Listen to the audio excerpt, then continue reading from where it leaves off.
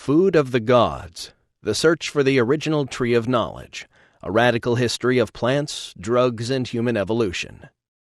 By Terence McKenna. Narrated by Jeffrey Kafer. Copyright 1992 by Terence McKenna. This unabridged audiobook is recorded by arrangement with Lux Natura and Brockman Incorporated, and was produced in the year 2012 by Tantor Media Incorporated, which holds the copyright thereto. Introduction. A Manifesto for New Thought About Drugs. A specter is haunting planetary culture. The specter of drugs.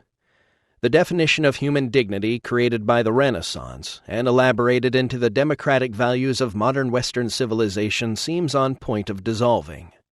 The major media inform us at high volume that the human capacity for obsessional behavior and addiction has made a satanic marriage with modern pharmacology, marketing, and high-speed transportation. Previously obscure forms of chemical use now freely compete in a largely unregulated global marketplace. Whole governments and nations in the Third World are held in thrall by legal and illegal commodities promoting obsessional behavior. This situation is not new, but it is getting worse. Until quite recently, international narcotics cartels were the obedient creations of governments and intelligence agencies that were searching for sources of invisible money with which to finance their own brand of institutionalized obsessional behavior. Today, these drug cartels have evolved, through the unprecedented rise in the demand for cocaine, into rogue elephants before whose power even their creators have begun to grow uneasy.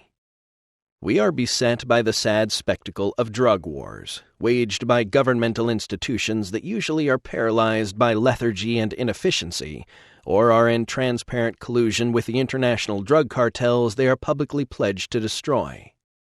No light can penetrate this situation of pandemic drug use and abuse unless we undertake a hard-eyed reappraisal of our present situation and an examination of some old, nearly forgotten patterns of drug-related experience and behavior.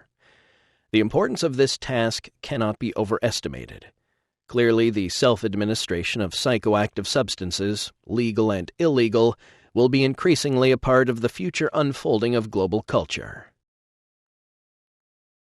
An agonizing reappraisal.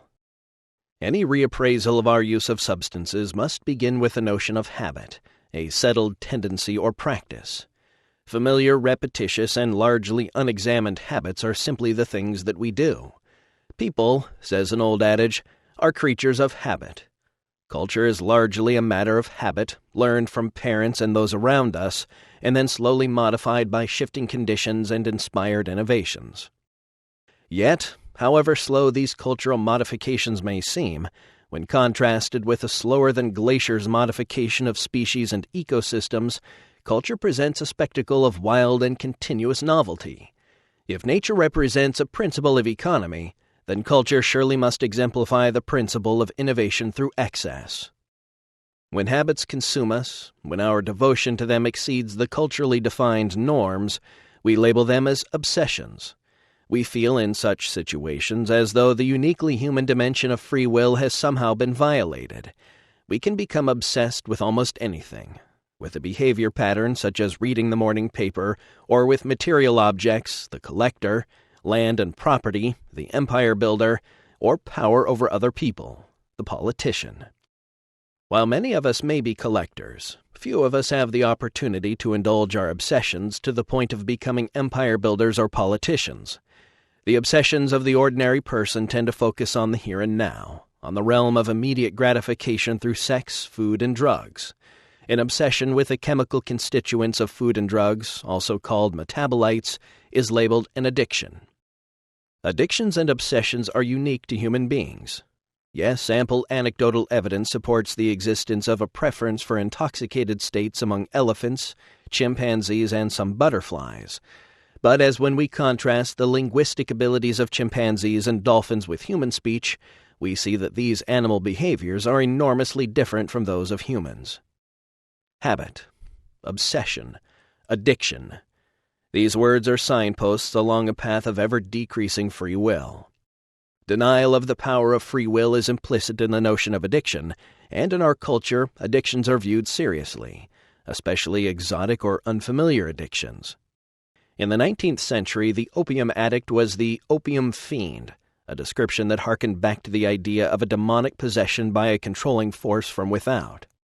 In the 20th century, the addict as a person possessed has been replaced with the notion of addiction as a disease. And with the notion of addiction as a disease, the role of free will is finally reduced to the vanishing point. After all, we are not responsible for the diseases that we may inherit or develop. Today, however, human chemical dependence plays a more conscious role than ever before in the formation and maintenance of cultural values. Since the middle of the 19th century, and with ever greater speed and efficiency, organic chemistry has placed into the hands of researchers, physicians, and ultimately everyone an endless cornucopia of synthetic drugs. These drugs are more powerful, more effective, of greater duration, and in some cases, many times more addictive than their natural relatives. An exception is cocaine, although a natural product, when refined, concentrated, and injected, is particularly destructive. The rise of a global information culture has led to the ubiquity of information on the recreational, aphrodisiacal, stimulating, sedative, and psychedelic plants that have been discovered by inquisitive human beings living in remote and previously unconnected parts of the planet. At the same time that this flood of botanical and ethnographic information arrived in Western society, grafting other cultures' habits onto our own and giving us greater choices than ever, great strides were being made in the synthesis of complex organic molecules and in the understanding of the molecular machinery of genes and heredity. These new insights and technologies are contributing to a very different culture of psychopharmacological engineering. Designer drugs such as MDMA or ecstasy and anabolic steroids used by athletes and teenagers to stimulate muscle development are harbingers of an era of ever more frequent and effective pharmacological intervention in how we look, perform, and feel. The notion of regulating on a planetary scale, first hundreds and then thousands of easily produced, highly sought-after, but illegal synthetic substances is appalling to anyone who hopes for a more open and less regimented future. An Archaic Revival. This book will explore the possibility of a revival of the archaic, or pre-industrial and pre-literate attitude toward community, substance use, and nature, an attitude that served our nomadic prehistoric ancestors long and well, before the rise of the current cultural style we call Western. The archaic refers to the Upper Paleolithic, a period 7,000 to 10,000 years in the past, immediately preceding the invention and dissemination of agriculture. The archaic was a time of nomadic pastoralism and partnership, a culture based on cattle raising, shamanism, and goddess worship. I have organized the discussion in a roughly chronological order, with the last and most future-oriented sections taking up and recasting the archaic themes of the early chapters. The argument proceeds along the lines of a pharmacological pilgrim's progress.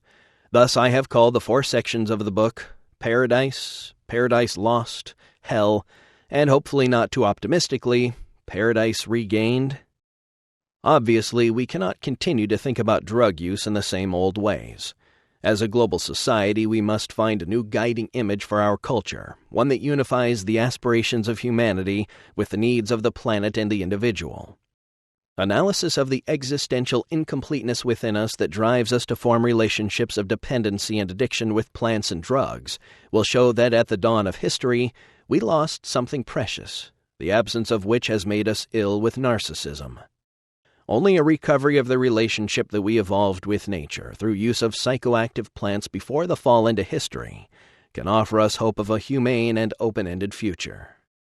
Before we commit ourselves irrevocably to the chimera of a drug-free culture purchased at the price of a complete jettisoning of the ideals of a free and democratic planetary society, we must ask hard questions. Why, as a species, are we so fascinated by altered states of consciousness? What has been their impact on our aesthetic and spiritual aspirations? What have we lost by denying the legitimacy of each individual's drive to use substances to experience personally the transcendental and the sacred?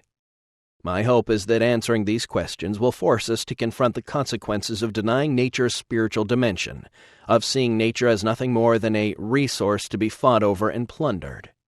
Informed discussion of these issues will give no comfort to the control-obsessed, no comfort to know-nothing religious fundamentalism, no comfort to beige fascism of whatever form. The question of how we, as a society and as individuals, relate to psychoactive plants in the late 20th century raises a larger question.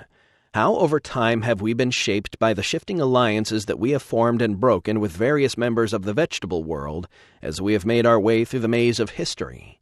This is a question that will occupy us in some detail in the chapters to come. The myth of our culture opens in the Garden of Eden, with the eating of the fruit of the tree of knowledge. If we do not learn from our past, this story could end with a planet toxified, its forests a memory, its biological cohesion shattered, our birth legacy a weed-choked wasteland. If we have overlooked something in our previous attempts to understand our origins and place in nature, are we now in a position to look back and to understand not only our past but our future in an entirely new way? If we can recover the lost sense of nature as a living mystery, we can be confident of new perspectives on the cultural adventure that surely must lie ahead. We have the opportunity to move away from the gloomy, historical nihilism that characterizes the reign of our deeply patriarchal dominator culture.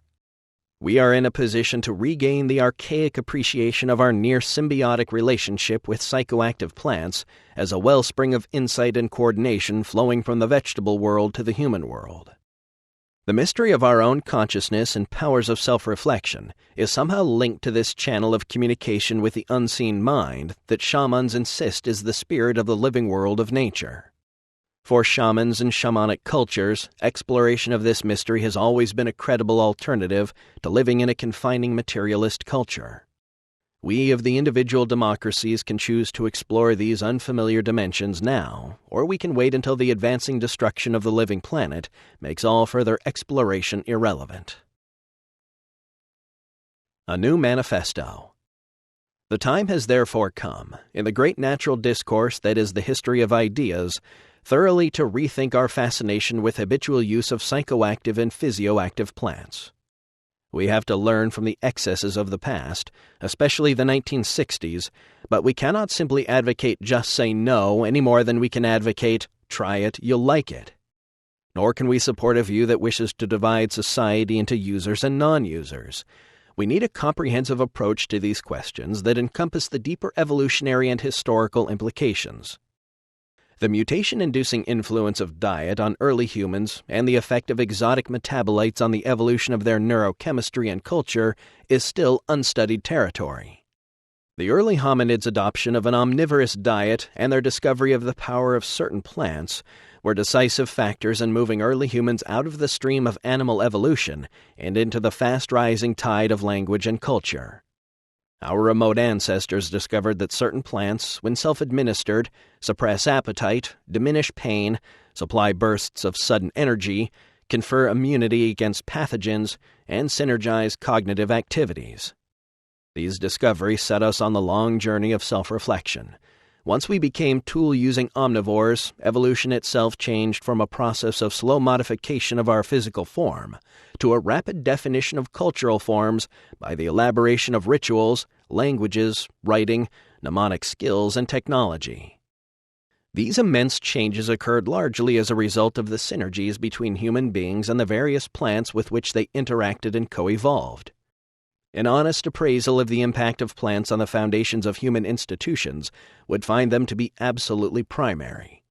In the future, the application of botanically inspired steady-state solutions, such as zero population growth, hydrogen extraction from seawater, and massive recycling programs, may help reorganize our societies and planet along more holistic, environmentally aware, neo-archaic lines. The suppression of the natural human fascination with altered states of consciousness and the present perilous situation of all life on Earth are intimately and causally connected. When we suppress access to shamanic ecstasy, we close off the refreshing waters of emotion that flow from having a deeply bonded, almost symbiotic relationship to the Earth. As a consequence, the maladaptive social styles that encourage overpopulation, resource mismanagement, and environmental toxification develop and maintain themselves. No culture on Earth is as heavily narcotized as the industrial West in terms of being inured to the consequences of maladaptive behavior. We pursue a business-as-usual attitude in a surreal atmosphere of mounting crises and irreconcilable contradictions. As a species, we need to acknowledge the depth of our historical dilemma. We will continue to play with half a deck as long as we continue to tolerate cardinals of government and science who presume to dictate where human curiosity can legitimately focus its attention and where it cannot. Such restrictions on the human imagination are demeaning and preposterous. The government not only restricts research on psychedelics that could conceivably yield valuable psychological and medical insights, it presumes to prevent their religious and spiritual use as well. Religious use of psychedelic plants is a civil rights issue. Its restriction is the repression of a legitimate religious sensibility.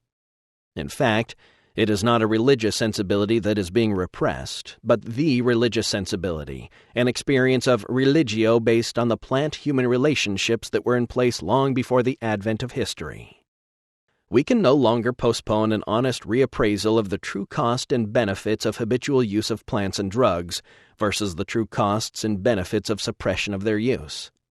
Our global culture finds itself in danger of succumbing to an Orwellian effort to bludgeon the problem out of existence through military and police terrorism directed toward drug consumers in our own population and drug producers in the Third World. This repressive response is largely fueled by an unexamined fear that is the product of misinformation and historical ignorance. Deep-seated cultural biases explain why the Western mind turns suddenly anxious and repressive on contemplating drugs. Substance-induced changes in consciousness dramatically reveal that our mental life has physical foundations. Psychoactive drugs thus challenge the Christian assumption of the inviolability and special ontological status of the soul. Similarly, they challenge the modern idea of the ego and its inviolability and control structures. In short, encounters with psychedelic plants throw into question the entire worldview of the dominator culture. We will come across this theme of the ego and the dominator culture often in this re-examination of history. In fact, the terror the ego feels in contemplating the dissolution of boundaries between self and world not only lies behind the suppression of altered states of consciousness, but more generally explains the suppression of the feminine, the foreign and exotic, and transcendental experiences. In the prehistoric but post-archaic times of about 5000 to 3000 BC, suppression of partnership society by patriarchal invaders set the stage for suppression of the open-ended experimental investigation of nature carried on by shamans. In highly organized societies, that archaic tradition was replaced by one of dogma, priestcraft, patriarchy, warfare, and eventually, rational and scientific or dominator values. To this point, I have used the terms partnership and dominator styles of culture without explanation. I owe these useful terms to Riane Eisler and her important revisioning of history, The Chalice and the Blade. Eisler has advanced the notion that partnership models of society preceded and later competed with and were oppressed by dominator forms of social organization. Dominator cultures are hierarchical, paternalistic, materialistic, and male-dominated. Eisler believes that the tension between the partnership and dominator organizations and the overexpression of the dominator model are responsible for our alienation from nature, from ourselves, and from each other. Eisler has written a brilliant synthesis of the emergence of human culture in the ancient Near East and the unfolding political debate concerning the feminizing of culture and the need to overcome patterns of male dominance in creating a viable future. Her analysis of gender politics raises the level of debate beyond those who have so shrilly hailed and decried this or that ancient matriarchy or patriarchy. The Chalice and the Blade introduces the notion of partnership societies and dominator societies, and uses the archaeological record to argue that over vast areas and for many centuries, the partnership societies of the ancient Middle East were without warfare and upheaval. Warfare and patriarchy arrived with the appearance of dominator values. The dominator inheritance. Our culture, self-toxified by the poisonous byproducts of technology and egocentric ideology, is the unhappy inheritor of the dominator attitude, that alteration of consciousness by the use of plants or substances is somehow wrong, onanistic, and perversely antisocial. I will argue that suppression of shamanic gnosis, with its reliance and insistence on ecstatic dissolution of the ego, has robbed us of life's meaning and made us enemies of the planet, of ourselves, and our grandchildren. We are killing the planet in order to keep intact the wrong-headed assumptions of the ego-dominator cultural style. It is time for change.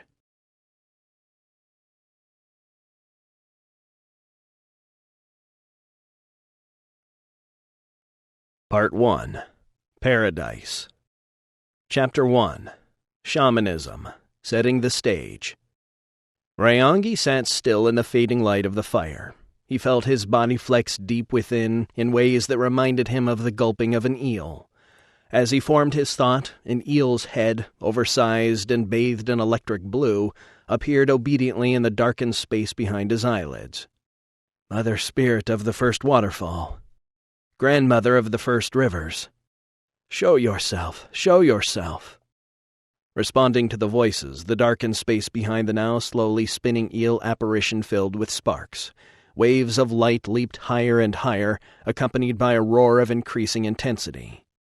It is the first Maria. The voice is that of Manji, the elder shaman of the village Jarakamina. It is strong, so strong.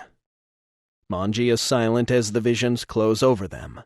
They are on the brink of Venturi, the real world, the blue zone. The sound of falling rain outside is unrecognizable. There is a shuffling of dry leaves mingled with the sound of distant bells. Their tingling seems more like light than sound.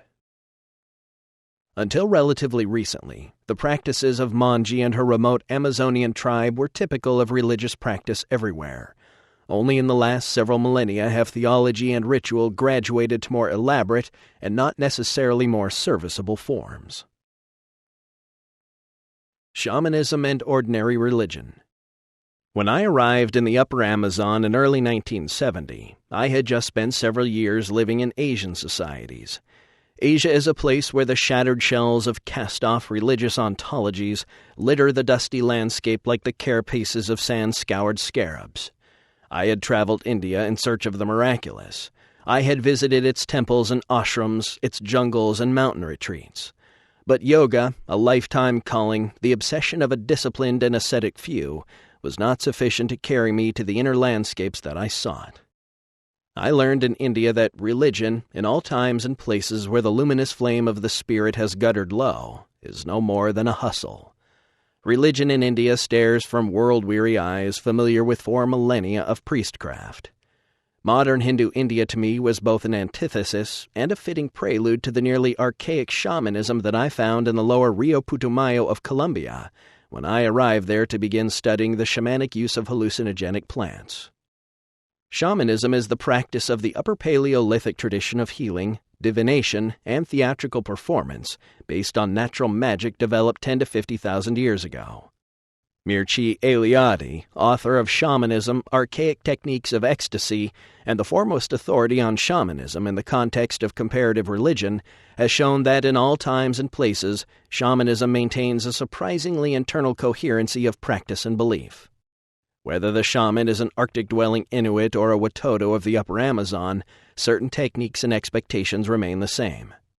Most important of these invariants is ecstasy, a point my brother and I make in our book, The Invisible Landscape. The ecstatic part of the shaman's initiation is harder to analyze, for it is dependent on a certain receptivity to states of trance and ecstasy on the part of the novice. He may be moody, somewhat frail and sickly, predisposed to solitude, and may perhaps have fits of epilepsy or catatonia, or some other psychological aberrance, though not always as some writers on the subject have asserted. In any case, his psychological predisposition to ecstasy forms only the starting point for his initiation. The novice, after a history of psychosomatic illness or psychological aberration that may be more or less intense, will at last begin to undergo initiatory sickness and trances. He will lie as though dead or in deep trance for days on end. During this time he is approached in dreams by his helping spirits and may receive instruction from them. Invariably, during this prolonged trance, the novice will undergo an episode of mystical death and resurrection. He may see himself reduced to a skeleton and then clothed with new flesh. Or he may see himself boiled in a cauldron, devoured by the spirits, and then made whole again. or he may imagine himself being operated on by the spirits, his organs removed and replaced with magical stones, and then sewn up again.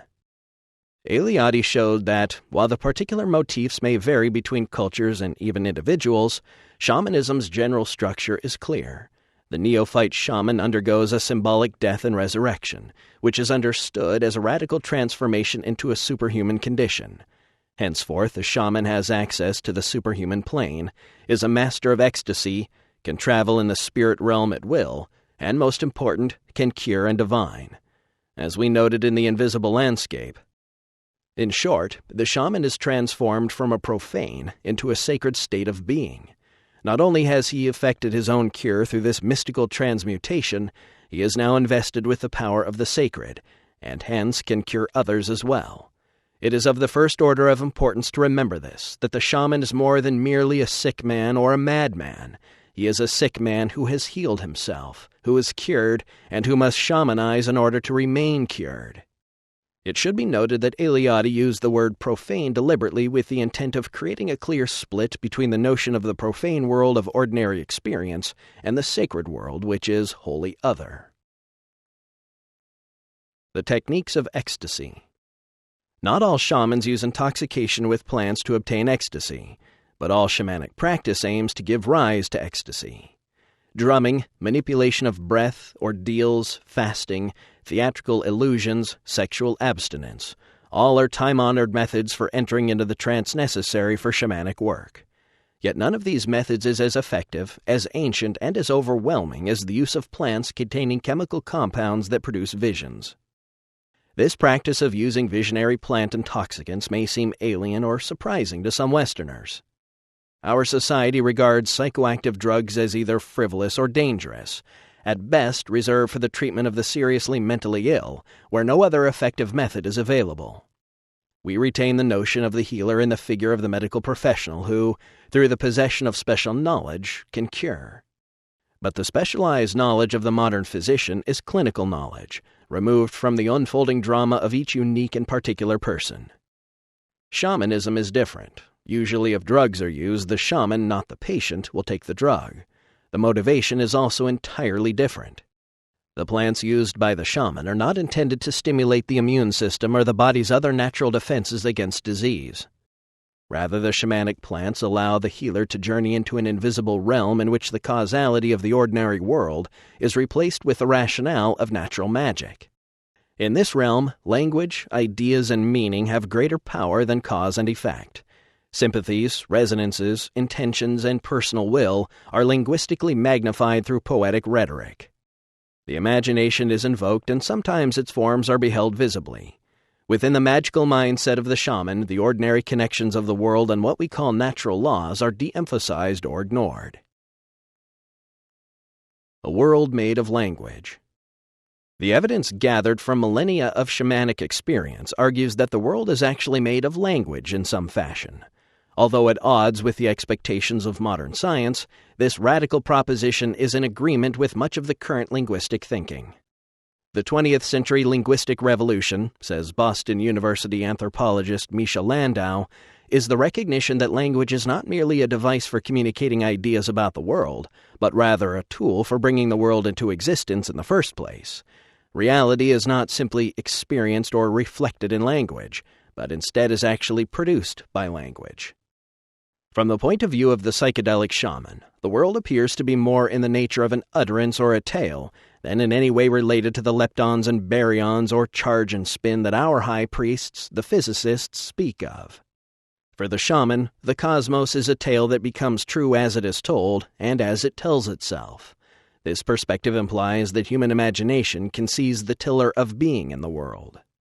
Freedom, personal responsibility, and a humbling awareness of the true size and intelligence of the world combine in this point of view to make it a fitting basis for living an authentic neo-archaic life.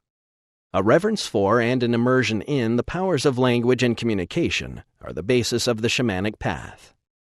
This is why the shaman is the remote ancestor of the poet and artist. Our need to feel part of the world seems to demand that we express ourselves through creative activity. The ultimate wellsprings of this creativity are hidden in the mystery of language.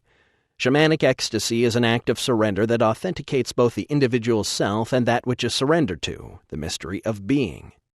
Because our maps of reality are determined by our present circumstances, we tend to lose awareness of the larger patterns of time and space. Only by gaining access to the transcendent other can those patterns of time and space and our role in them be glimpsed. Shamanism strives for this higher point of view, which is achieved through a feat of linguistic prowess. A shaman is one who has attained a vision of the beginnings and the endings of all things, and who can communicate that vision. To the rational thinker, this is inconceivable, yet the techniques of shamanism are directed toward this end, and this is the source of their power. Preeminent among the shaman's techniques is the use of the plant hallucinogens, repositories of living vegetable gnosis that lie now nearly forgotten in our ancient past. Higher dimensional reality. By entering the domain of plant intelligence, the shaman becomes, in a way, privileged to a higher dimensional perspective on experience. Common sense assumes that, though languages are always evolving, the raw stuff of what language expresses is relatively constant and common to all humans. Yet we also know that the Hopi language has no past or future tenses or concepts. How then can the Hopi world be like ours? And the Inuit have no first-person pronoun. How then can their world be like ours? The grammars of languages, their internal rules, have been carefully studied, yet too little attention has been devoted to examining how language creates and defines the limits of reality. Perhaps language is more properly understood when thought of as magic, for it is the implicit position of magic that the world is made of language. If language is accepted as the primary datum of knowing, then we in the West have been sadly misled. Only shamanic approaches will be able to give us answers to the questions we find most interesting. Who are we? Where did we come from? And toward what fate do we move? These questions have never been more important than today, when evidence of the failure of science to nurture the soul of humanity is everywhere around us. Ours is not merely temporary ennui of the spirit. If we are not careful, ours is a terminal condition of the collective body and spirit. The rational, mechanistic, anti-spiritual bias of our own culture has made it impossible for us to appreciate the mindset of the shaman. We are culturally and linguistically blind to the world of forces and interconnections clearly visible to those who have retained the archaic relationship to nature. Of course, when I arrived in the Amazon 20 years ago, I knew nothing of the preceding. Like most Westerners, I believed that magic was a phenomenon of the naive and the primitive, that science could provide an explanation for the workings of the world. In that position of intellectual naivete, I encountered psilocybin mushrooms for the first time, at San Agustin in the Alto Magdalena of southern Colombia. Later, and not far away in Florencia, I also encountered and used visionary brews made from Banisteriopsis vines, the yage or ayahuasca of 1960s underground legend. The experience that I had during those travels were personally transforming, and more important, they introduced me to a class of experiences that is vital to the restoration of balance in our social and environmental worlds. I have shared the group mind that is generated in the vision sessions of the ayahuasqueros. I have seen the magical darts of red light that one shaman can send against another. But more revelatory than the paranormal feats of gifted magicians and spiritual healers were the inner riches that I discovered within my own mind at the apex of these experiences. I offer my account as a kind of witness, an everyman. If these experiences happen to me, then they can be part of the general experience of men and women everywhere. A shamanic meme. My shamanic education was not unique. Thousands of people have, by one means or another, come to the conclusion that psychedelic plants and the shamanic institutions that their use implies are profound tools for the exploration of the inner depths of the human psyche. Psychedelic shamans now constitute a worldwide and growing subculture of hyperdimensional explorers, many of whom are scientifically sophisticated. A landscape is coming into focus, a region still glimpsed only dimly, but emerging, claiming the attention of rational discourse, and possibly threatening to confound it. We may yet remember how to behave, how to take our correct place in the connecting pattern, the seamless web of all things. An understanding of how to achieve this balance lingers on in the forgotten and trampled cultures of the rainforests and deserts of the Third World, and in the reserves and reservations into which dominator cultures force their aboriginal people. The shamanic gnosis is possibly dying. Certainly it is changing. Yet the plant hallucinogens that are the source of this, the oldest of human religions, remain a clear running spring, as refreshing as they have always been. Shamanism is vital and real because of the individual encounter with the challenge and wonder, the ecstasy and exultation induced by hallucinogenic plants. My encounters with shamanism and hallucinogens in the Amazon convinced me of their salvific performance. Once convinced, I was determined to filter out the various forms of linguistic, cultural, pharmacological, and personal noise that obscured the mystery. I hoped to distill the essence of shamanism, to track the epiphany to her lair. I wanted to see beyond the veils of her whirling dance. A cosmic peeping Tom, I dreamed of confronting naked beauty. A cynic in the Dominator style might be content to dismiss this as delusions of romantic youth. Ironically, I was at one time that cynic. I felt the folly of the quest. I knew the odds. The other, naked platonic beauty? You must be kidding. And it must be admitted that there were many wild misadventures along the way. We must become God's fools, an enthusiastic Zen acquaintance once urged, by which he meant hit the road. Seeking and finding had been a method that had worked for me in the past. I knew that shamanic practices based on the use of hallucinogenic plants still survived in the Amazon, and I was determined to confirm my intuition that a great secret lay undiscovered behind this fact. Reality outran apprehension. The mottled face of the leprous old woman was made more startlingly hideous when the fire she tended suddenly flared as she added more wood. In the semi-darkness behind her, I could see the guide who had brought me to this unnamed place on the Rio Kumala. Back in the Rivertown bar, this chance encounter with a boatman willing to take me to see the miracle-working ayahuasca witch of local legend had seemed like a great chance for a story. Now, after 3 days of river travel and a half-day struggling through trails so flooded with mud that they threatened with each step to suck your boots right off you, I was not so sure.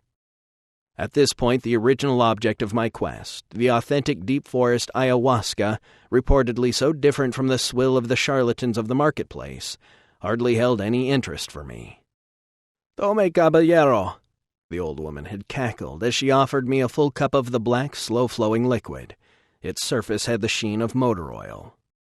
She must have grown into this role, I thought as I drank. It was warm and salty, chalky and bittersweet. It tasted like the blood of some old thing. I tried not to think about how much at the mercy of these strange people I now was. But in fact my courage was failing.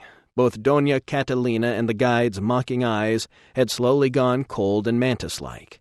A wave of insect sounds sweeping up the river seemed to splatter the darkness with shards of sharp-edged light.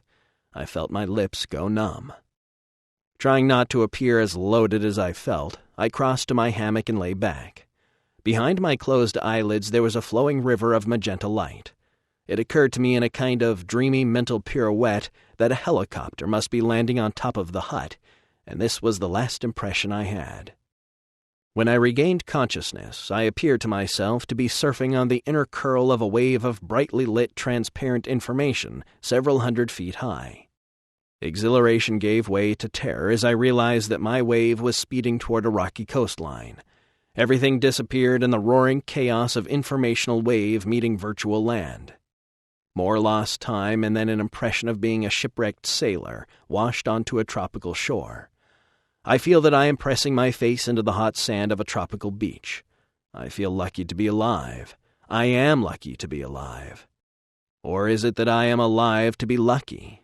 I break up laughing. At this point the old woman begins to sing. Hers is no ordinary song, but an ikaro, a magical curing song that in our intoxicated and ecstatic state seems more like a tropical reel fish or an animated silk scarf of many colors than a vocal performance.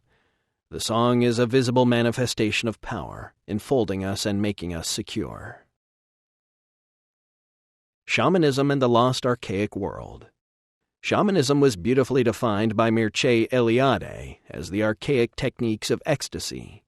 Eliade's use of the term archaic is important here because it alerts us to the role that shamanism must play in any authentic revival of vital archaic forms of being, living, and understanding. The shaman gains entrance into a world that is hidden from those who dwell in ordinary reality. In this other dimension lurk powers both helpful and malevolent. Its rules are not the rules of our world. They are more like the rules that operate in myth and dream.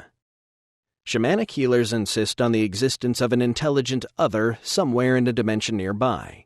The existence of an ecology of souls or a disincarnate intelligence is not something that science can be expected to grapple with and emerge with its own premises intact, particularly if this other has long been a part of the terrestrial ecology, present but unseen, a global secret sharer. The writings of Carlos Castaneda and his imitators have resulted in a fad of shamanic awareness, which, although muddled, has turned the shaman from a peripheral figure in the literature of cultural anthropology into the media role model for full membership in neo-archaic society. In spite of the grip that shamanism has on the popular imagination, the paranormal phenomena that it assumes to be actual and true have never been taken seriously by modern science, even if scientists, in a rare case of deference, have called on psychologists and anthropologists to analyze shamanism. This blindness to the paranormal world has created an intellectual blind spot in our normal worldview. We are completely unaware of the magical world of the shaman. It is quite simply stranger than we can suppose. Consider a shaman who uses plants to converse with an invisible world inhabited by non-human intelligences. This would seem to rate a headline in the supermarket tabloids.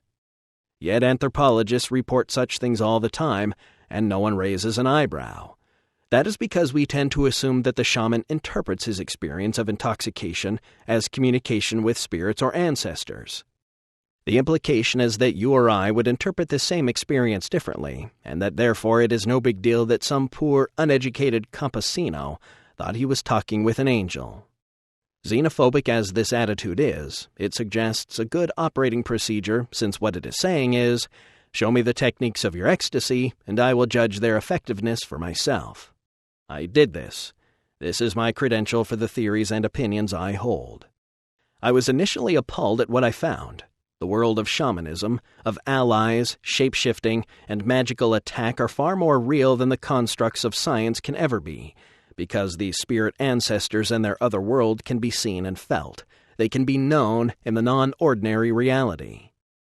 Something profound, unexpected, nearly unimaginable awaits us if we will turn our investigative attentions toward the phenomenon of shamanic plant hallucinogens. The people outside of Western history, those still in the dream time of pre-literacy, have kept the flame of a tremendous mystery burning. It will be humbling to admit this and to learn from them, but that too is a part of the archaic revival. This is not to imply that we must stand slack-jawed before the accomplishments of the primitive and yet another version of the noble savage cha-cha. Everyone who has worked in the field is aware of the frequent clash between our expectations of how true rainforest people should behave and the realities of tribal daily life. No one yet understands the mysterious intelligence within plants, or the implications of the idea that nature communicates in a basic chemical language that is unconscious but profound. We do not yet understand how hallucinogens transform the message in the unconscious into revelations beheld by the conscious mind. As archaic people honed their intuitions and their senses by using whatever plants were at hand to increase their adaptive advantage, they had little time for philosophy. To this day, the implications of the existence of this mind within nature, discovered by shamanic peoples, have yet to fully dawn. Meanwhile, quietly and outside of history, shamanism has pursued its dialogue with an invisible world. Shamanism's legacy can act as a steadying force to redirect our awareness toward the collective fate of the biosphere. The shamanic faith is that humanity is not without allies. There are forces friendly to our struggle to birth ourselves as an intelligent species, but they are quiet and shy. They are to be sought not in the arrival of alien starfleets in the skies of Earth, but nearby, in wilderness solitude, in the ambiance of waterfalls, and yes, in the grasslands and pastures now too rarely beneath our feet.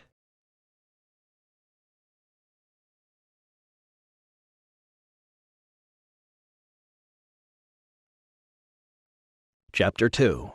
The Magic in Food. For days the Fox clan had been gathering and storing unusually large amounts of food. Strips of gazelle meat had been smoked to a uniform darkness, while the clan children had gathered sweet grass corms and insect pupas. And the women had amassed eggs, the largest number ever. These eggs preoccupied Lammy, who was careful to attend to the task before her. After all, was she not the daughter of the mistress of all birds? The eggs had to be carefully stacked in open wicker baskets and transported on the heads of some of the more responsible girls. The food trading ritual would take place when the people of the Fox clan, Lammy's people, met the Hawk people, the mysterious dwellers in the land of sandstone pinnacles. This very day they would join those others, as they had each year for time untellable, for the great festival dances and the food exchange. Lammy recalled the last gathering of her Sib, when Venda, the most cycles shaman of the Fox people, had proclaimed the festival and its motivation. To share food is to be of one body. As the Hawk clan eats of our food, they become as we are. As we eat of their food, we become them. Through eating the food of the others, we remain as one. With her shriveled breasts and bent back, Venda seemed ancient to Lammy. Whatever her age, no one remembered more than she, and her word was rarely questioned within the group. Lammy gently hoisted her burden for the trek. If the Hawk people wanted eggs, then eggs they would have. The ways in which humans use plants, foods, and drugs cause the values of individuals and ultimately whole societies to shift. Eating some foods makes us happy, eating others sleepy, and still others alert. We are jovial, restless, aroused, or depressed depending on what we have eaten.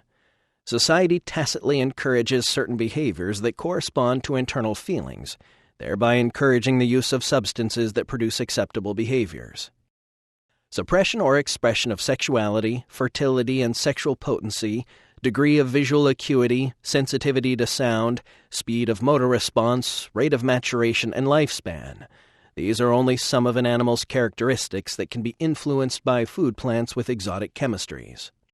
Human symbol formation, linguistic facility, and sensitivity to community values may also shift under the influence of psychoactive and physiologically active metabolites. A night spent observing behavior in a singles bar should be fieldwork enough to confirm this observation. Indeed, the mate-getting hustle has always placed a high premium on linguistic facility, as perennial attention to patter styles and opening lines attests. When thinking about drugs, we tend to focus on episodes of intoxication, but many drugs are normally used in sub-threshold or maintenance doses. Coffee and tobacco are obvious examples in our culture.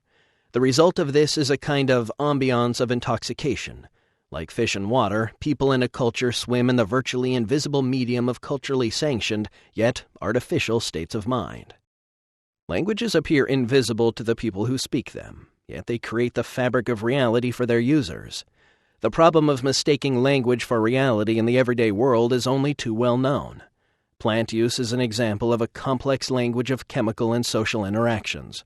Yet most of us are unaware of the effect of plants on ourselves and our reality, partly because we have forgotten that plants have always mediated the human cultural relationship to the world at large. A shaggy primate story. At Gombe Stream National Park in Tanzania, primatologists found that one particular species of leaf kept appearing undigested in chimpanzee dung. They found that every few days the chimps, instead of eating wild fruit as usual, would walk for 20 minutes or more to a site where a species of aspelia grew. The chimps would repeatedly place their lips over an aspelia leaf and hold it in their mouths. They would pluck a leaf, place it in their mouths, roll it around for a few moments, then swallow it whole. In this way, as many as 30 small leaves might be eaten. Biochemist Eloy Rodriguez of the University of California at Irvine isolated the active principle from the aspelia, a reddish oil now named thiorubrine A. Neil Towers of the University of British Columbia found that this compound can kill common bacteria in concentrations of less than 1 part per million. Herbarium records studied by Rodriguez and Towers showed that African peoples used aspelia leaves to treat wounds and stomach aches. Of the 4 species native to Africa, the indigenous peoples used only 3, the same 3 species used by the chimpanzees. Rodriguez and Towers have continued their observations of chimp and plant interactions and can now identify nearly a dozen plants, a veritable materia medica in use among chimpanzee populations. You are what you eat. Our proposed story of human emergence into the light of self-reflection is a "you are what you eat" story. Major climatic change and a newly broadened and hence mutagenic diet provided many opportunities for natural selection to affect the evolution of major human traits. Each encounter with a new food, drug, or flavoring was fraught with risk and unpredictable consequences. And this is even more true today, when our food contains hundreds of poorly studied preservatives and additives. As an example of plants with a potential impact on a human population, consider sweet potatoes of the genus Dioscorea. In much of the tropical world, sweet potatoes provide a reliable and nutritious source of food. Nevertheless, several closely related species contain compounds that can interfere with ovulation. These have become the source of raw materials for modern birth control pills. Something close to genetic chaos would descend on a population of primates that settled into feeding upon these species of Dioscorea.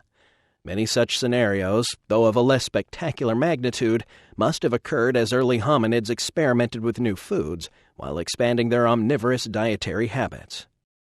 Eating a plant or an animal is a way of claiming its power, a way of assimilating its magic to oneself. In the minds of pre-literate people, the lines between drugs, foods, and spices are rarely clearly drawn. The shaman who gorges himself on chili peppers to raise inner heat is hardly in a less altered state than the nitrous oxide enthusiast after a long inhalation. In our perception of flavor and our pursuit of variety in the sensation of eating, we are markedly different from even our primate cousins. Somewhere along the line, our new omnivorous eating habits and our evolving brain with its capacity to process sensory data were united in the happy notion that food can be experienced. Gastronomy was born to join pharmacology, which must surely have preceded it, since maintenance of health through regulation of diet is seen among many animals. The strategy of the early hominid omnivores was to eat everything that seemed food-like and to vomit whatever was unpalatable. Plants, insects, and small animals found edible by this method were then inculcated into their diet. A changing diet or an omnivorous diet means exposure to an ever-shifting chemical equilibrium. An organism may regulate this chemical input through internal processes, but ultimately, mutagenic influences will increase, and a greater than usual number of genetically variant individuals will be offered up to the process of natural selection. The results of this natural selection are accelerated changes in neural organization, states of consciousness, and behavior. No change is permanent, each gives way to yet another. All flows. Symbiosis. As plants influence the development of humans and other animals, so are the plants themselves affected in turn. This coevolution invokes the idea of symbiosis. Symbiosis has several meanings. I use it to mean a relationship between two species that confers mutual benefit upon their members. The biological and evolutionary success of each species is linked to and enhanced by that of the other. This situation is the opposite of parasitism, though happy is the parasite that can evolve into a symbiont. Symbiotic relationships, in which each member requires the other, can be very tightly bound genetically, or the linkage can be somewhat more open.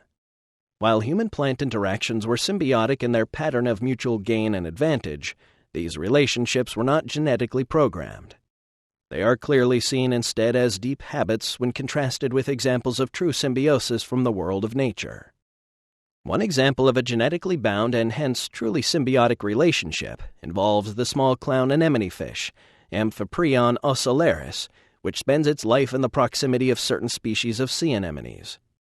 These clownfish are protected from larger predators by the anemones, and the anemone's food supply is expanded by the clownfish, which attract larger fish into the area where the anemone is feeding. When such a mutually agreeable arrangement is in place for a long time, it will eventually institutionalize itself by progressively blurring the clear genetic distinction between the symbionts. Ultimately, one organism may actually become a part of the other, much in the way that mitochondria, the powerhouses of the animal cell, joined with other structures to form the cell. Mitochondria have a separate genetic component, whose ancestry can be traced to free-swimming eukaryotic bacteria, which once hundreds of millions of years ago were independent organisms. Another instance of symbiosis that is instructive and that may have deep implications for our own situation is the relationship that has evolved between leafcutter ants and a species of basidiomycete, a mushroom. E.O. Wilson discusses this relationship. At the end of the trail, the burdened foragers rush down the nest hole, into throngs of nestmates and along tortuous channels that end near the water table 15 feet or more below. The ants drop the leaf sections onto the floor of a chamber to be picked up by workers of a slightly smaller size, who clip them into fragments about a millimeter across. Within minutes, still smaller ants take over, crush and mold the fragments into moist pellets, and carefully insert them into a mass of similar material. This mass ranges in size between a clenched fist and a human head, is riddled with channels, and resembles a gray cleaning sponge. It is the garden of the ants. On its surface, a symbiotic fungus grows which, along with the leaf sap, forms the ant's sole nourishment. The fungus spreads like a white frost, sinking its hyphae into the leaf paste to digest the abundant cellulose and proteins held there in partial solution. The gardening cycle proceeds. Worker ants even smaller than those just described pluck loose those strands of the fungus from places of dense growth and plant them onto the newly constructed surfaces. Finally, the very smallest and most abundant workers patrol the beds of fungal strands, delicately probing them with their antennae, licking their surfaces clean, and plucking out the spores and hyphae of alien species of mold. These colony dwarfs are able to travel through the narrowest channels deep within the garden masses. From time to time, they pull tufts of fungus loose and carry them out to their larger nestmates. No other animals have evolved the ability to turn fresh vegetation into mushrooms. The evolutionary event occurred only once, millions of years ago, somewhere in South America. It gave the ants an enormous advantage. They could now send out specialized workers to collect the vegetation while keeping the bulk of their populations safe in subterranean retreats. As a result, all of the different kinds of leafcutters together, comprising 14 species in the genus Atta and 23 in Acromyrmex, dominate a large part of the American tropics. They consume more vegetation than any other group of animals, including the more abundant forms of caterpillars, grasshoppers, birds, and mammals.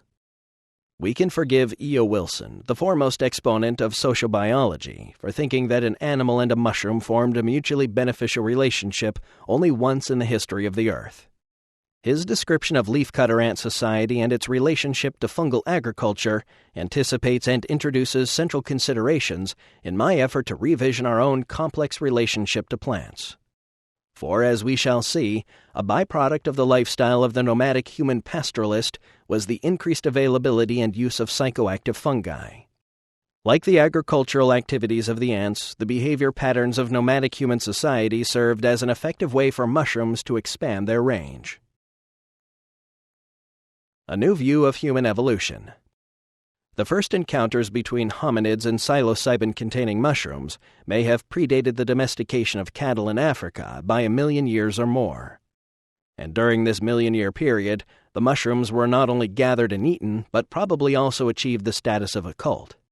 But domestication of wild cattle, a great step in human cultural evolution, by bringing humans into greater proximity to cattle, also entailed increased contact with the mushrooms, because these mushrooms grow only in the dung of cattle.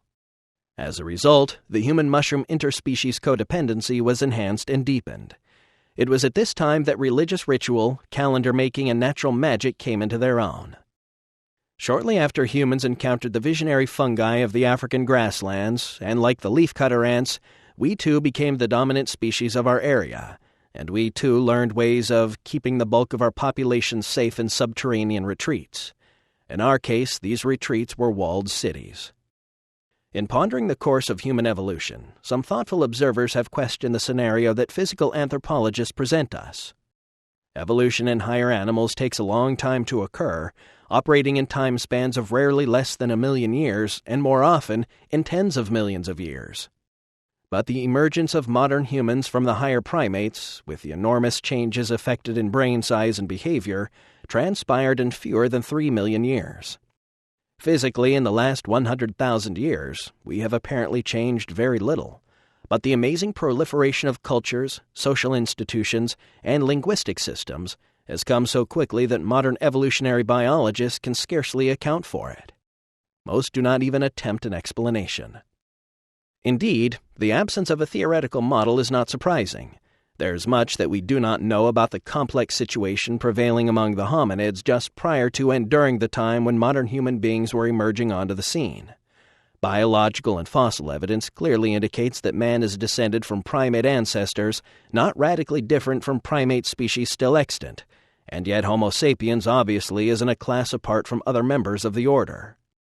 Thinking about human evolution ultimately means thinking about the evolution of human consciousness.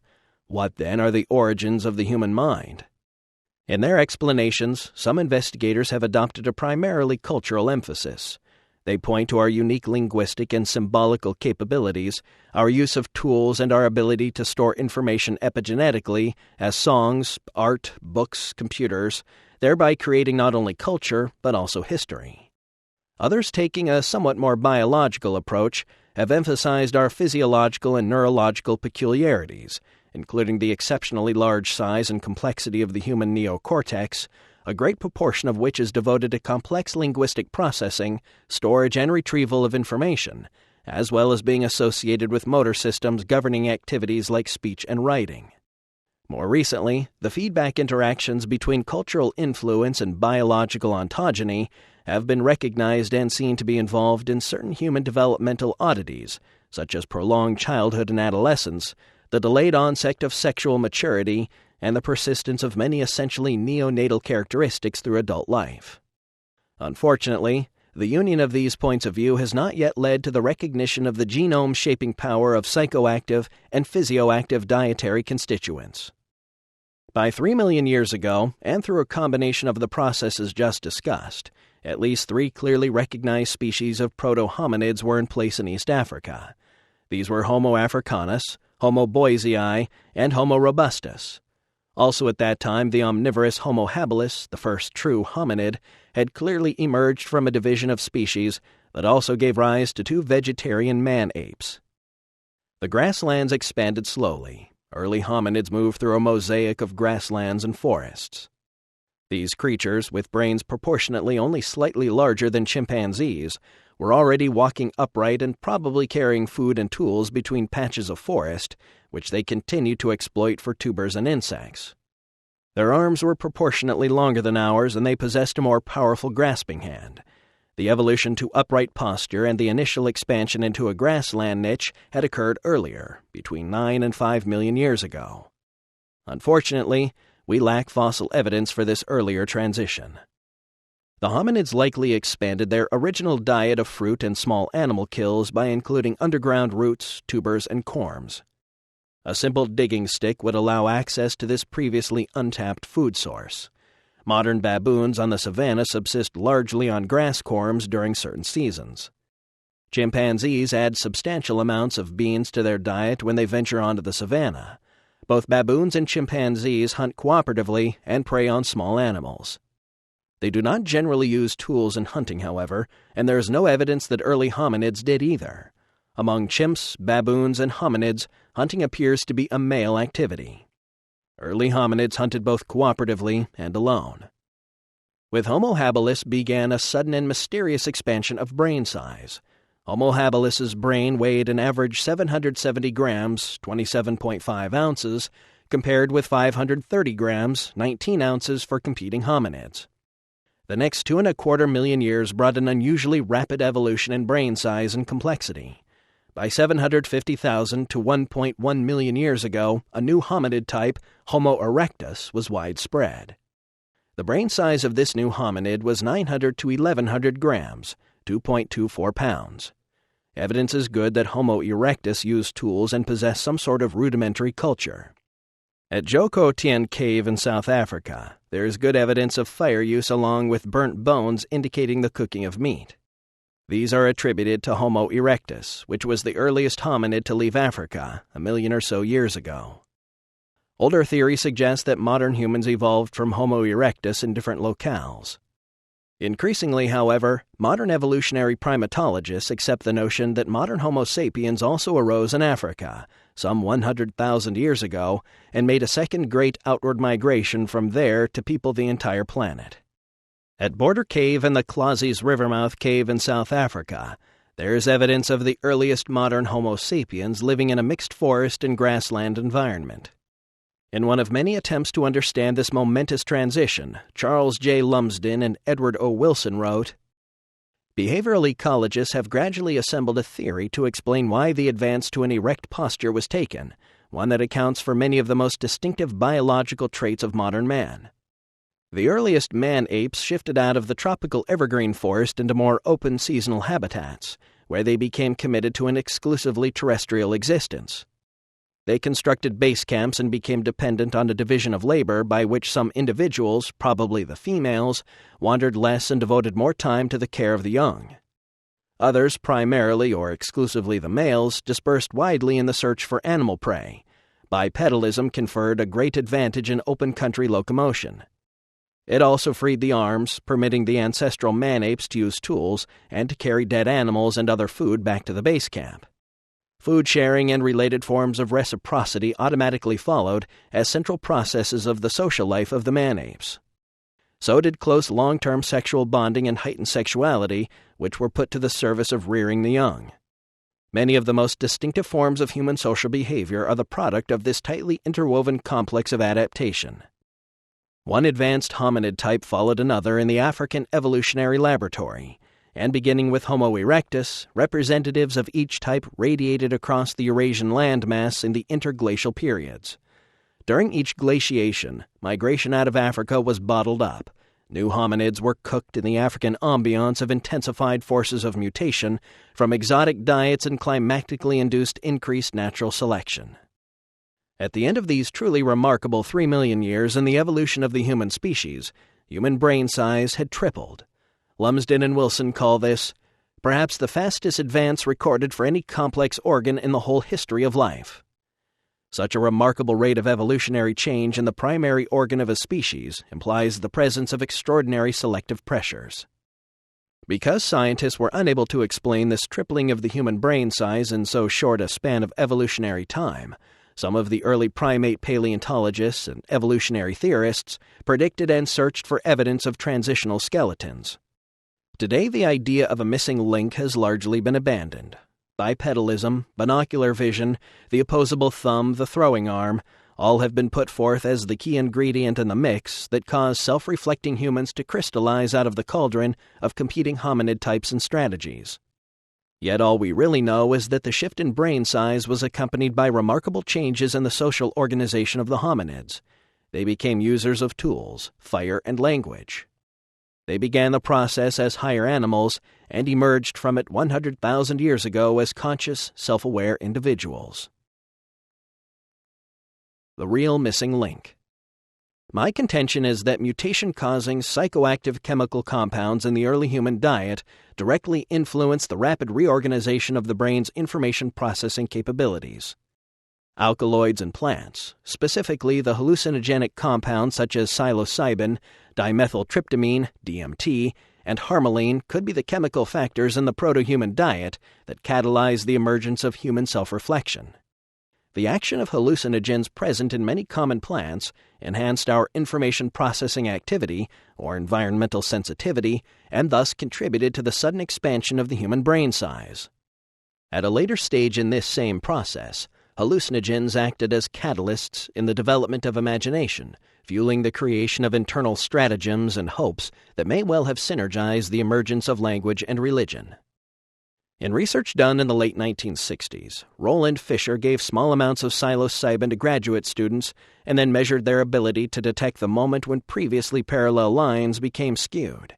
He found that performance ability on this particular task was actually improved after small doses of psilocybin.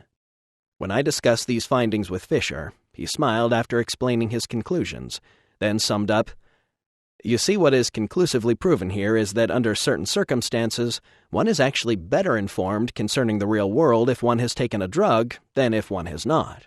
His facetious remark stuck with me, first as an academic anecdote, later as an effort on his part to communicate something profound.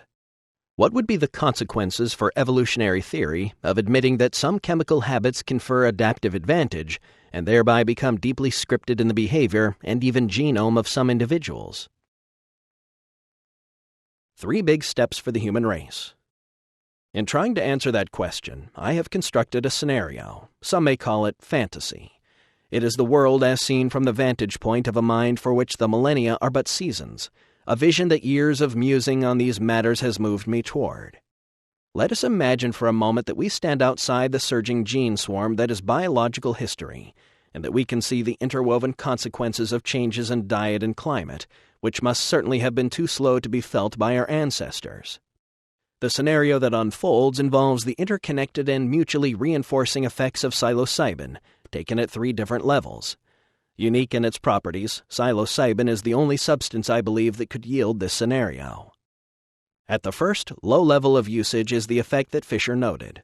Small amounts of psilocybin, consumed with no awareness of its psychoactivity, while in the general act of browsing for food, and perhaps later consumed consciously, impart a noticeable increase in visual acuity, especially edge detection.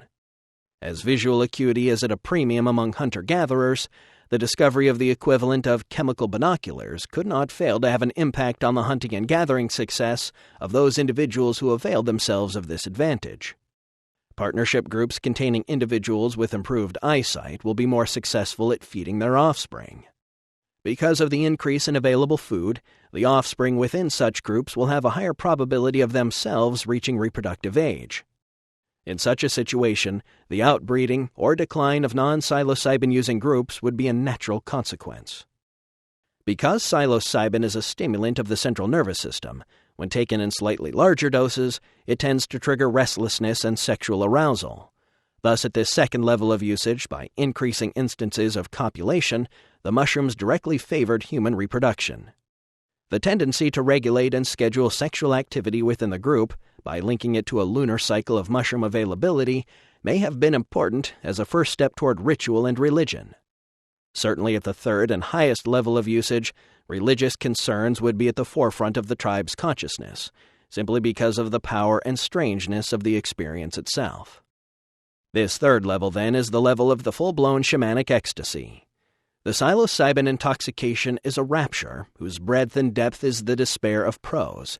It is wholly other and no less mysterious to us than it was to our mushroom-munching ancestors. The boundary-dissolving qualities of shamanic ecstasy predispose hallucinogen-using tribal groups to community bonding and to group sexual activities, which promote gene mixing, higher birth rates, and a communal sense of responsibility for the group offspring. At whatever dose the mushroom was used, it possessed the magical property of conferring adaptive advantages upon its archaic users and their group.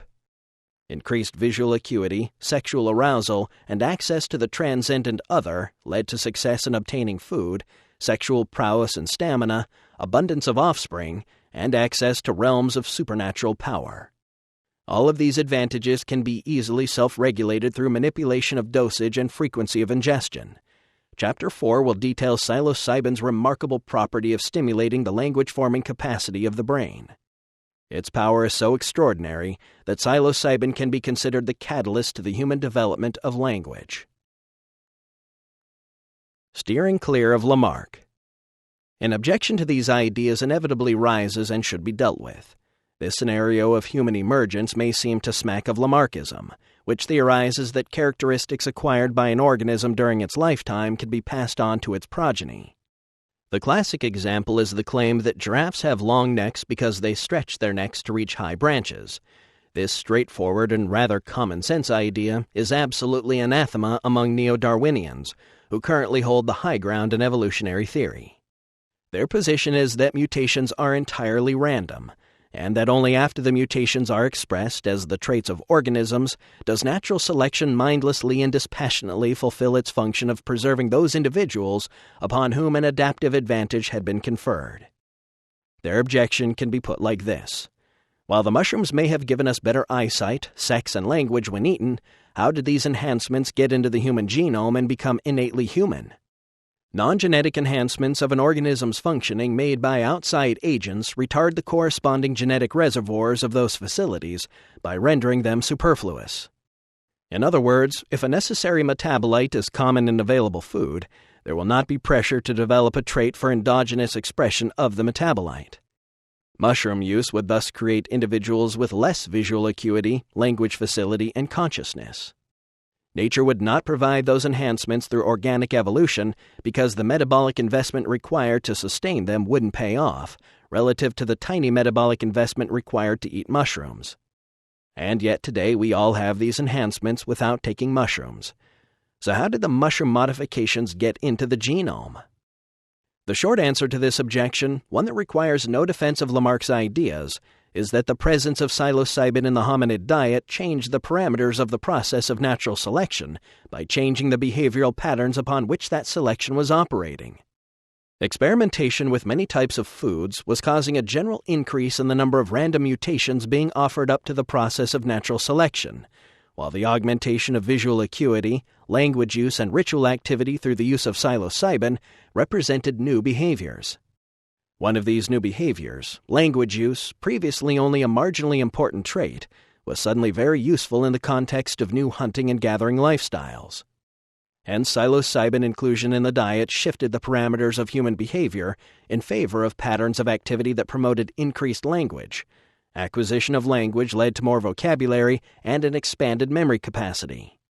The psilocybin-using individuals evolved epigenetic rules or cultural forms that enabled them to survive and reproduce better than other individuals. Eventually, the more successful epigenetically based styles of behavior spread through the populations along with the genes that reinforce them. In this fashion, the population would evolve genetically and culturally. As for visual acuity, perhaps the widespread need for corrective lenses among modern humans is a legacy of the long period of artificial enhancement of vision through psilocybin use. After all, atrophy of the olfactory abilities of human beings is thought by one school to be a result of a need for hungry omnivores to tolerate strong smells and tastes, perhaps even carrion. Trade-offs of this sort are common in evolution. The suppression of keenness of taste and smell would allow inclusion of foods in the diet that might otherwise be passed over as too strong, or it may indicate something more profound about our evolutionary relationship to diet. My brother Dennis has written, "The apparent atrophy of the human olfactory system may actually represent a functional shift in a set of primitive, externally directed chemoreceptors to an interiorized regulatory function. This function may be related to the control of the human pheromonal system, which is largely under the control of the pineal gland, and which mediates on a subliminal level a host of psychosexual and psychosocial interactions between individuals. The pineal tends to suppress gonadal development and the onset of puberty, among other functions, and this mechanism may play a role in the persistence of neonatal characteristics in the human species. Delayed maturation and prolonged childhood and adolescence play a critical role in the neurological and psychological development of the individual, since they provide the circumstances which permit the postnatal development of the brain in the early formative years of childhood. The symbolic, cognitive, and linguistic stimuli that the brain experiences during this period are essential to its development and are the factors that make us the unique, conscious, symbol-manipulating, language-using beings that we are. Neuroactive amines and alkaloids in the diet of early primates may have played a role in the biochemical activation of the pineal gland and the resulting adaptations. Acquired tastes. Humans are both attracted and repelled by substances whose taste skirts the edges of acceptability. Foods that are highly spiced or bitter or aromatic arouse strong reactions from us. We say of such a food that one must acquire a taste for it. This is true of food such as soft cheese or pickled eggs, but it is also and even more true of drugs. To recall one's first cigarette or first shot of bourbon is to recall an organism violently rejecting the acquisition of a particular taste. Repetition of exposure seems to be the key to acquiring a taste, which suggests that the process is complex and involves both behavioral and biochemical adaptation. What we are talking about begins to sound strangely like the process of drug addiction. Something foreign to the body is nevertheless repeatedly introduced into it by conscious decision. The body adjusts to the new chemical regimen and then does more than adjust. It accepts the new chemical regimen as right and proper and gives off signals of alarm should the regimen be threatened. These signals may be both psychological and physiological and will be felt whenever the new chemical environment within the body is imperiled for any reason, including a conscious decision to discontinue use of the chemical in question. Among the vast number of chemicals that constitute nature's molecular storehouse, we have been discussing a relatively small number of compounds that interact with the senses and the neurological processing of sensory data. These compounds include all of the psychoactive amines, alkaloids, pheromones, and hallucinogens. Indeed, all compounds that can interact with any of the senses, ranging from taste and smell to vision and hearing, and combinations of all of these. The acquisition of a taste for these compounds, the acquisition of a behaviorally and physiologically reinforced habit, is what defines the basic chemical addiction syndrome. These compounds have the remarkable ability to remind us of both our frailty and our capacity for the magnificent. Drugs, like reality, seem destined to confound those who seek clear boundaries and an easy division of the world into black and white. How we meet the challenge of defining our future relationships to these compounds and to the dimensions of risk and opportunity they offer may say the final word about our potential for survival and evolution as a conscious species.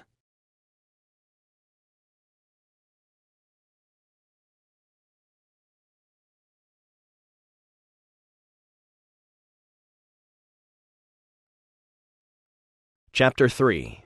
The Search for the Original Tree of Knowledge.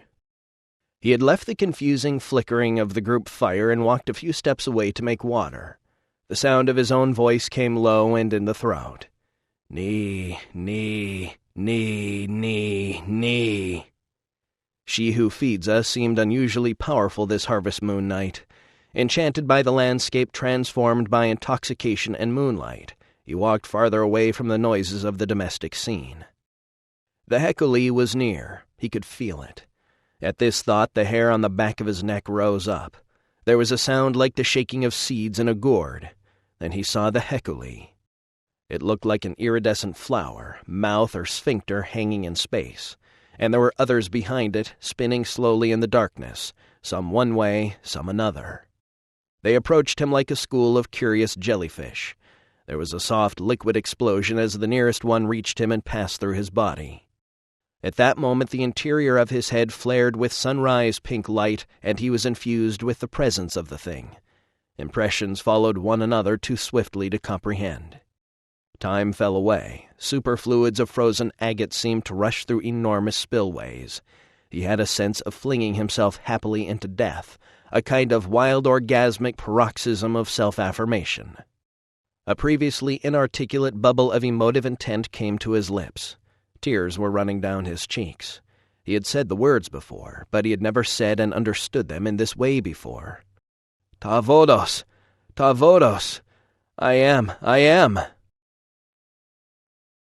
Hallucinogens as the real missing link.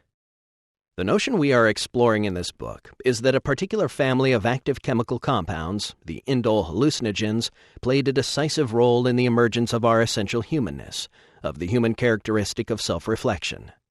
It is important, therefore, to know just what these compounds are and the roles that they perform in nature. The defining characteristic of these hallucinogens is structural. All have a 5-sided pyrrole group in association with the better-known benzene ring. These molecular rings make the indoles highly reactive chemically and hence ideal molecules for metabolic activity in the high-energy world of organic life. Hallucinogens may be psychoactive and or physiologically active and may target many systems within the body. Some indoles are endogenous to the human body, serotonin being a good example. Many more are exogenous, found in nature and the plants we can eat. Some behave like hormones and regulate growth or rate of sexual maturation. Others influence mood and state of alertness. The indole families of compounds that are strong visionary hallucinogens and also occur in plants are 4 in number. 1. The LSD-type compounds. Found in several related genera of morning glories and ergot, the LSD hallucinogens are rare in nature. That they are the best known of the hallucinogens is undoubtedly due to the fact that millions of doses of LSD were manufactured and sold during the 1960s. LSD is a psychedelic, but rather large doses are necessary to elicit the hallucinogenic paradis artificiel of vivid and utterly transmundane hallucinations, that is produced by DMT and psilocybin at quite traditional doses. Nevertheless, many researchers have stressed the importance of the non-hallucinogenic effects of LSD and other psychedelics. These other effects include a sense of mind expansion and increased speed of thought, the ability to understand and to relate to complex issues of behavior, life patterning, and complex decision-making networks of connective linkage. LSD continues to be manufactured and sold in larger amounts than any other hallucinogen. It has been shown to aid in psychotherapy and the treatment of chronic alcoholism. Wherever it has been tried all over the world, it has proved to be an interesting treatment for a very old disease. No other drug so far has been able to match its record in salvaging tormented lives from the alcoholic scrap heap directly as a treatment or indirectly as a means of yielding valuable information. Yet as a consequence of media hysteria, its potential may never be known. 2. The tryptamine hallucinogens, especially DMT, psilocin, and psilocybin. Tryptamine hallucinogens are found throughout the higher plant families, for example in legumes, and psilocin and psilocybin occur in mushrooms. DMT also occurs endogenously in the human brain. For this reason, perhaps DMT should not be thought of as a drug at all, but DMT intoxication is the most profound and visually spectacular of the visionary hallucinogens, remarkable for its brevity, intensity, and non-toxicity. 3. The beta-carbolines. Beta-carbolines such as harmine and harmaline can be hallucinogenic at close to toxic levels. They are important for visionary shamanism because they can inhibit enzyme systems in the body that would otherwise depotentiate hallucinogens of the DMT type. Hence, beta-carbolines can be used in conjunction with DMT to prolong and intensify visual hallucinations.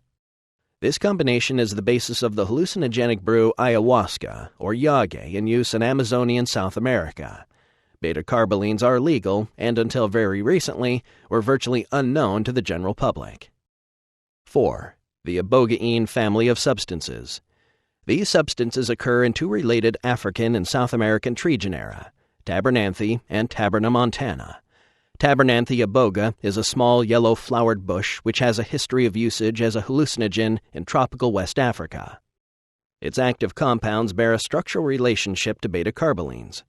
Ibogaine is known more as a powerful aphrodisiac than as a hallucinogen. Nevertheless, in sufficient doses, it is capable of inducing a powerful visionary and emotional experience. These few paragraphs may contain the most important and exciting information that human beings have gathered concerning the natural world since the long-forgotten birth of science.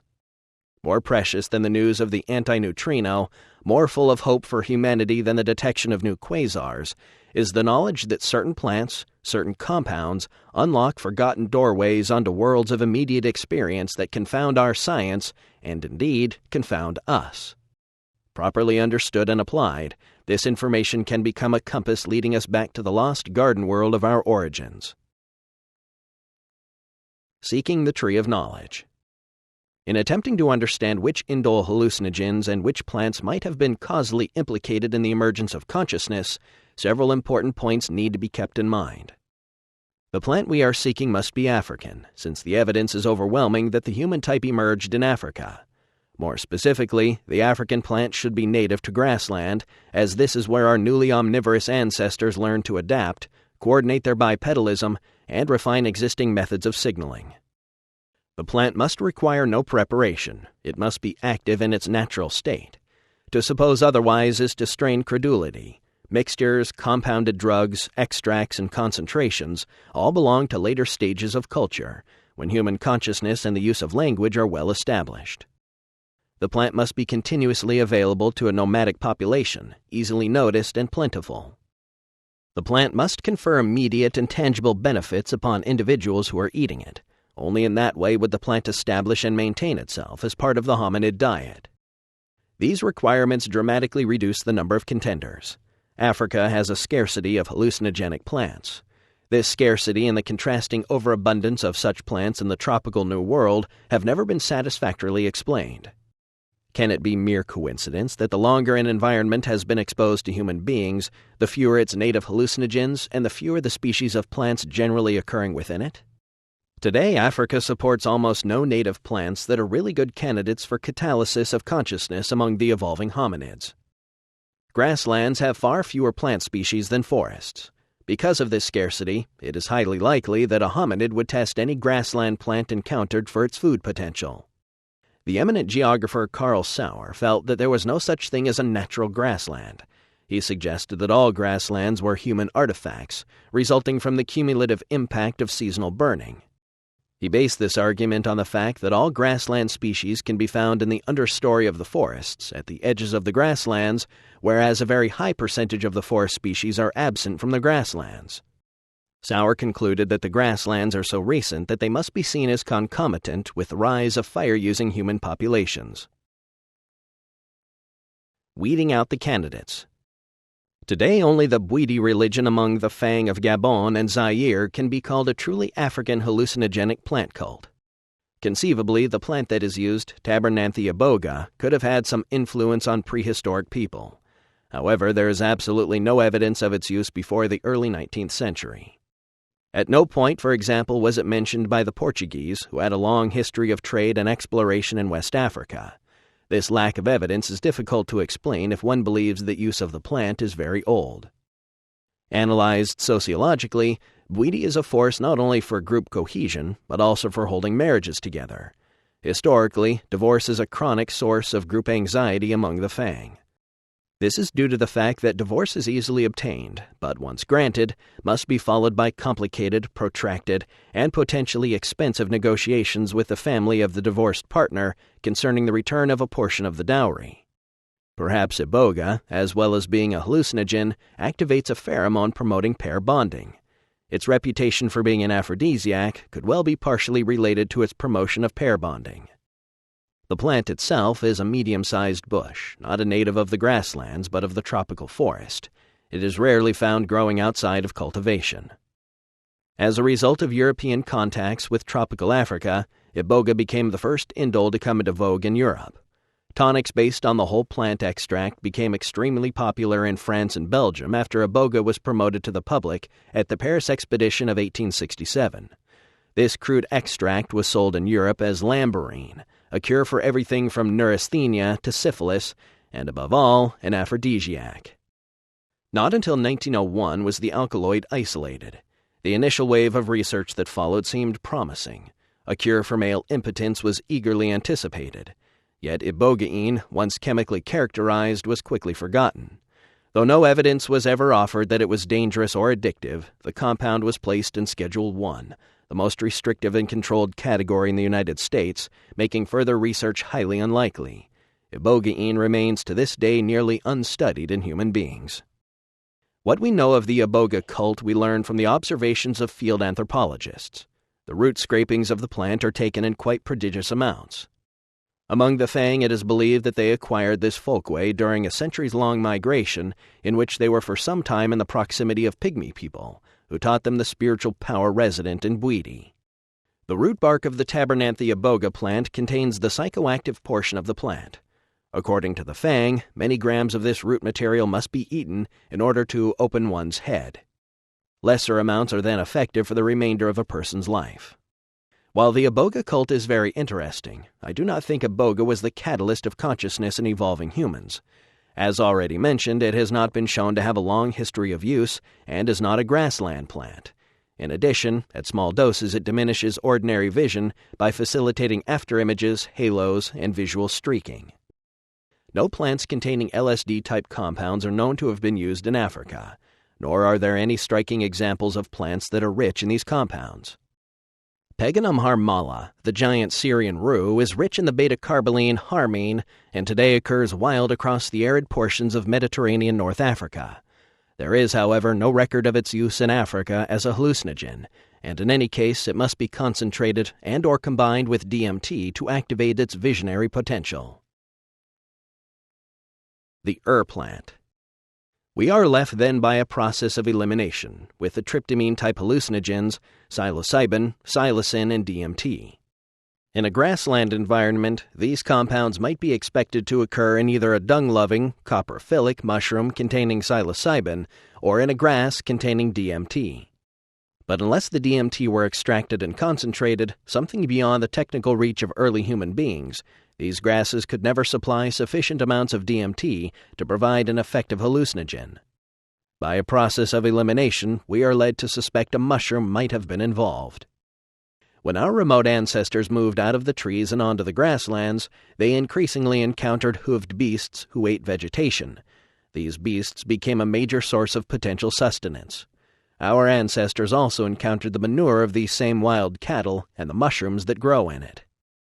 Several of these grassland mushrooms contain psilocybin, Paniola species, and the Stropharia cubensis, also called Psilocybe cubensis. This latter is the familiar magic mushroom, now grown by enthusiasts worldwide. Of these mushroom species, only Stropharia cubensis contains psilocybin in concentrated amounts and is free of nausea-producing compounds. It alone is pandemic. It occurs throughout the tropical regions, at least wherever the cattle of the zebu, Bos indices type, graze. This raises a number of questions. Does Stropharia cubensis occur exclusively in the manure of zebu, or can it occur in the manure of other cattle? How recently has it reached its various habitats? The first specimen of Psilocybe cubensis was collected by the American botanist Earle in Cuba in 1906, but current botanical thinking places the species' point of origin in Southeast Asia. At an archaeological dig in Thailand at a place called Non Nok Ta, which has been dated to 15,000 BP, the bones of zebu cattle have been found coincident with human graves. Stropharia cubensis is common in the Non Nok Ta area today. The Non Nok Ta site suggests mushroom use was a human trait that emerged wherever human populations and cattle evolved together. Ample evidence supports the notion that Stropharia cubensis is the plant, our umbilicus to the feminine mind of the planet, which, when its cult, the Paleolithic cult of the great horned goddess, was intact, conveyed to us such knowledge that we were able to live in a dynamic equilibrium with nature, with each other, and within ourselves. Hallucinogenic mushroom use evolved as a kind of natural habit with behavioral and evolutionary consequences. This relationship between human beings and mushrooms had to have also included cattle, the creators of the only source of the mushrooms. The relationship is probably altogether no more than 1 million years old, for the era of the nomadic human hunter dates from that time. The last 100,000 years is probably a more than generous amount of time to allow for the evolution of pastoralism from its first faint glimmerings. Since the entire relationship extends no further than 1 million years, we are not discussing a biological symbiosis that might take many millions of years to evolve.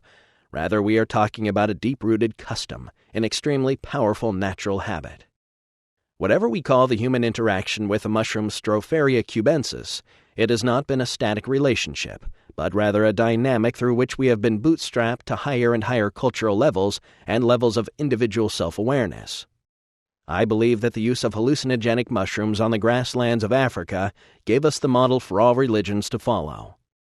And when, after long centuries of slow forgetting, migration, and climatic change, the knowledge of the mystery was finally lost, we in our anguish traded partnership for dominance, traded harmony with nature for rape of nature, traded poetry for the sophistry of science. In short, we traded our birthright as partners in the drama of the living mind of the planet for the broken pot shards of history, warfare, neurosis, and if we do not quickly awaken to our predicament, planetary catastrophe. What are plant hallucinogens? In the light of their suggested importance for human evolution, it is natural to inquire what mutagens and other secondary byproducts are actually doing for the plants in which they occur. This is a botanic mystery that remains controversial among evolutionary biologists even today. It has been suggested that toxic and bioactive compounds are produced in plants in order to make them unpalatable and hence undesirable as food. It has also been suggested, conversely, that such compounds were developed to attract insects or birds that pollinate or distribute seeds. A more likely explanation for the presence of secondary compounds is based on the recognition that they are not, in fact, secondary or peripheral. Evidence for this is that alkaloids, usually regarded as secondary, are formed in the greatest amounts in tissues that are most active in overall metabolism. Alkaloids, including all the hallucinogens discussed here, are not inert end products in the plants in which they occur, but are in a dynamic state, fluctuating in both concentration and in their rate of metabolic decay. The role of these alkaloids in the chemistry of metabolism makes it clear that they are essential to the life and the survival strategy of the organism, but they are acting in ways that we do not yet understand. One possibility is that some of these compounds may be exopheromones. Exopheromones are chemical messengers that do not act among the members of a single species, but instead act across species lines, so that an individual influences members of a different species. Some exopheromones act in ways that allow a small group of individuals to affect a community or an entire biome. The notion of nature as an organismic and planetary whole that mediates and controls its own development through the release of chemical messages may seem somewhat radical. Our heritage from the 19th century is a nature all tooth and claw, where a pitiless and mindless natural order promotes survival of those capable of ensuring their own continued existence at the expense of competitors. Competitors in this theory mean all the rest of nature. Yet most evolutionary biologists have long held this classic Darwinian view of nature to be incomplete. It is now generally understood that nature, far from being endless warfare among the species, is an endless dance of diplomacy, and diplomacy is largely a matter of language. Nature appears to maximize mutual cooperation and mutual coordination of goals, to be indispensable to the organisms in which one shares an environment. That is, the strategy that ensures successful breeding and continued survival. It is a strategy in which communication and sensitivity to signal processing are paramount. These are language skills.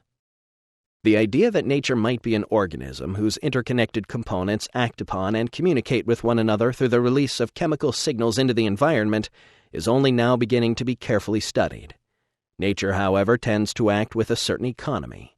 Once developed, a given evolutionary response to a problem will be applied again and again in situations where it is appropriate. The transcendent other. If hallucinogens function as interspecies chemical messengers, then the dynamic of the close relationship between primate and hallucinogenic plant is one of information transfer from one species to the other. Where plant hallucinogens do not occur, such transfers of information take place with great slowness.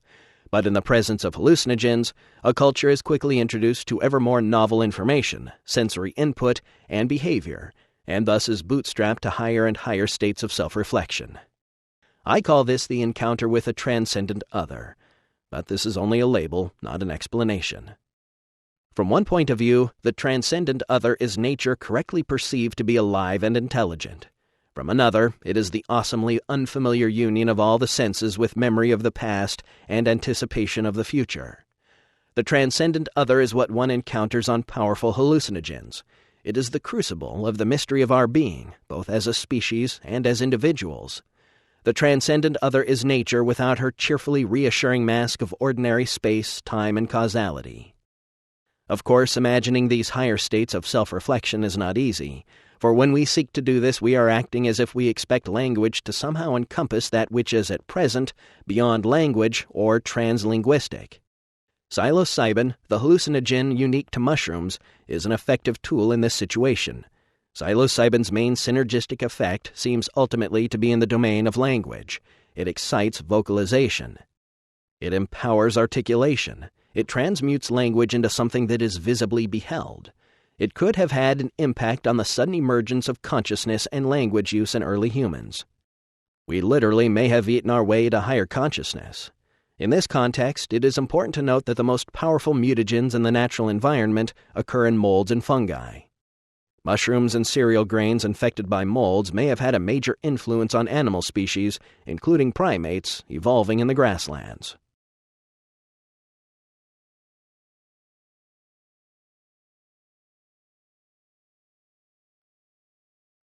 Chapter 4. Plants and Primates. Postcards from the Stone Age. Efi had more summers than all the fingers of his two hands. He was near now to the age when he would join the hunters at their fire. It was a great step, this short journey from the children's hut to the fire of the hunters near the song hut of the true men. It had been a long journey not through space but through time. For many years he had been pointed toward this day, the hours of practicing spear thrusts with the fire-hardened sticks that serve the boys for mock weapons, Doknu's endless instruction and tracking, in reading weather signs, in remaining aware of the winds, and instruction in the magic of hunting. The boy suppressed a desire to finger the talisman that his mother had prepared for him and that now hung from his neck. He did not move. His mind seemed removed from the scene, as if viewing it from above and a little way off. He had stood thus for more than 12 hours, unmoving, all but unwinking. This will give you the gift of stillness and power. He remembered the soapy taste of the rasped root bark as he had forced it down under the watchful gaze of his teacher, Doknu. "With this you become invisible, little brother," he had said, adding in a calm voice, "Kill cleanly, then you honor our ancestors." Ify could feel that the moment of his truth was now nearly upon him. Under the influence of the Togna, the plant of power to sit still, he had been brought to this desolate place and told to wait near the fresh carcass of a zebra. Doknu, his father, and his uncles had all wished him well, laughing, making promises, and using new and unfamiliar words to describe the way the village women would receive him if he succeeded. Those words had excited him for a time, but then he had settled into his weight. The Togna made this a wonderfully easy thing for the boy to do. His body seemed impervious to fatigue, and his mind drifted, delighted with scenes swimming in his head from stories and experiences told around the fire. Suddenly, and without his shifting a hair, Ify's mind flared into total alertness. Something sounded nearby. There it was again. From the pebble-strewn wash beyond the tamarisks under which he waded came a dry sound. Chuff, chuff. Ify felt neither fear nor dread of what he was about to see. He anticipated. His muscles drew power into themselves from the shimmering air. He did not move. The lioness was enormous, and wary with the stealth of all animals in the land of the great hunters. Thinking that he was but a boulder or a tree, Ify watched. The lioness was no more than twice his body length away. Dropping her guard, she moved forward to nuzzle the zebra's bloodied haunch. At that moment, from a center of focus hundreds of generations deep, Ify struck, cleanly, slightly to one side of the spine and behind the shoulder blade. The scream of mingled pain and rage was ear-splitting. So great was the force behind the man-boy's blow that for a moment the lioness was pinned to the ground, long enough for the boy to leap away from the claws of the dying animal. The bellies of Ify's clan would be filled that night, and the hunter's circle would admit a new member to their boisterous and privileged ranks. This example makes clear the way in which a beneficial plant, in this case a powerful stimulant, once discovered can be included in the diet and thus confer an adaptive advantage. A plant can confer strength and alertness and so ensure hunting success and steady food supplies. The person or group is much less threatened by certain environmental factors which may have previously limited individuals' lifespans and hence the growth of the population as a whole.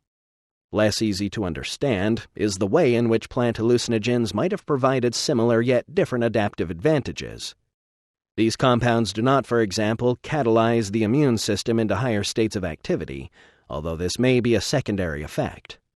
Rather, they catalyze consciousness, that peculiar self-reflecting ability that has reached its greatest apparent expression in human beings. They do not, however, cause consciousness, which is a generalized function present in some degree in all life forms. Catalysis is a speeding up of processes that are already present. One can hardly doubt that consciousness, like the ability to resist disease, confers an immense adaptive advantage on any individual who possesses it. In the search for a causal agent capable of synergizing cognitive activity, and thereby of playing a role in the emergence of the hominid, researchers might long ago have looked to plant hallucinogens, were it not for our strong, almost compulsive avoidance of the idea that our exalted position in the hierarchy of nature might be somehow due to the power of plants or natural forces of any sort. Even as the 19th century had to come to terms with the notion of human descent from apes, we must now come to terms with the fact that those apes were stoned apes. Being stoned seems to have been our unique characteristic. Human uniqueness. To seek to understand human beings is to seek to understand their uniqueness. The radical division between human beings and the rest of nature is so striking that, for pre-scientific thinkers, it was sufficient proof that we were the divinely favored portion of creation, somehow different, somehow nearer to God. After all, human beings speak, fantasize, laugh, fall in love, are capable of great acts of self-sacrifice or of cruelty. Human beings create great works of art and propound theoretical and mathematical models of phenomena. And human beings distinguish themselves by the sheer numbers of kinds of substances they use and become addicted to in the environment. Human cognition. All the unique characteristics and preoccupations of human beings can be summed up under the heading of cognitive activities. Dance, philosophy, painting, poetry, sport, meditation, erotic fantasy, politics, and ecstatic self-intoxication. We are truly Homo sapiens, the thinking animal. Our acts are all a product of the dimension that is uniquely ours, the dimension of cognitive activity, of thought and emotion, memory and anticipation, of psyche. From observing the ayahuasca-using people of the Upper Amazon, it became very clear to me that shamanism is often intuitively guided group decision-making. The shamans decide when the group should move or hunt or make war. Human cognition is an adaptive response that is profoundly flexible in the way it allows us to manage what in other species are genetically programmed behaviors. We alone live in an environment that is conditioned not only by the biological and physical constraints to which all species are subject, but also by symbols and language. Our human environment is conditioned by meaning, and meaning lies in the collective mind of the group. Symbols and language allow us to act in a dimension that is supranatural, outside the ordinary activities of other forms of organic life. We can actualize our cultural assumptions, alter and shape the natural world in the pursuit of ideological ends and according to the internal model of the world that our symbols have empowered us to create. We do this through the elaboration of ever more effective, and hence ever more destructive, artifacts and technologies which we feel compelled to use. Symbols allow us to store information outside of the physical brain. This creates for us a relationship to the past very different from that of our animal companions. Finally, we must add to any analysis of the human picture the notion of self-directed modification of activity. We are able to modify our behavior patterns based on a symbolic analysis of past events, in other words, through history. Through our ability to store and recover information as images and written records, we have created a human environment as much conditioned by symbols and languages as by biological and environmental factors. The transformations of monkeys. The evolutionary breakouts that led to the appearance of language and later writing are examples of fundamental, almost ontological transformations of the hominid line. Besides providing us with the ability to code data outside the confines of DNA, cognitive activities allow us to transmit information across space and time. At first, this amounted merely to the ability to shout a warning or a command, really little more than a modification of the cry of alarm that is a familiar feature of the behavior of social animals. Over the course of human history, this impulse to communicate has motivated the elaboration of ever more effective communication techniques. But by our century, this basic ability has turned into the all-pervasive communications media, which literally engulf the space surrounding our planet. The planet swims through a self-generated ocean of messages. Telephone calls, data exchanges, and electronically transmitted entertainment create an invisible world experienced as global informational simultaneity. We think nothing of this. As a culture, we take it for granted. Our unique and feverish love of word and symbol has given us a collective gnosis, a collective understanding of ourselves and our world that has survived throughout history until very recent times. This collective gnosis lies behind the faith of earlier centuries in universal truths and common human values. Ideologies can be thought of as meaning-defined environments. They are invisible, yet they surround us and determine for us, though we may never realize it, what we should think about ourselves in reality. Indeed, they define for us what we can think. The rise of globally simultaneous electronic culture has vastly accelerated the rate at which we can each obtain information necessary to our survival. This and the sheer size of the human population as a whole have brought to a halt our physical evolution as a species. The larger a population is, the less impact mutations will have on the evolution of that species. This fact, coupled with the development of shamanism and later scientific medicine, has removed us from the theater of natural selection. Meanwhile, libraries and electronic databases have replaced the individual human mind as the basic hardware providing storage for the cultural database. Symbols and languages have gradually moved us away from the style of social organization that characterized the mute nomadism of our remote ancestors, and has replaced that archaic model with a vastly more complicated social organization characteristic of an electronically unified planetary society. As a result of these changes, we ourselves have become largely epigenetic, meaning that much of what we are as human beings is no longer in our genes, but in our culture. The prehistoric emergence of human imagination. Our capacity for cognitive and linguistic activity is related to the size and organization of the human brain.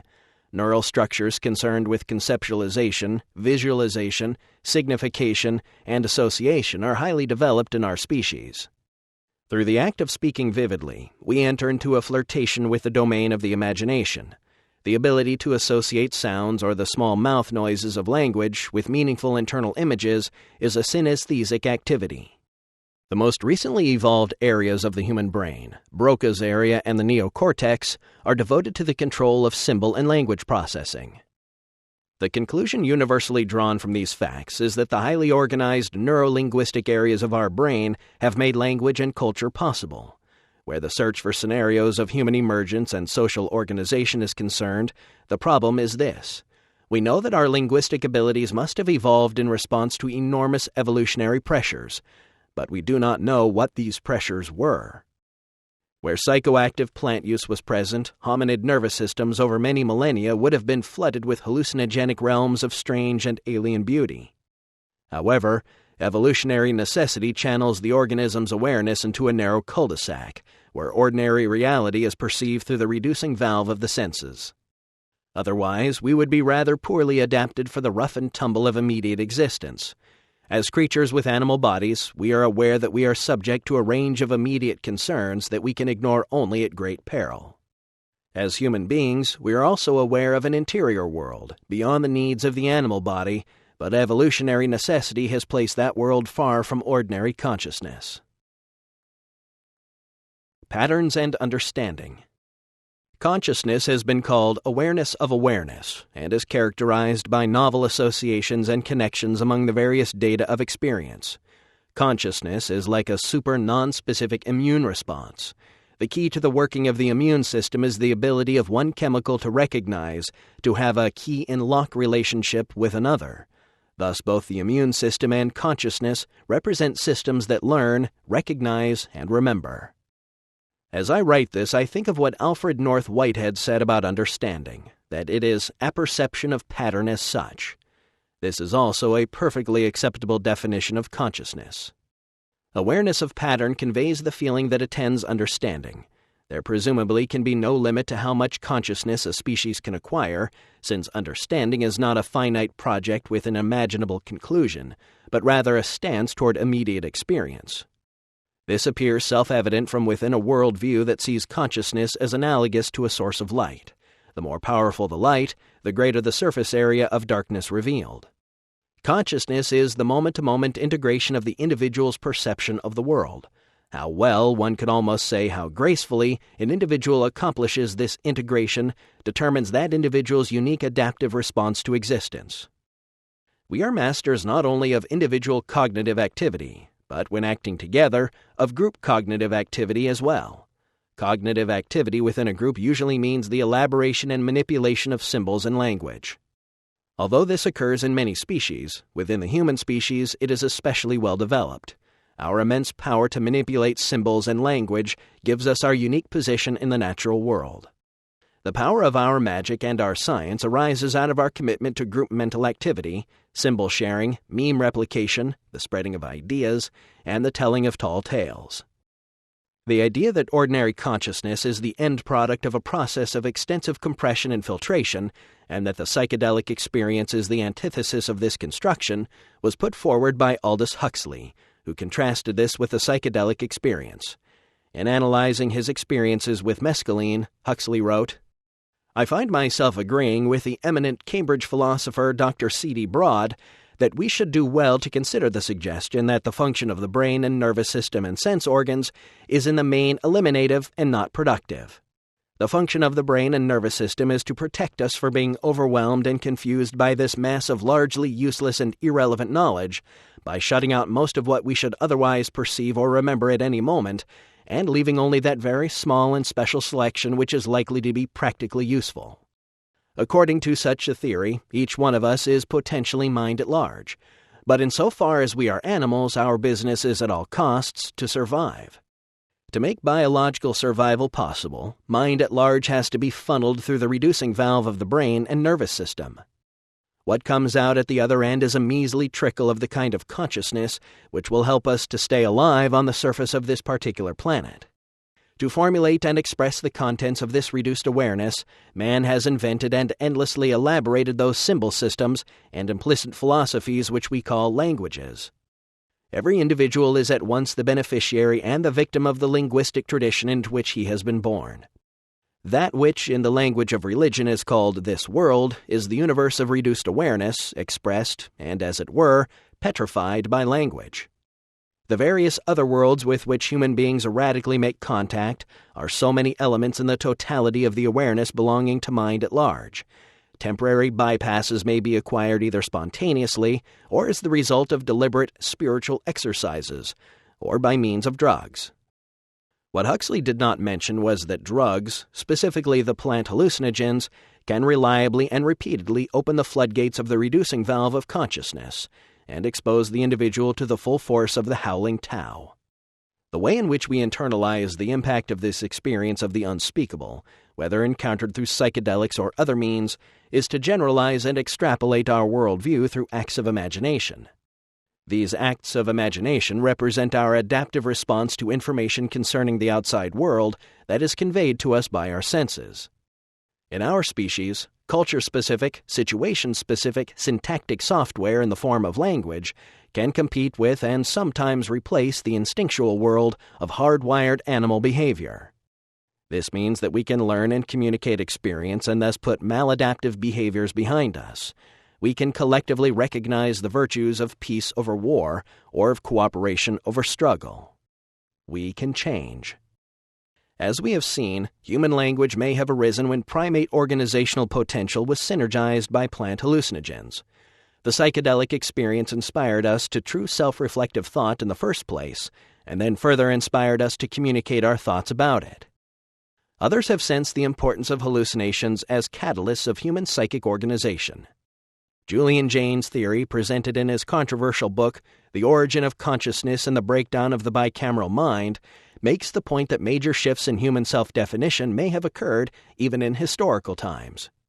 He proposes that through Homeric times, people did not have the kind of interior psychic organization that we take for granted. Thus, what we call ego was, for Homeric people, a god. When danger threatened suddenly, the god's voice was heard in the individual's mind. An intrusive and alien psychic function was expressed as a kind of meta-program for survival called forth under moments of great stress. This psychic function was perceived by those experiencing it as the direct voice of a god, of the king, or of the king in the afterlife. Merchants and traders moving from one society to another brought the unwelcome news that the gods were saying different things in different places, and so cast early seeds of doubt. At some point, people integrated this previously autonomous function, and each person became the god and reinterpreted the inner voice as the self, or as it was later called, the ego. Jaynes's theory has been largely dismissed.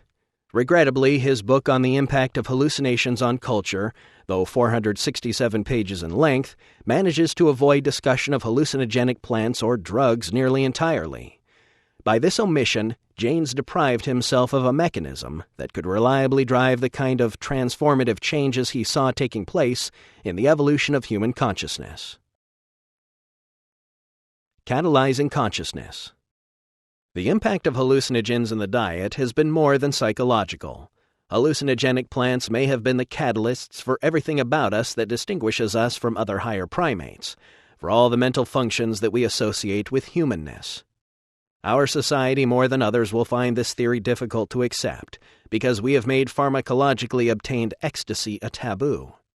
Like sexuality, altered states of consciousness are taboo because they are consciously or unconsciously sensed to be entwined with the mysteries of our origin, with where we came from and how we got to be the way we are. Such experiences dissolve boundaries and threaten the order of the reigning patriarchy and the domination of society by the unreflecting expression of ego. Yet consider how plant hallucinogens may have catalyzed the use of language, the most unique of human activities. One has, in a hallucinogenic state, the incontrovertible impression that language possesses an objectified and visible dimension, which is ordinarily hidden from our awareness. Language under such conditions is seen, is beheld, just as we would ordinarily see our homes and normal surroundings. In fact, our ordinary cultural environment is correctly recognized during the experience of the altered state as the base drone in the ongoing linguistic business of objectifying the imagination. In other words, the collectively designed cultural environment in which we all live is the objectification of our collective linguistic intent. Our language-forming ability may have become active through the mutagenic influence of hallucinogens working directly on organelles that are concerned with the processing and generation of signals. These neural substructures are found in various portions of the brain, such as Broca's area, that govern speech formation.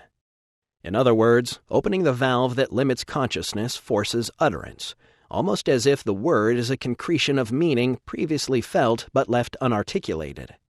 This active impulse to speak, the going forth of the word, is sensed and described in the cosmogonies of many peoples. Psilocybin specifically activates the area of the brain concerned with processing signals. A common occurrence with psilocybin intoxication is spontaneous outbursts of poetry and other vocal activity, such as speaking in tongues, though in a manner distinct from ordinary glossolalia. In cultures with a tradition of mushroom use, these phenomena have given rise to the notion of discourse with spirit doctors and supernatural allies. Researchers familiar with the territory agree that psilocybin has a profoundly catalytic effect on the linguistic impulse. Once activities involving syntactic self-expression were established habits among early human beings, the continued evolution of language in environments where mushrooms were scarce or unavailable permitted a tendency toward the expression and emergence of the ego. If the ego is not regularly and repeatedly dissolved in the unbounded hyperspace of the transcendent other, there will always be slow drift away from the sense of self as part of nature's larger whole. The ultimate consequence of this drift is the fatal ennui that now permeates Western civilization. The connection between mushrooms and language was brilliantly anticipated by Henry Munn in his essay, The Mushrooms of Language. Language is an ecstatic activity of signification. Intoxicated by the mushrooms, the fluency, the ease, the aptness of expression one becomes capable of are such that one is astounded by the words that issue forth from the contact of the intention of articulation with the matter of experience. The spontaneity the mushrooms liberate is not only perceptual but linguistic. For the shaman, it is as if existence were uttering itself through him. The flesh-made word. The evolutionary advantages of the use of speech are both obvious and subtle. Many unusual factors converged at the birth of human language. Obviously, speech facilitates communication and cognitive activity, but it also may have had unanticipated effects on the whole human enterprise. Some neurophysiologists have hypothesized that the vocal vibration associated with human use of language caused a kind of cleansing of the cerebrospinal fluid. It has been observed that vibrations can precipitate and concentrate small molecules in the spinal fluid, which bathes and continuously purifies the brain. Our ancestors may have, consciously or unconsciously, discovered that vocal sound cleared the chemical cobwebs out of their heads. This practice may have affected the evolution of our present-day thin skull structure and proclivity for language. A self-regulated process as simple as singing might well have positive adaptive advantages if it also made the removal of chemical waste from the brain more efficient. The following excerpt supports this provocative idea. Vibrations of human skull, as produced by loud vocalization, exert a massaging effect on the brain and facilitate elution of metabolic products from the brain into the cerebrospinal fluid, CSF. The Neanderthals had a brain 15% larger than we have, yet they did not survive in competition with modern humans. Their brains were more polluted because their massive skulls did not vibrate, and therefore the brains were not sufficiently cleaned. In the evolution of the modern humans, the thinning of cranial bones was important.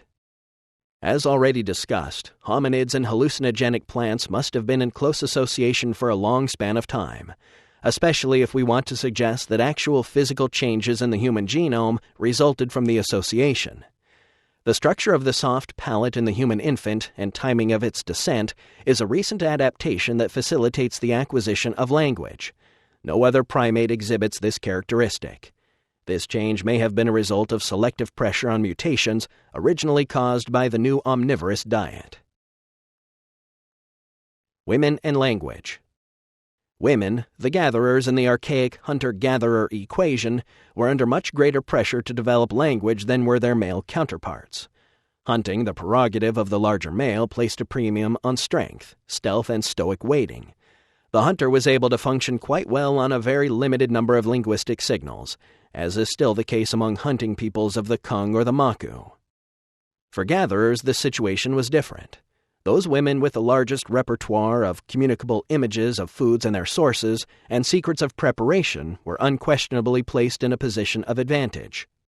Language may well have arisen as a mysterious power possessed largely by women who spent much more of their waking time together, and usually talking, than did men, women who in all societies are seen as group-minded, in contrast to the lone male image, which is the romanticized version of the alpha male of the primate troop. The linguistic accomplishments of women are driven by a need to remember and ascribe to each other a variety of locations and landmarks, as well as numerous taxonomic and structural details about plants to be sought or avoided. The complex morphology of the natural world propelled by the evolution of language toward modeling of the world beheld. To this day, a taxonomic description of a plant is a Joycean thrill to read. Shrub 2 to 6 feet in height, glabrous throughout. Leaves mostly opposite, some in threes or uppermost alternate, sessile, linear lanceolate or lanceolate, acute or acuminate. Flowers solitary and axils, yellow with aroma, pedicellate. Calyx campanulate, petal soon caducous, obovate, and so on for many lines. The linguistic depth women attained as gatherers eventually led to a momentous discovery, the discovery of agriculture. I call it momentous because of its consequences. Women realized that they could simply grow a restricted number of plants. As a result, they learned the needs of only those few plants, embraced a sedentary lifestyle, and began to forget the rest of nature they had once known so well. At that point, the retreat from the natural world began, and the dualism of humanity versus nature was born. As we will soon see, one of the places where the old goddess culture died, Çatalhöyük, in the present-day Anatolian Turkey, is the very place where agriculture may have first arisen. At places like Çatalhöyük and Jericho, humans and their domesticated plants and animals became for the first time physically and psychologically separate from the life of untamed nature and the howling unknown. Use of hallucinogens can only be sanctioned in hunting and gathering societies. When agriculturists use these plants, they are unable to get up at dawn the morning after and go hoe the fields. At that point, corn and grain become gods that symbolize domesticity and hard labor. These replace the old goddesses of plant-induced ecstasy. Agriculture brings with it the potential for overproduction, which leads to excess wealth, hoarding, and trade.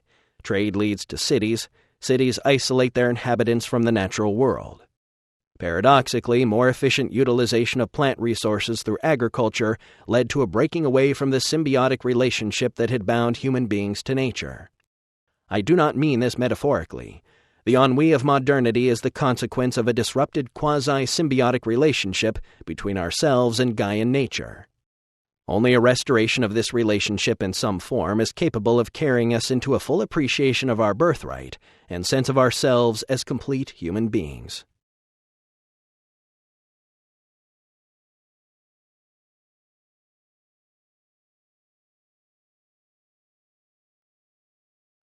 Chapter 5. Habit as Culture and Religion. At regular intervals that were probably lunar, the ordinary activities of the small nomadic group of herders were put aside. Rains usually followed the new moon in the tropics, making mushrooms plentiful. Gathering took place at night. Night is the time of magical projection and hallucinations, and visions are more easily obtained in darkness. The whole clan was present, from oldest to youngest. Elders, especially shamans, usually women but often men, doled out each person's dose. Each clan member stood before the group and reflectively chewed and swallowed the body of the goddess before returning to his or her place in the circle. Bone flutes and drums wove within the chanting. Line dances with heavy foot stamping channeled the energy of the first wave of visions. Suddenly the elders signal silence. In the motionless darkness, each mind follows its own trail of sparks into the bush, while some people keen softly. They feel fear, and they triumph over fear through the strength of the group. They feel relief mingled with wonder at the beauty of the visionary expanse. Some spontaneously reach out to those nearby in simple affection and an impulse for closeness or an erotic desire. An individual feels no distance between himself or herself and the rest of the clan or between the clan and the world. Identity is dissolved in the higher wordless truth of ecstasy. In that world, all divisions are overcome. There is only the one great life. It sees itself at play, and it is glad. The impact of plants on the evolution of culture and consciousness has not been widely explored, though a conservative form of this notion appears in R. Gordon Wasson's The Road to Eleusis. Wasson does not comment on the emergence of self-reflection in hominids, but does suggest hallucinogenic mushrooms as the causal agent in the appearance of spiritually aware human beings and the genesis of religion. Wasson feels that omnivorous foraging humans would have sooner or later encountered hallucinogenic mushrooms or other psychoactive plants in their environment. As man emerged from his brutish past thousands of years ago, there was a stage in the evolution of his awareness when the discovery of the mushroom, or was it a higher plant, with miraculous properties was a revelation to him, a veritable detonator to his soul, arousing in him sentiments of awe and reverence, and gentleness and love, to the highest pitch of which mankind is capable, all those sentiments and virtues that mankind has ever since regarded as the highest attribute of his kind. It made him see what this perishing mortal eye cannot see. How right the Greeks were to hedge about this mystery, this imbibing of the potion with secrecy and surveillance. Perhaps with all our modern knowledge we do not need the divine mushroom anymore. Or do we need them more than ever? Some are shocked that the key even to religion might be reduced to a mere drug. On the other hand, the drug is as mysterious as it ever was. Like the wind that comes we know not whence nor why. Out of a mere drug comes the ineffable, comes ecstasy. It is not the only instance in the history of humankind where the lowly has given birth to the divine. Scattered across the African grassland, the mushrooms would be especially noticeable to hungry eyes because of their inviting smell and unusual form and color.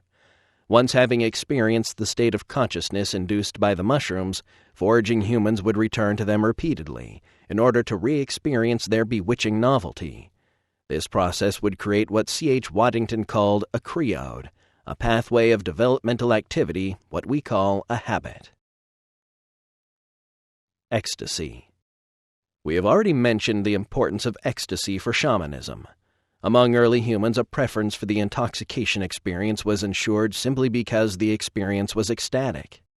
Ecstatic is a word central to my argument and preeminently worthy of further attention.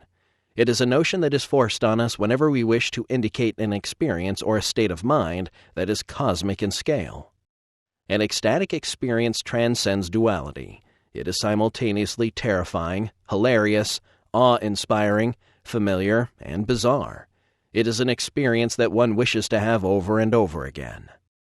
For a minded and language-using species like ourselves, the experience of ecstasy is not perceived as simple pleasure, but rather is incredibly intense and complex. It is tied up with the very nature of ourselves and our reality, our languages, and our imagings of ourselves. It is fitting, then, that it is enshrined at the center of shamanic approaches to existence. As Mircea Eliade pointed out, shamanism and ecstasy are at root one concern.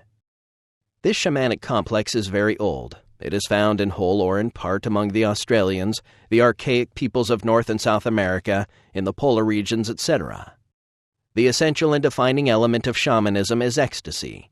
The shaman is a specialist in the sacred, able to abandon his body and undertake cosmic journeys in the spirit, in trance. Possession by spirits, although documented in a great many shamanisms, does not seem to have been a primary and essential element.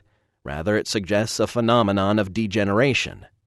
For the supreme goal of the shaman is to abandon his body and rise to heaven or descend into hell, not to let himself be possessed by his assisting spirits, by demons or souls of the dead. The shaman's ideal is to master these spirits, not to let himself be occupied by them. Gordon Wasson added these observations on ecstasy. In his trance, the shaman goes on a far journey, the place of the departed ancestors or the netherworld or there where the gods dwell, and this wonderland is, I submit, precisely where the hallucinogens take us. They are a gateway to ecstasy. Ecstasy in itself is neither pleasant nor unpleasant. The bliss or panic into which it plunges you is incidental to ecstasy. When you are in a state of ecstasy, your very soul seems scooped out from your body, and away it goes.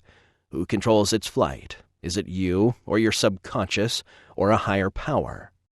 Perhaps it is pitch dark, yet you see and hear more clearly than you have ever seen before. You are at last face to face with ultimate truth. This is the overwhelming impression or illusion that grips you. You may visit hell or the Elysian fields of Asphodel, or the Gobi Desert or Arctic wastes. You know awe, you know bliss and fear, even terror. Everyone experiences ecstasy in his own way, and never twice in the same way. Ecstasy is the very essence of shamanism. The neophyte from the great world associates the mushrooms primarily with visions, but for those who know the Indian language of the shaman, the mushrooms speak through the shaman. The mushroom is the word.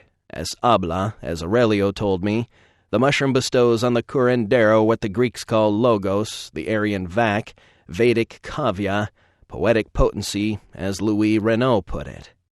The divine afflatus of poetry is the gift of the entheogen. The textual exegete, skilled only in dissecting the cruces of the verses lying before him, is of course indispensable, and his shrewd observations should have our full attention. But unless gifted with kavya, he does well to be cautious in discussing the higher reaches of poetry. He dissects the verses but knows not ecstasy, which is the soul of the verses. Shamanism as social catalyst. In claiming that religion originated when hominids encountered hallucinogenic alkaloids, Wasson was at odds with Mircea Eliade. Eliade considered what he called narcotic shamanism to be decadent. He felt that if individuals cannot achieve ecstasy without drugs, then their culture is probably in a decadent phase. The use of the word narcotic, a term usually reserved for soporifics, to describe this form of shamanism, betrays a botanical and pharmacological naivete. Wasson's view, which I share, is precisely the opposite. The presence of a hallucinogen indicates that shamanism is authentic and alive. The late, decadent phase of shamanism is characterized by elaborate rituals, ordeals, and reliance on pathological personalities. Where these phenomena are central, shamanism is well on its way to becoming simply religion. And at its fullest, shamanism is not simply religion. It is a dynamic connection into the totality of life on the planet. If, as suggested earlier, hallucinogens operate in the natural environment as message-bearing molecules, exopheromones, then the relationship between primate and hallucinogenic plant signifies a transfer of information from one species to another. The benefits to the mushroom arise out of the hominid domestication of cattle, and hence the expansion of the niche occupied by the mushroom. Where plant hallucinogens do not occur, cultural innovation occurs very slowly, if at all. But we have seen that in the presence of hallucinogens, a culture is regularly introduced to ever more novel information, sensory input, and behavior, and thus is moved to higher and higher states of self-reflection. The shamans are the vanguard of this creative advance. How specifically might the consciousness-catalyzing properties of plants have played a role in the emergence of culture and religion? What was the effect of this folkway, this promotion of language-using, thinking but stoned hominids into the natural order? I believe that the natural psychedelic compounds acted as feminizing agents that tempered and civilized the egocentric values of the solitary hunter individual with the feminine concerns for child-rearing and group survival. The prolonged and repeated exposure to the psychedelic experience, the wholly other rupture of the mundane plane caused by the hallucinogenic ritual ecstasy, acted steadily to dissolve that portion of the psyche which we moderns call the ego. Wherever and whenever the ego function began to form, it was akin to a calcareous tumor or a blockage in the energy of the psyche. The use of psychedelic plants in a context of shamanic initiation dissolved, as it dissolves today, the knotted structure of the ego into undifferentiated feeling, what Eastern philosophy calls the Tao. This dissolving of individual identity into the Tao is the goal of much of Eastern thought and has traditionally been recognized as the key to psychological health and balance for both the group and the individual. To appraise our dilemma correctly, we need to appraise what this loss of Tao, this loss of collective connection to the earth, has meant for our humanness. Monotheism. We in the West are the inheritors of a very different understanding of the world. Loss of connection to the Tao has meant that the psychological development of Western civilization has been markedly different from the East's. In the West, there has been a steady focus on the ego and on the God of the ego, the monotheistic ideal. Monotheism exhibits what is essentially a pathological personality pattern projected onto the ideal of God, the pattern of the paranoid, possessive, power-obsessed male ego. This God is not someone you would care to invite to a garden party. Also interesting is that the Western ideal is the only formulation of deity that has no relationship with woman at any point in the theological myth. In ancient Babylon, Anu was paired with his consort Manna. Grecian religion assigned Zeus a wife, many consorts, and daughters. These heavenly pairings are typical. Only the god of Western civilization has no mother, no sister, no female consort, and no daughter. Hinduism and Buddhism have maintained traditions of techniques of ecstasy that include, as stated in the Yogic Sutras of Patanjali, light-filled herbs, and the rituals of these great religions give ample scope for the expression and appreciation of the feminine. Sadly, the Western tradition has suffered a long, sustained break with the socio-symbiotic relationship to the feminine and the mysteries of organic life that can be realized through shamanic use of hallucinogenic plants. Modern religion in the West is a set of social patterns, or a set of anxieties centered on a particular moral structure in view of obligation. Modern religion is rarely an experience of setting aside the ego. Since the 1960s, the spread of popular cults of transcendence, such as disco and reggae, is an inevitable and healthy counter to the generally moribund form religious expression has taken on in Western and high-tech culture. The connection between rock and roll and psychedelics is a shamanic connection. Trance, dance, and intoxication make up the archaic formula for both religious celebration and a guaranteed good time. The global triumph of Western values means we as a species have wandered into a state of prolonged neurosis because of the absence of a connection to the unconscious. Gaining access to the unconscious through plant hallucinogen use reaffirms our original bond to the living planet. Our estrangement from nature and the unconscious became entrenched roughly 2,000 years ago, during the shift from the age of the great god Pan to that of Pisces that occurred with the suppression of the pagan mysteries and the rise of Christianity. The psychological shift that ensued left European civilization staring into 2 millennia of religious mania and persecution, warfare, materialism, and rationalism. The monstrous forces of scientific industrialism and global politics that have been born into modern times were conceived at the time of the shattering of the symbiotic relationships with the plants that had bound us to nature from our dim beginnings. This left each human being frightened, guilt-burdened, and alone. Existential man was born. Terror of being was the placenta that accompanied the birth of Christianity, the ultimate cult of domination by the unconstrained male ego. The abandonment of the ego-dissolving rites of the visionary plants had allowed what began as an individually maladaptive style to become the guiding image of the entire social organism. From within the context of an unchecked growth of dominator values and history told from a dominator point of view, we need to turn attention back toward the archaic way of vision plants and the goddess. Pathological monotheism. The drive for unitary wholeness within the psyche, which is to a degree instinctual, can nevertheless become pathological if pursued in a context in which dissolution of boundaries and rediscovery of the ground of being has been made impossible. Monotheism became the carrier of the dominator model, the Apollonian model of the self as solar and complete in its masculine expression. As a result of this pathological model, the worth and power of emotion and the natural world have been devalued and replaced by a narcissistic fascination with the abstract and the metaphysical. This attitude has proved a double-edged sword. It has given science explanatory power and its capacity for moral bankruptcy. Dominator culture has shown a remarkable ability to redesign itself to meet changing levels of technology and collective self-awareness.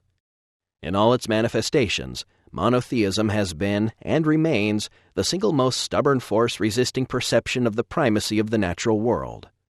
Monotheism strenuously denies the need to return to a cultural style that periodically places the ego and its values in perspective through contact with a boundary-dissolving immersion in the archaic mystery of plant-induced, hence mother-associated, psychedelic ecstasy and wholeness, what Joyce called the mama matrix most mysterious.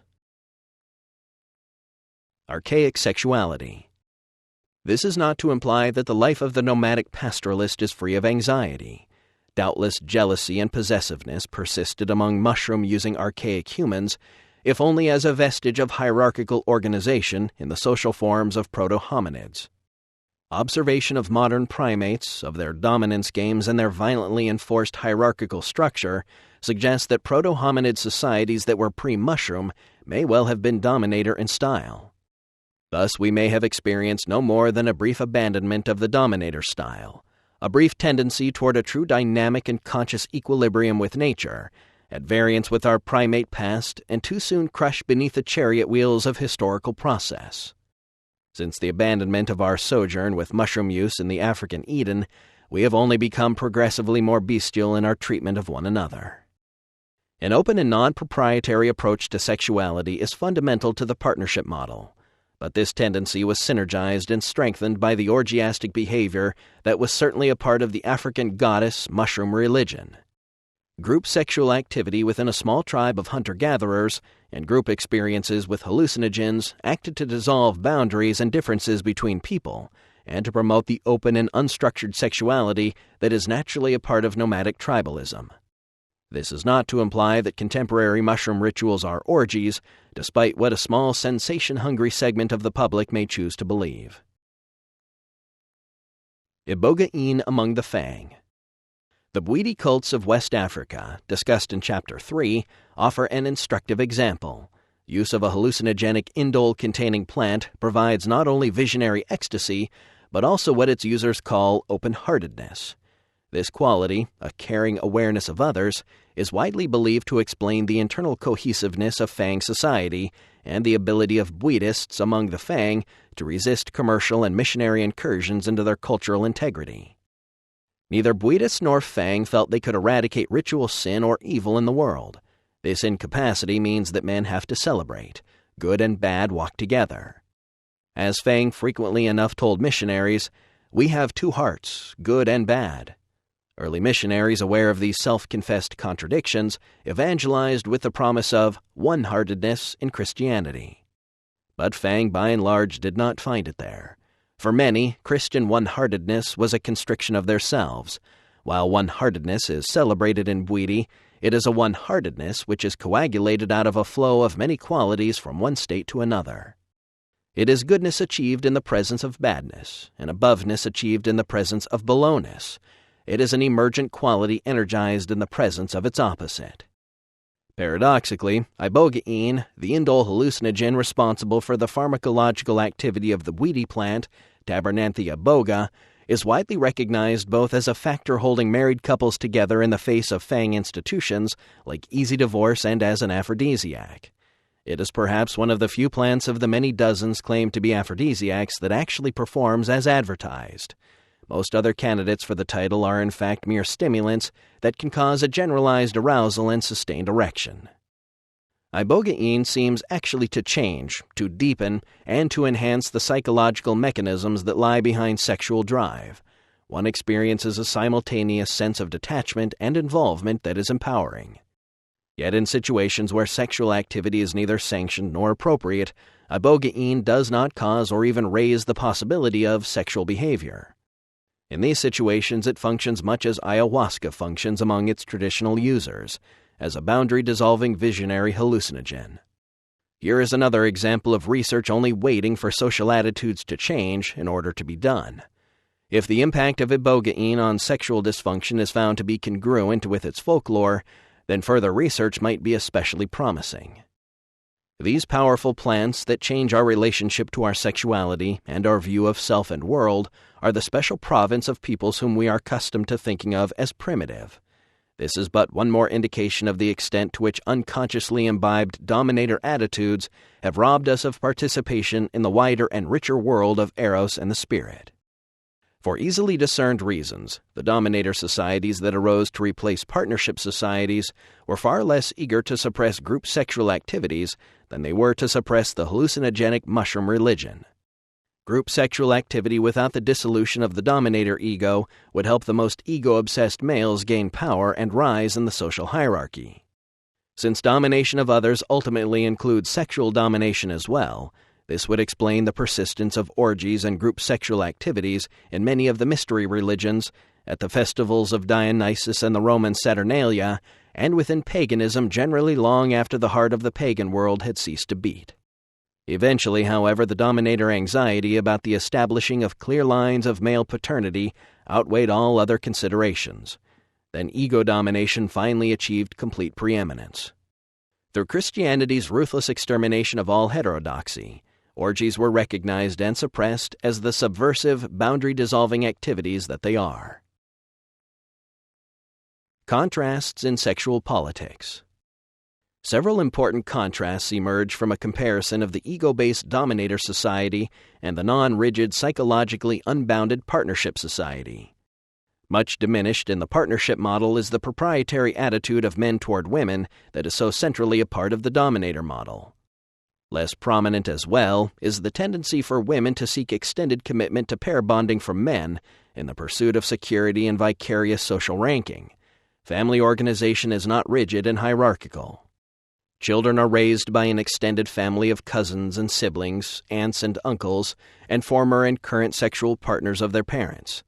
In such a milieu, a child has many different relationships and a variety of role models. Group values are not usually at odds with that of the individual or his or her mate and children. Adolescent sexual experimentation is expected and encouraged. Couples may bond for any number of reasons related to themselves and the welfare of the group. Such bonding may be, but is not necessarily, lifelong. Sexuality is rarely taboo in such societies, only becoming so as a result of contact with dominator values. In dominator society, men tend to choose sexual partners who are young, healthy, and capable of bearing many children. And the strategy of women within a dominator society is often to bond with an older man who, by being in control of group resources, food, land, or other women, could ensure that a woman's worth won't be devalued as she becomes older and passes out of her childbearing years. In the ideal partnership society, older men may have sexual relations with younger women, but without threatening the bonds that have been formed with older women. However, women are not driven to seek reproductive security under the protection of older men. This situation arose because power did not lie exclusively with aging and powerful males. Rather, power was distributed between men and women and through all age groups. Ultimate power in such societies was the power to create and sustain life, and so was naturally imaged as female, the power of the great goddess. Jean Baker Miller pointed out that the so-called need to control and dominate others is psychologically a function, not a feeling of power, but of a feeling of powerlessness. Distinguishing between power for oneself and power over others, she writes, "In a basic sense, the greater the development of each individual, the more able, more effective, and less needy of limiting or restricting others she or he will be." Partnership societies do not simply replace a patriarchy with a matriarchy. Such concepts are too limited and gender-bound. The real difference here is between a society based on partnership and roles appropriate to age, size, and level of skill, and a society in which a dominance hierarchy is maintained at the expense of the full expression and social utilization of the individuals within the group. In the partnership situation, the lack of concepts based on property and ego inflation made jealousy and possessiveness less of a problem. The generally hostile attitude of dominator society toward sexual expression can be traced to the terror that the dominator ego feels in any situation in which boundaries are dissolved, even the most pleasurable and natural of situations. The French notion of orgasm as petit mort perfectly encapsulates the fear and fascination that boundary-dissolving orgasm holds for dominator cultures.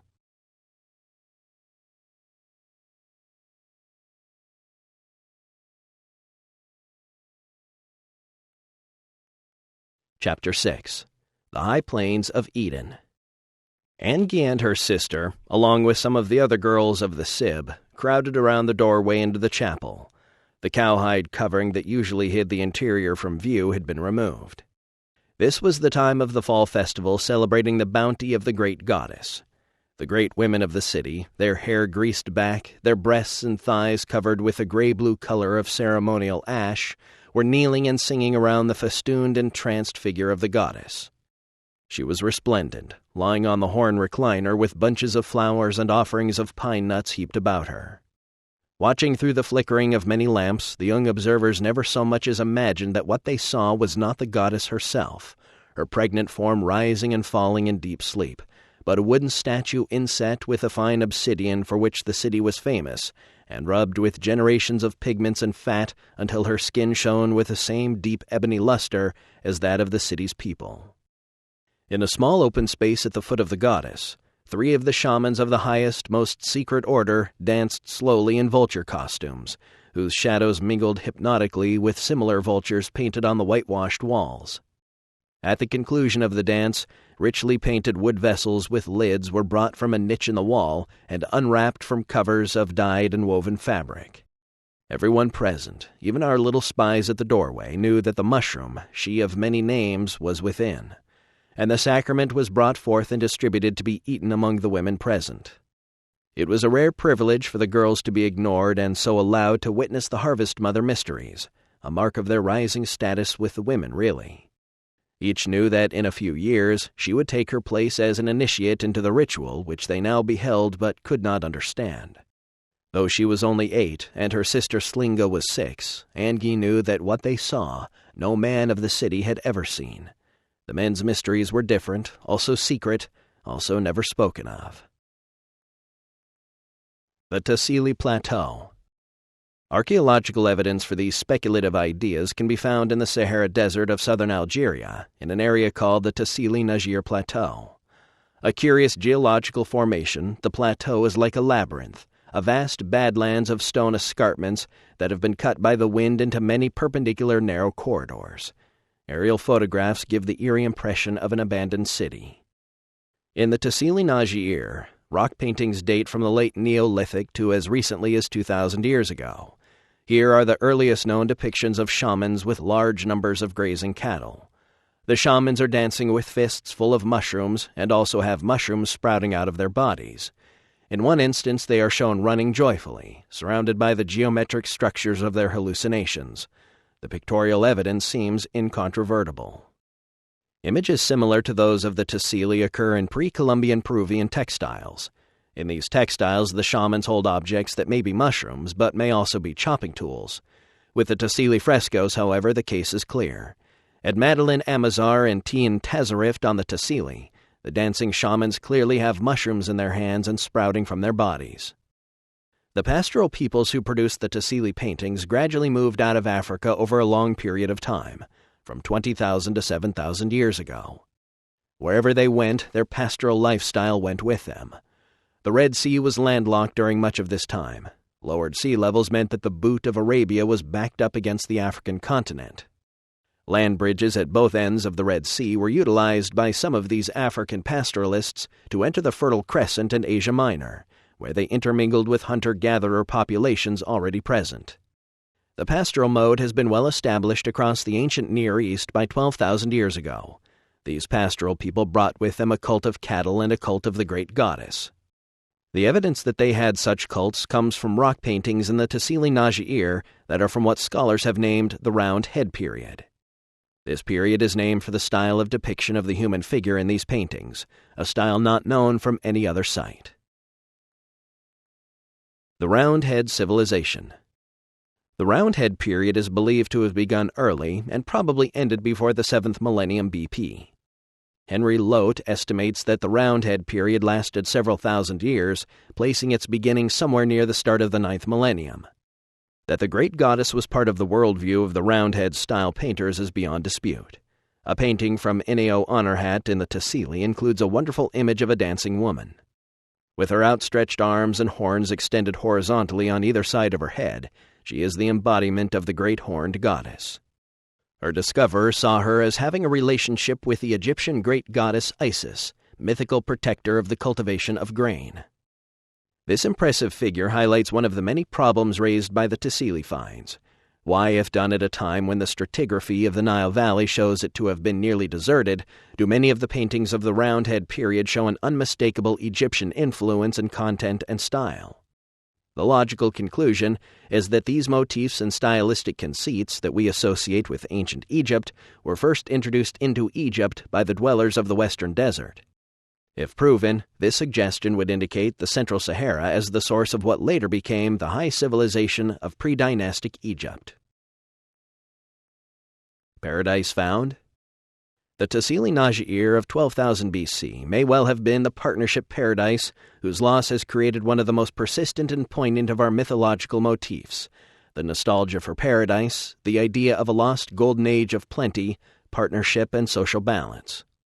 The contention here is that the rise of language, partnership society, and complex religious ideas may have occurred not far from the area where humans emerged, the game-filled, mushroom-dotted grasslands and savannas of tropical and subtropical Africa.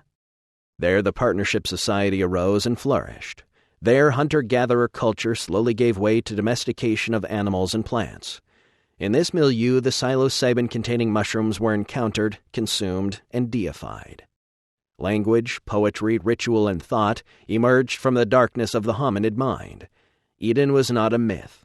For the prehistoric peoples of the high plateau of the Tassili Najir, Eden was home. The end of that story may well be the beginning of our own. Is it mere coincidence that at the beginning of the source code of Western civilization, in the book of Genesis, we read an account of history's first drug bust? Chapter 3, verse 6. When the woman saw that the fruit of the tree was good to eat, and that it was pleasing to the eye and pleasing to contemplate, she took some and ate it. She also gave her husband some, and he ate it. Then the eyes of both of them were opened, and they discovered that they were naked. So they stitched fig leaves together and made themselves loincloths.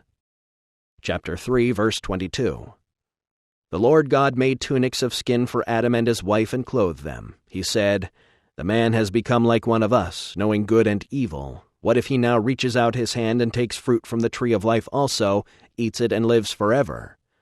So the Lord God drove him out of the Garden of Eden to till the ground from which he had been taken.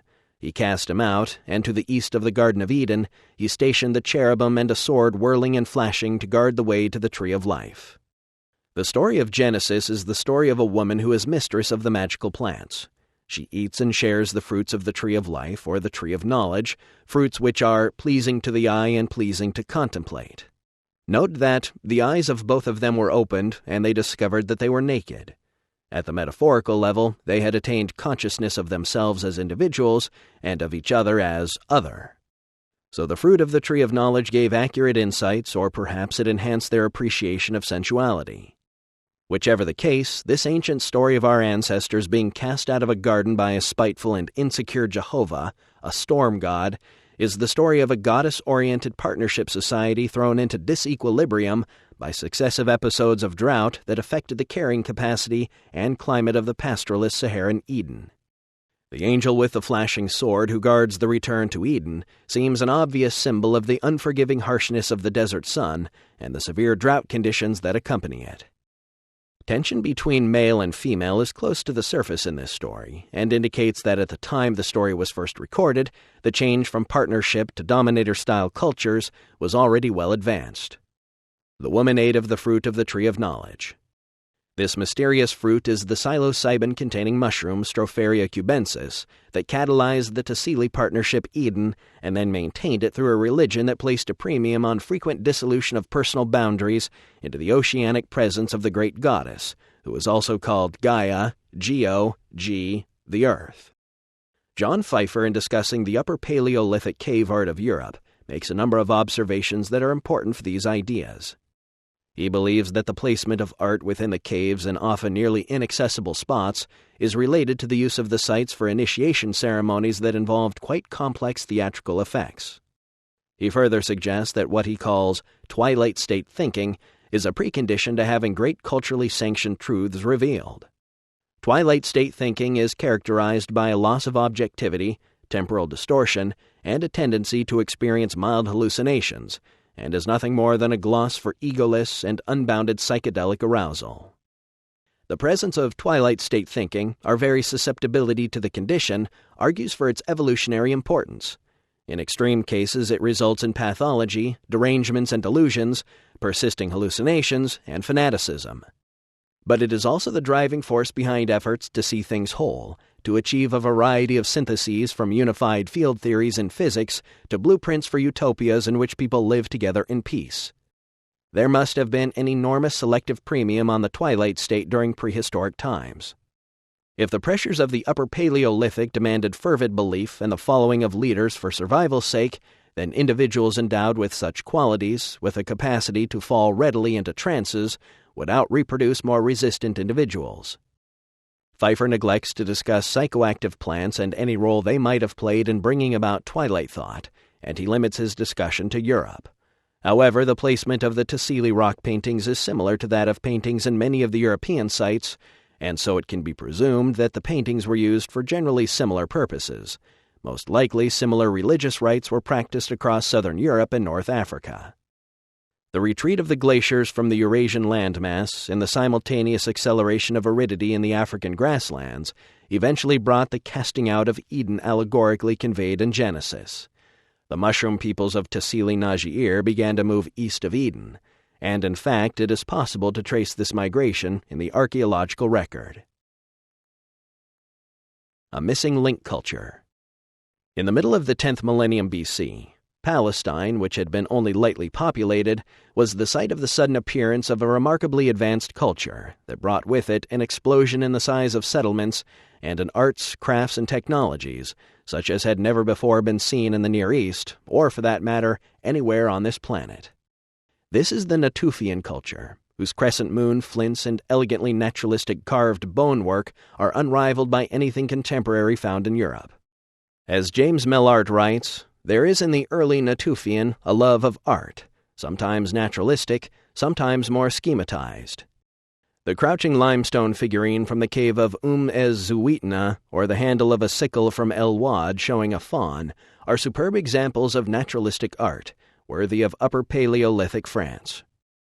In spite of the assumption of European academic archaeology that such a culture must have had links with the settlements of old Europe, the skeletal evidence from Jericho, where the Natufian culture reached its peak, shows clearly that the inhabitants were of Eurafrican stock, fairly robust with long skulls. The ceramic evidence also favors the notion of an African origin. Occurring in the Natufian sites is dark, burnished, monochrome pottery that is known as Sahara Sudanese ware. Pottery of this type has been found near the Egyptian-Sudanese border in a situation that suggests that domesticated cattle was present, and it has been found in and near the Tassili Najiir, evidently having appeared at the end of the Roundhead period. Mary Sedegast wrote, "The origin of these African ceramics is unknown. Very recent excavations of the T and Tora in the Libyan Sahara have uncovered Sahara Sudanese-type pottery with one carbon-14 reading of 7100 BC, which, if a reliable date, would suggest a Western seniority." Such statements support the notion that a high culture to the west of the Nile was the source of the new advanced culture appearing in the Nile Valley and Palestine. Of interest in this context is the Natufian culture's particularly close and intense involvement with plants. Inquiry into the relationship of environmental and behavioral systems from 10,000 to 8,000 BC reveals that the subsistence base of Natufian populations did not differ appreciably from the local Upper Paleolithic tradition. However, the emphases on plant resources in the Natufian allowed for a storable surplus which, in turn, had an effect on the Natufian behavioral patterns. Much of the Natufian material culture, architecture, grinding stones, and settlement pattern was influenced by an intensive exploitation of plant resources. African Genesis. If the source of the oldest ceramics at the Natufian sites is North African, this would suggest strongly that the Natufian source culture was the previously disrupted partnership paradise that flourished in the wetter and more western regions of the Sahara, especially the Tassili Najiir. Archaeology may eventually provide the answers, but to date, no archaeology of significance has been done with these questions in mind. The Western Sahara has not been taken seriously as a possible source of the advanced culture that entered Palestine in the mid-10th millennium BC. The result of this failure is reflected in comments like the following. What is puzzling, however, is that the Palestinian sequence provides nothing at all convincing for an ancestor for the very original first stages of the Natufian. The industry which immediately precedes it is a rather uninteresting culture, having very little in common with its successor. The Natufian, in fact, makes its first appearance apparently full-grown, with no traceable roots in the past. The early Natufians in Palestine settled caves and the terraces in front of caves, and it was in precisely such situations that the rock paintings in the Tassili were done.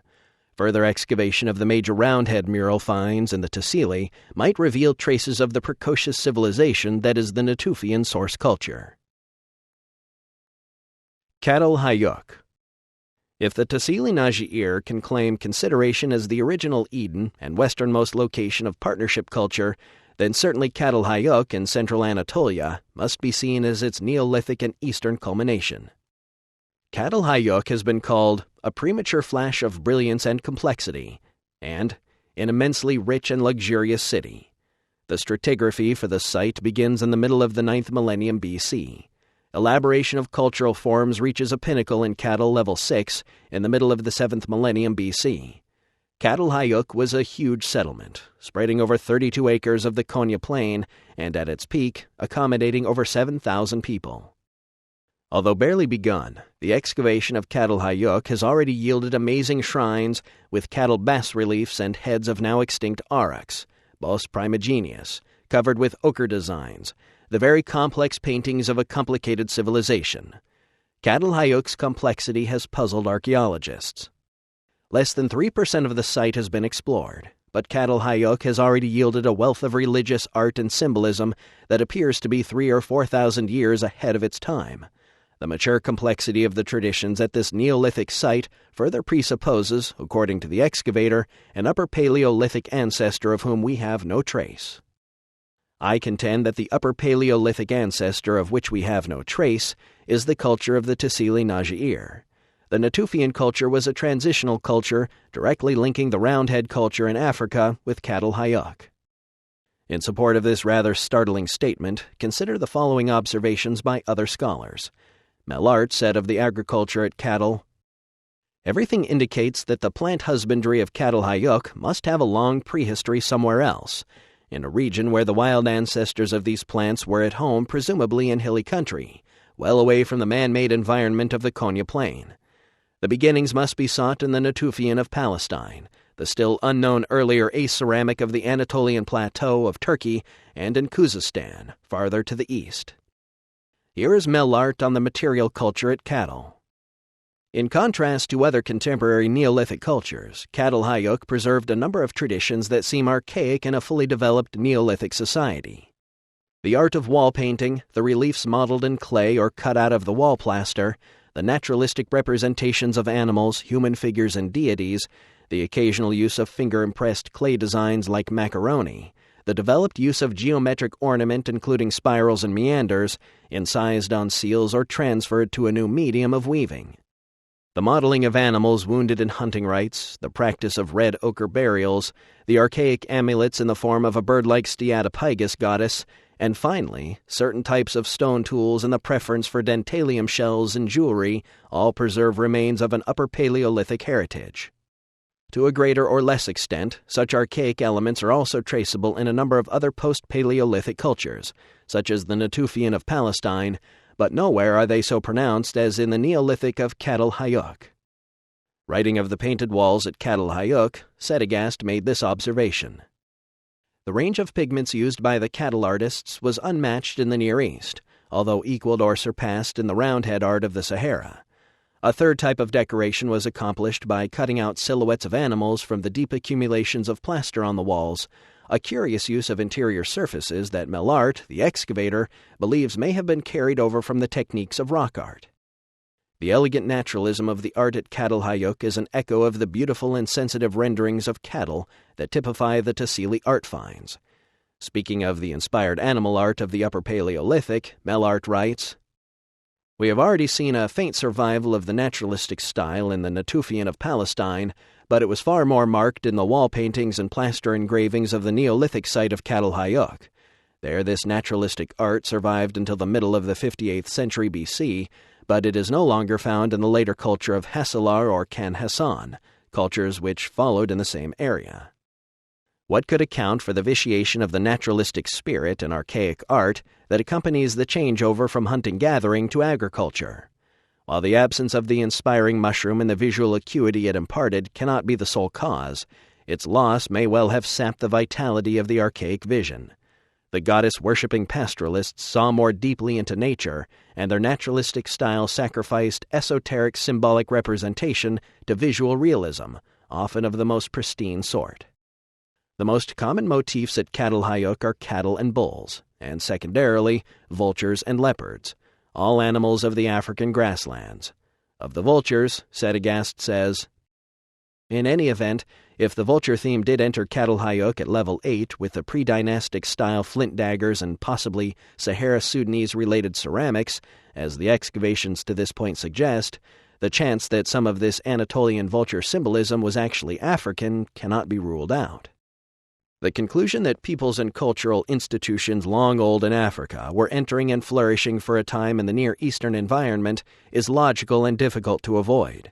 Mellart is puzzled that Catalhayuk left no great impact on subsequent cultures in the area, remarking that the Neolithic cultures of Anatolia introduced the first beginnings of agriculture and stock breeding and a cult of the mother goddess, the basis of our civilization. A basis many today still deny, it may fairly be added. Rianne Eisler, who has examined the psychology and mechanisms for maintaining cultural equilibrium in partnership society, argues convincingly that the later pattern to emerge, that of the dominator society, came with the Indo-Europeans, the horse-mounted wheeled vehicle cultures from the cold country north of the Black Sea. These are the people of the controversial and hypothetical Kurgan waves of Indo-European population movement. On this matter, Eisler's position echoes that of Maria Gimbutas, who wrote, "The term Old Europe is applied to a pre-Indo-European culture of Europe, a culture matrifocal and probably matrilinear, agricultural and sedentary, egalitarian and peaceful.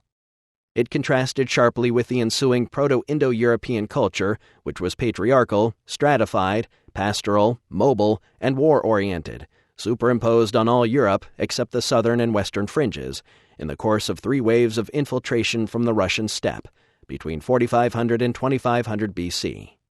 During and after this period, the female deities, or more accurately the goddess creatrix in her many aspects, were largely replaced by the predominantly male divinities of the Indo-Europeans. What developed after circa 2500 BC was a melange of the 2 mythic systems, Old European and Indo-European. Gimbutas believes, in short, that the sedentary matrilinear civilization of Old Europe was disrupted by successive waves of Indo-European invaders with a different culture and language. Cambridge archaeologist Colin Renfrew has offered an alternative interpretation of this Kurgan waves theory of Indo-European language diffusion. He claims Catalhayuk is the point of origin of the Indo-European language group and the area most likely to be implicated in the invention of agriculture. To support his unorthodox views, Renfrew calls upon the linguistic findings of Vladislav M. Ilyich Vidic and Aaron Dolgopolsky, which also point toward Anatolia as the home of the Indo-European languages. Dolgopolsky's student Sergei Starostin has argued that about 7,000 years ago, Indo-Europeans borrowed a massive number of words from the North Caucasian language of Anatolia. The date of this borrowing argues for our conclusion that Catalhayuk was not founded by Indo-Europeans who would have migrated there during a much later period. The recent genetic findings of Luigi Cavalli Sforza and Alan C. Wilson at Berkeley also seem to support this conclusion. The Berkeley group analyzed blood groupings of living populations and traced the population's genetic roots. They concluded that there is a close genetic relationship among the speakers of Afro-Asiatic and the Indo-European languages. Their work also supports the view that populations with linguistic roots in Africa had been living on the Anatolian plateau long before the appearance of the Indo-Europeans. The legacy of Catalhayuk was suppressed precisely because of the culture's deep association with the mother goddess. The orgiastic, psychedelic religion that worshipped the mother goddess made the cattle culture anathema to the new dominator style of warfare and hierarchy. This was a cultural style that arrived suddenly and without warning. The domestication of the horse and discovery of the wheel allowed the Indo-European tribal populations to move south of the Zagros Mountains for the first time. Horse-mounted plunder brought the dominator style to Anatolia and trampled beneath its hooves the last great partnership civilization. plunder replaced pastoralism, mead cults finally completed the already well-advanced process of supplanting mushroom use, human god kings replaced the religion of the goddess. However, at its height, the cult of Cattle Hayuk represented the most advanced and coherent expression of religious feeling in the world. We have very little evidence upon which to reconstruct the nature of the cult acts performed, but the sheer number of shrines in relation to the total number of rooms bespeaks a culture obsessed with religious observances. We know that this was a cult of totemic animals: the vulture, the hunting cat, and always preeminent, the bull or the cow. Later religions in the ancient Middle East were bull-worshipping in spirit, but we cannot assume this for Cattle Hayuk. The sculpted heads of cattle that protrude into the cattle shrines at Cattle Hayuk are sexually ambiguous and may represent bulls or cows or simply cattle generally. However, the prevalence of female symbolism in the shrines is overwhelming.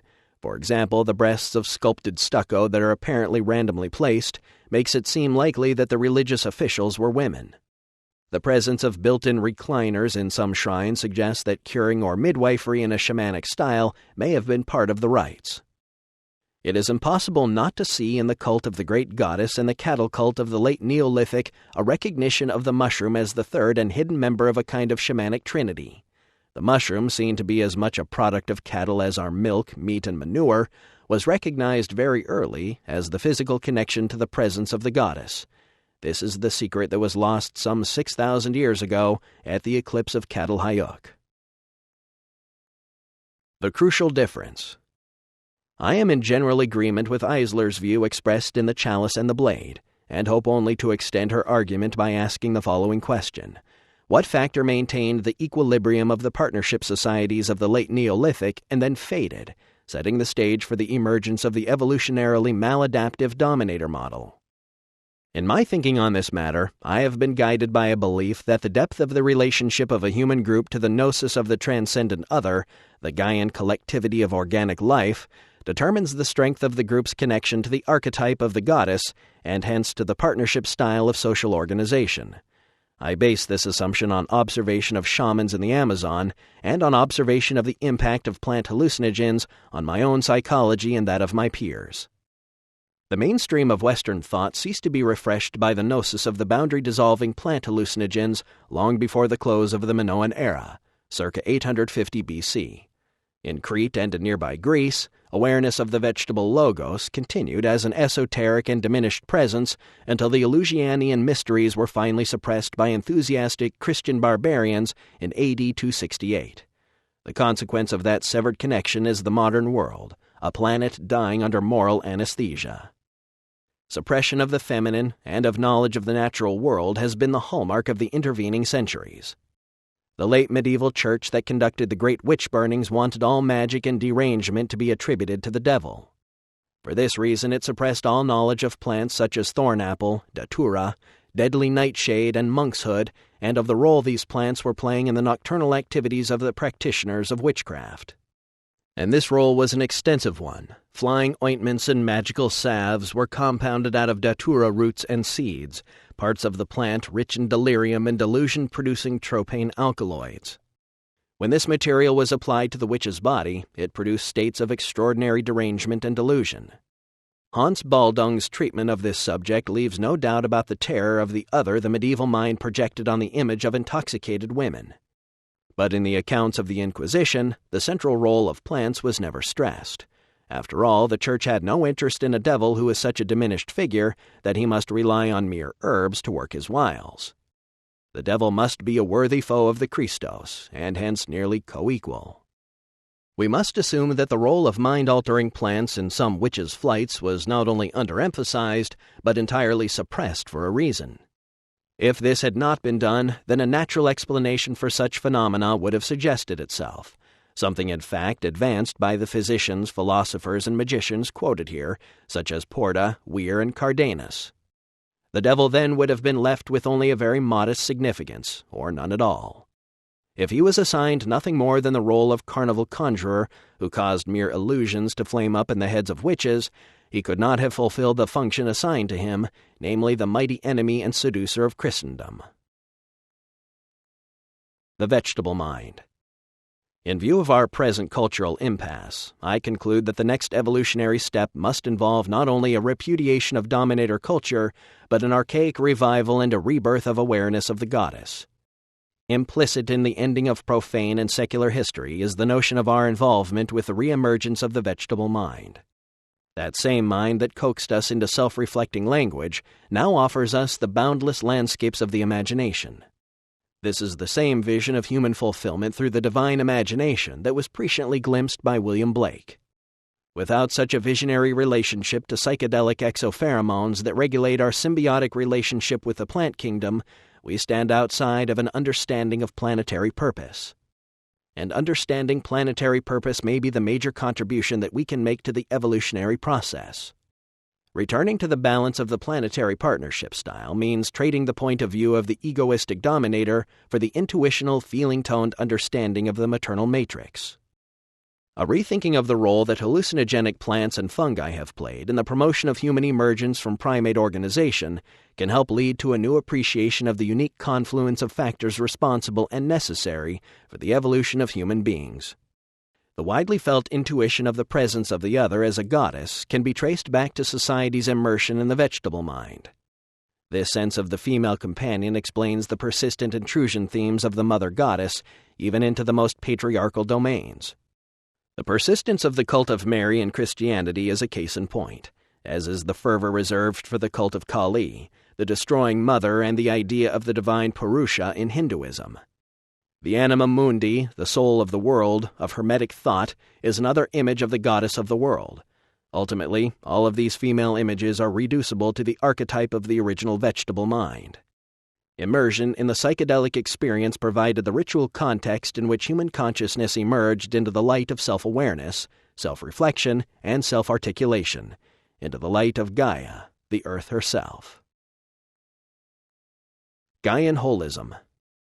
Deconstruction of dominator cultural values means promotion of what might be called a sense of Gaian holism, that is, a sense of the unity and balance of nature and of our own position within that dynamic, evolving balance. It is a plant-based view. This return to a perspective on self and ego that places them within the larger context of planetary life and evolution is the essence of the archaic revival. Marshall McLuhan was correct to see that planetary human culture, the global village, would be tribal in character. The next great step toward a planetary holism is the partial merging of the technologically transformed human world with the archaic matrix of vegetable intelligence that is the transcendent other. I hesitate to characterize this dawning awareness as religious, yet that is what it surely is. And it will involve a full exploration of the dimensions revealed by plant hallucinogens, especially those structurally related to neurotransmitters already present in the human brain. Careful exploration of the plant hallucinogens will probe the most archaic and sensitive level of the drama of the emergence of consciousness, the plant-human quasi-symbiotic relationship that characterized archaic society and religion, and through which the numinous mystery was originally experienced. And this experience is no less mysterious for us today, in spite of the general assumption that we have replaced the simple awe of our ancestors with philosophical and epistemic tools of the utmost sophistication and analytical power. Now our choice as a planetary culture is a simple one: go green or die.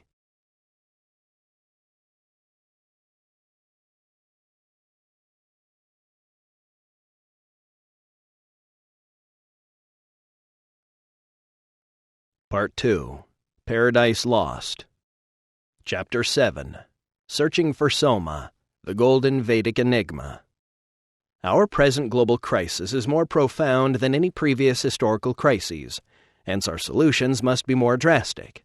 Plants and a renewal of our archaic relationship with plants could serve as the organizational model for life in the 21st century, just as the computer operates as the dominant model of the late 20th century. We need to think back to the last sane moment that we as a species ever knew, and then act from the premises that were in place at that moment. This means reaching back in time to models that were successful 15,000 to 20,000 years ago. This shift in viewpoint would enable us to see plants as more than food, shelter, clothing, or even sources of education and religion. They would become models of process. They are, after all, the exemplars of symbiotic connectedness and efficient resource recycling and management. If we acknowledge that archaic revival will be a paradigm transformation and that we really can create a caring, refeminized, eco-sensitive world by going back to very old models, then we must admit that more than political exhortation will be needed. To be effective, the archaic revival must rest on an experience that shakes each and every one of us to our very roots. The experience must be real, generalized, and discussable. We can begin this restructuring of thought by declaring legitimate what we have denied for so long. Let us declare nature to be legitimate. The notion of illegal plants is obnoxious and ridiculous in the first place. Contacting the mind behind nature. The last best hope for dissolving the steep walls of cultural inflexibility that appear to be channeling us toward true ruin is a renewed shamanism. By re-establishing channels of direct communication with the other, the mind behind nature, through the use of hallucinogenic plants, we will obtain a new set of lenses to see our way in the world. When the medieval world grew moribund in its worldview, secularized European society sought salvation in the revivifying of classical Greek and Roman approaches to law, philosophy, aesthetics, city planning, and agriculture. Our dilemma, being deeper, will cast us further back into time in a search for answers. We need to examine the visionary intoxicants of our collective past, which include the strange cult of Soma, described in the earliest Indo-European spiritual writings. No history of plants and peoples could claim completeness without a thorough treatment of the mysterious Soma cult of the ancient Indo-Europeans. As mentioned in Chapter 6, the Indo-Europeans were a nomadic people whose original home has been a matter of scholarly debate and who are associated with patriarchy, wheeled chariots, and the domestication of the horse. Also associated with the Indo-Europeans is a religion based on the magnificently intoxicating Soma. Soma was a juice or sap pressed out of the swollen fibers of a plant that was also called Soma. The text seemed to imply that the juice was purified by being poured through a woolen filter, and then in some cases was mixed with milk. Again and in various ways, we find Soma intimately connected with the symbolism and rituals related to cattle and pastoralism. As will be discussed, the identity of Soma is not known. We believe this connection to cattle is central to any attempt to identify Soma. The earliest scriptural writings of these Indo-European people are the Vedas. Of these, the best known is the Rig Veda, best described as a collection of nearly 120 hymns to Soma, the plant and the god. Indeed, the 9th mandala of the Rig Veda is entirely composed of a paean of praise for the magical plant. The beginning of the 9th mandala is typical of the praises of Soma that pervade and typify Indo-European literature of the period. Thy juices, purified Soma, all-pervading, swift as thought, go of themselves like the offspring of swift mares, the celestial, well-winged, sweet-flavored juices, great exciters of exhilaration, alight upon the receptacle. Thy exhilarating, all-pervading juices are let loose separately like chariot horses. The sweet-flavored Soma waves go to Indra, the wielder of the thunderbolt, as a cow with milk to the calf. Like a horse urged on to do battle, do thou who art all-knowing rush from heaven to the receptacle whose mother is the cloud. Purified Soma, thy celestial steed-like streams, as quick as thought, are pouring along with the milk into the receptacle. The Rishis, the ordainers of sacrifice, who cleanse thee, O Rishi, enjoyed Soma, pour thy continuous streams into the midst of the vessel. Soma was prominent in the pre-Zoroastrian religion of Iran as Haoma. Soma and Haoma are different forms of the same word, derived from a root meaning to squeeze out liquid, which is su in Sanskrit and hu in Avestan. No praise seems to have been too excessive to be applied to the magical intoxicant. Soma was thought to have been brought by an eagle from the highest heaven, or from the mountains where it had been placed by Varuna, a member of the early Hindu pantheon. Here is another quote from Rig Veda. It is drunk by the sick man as medicine at sunrise. Partaking of it strengthens the limbs, preserves the legs from breaking, wards off all disease, and lengthens life. Then need and trouble vanish away. Pinching want is driven off and flees when the inspiring one lays hold of the mortal. The poor man, in the intoxication of the Soma, feels himself rich. The draught impels the singer to lift his voice and inspires him for song. It gives the poet supernatural power, so that he feels himself immortal.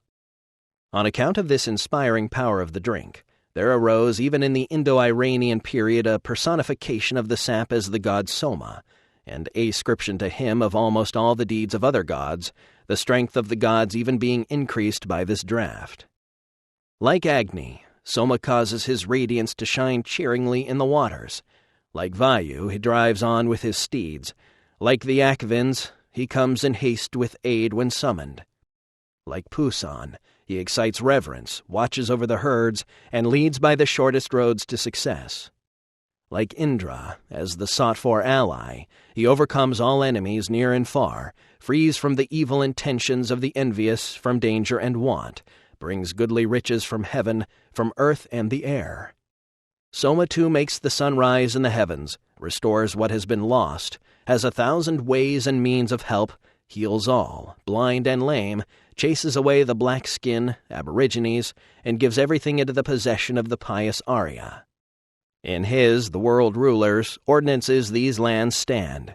He, the bearer of heaven and the prop of earth, holds all people in his hand. Bright shining as Mitra, awe-compelling as Ariaman, he exults and gleams like Surya. Varuna's commands are his commands. He too measures the earth's spaces and built the vault of the heavens. Like him, he too, full of wisdom, guards the community, watches over men even in hidden places, knows the most secret things. He will lengthen the life of the devout endlessly, and after death make him immortal in the place of the blessed, in the highest heaven. Soma. What is it?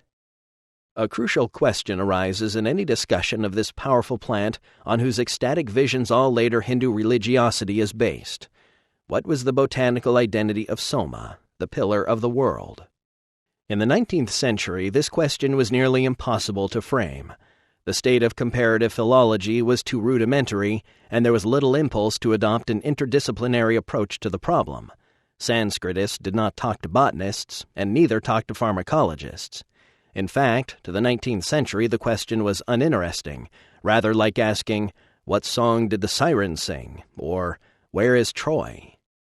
Thanks to the discoveries of Heinrich Schliemann, who followed his own inner voices and promptings, it is generally agreed that we now know where Troy actually stood. And in that spirit of respect for the factual veracity of ancient texts, 20th century scholarship has attempted to decipher the botanical identity of Soma. These attempts have ranged from the casual to the exhaustive. The game is precisely the sort that scholars love to play. The answers must be contained in fragmented descriptions in a long-dead language filled with color words and words which only occur once in the literature of a given language. What plant best fits the scattered references to the physical form of this most mysterious member of the visionary flora? To answer this question, we must try to reconstruct the context in which the Indo-Europeans found themselves. One possibility is that the migrations, beginning sometime during the 6th millennium BC, carried the Indo-European tribes far beyond the forest environment suitable to the source of archaic Soma. Of course, events would have unfolded slowly. The archaic Soma must have been an item of trade between the original homelands of the Aryans and the frontiers of their southeastward expanding sphere of influence. Another possibility is that Soma was something that the Indo-Europeans did not come in contact with until they encountered the valley-dwelling pastoralists who presumably used mushrooms and who lived on the Konya plain of Anatolia.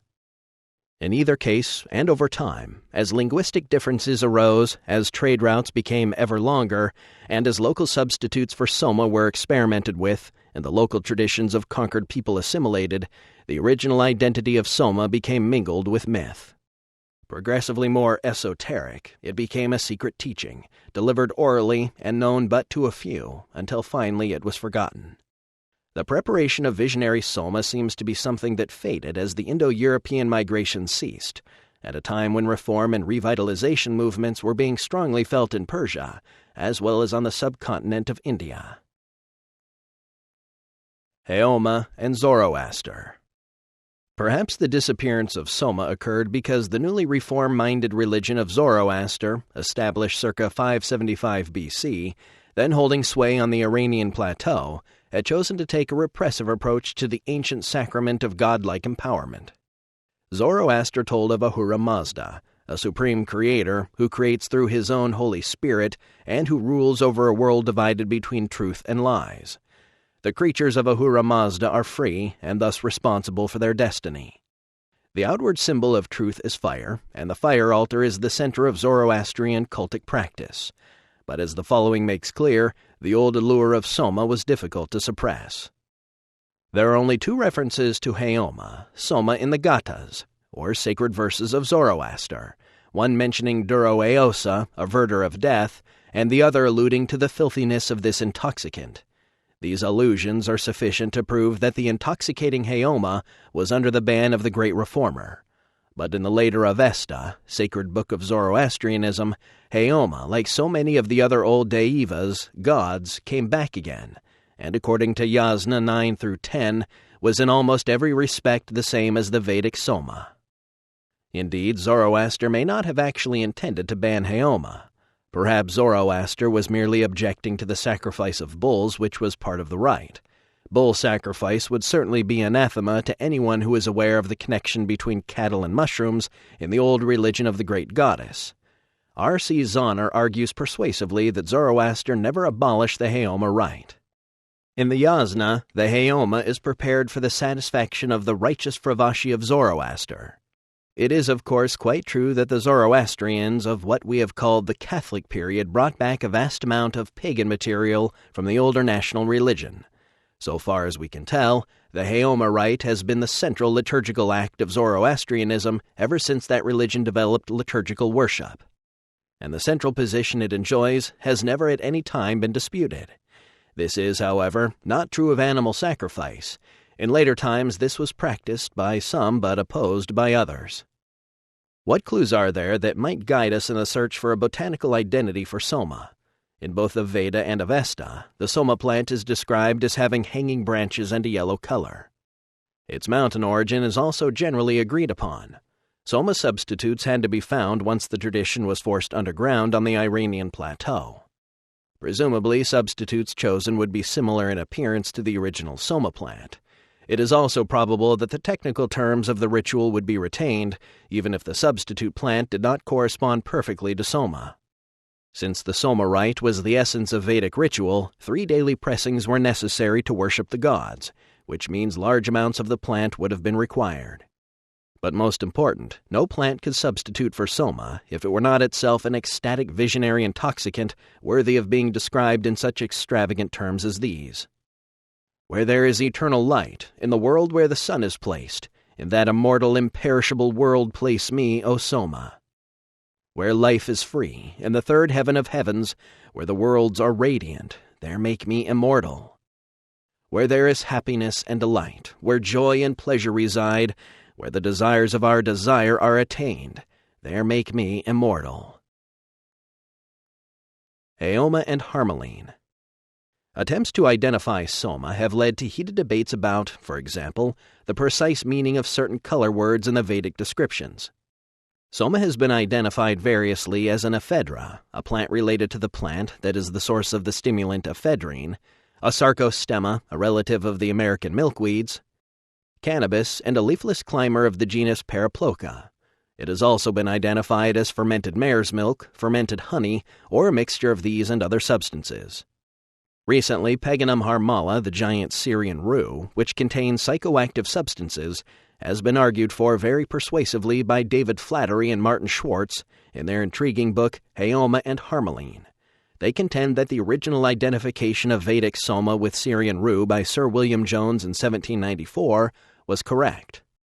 They make their argument using the Zend Avesta and other scriptural materials of the Parsi religion that other scholars had passed over. In discussing the ordinarily invisible spiritual world of the after-death state called Menog existence in the Avestan religion, Flattery says this: the consumption of Soma, may have been the only means recognized in Iranian religion of seeing into Menog existence before death. At all events, it is the only means acknowledged in Zoroastrian literature, and as we have seen, is the means used by Ormazd when he wishes to make the Menog existence visible to living persons. In ancient Iranian religion, there is little evidence of concern with meditative practice, which might foster development of alternative, non-pharmacological means to such vision. In Iran, vision into the spirit world was not thought to come about simply by divine grace or as a reward for saintliness. From the apparent role of soma in initiation rites, experience of the effects of soma, which is to say vision of Menog existence, must have at one time been required of all priests, or the shamans antecedent to them. The Wasson's Amanita Theory. Gordon and Valentina Wasson, the founders of the science of ethnomycology, the study of human uses of and lore concerning mushrooms and other fungi, first suggested that soma might be a mushroom, specifically that it was the scarlet-capped, white-spotted fly agaric, Amanita muscaria, an extremely ancient shamanic intoxicant until recently used by the Tungusic tribes of Arctic Siberia. The evidence that the Wassons gathered was massive. By studying the evolution of the languages involved, tracing artistic motifs, and judiciously re-examining and reinterpreting the Vedic material, they made a strong case that a mushroom lay behind the mystery of soma. Theirs was the first botanically sophisticated, pharmacologically informed inquiry into the identity of soma. In other research, the Wassons discovered the existence of still-active shamanic mushroom cults in the mountains of the Sierra Mazateca of Oaxaca, Mexico. Gordon Wasson brought samples of Mexican mushrooms to Swiss pharmaceutical chemist and LSD discoverer Albert Hofmann, and thus set the stage for the characterization and isolation of psilocybin in 1957. The same psilocybin that I argue is involved in the emergence of human self-reflection on the African grasslands some tens of millennia ago. In 1971, Gordon Wasson published Soma, Divine Mushroom of Immortality. There the case for fly agaric is presented in its most complete form. Wasson was brilliant in advancing the notion that a mushroom of some sort was implicated in the soma mystery. He was less successful in showing that the species behind the mystery was the fly agaric. He, like all those before him who had attempted an identification of soma, had forgotten that whatever soma was, it was a visionary intoxicant of tremendous power and an unparalleled hallucinogen. In contrast, he was well aware that European scholarship had settled upon Siberian shamanism as exemplary of all archaic shamanism, and that fly agaric had long been used in Siberia to induce shamanic journeys and initiate neophyte shamans into the fullness of their heritage. As a result of Wasson's own discoveries in Mexico, it was known that mushrooms other than fly agaric could contain visionary intoxicants, but psilocybin mushrooms were thought to be a strictly New World phenomenon, since no other intoxicating mushrooms were known. Wasson assumed that if a mushroom were soma, then that mushroom must be a fly agaric. This overemphasis of Amanita muscaria has haunted efforts to understand soma ever since. Objections to fly agaric. Genetically and chemically, Amanita muscaria is extremely variable. Many kinds of fly agaric do not provide a reliable ecstatic experience. Soil considerations and geographic and seasonal factors also affect its hallucinogenic properties. Use of a plant by a shaman does not necessarily mean it is ecstatic. Many rather unpleasant plants are used by shamans to intoxicate themselves and to open the crack between the worlds.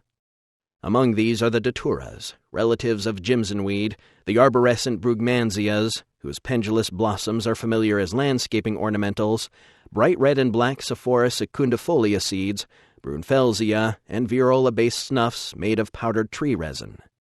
In spite of their shamanic usage, these plants do not induce an ecstatic experience that could inspire the rapturous praise heaped on soma. Wasson himself was aware that Amanita was unreliable, as he himself never had an ecstatic experience from eating Amanita. Instead of realizing that Amanita muscaria was an unlikely candidate for Vedic soma, Wasson became convinced that some method of preparation must have been involved. But no ingredient or procedure has ever been found that reliably transforms the often uncomfortable subtoxic experience of Amanita into visionary journeying to a magical paradise. Wasson himself knew of only one inexplicable and unreplicated exception. In 1965 and again in 1966, we tried out the fly agarics, Amanita muscaria, repeatedly on ourselves. The results were disappointing. We ate them raw on empty stomachs. We drank the juice on empty stomachs. We mixed the juice with milk and drank the mixture, always on empty stomachs. We felt nauseated and some of us threw up. We felt disposed to sleep and fell into a deep slumber from which shouts could not rouse us, lying like logs, not snoring, dead to the outside world. When in this state, I once had vivid dreams, but nothing like what happened when I took the psilocybin mushrooms in Mexico, where I did not sleep at all. In our experiments at Sugadaira, Japan, there was one occasion that differed from the others, one that could be called successful. Rokuya Imazaki took his mushrooms with miso shiru, the delectable soup that the Japanese usually serve for breakfast, and he toasted his mushroom caps on a fork before an open fire. When he rose from the sleep that comes with the mushroom, he was in full elation. For 3 hours he could not help but speak. He was a compulsive speaker.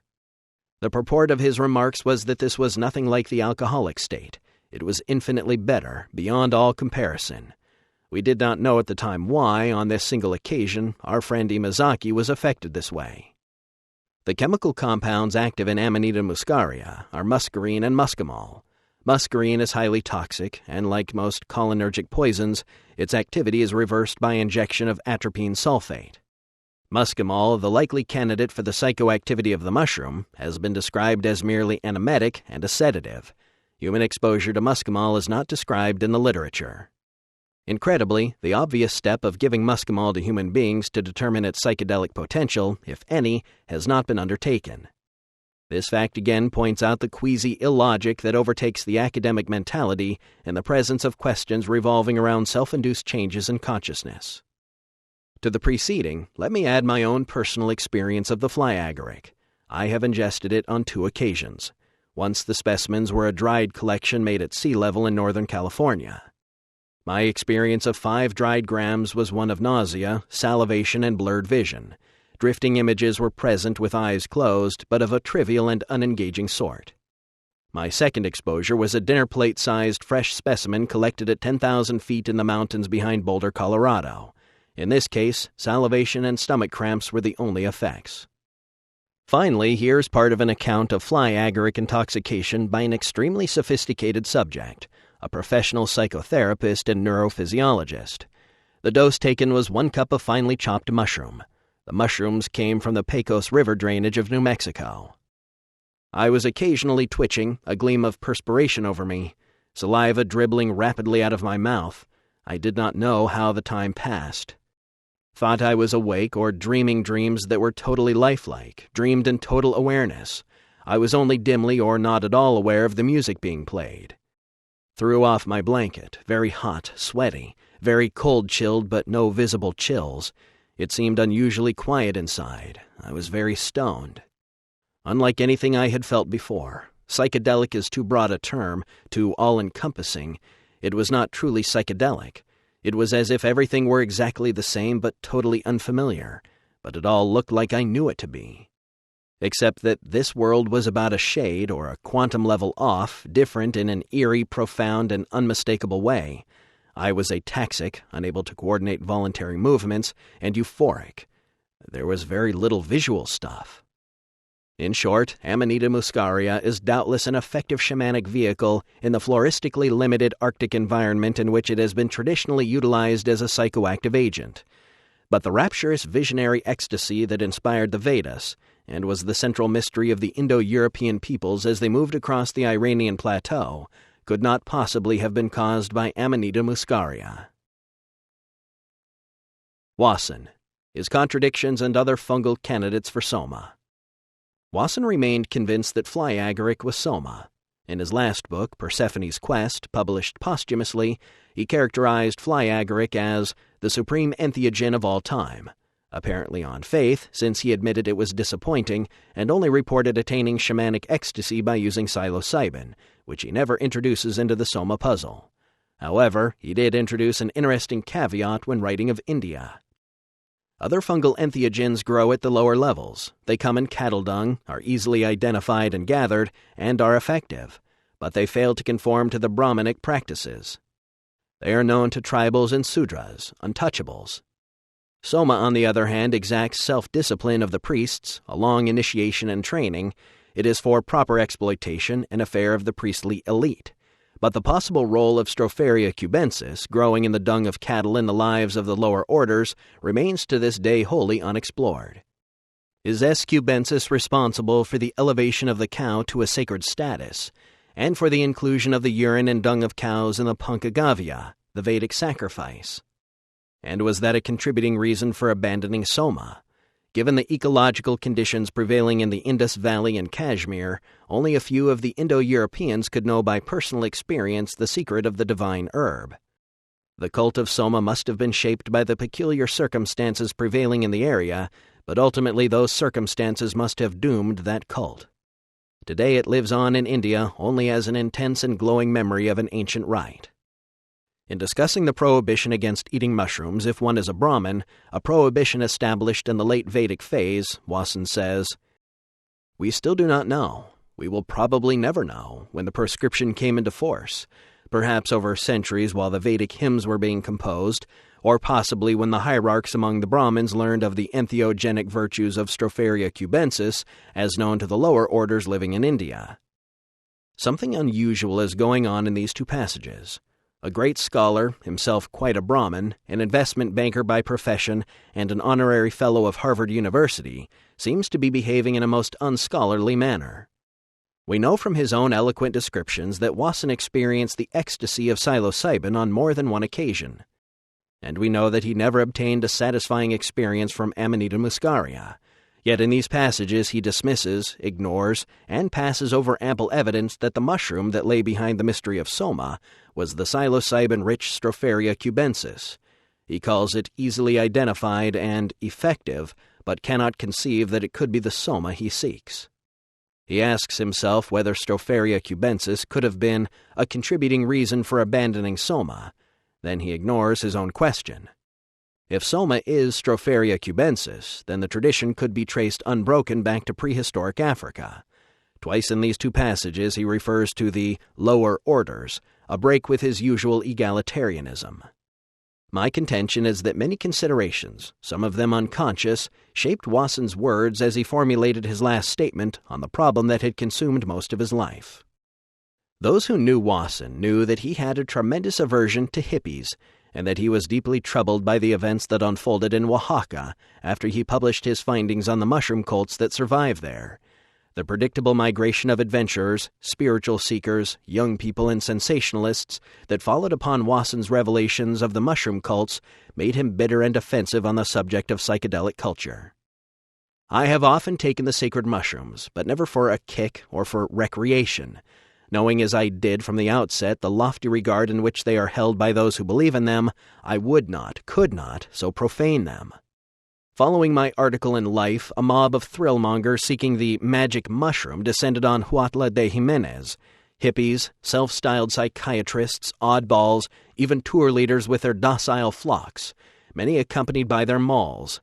Countless thousands elsewhere have taken the mushrooms or the synthetic pills containing their active agent, and the chatter of some of them fills the nether reaches of one segment of our free press. I deplore this activity of the riffraff of our population, but what else could we have done?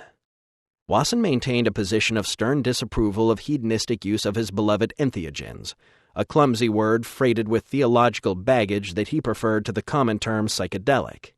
Perhaps it was this attitude that caused Wasson to decide that his magnum opus, written in collaboration with the French mycologist Roger Heim, Les Champignons hallucinogènes du Mexique, should not be made available in the 1960s in an English translation.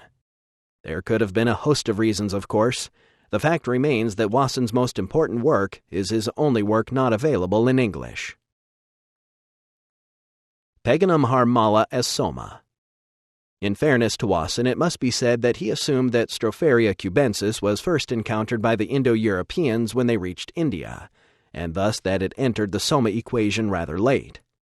My own contention is that Stropharia cubensis, or a conspecific coprophilic species, was well established in Africa, Anatolia, and perhaps the Iranian plateau, millennia before the coming of the Indo-Europeans. This assumption changes the picture in important ways. It means that the invading Indo-European tribes encountered old mushroom-using cultures already in place on the Anatolian and Iranian plateaus. The increasing dryness of the region could possibly have prompted a search for mushroom substitutes long before the Indo-European invasions. I confess to being impressed by the new data on harmaline put forth by Flattery and Schwartz, arguing conclusively that, at least by late Vedic times, Haoma Soma was understood to be Peganum harmala. Harmaline, the beta-carboline present in Peganum harmala, is distinct in its pharmacological activity from harmine, its near relative which occurs in the South American ayahuasca plant Banisteriopsis caapi. It is known that harmaline is more psychoactive and less toxic than harmine. This may mean that Peganum harmala by itself, when brewed to sufficient strength, can give a reliable and ecstatic hallucinogenic experience. It certainly would be true that Peganum harmala in combination with psilocybin in any form would synergize and enhance the effects of psilocybin. Perhaps when mushroom supplies were low, this combination was used. Gradually, Peganum harmala might have come to supplant the ever-rarer mushrooms altogether. Here is an area where further research is clearly called for. Whatever the ultimate ethnopharmacological importance assigned to Peganum harmala, it is clear that before the Indo-European invasion, the cultures of Anatolia and Iran were of the cattle hayuk type. They were cattle-raising, great goddess-worshipping partnership societies practicing an orgiastic and psychedelic religion, the roots of which reach back toward Neolithic Africa and the emergence of self-reflecting consciousness. Soma as male moon god. The ninth mandala of the Rig Veda goes into great detail concerning Soma and states that Soma stands above the gods. Soma is the supreme entity. Soma is the moon. Soma is masculine. Here we have a rare phenomenon, a male lunar deity. It is limited to certain North American Indian peoples and to the Indo-Europeans. The German folk conception of the moon as masculine to this day. In studying folklore, the connection between the feminine and the moon is so deep and obvious that a lunar male deity stands out, making its traditional history in any region easy to trace. In the mythologies of the Near East, there is a lunar god that must have been imported to India from the West. The Babylonian civilization's northernmost outpost was the city of Haran, a city traditionally associated with the original home of Abraham and the beginning of astrology. The patron deity of Haran was a male moon god, Sin or Nanar. He was thought to have arisen from a god of nomads and a protector of cattle related to the masculine cult of the moon god in early Arabia. His daughter Ishtar in time overshadowed all the other female deities, as did her counterpart Isis in Egypt. As the father or source of the goddess, it is fitting that Sin wears headgear suggestive of a mushroom. No other deity in the Babylonian pantheon has this headgear. I found 3 examples of Sin or Nanar on cylinder seals. In each, the headgear was prominent, and in one instance, the accompanying text by a 19th century scholar mentioned that this headgear was in fact the identifier for the god. Why was the Haran patron deity connected with a mushroom perceived as male? This is a problem for folklorists and mythologists. Yet it is clear that the Stropharia cubensis mushroom will take the projection of masculinity or femininity with equal ease. It is obviously connected to the moon. It has a lustrous silvery appearance in certain forms, and the overnight appearance of mushrooms in a field implies that they are active at night when the moon rules the heavens. On the other hand, one can shift the point of view and suddenly see mushroom as masculine. It is solar in color, phallic in appearance, and imparts a great energy, being traditionally thought of as the child of lightning. The mushroom is most correctly seen as an androgynous shape-shifting deity, which can take various forms depending on the predisposition of the culture encountering it. One can almost say that it is a mirror of classical expectations, and so for the Indo-Europeans took on a masculine quality, and in Saharan Africa and at Cattle Hayuk, a very lunar and feminine quality. In any case, it is a hallucinogen or a god that is not wild, that is associated with the domestication of animals and with human culture. Soma and cattle. The domestication of the mushroom can serve as the thread to specifically connect the dung-loving Stropharia cubensis mushrooms to Soma. That cattle are a major motif in the Soma cult makes little if any sense if one believes that Soma is Amanita muscaria. Wasson noted the association of cattle and Soma, but went to some lengths to avoid the logical conclusion that Soma must be a dung-loving species. So much emphasis is laid on cows in the Rig Veda and on the urine of bulls in the religion of the Parsis that the question naturally presents itself whether cows consume the fly agaric and whether they are affected by it, along with their urine and milk. I cannot answer this. Some 18 years later, Carl A.P. Ruck, in his contribution to Wasson's last published work, commented on the preceding passage in a footnote. Metaphors of cattle are also attributes of soma, which can be described as an udder that yields the entheogenic milk and as a bellowing bull, the latter being apparently a characteristic of the mushroom that Perseus picked at Mycenae. The bull is the most common metaphor for soma, and this manifestation of the sacred plant may underlie the tradition that Zeus, in establishing European civilization, abducted the Anatolian Europea by appearing to her in the form of a bull that breathed upon her the inspiration of the flower he had grazed upon. In order to save the hypothesis that Amanita muscaria is soma, these authors have seized on the fact that the urine of reindeer and human beings who have eaten Amanita muscaria is itself a psychoactive material. Among the Siberian tribes where this fact was noted, the urine is preferred over the plant itself. But Amanita muscaria does not grow in grasslands, and cattle do not habitually graze on mushrooms, nor is there any reason to believe that if they did, their urine would have psychoactive properties, as the hallucinogens would probably have been metabolized. Wasson's doubts. Wasson himself was not as certain as his published statements might seem to indicate. In 1977, Wasson wrote the following in answer to my inquiry concerning the Stropharia versus Amanita question. Your question about Stropharia cubensis has also bothered me. When Roger Heim and I went to India in 1967, in the Simlipal hills of Orissa, I was given an account of a mushroom growing in cow's dung that tallied perfectly with Stropharia cubensis, even to its psychoactive powers. My informant said that everyone avoided it. He seemed not to be withholding anything. He said he would deliver the mushroom to us, but though we stayed there a couple more days, I saw no more of him. Our purpose in going to India was altogether different. It will be necessary to pursue Stropharia cubensis further not only in India, but elsewhere in the world. Of course, Stropharia cubensis must flourish in India. Did it play a part in the abandonment of soma? Inebriation from Stropharia cubensis and the other psilocybin species is clearly, in my opinion, superior to Amanita muscaria. I may develop this as one of several further ideas that I propose to include in my book next after this one, which I am now drawing to a close. Eventually, however, Wasson contradicted this position. A more plausible argument. As the arguments for Amanita being soma are quite tortured, I believe the idea is best abandoned. The web of textual and linguistic associations that was so convincing to some can probably not be saved. Nevertheless, a more plausible reconstruction might run as follows. In their original homeland north of the Black Sea, the Indo-Europeans might well have practiced a shamanic religion with close similarities to the Amanita-using shamanism characteristic of the Koryak, Chukchi, and the Kamchadal peoples of northeast Siberia. The Indo-Europeans were at that time surrounded to the north and the east by the Finno-Ugric peoples with a presumed long history of fly agaric use.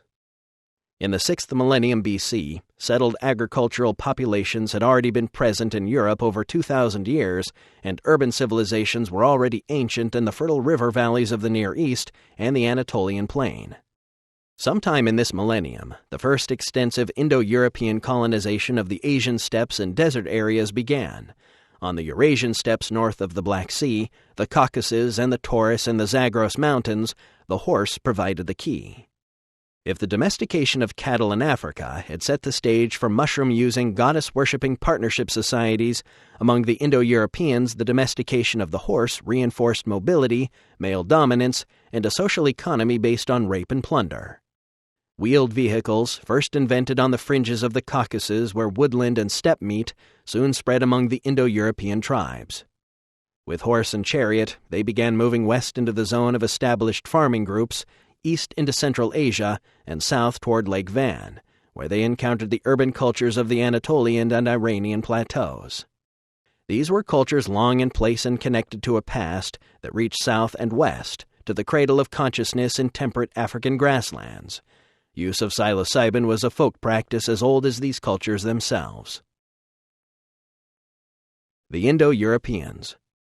Whatever relationship the Indo-Europeans may have had to Amanita in their region of origin, it is most reasonable to suppose that the Vedas were written during the long centuries of their migrations toward the Indian subcontinent.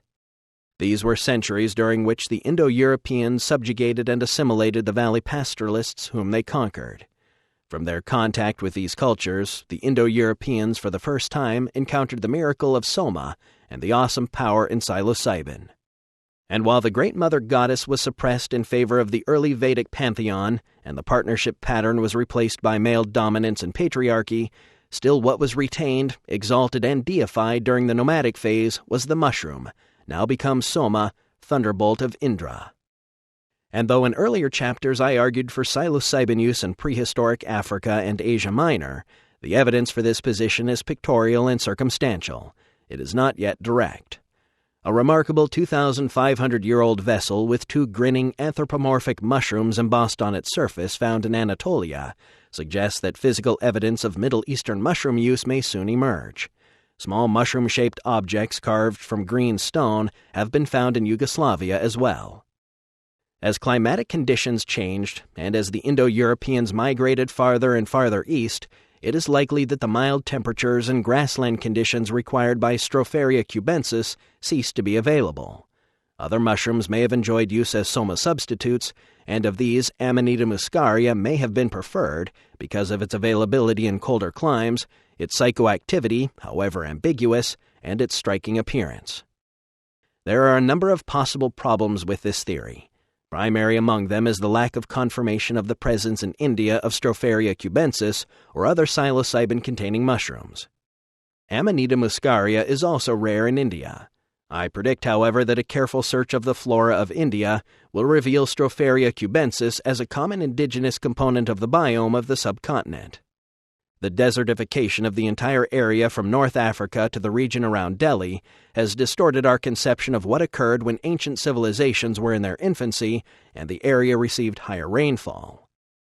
The psilocybin mushroom religion born at the birth of cognition in the grasslands of Africa may actually be the generic religion of human beings. All later adumbrations of religion in the ancient Near East can be traced to a cult of goddess and cattle worship, whose archaic roots reach back to an extremely ancient rite of ingestion of psilocybin mushrooms to induce ecstasy, dissolve the boundaries of the ego, and reunite the worshipper with the personified vegetable matrix of planetary life.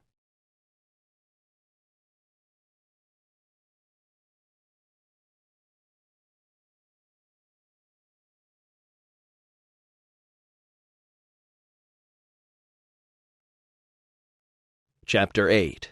Twilight in Eden, Minoan Crete, and Eleusinian Mystery. In the absence of a partnership community, and with the loss of the psychoactive plants that catalyze and maintain partnership, nostalgia for paradise appears quite naturally in a dominator society. The abandonment of the original catalyst for the emergence of self-reflection and language, the Stropharia cubensis psilocybin-containing mushroom, has been a process with 4 distinct stages. Each stage represents a further dilution of awareness of the power and the numinous meaning resident in the mystery. The first step away from the symbiosis of the human-fungal partnership that characterized the early pastoralist societies was the introduction of other psychoactive plant substitutes for the original mushroom. This psychoactivity can range from being equal in the depths of its profundity to the Stropharia cubensis psilocybin intoxication, as in the case with the classical hallucinogens of the New World tropics, to being relatively trivial. Examples of the latter are the use of ephedra, a stimulant, and fermented honey as soma substitutes.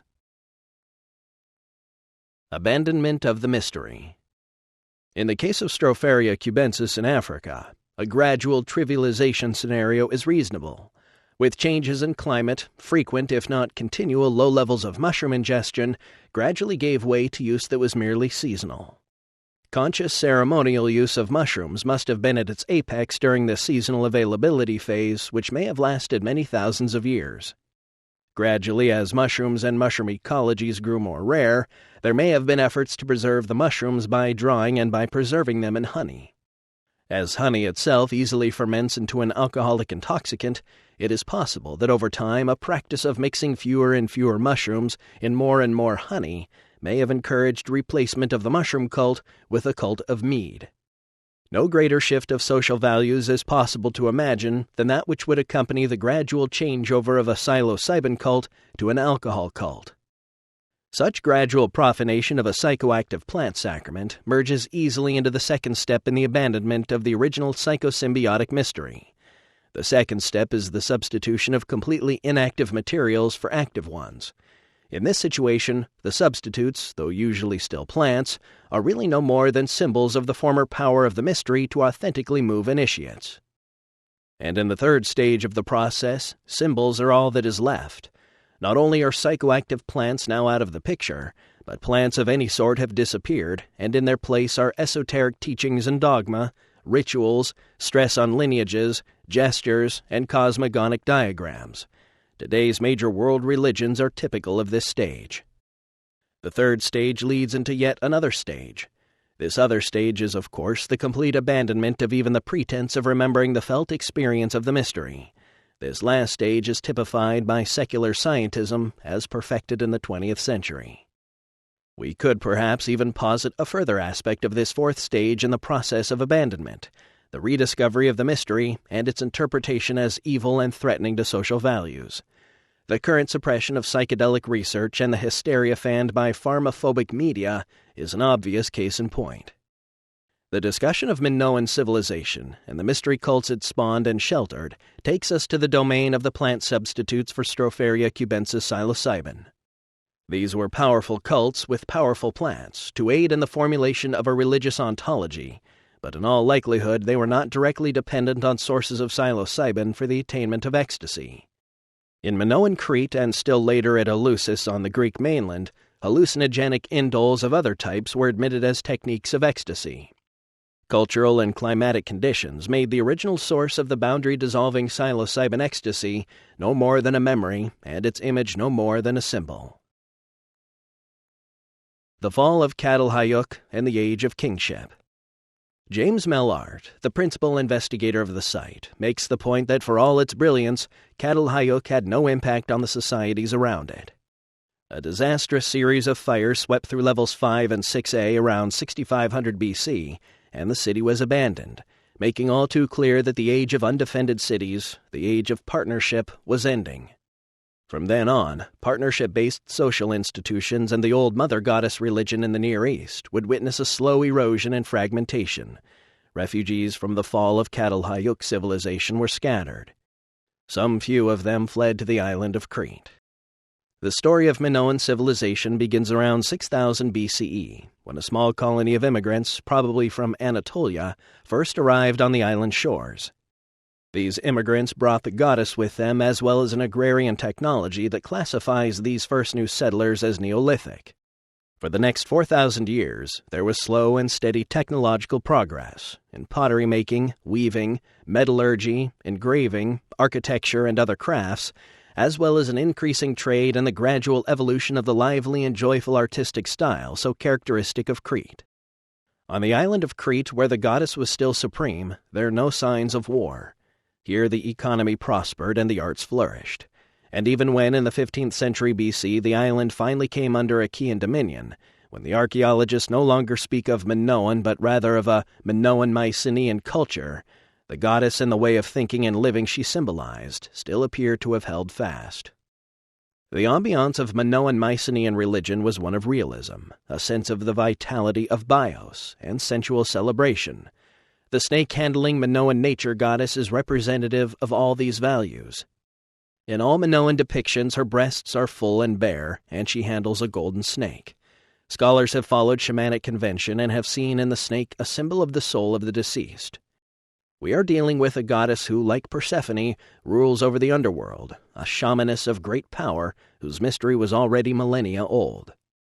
Meanwhile, on the mainland of Asia Minor, the Indo-European waves of successive migration abated, and the great urban river valley civilizations arose. Kingship and chariot warfare and the travails of great male heroes now held sway in the collective imagination. Warfare and the building of fortified cities had become the enterprise of civilization. In the age of kingship, only Crete, an island and in those times remote from the events of Asia Minor, harbored the old partnership model. The mysterious Minoan civilization became the inheritor of the style and gnosis of forgotten and far-off times. It was a living monument to the partnership ideal, enduring for 3 millennia after the triumph of the dominator style was everywhere else complete. Minoan mushroom fantasies. The question naturally arises of the relationship of Minoan society to the archaic source of power behind the partnership ideal, namely mushroom psilocybin. Was the old mushroom religion of the African Eden preserved and absorbed into the life of Minoan culture? Did the people still search for ecstasy but through other means in the absence of mushrooms?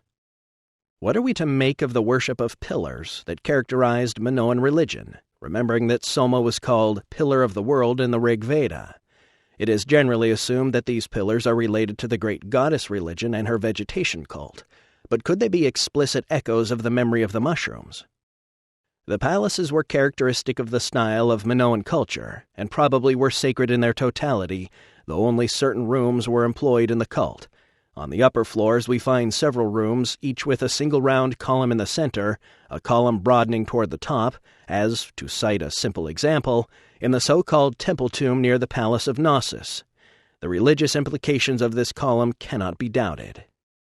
Was the pillar somehow an esoteric reference to the mushroom mystery, or the last aniconic vestige of the mushroom image? Such columns were widely understood to stand for a sacred tree.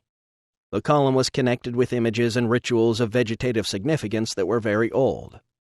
Was the use of mushrooms on Crete once an active and widespread cult, or was mushroom use only a memory of long-forgotten times before the arrival of the goddess worshippers on Cretan shores? The great mystery cults that coexisted in the ancient Greek world of the 4th century BC, which we call Dionysian and Eleusinian, were the last frail outposts in the West of a tradition of using psychoactive plants to dissolve personal boundaries and to gain access to gnosis. True knowledge of the nature of things that was many thousands of years old. Although they can be traced to Cretan origins, it is not clear whether psychoactive substances were a part of the celebration of the Minoan rites for the goddess. Archaeological evidence on this point is lacking. Strong cultural evidence, however, to be discussed shortly, suggests that Eleusis, that most Greek of all the mysteries, was a cult of plant-induced group psychedelic ecstasy. A curious and suggestive myth may shed some light on the problem of psychoactive plant use in the Minoan Mycenaean context. This myth, the story of Glaukos, son of King Minos and Pasiphae, the moon goddess, has received little attention from modern scholars. It is preserved in complete form in only 2 late sources, Apollodorus and Hyginus. Fragmented versions are found in earlier writers. Parts of the story also appear in Aeschylus's Cressae, Sophocles' Mantius, and Euripides' Polyeidos. The fascination this myth had for the great dramatists suggests that it was a popular theme of the classic period. The story is old, definitely from the prehistoric phase of Greek mythological thinking. The following retelling follows the version of Apollodorus.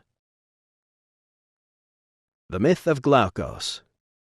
While Glaukos, the son of Minos and Pasiphae, was still a small child, he died from falling into a jar, a pithos, filled with honey, while he was pursuing a rat or a fly. The manuscripts are uncertain. Upon his disappearance, his father Minos made many attempts to find him, and finally went to diviners for advice on how he should go about his search.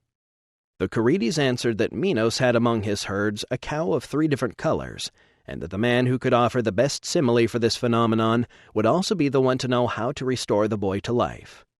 The diviners gathered together for this task, and finally Polyeidos, son of Korenos, compared the cow's colors to the fruit of the bramble. Compelled thereupon to search for the boy, he eventually found him by means of his powers of divination, but Minos next insisted that Polyeidos must restore the boy to life. He was therefore shut up in a tomb with the dead body. While in this great perplexity, he saw a snake approach the corpse. Fearing for his own life should any harm befall the boy's body, Polyeidos threw a stone at the serpent and killed it. Then a second snake crept forth, and when it saw its mate lying dead, it disappeared, only to return with an herb which it placed on the dead snake, immediately restoring it to life. After Polyeidos had seen this with great surprise, he took the same herb and applied it to the body of Glaukos, thereby raising him from the dead. Now, although Minos had his son restored to life again, he would not allow Polyeidos to depart home to Argos until he had taught Glaukos the art of divination.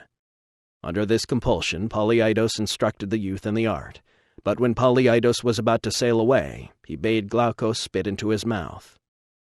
This Glaukos did, and thereby unwittingly lost the power of divination. This must suffice for my account of the descendants of Europa. Let us attempt to analyze this peculiar story. First of all, it is necessary to comment on the significance of the names of the two main characters. Polyeidos is clearly the man who has many ideas, and Glaukos simply means blue-gray. The meaning of Glaukos was, for me, the entry point into the intention of the myth. It is well known among mycologists that the flesh of Stropharia cubensis and other psilocybin mushrooms has the property of staining a bluish color when bruised or broken. This blue staining is an enzymatic reaction and a fairly reliable indicator of the presence of psilocybin. Glaukos, the youth who is preserved in the jar of honey, seems symbolic of the mushroom itself. Indeed, Wasson mentions the frequent allusions to honey in connection with soma in the Rig Veda. He rejects the notion that mead, the fermented form of honey, could have been the basis of soma. Honey, madhu, is mentioned frequently in the Rig Veda, but mead never. Honey is cited for its sweetness and also is often applied as a metaphor of enhancement to soma. There is reason to think that it was used on occasions to mix with soma, but the two were never confused. Honey and opium.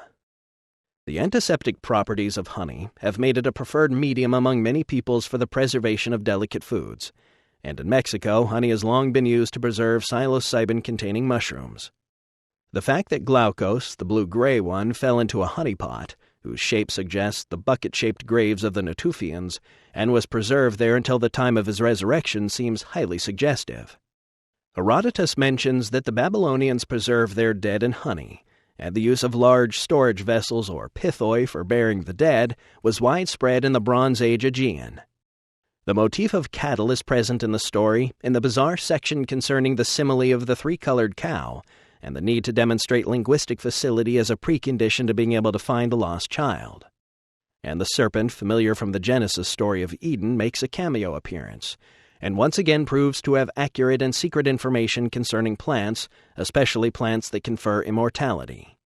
Polyeidos, the shaman figure, uses the information gained from the serpent to return Glaukos to life.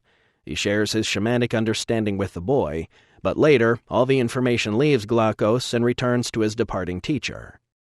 This may refer to the elusive nature of the visions glimpsed during mushroom intoxication.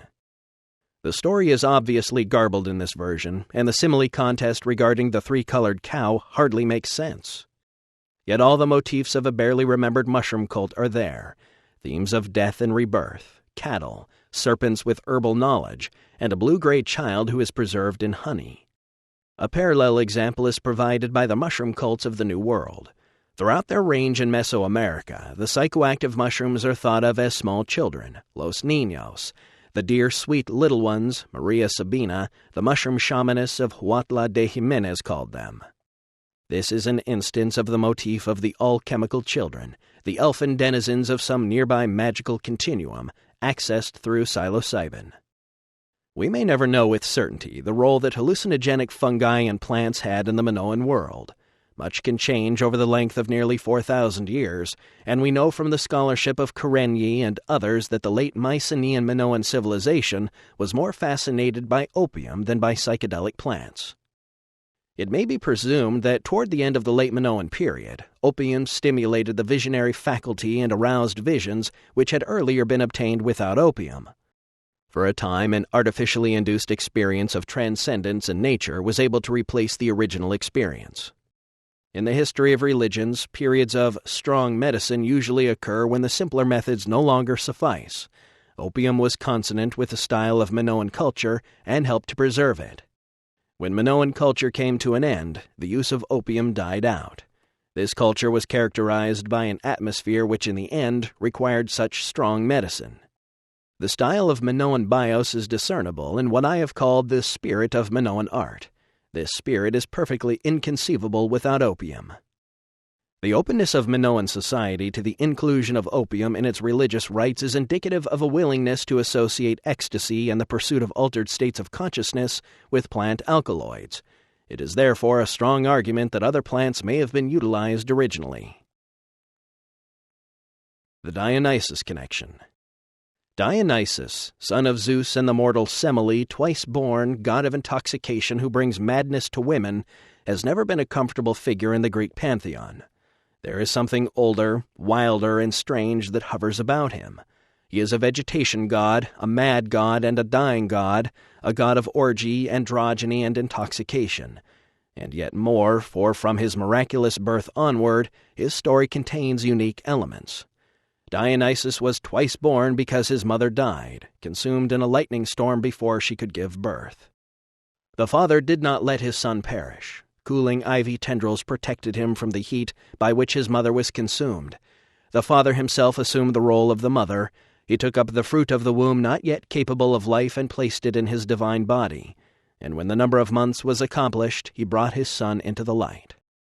This notion of the twice-born god anticipates the mystery of the Christos in ways scholarship has not fully explored. Only in the late phase of Greek culture was Dionysus transformed into the god of wine and drunken revelry. The older stratum of material is darker and touched with the bizarre. Semele was thought to be one of the 4 daughters of King Cadmus of Thebes, according to Graves. A clue to the Minoan connections surrounding Dionysus is the fact that Semele, though mortal, was accorded her own special cult honors as a goddess. The rites of Dionysus as practiced on the island of Mykonos were deeply entangled with rites that honored his mother. Scholars have in fact reconsidered Semele's mortality and decided that she may have been a goddess all along. Kretschmer pointed out that Apollodorus equated Semele with Ge, the Thracian form of Gaia. In the older stratum, the Minoan stratum, Dionysus is the son of the great mother goddess and is totally subservient to her. A point of view sensitive to the polarity of the partnership versus dominator relationship in the ancient world and of the change from one to the other cannot fail to see this as an important clue. Is not Dionysus, in his androgyny, in his madness, in his personification of ecstatic intoxication, the image of the spiritual crises that overcame the Minoan archaic ideal? A male god, but softened by the androgynous values of Gaian culture, a dying god, personifying the death agony of the symbiotic relationship to vegetation that male dominance, Christianity, and the phonetic alphabet would finally overthrow. A god comprehensible only to initiates, usually women in the cult, and from the point of view of the patriarchy, something wild, ancient, and potentially dangerous. The Dionysian theme entered staid Greece from the south, from island cultures with roots 10,000 years deep in the religion of the mushroom mother goddess. It entered from Asia Minor, but via 4 millennia of incubation within Minoan civilization. The mysteries that were planted on Grecian shores at Eleusis were the latest, last, and most baroque adumbrations of the great archaic religion of the goddess, cattle, and ecstatic intoxication by indole hallucinogens. The Mystery at Eleusis. Each September, for 2,000 years that more than span the classical Greek and Roman civilizations, a great festival was celebrated on the Eleusinian plain near Athens. In that place, tradition held, the goddess Demeter had been reunited with her daughter, Kore or Persephone, who had been abducted into the netherworld by its lord and ruler Pluto. These 2 goddesses, seeming sometimes more sisters than mother and daughter, are the 2 great figures around which the Eleusinian mysteries were celebrated. The Festival of the Mysteries was held on 2 occasions during the Athenian year. The lesser mysteries celebrated in the spring to welcome the return of vegetation anticipated the great mysteries celebrated at harvest time. The mysteries were clearly connected to Minoan rites. The oldest telesteria, cult structures, are pre-Hellenic. The name Eleusis suggests pre-Hellenic Crete. Certain cult vessels, the kernoi and libation jugs, are common to Eleusinian and Minoan cults. The form of the telesteria may possibly be a further development of the so-called Minoan theater. The anacteron is the same as the Cretan repositories and so-called house chapels. The purifications of the Eleusinian cult come from Crete, where they originally belonged to the Minoan religion. The kernel of the mysteries is a cult of fertility, which is also the kernel in the Minoan religion. A double ancient tradition traces the mysteries to Crete. On the one hand, Diodoros, who stands independently, on the other, the Homeric hymn to Demeter. These conclusions, established nearly 20 years ago, have since been adopted by leading historians of religion. The correctness of the interpretation, achieved without the more intimate knowledge of the basic content of the Minoan religion which we now have, is further strengthened by the present research. Though Eleusis has commanded the attention of many scholars, we still do not have a definitive understanding of exactly what it was that gave the mystery a power over the Hellenistic imagination, such that for nearly 2,000 years, literally everyone who is anyone made their way to the great harvest festival celebrated on the plain of Athens. The French historian of religion, Leclerc de Setien, writing toward the close of the 18th century, put it this way. According to Cicero, people came from all quarters to be initiated here. Is there a single Greek, says Aristides, a single barbarian so ignorant, so impious as not to consider Eleusis as the common temple of the world? That temple was built at a town in the neighborhood of Athens, on the ground that had first yielded the bounties of Ceres. It was remarkable for the magnificence of its architecture, as well as for its immense extent, and Strabo observes that it would contain as many people as the largest amphitheater. The power of Eleusinian mysteries lay in the fact that they possessed no dogma, but rather involved certain sacred acts that engendered religious feeling and into which each successive age could project the symbolism it desired. Orthodox scholars, themselves unfamiliar with the reality-transforming power of plant hallucinogens, have fallen victim to the prejudiced attitude toward ecstasy that typifies the constipated patriarchal academy and hence have been baffled by the mystery. And their bafflement has produced some of the most tortured of speculations. Albrecht Dietrich presumed that the object taken from the chest and in some way manipulated by the Mystes was a phallus. This, however, met with the objection that Demeter was after all a female deity. Alfred Corot was therefore much applauded when he announced that it must be a female sexual symbol. Now everything seemed clear as day. By touching the womb, as the sexual symbol was called, the Mystes was reborn, and since such an act must after all have constituted the climax of the mysteries, Ludwig Noack went so far as to assume that the Hierophant displayed this womb to the congregation in a blaze of light, and that, beholding it, the initiates could no longer doubt their beatific lot as children of the goddess. It is difficult to report such notions without a smile. Indeed, displaying a representation of the vagina might have riveted a room full of male Victorian classicists, but one would like to believe that the mystical wellspring of the classical world was something more than a peep show. A psychedelic mystery.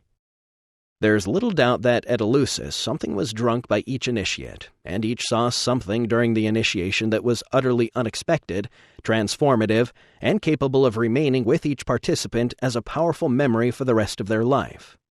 It is an incredible testament to the obtuseness of the scholars of the Dominator Society that not until 1964 did someone make bold to suggest that a hallucinogenic plant must have been involved.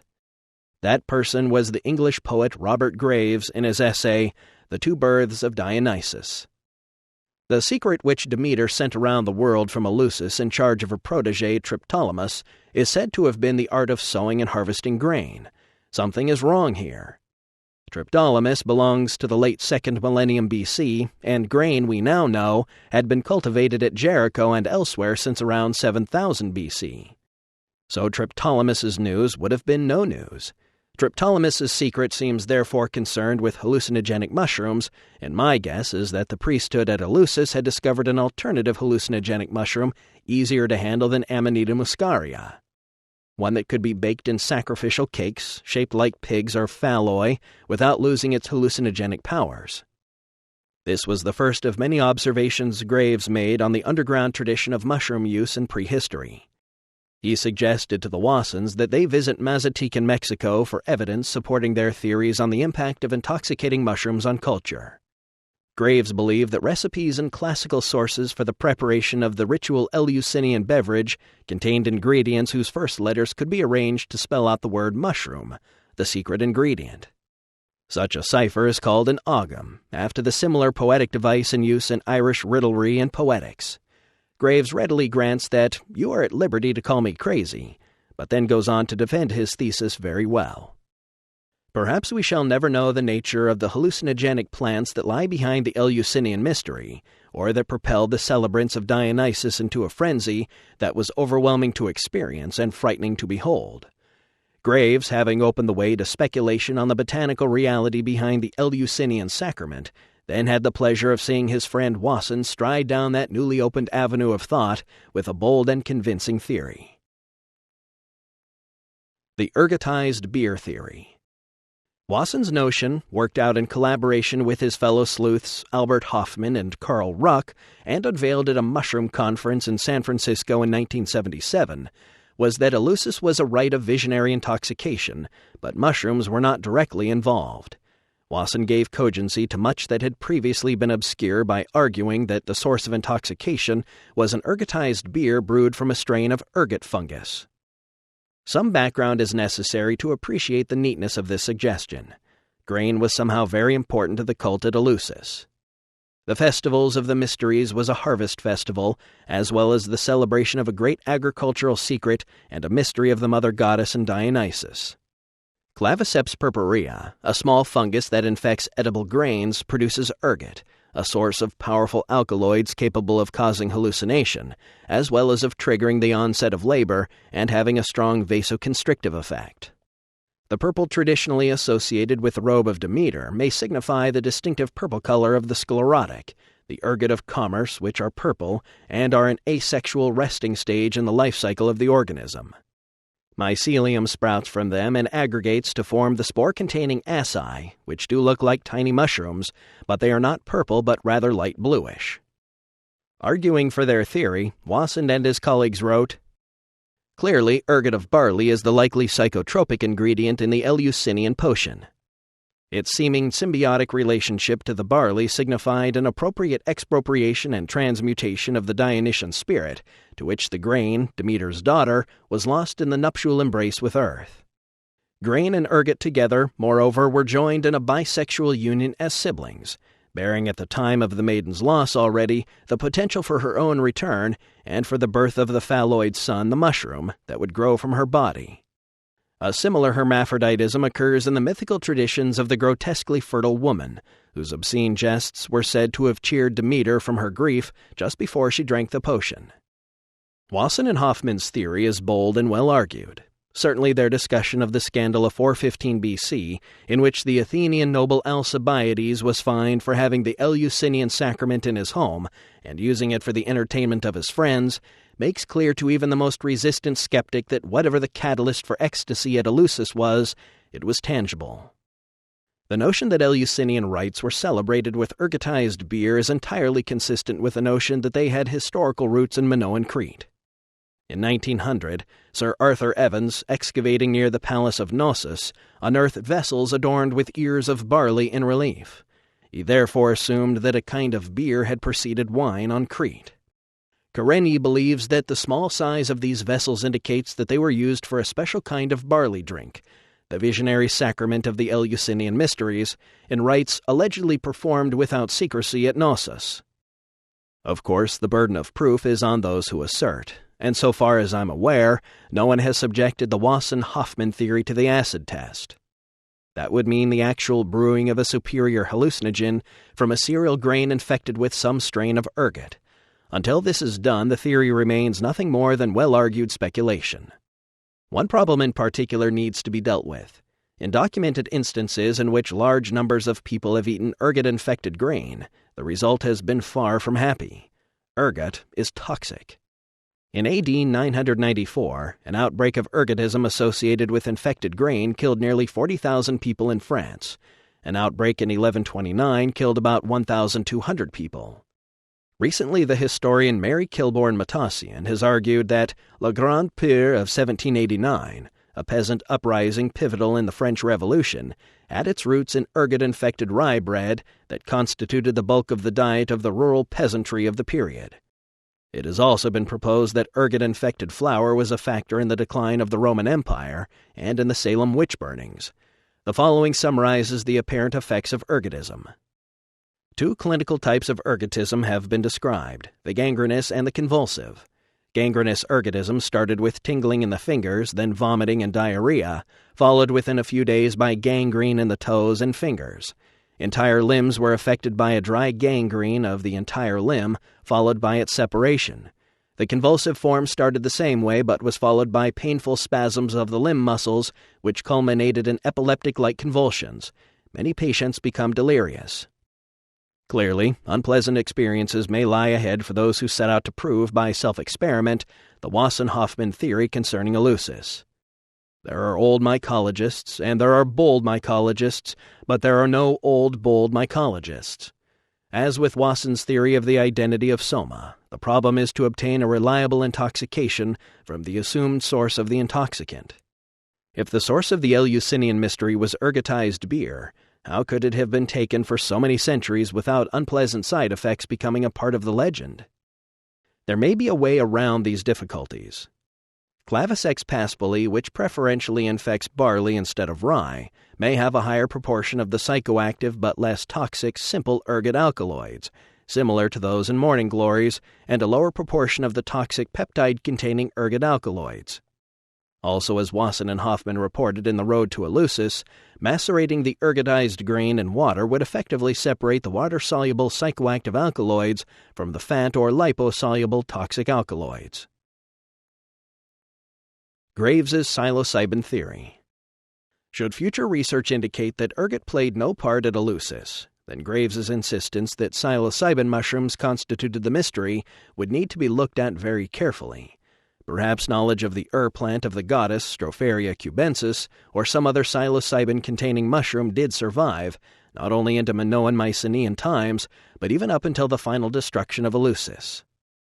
Whatever its nature, the Eleusinian sacrament commanded the greatest respect and even love of the classical writers who invoked it. Happy is he who, having seen these rites, goes below the hollow earth. For he knows the end of life, and he knows its God-sent beginning, wrote the Greek poet Pindar. With the passing of Eleusis, the great broad river of partnership, goddess worship, and hallucinogenic ecstasy that had flowed for over 10,000 years sank at last into that chthonic realm reserved for forgotten religions. Christianity's triumph ended the glorification of nature and planet as supreme spiritual forces. What Eisler called the triumph of the blade of dominator social models of paternalism and patriarchy was everywhere complete. Only a dim echo of the old ways continued to reverberate in the form of such underground concerns as alchemy, hermeticism, midwifery, and herbalism. A historical watershed. With the eclipse of the Minoan Crete and its mysteries, humankind crossed a watershed into the progressively more vacant, more ego-dominated world, whose energies were coalescing into monotheism, patriarchy, and male domination. Henceforward, the great society-shaping plant relationships of the old world's past would decline to the status of mysteries, esoteric pursuits of moneyed travelers, and the religiously obsessed, and later, cynical intelligence operatives. As the mysteries faded, the phonetic alphabet helped move consciousness toward a world emphasizing spoken and written language, and away from the world of Gestalt pictographic awareness. These developments reinforced the emergence of the anti-visionary dominator style of culture. The dark night of the planetary soul that we call Western civilization began.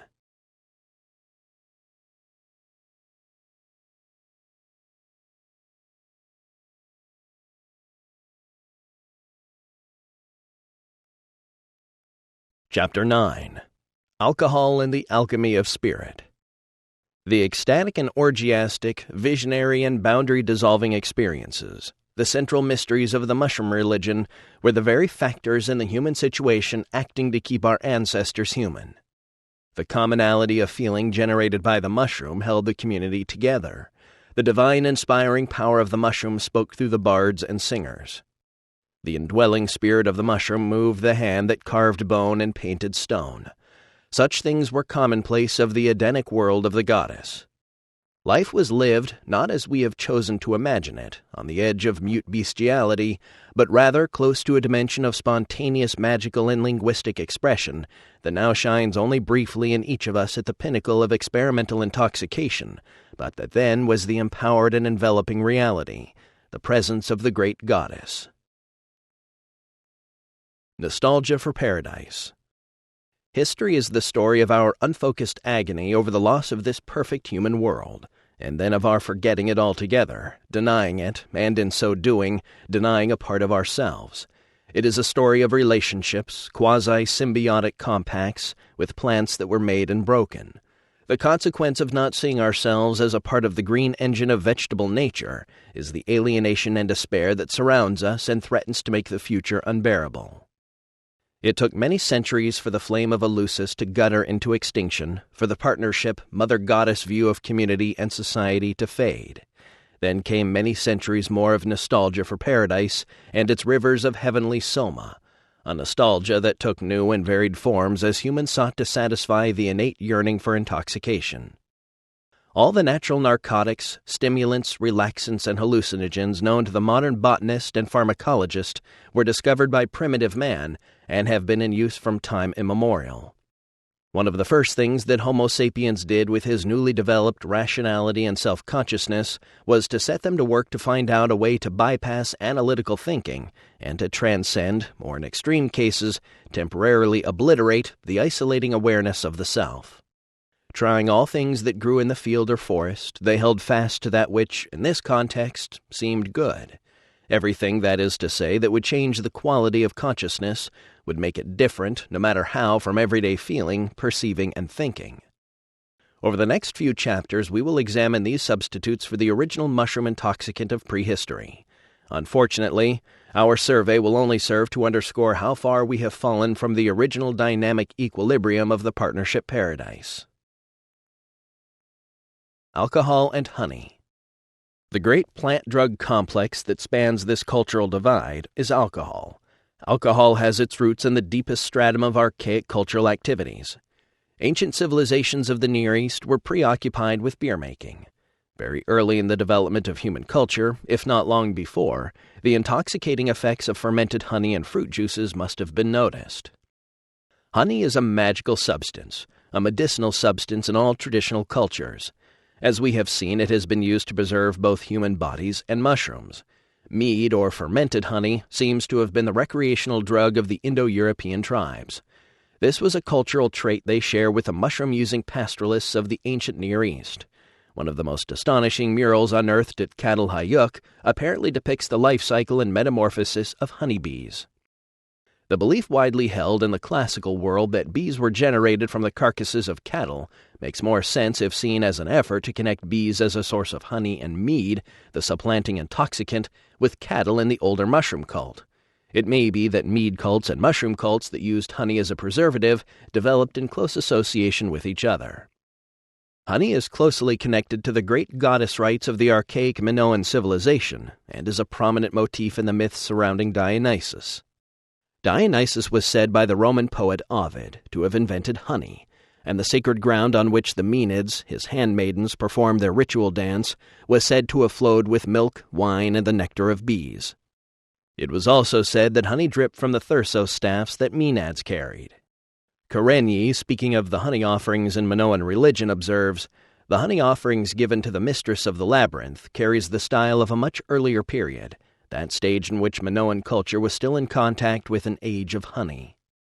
Each intoxicant, each effort to recapture the symbiotic balance of the human-mushroom relationship in the lost African Eden, is a paler, more distorted image of the original mystery than the last. The devolution of sacramental elements in the religion of the ancient Near East must have led from mushrooms, through fermented honey and juices, to the emergence of the grape as the favored wine plant. Over time, and often within the same cultures, fermented cereals and grains were manipulated experimentally to produce early types of beer. Wine and woman. Fruits rich in seed, such as pomegranates and figs, appear from the earliest times as symbols of fecundity. The vine and its juice has a long history of religious significance. Deified like the Zoroastrian Haoma and Vedic Soma, its powers of exhilaration and intoxication were thought to be manifestations of divine possession. In the group of sacraments or mysteries that we shall examine, the vine symbolizes especially the fruitfulness of woman, and its juice, mostly unfermented, is drunk ceremonially in order to promote the fertility of the womb.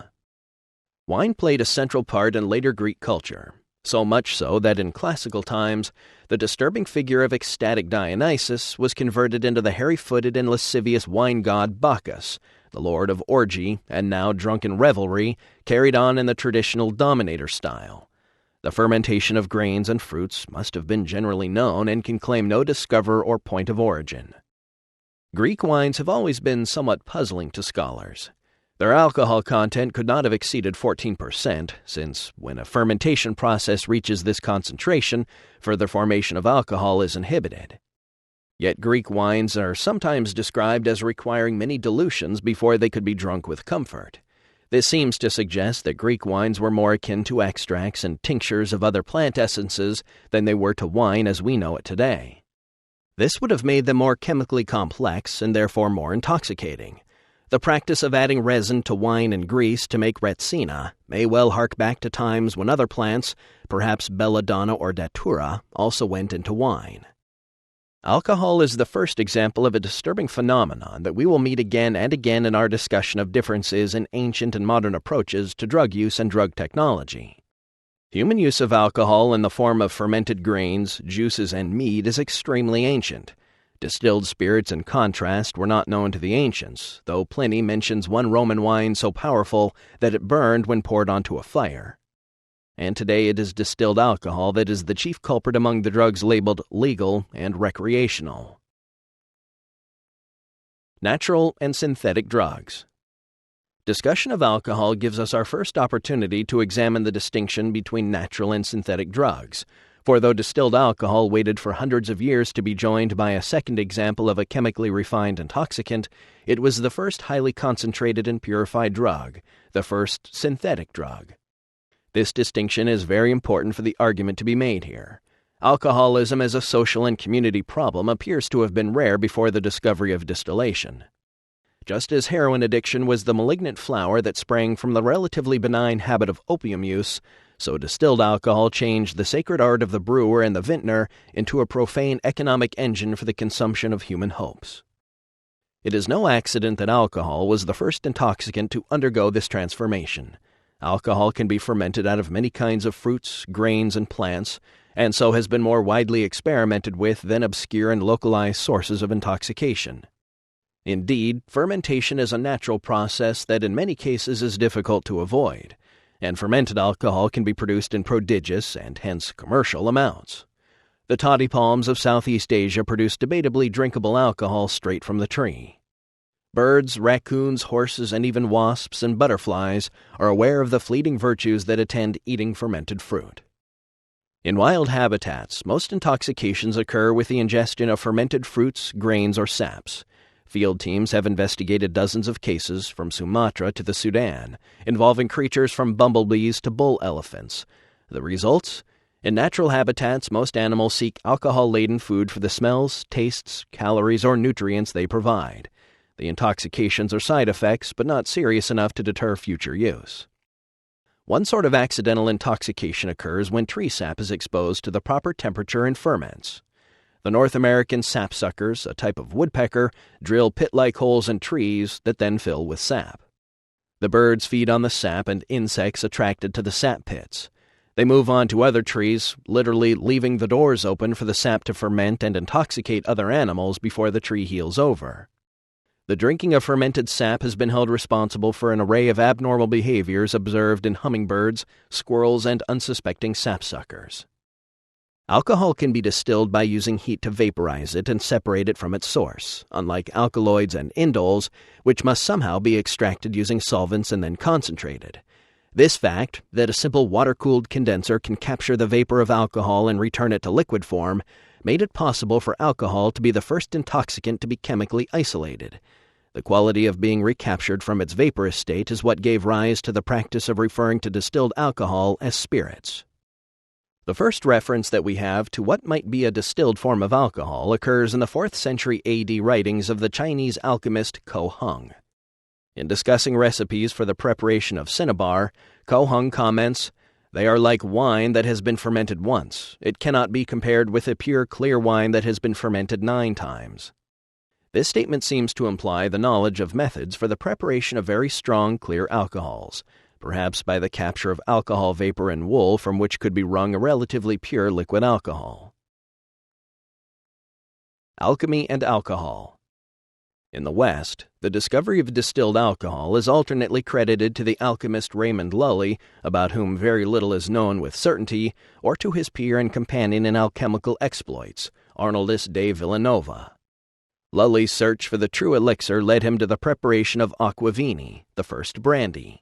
According to Matheson, Lully was so awed by the wonders of aquavini that he thought its discovery must surely herald the end of the world.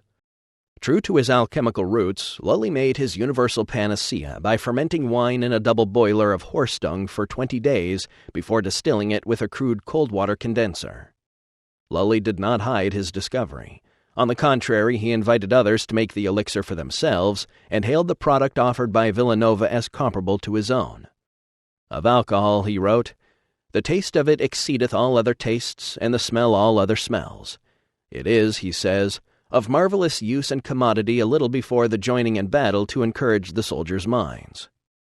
These discoveries of the intoxicating chemical agent lying behind the fermentation of fruit juices, honey, and grains were made both in China and in Europe by alchemists. Alchemy was a slowly evolving, loosely knit, and not mutually exclusive group of Gnostic and Hermetic theories concerning human origins and the dichotomy of spirit and matter. Its roots reached back deep into time to at least dynastic Egypt, and the slow accumulation of jealously guarded secrets of processes for dyeing fabric, gilding metals, and mummifying bodies.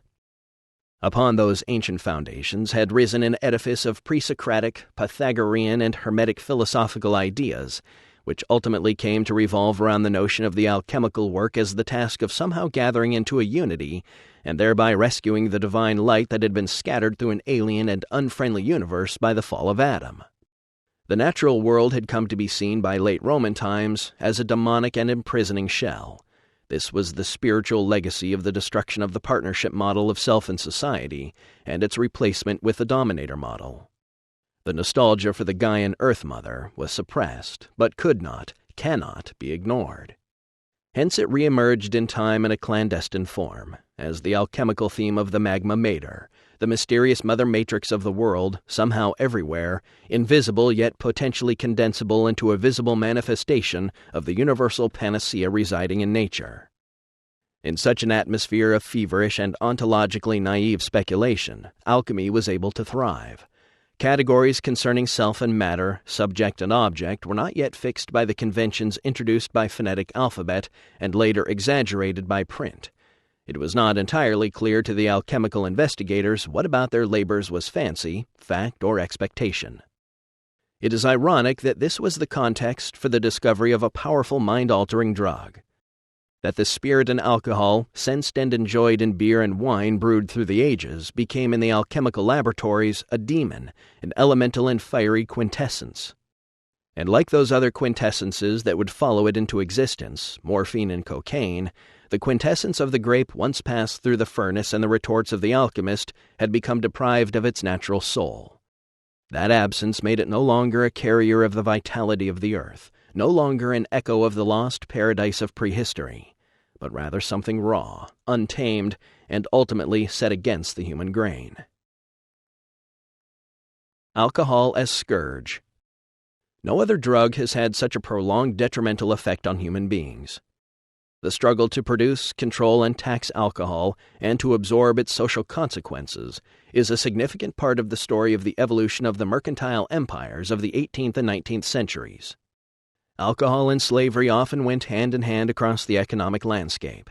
In many cases, alcohol literally was slavery, as the triangular trade of slaves, sugar, and rum, and other practices of European civilization spread over the earth, subjugating other cultures.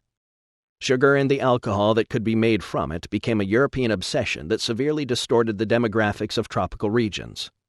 For example, in the Dutch East Indies, now Indonesia, colonial policy paid women to produce as many children as possible in order to provide workers for the labor-intensive cultivation of sugar.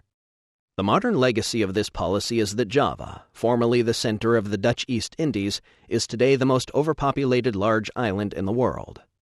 Most of the sugar ended up as distilled alcohol, and what was not exported to Europe was consumed by the local population. A besotted underclass was a permanent fixture of mercantile society, whether in the home countries or the colonies. And what of the psychology of alcoholism and alcohol use? Is there a gestalt of alcohol, and if there is, then what are its characteristics? I have implied that alcohol is the dominator drug par excellence. Alcohol has the effect of being libidinally stimulating at moderate doses, at the same time that the ego feels empowered and social boundaries are felt to lose some of their restraining power. Often these feelings are accompanied by a sense of verbal facility ordinarily out of reach. The difficulty with all of this is that research findings suggest these fleeting effects are usually followed by a narrowing of awareness, a diminishing of ability to respond to social cues, and an infantile regression into loss of sexual performance, loss of general motor control, and consequent loss of self-esteem. Moderation in drinking seems the obvious course, yet alcoholism is a major and unremitting problem throughout global society. I believe that the alcohol abuse syndrome is symptomatic of the state of disequilibrium and tension existing between men and women and between the individual and society. Alcoholism is a condition of ego obsession and inability to resist the drive toward immediate gratification. The social domain in which the repression of women and the feminine is most graphically and brutally realized is that of the drunken episode or lifestyle. The darkest expressions of the terror and the anxiety engendered by severance from the maternal matrix have traditionally been acted out there. Wife-beating without alcohol is like a circus without lions. Alcohol and the feminine. The suppression of the feminine has been associated with the use of alcohol since very early times. One manifestation was the restriction of alcohol use to men. According to Lewin, women in ancient Rome were not allowed to drink wine. When Ignatius Maecenas' wife drank wine from a barrel, he beat her to death. He was later acquitted. Pompilio Faunus had his wife whipped to death because she had drunk his wine. And yet another Roman woman of the gentry was condemned to die of hunger merely because she had opened the cupboard wherein were kept the keys to the wine cellar. Dominator-style hatred of women, general sexual ambivalence and anxiety, and alcohol culture conspire to create the peculiarly neurotic approach to sexuality that characterizes European civilization. Gone are the boundary-dissolving hallucinogenic orgies that diminish the ego of the individual and reasserted the values of the extended family and the tribe. The dominator response to the need to release sexual tension in the ambience of alcohol is the dance hall, the bordello, and the institutionalized expansion of a new underclass, that of the fallen woman. The prostitute is a convenience for the dominator style with its fear and disgust of women. Alcohol and its social institutions create the social space in which this fascination and disgust can be acted out without responsibility. This is a difficult subject to address. Alcohol is used by millions of people, both men and women, and I will make no friends by taking the position that alcohol culture is not politically correct. Yet how can we explain the legal toleration for alcohol, the most destructive of all intoxicants, and the almost frenzied efforts to repress nearly all other drugs? Could it not be that we are willing to pay the terrible toll that alcohol extracts because it is allowing us to continue the repressive dominator style that keeps us all infantile and irresponsible participants in a dominator world characterized by the marketing of ungratified sexual fantasy? Sexual stereotypes and alcohol. If you find this difficult to believe, then think about the extent to which images of sexual desirability in our society are associated with images of sophisticated use of alcohol. How many women have their first sexual experiences in an atmosphere of alcohol use that ensures that these crucial experiences take place entirely on dominator terms? The strongest argument for the legalization of any drug is that society has been able to survive the legalization of alcohol. If we can tolerate the legal use of alcohol, what drug cannot be absorbed in the structure of society? We can almost see toleration of alcohol as the distinguishing feature of Western culture. This tolerance is related not only to a dominator approach to sexual politics, but also to, for example, a reliance on sugar and red meat, which are complementary to an alcohol lifestyle. In spite of natural food fads and a rise in dietary awareness, the typical American adult diet continues to be one of sugar, meat, and alcohol. This burnout diet is neither healthy nor ecologically sound. It promotes heart disease, abuse of the land, and toxic addiction and intoxication. It exemplifies, in short, everything that is wrong with us, everything that we have been left with as a result of an unhindered millennium of practicing the tenets of dominator culture. We have achieved the triumphs of the dominator style, triumphs of high technology and scientific method, largely through a suppression of the more untidy, emotional, and merely felt aspects of our existence. Alcohol has always been there when we needed to call upon it to propel us further down this same path. Alcohol helps nerve a man for battle, helps nerve men and women for love, and keeps an authentic perspective on self and world forever at bay. It is unsettling to realize that the delicately maintained web of diplomatic agreements and treaties standing between us and nuclear Armageddon was fabricated in the atmosphere of misguided sentimentality and blustering bravado that is typical of alcoholic personalities everywhere.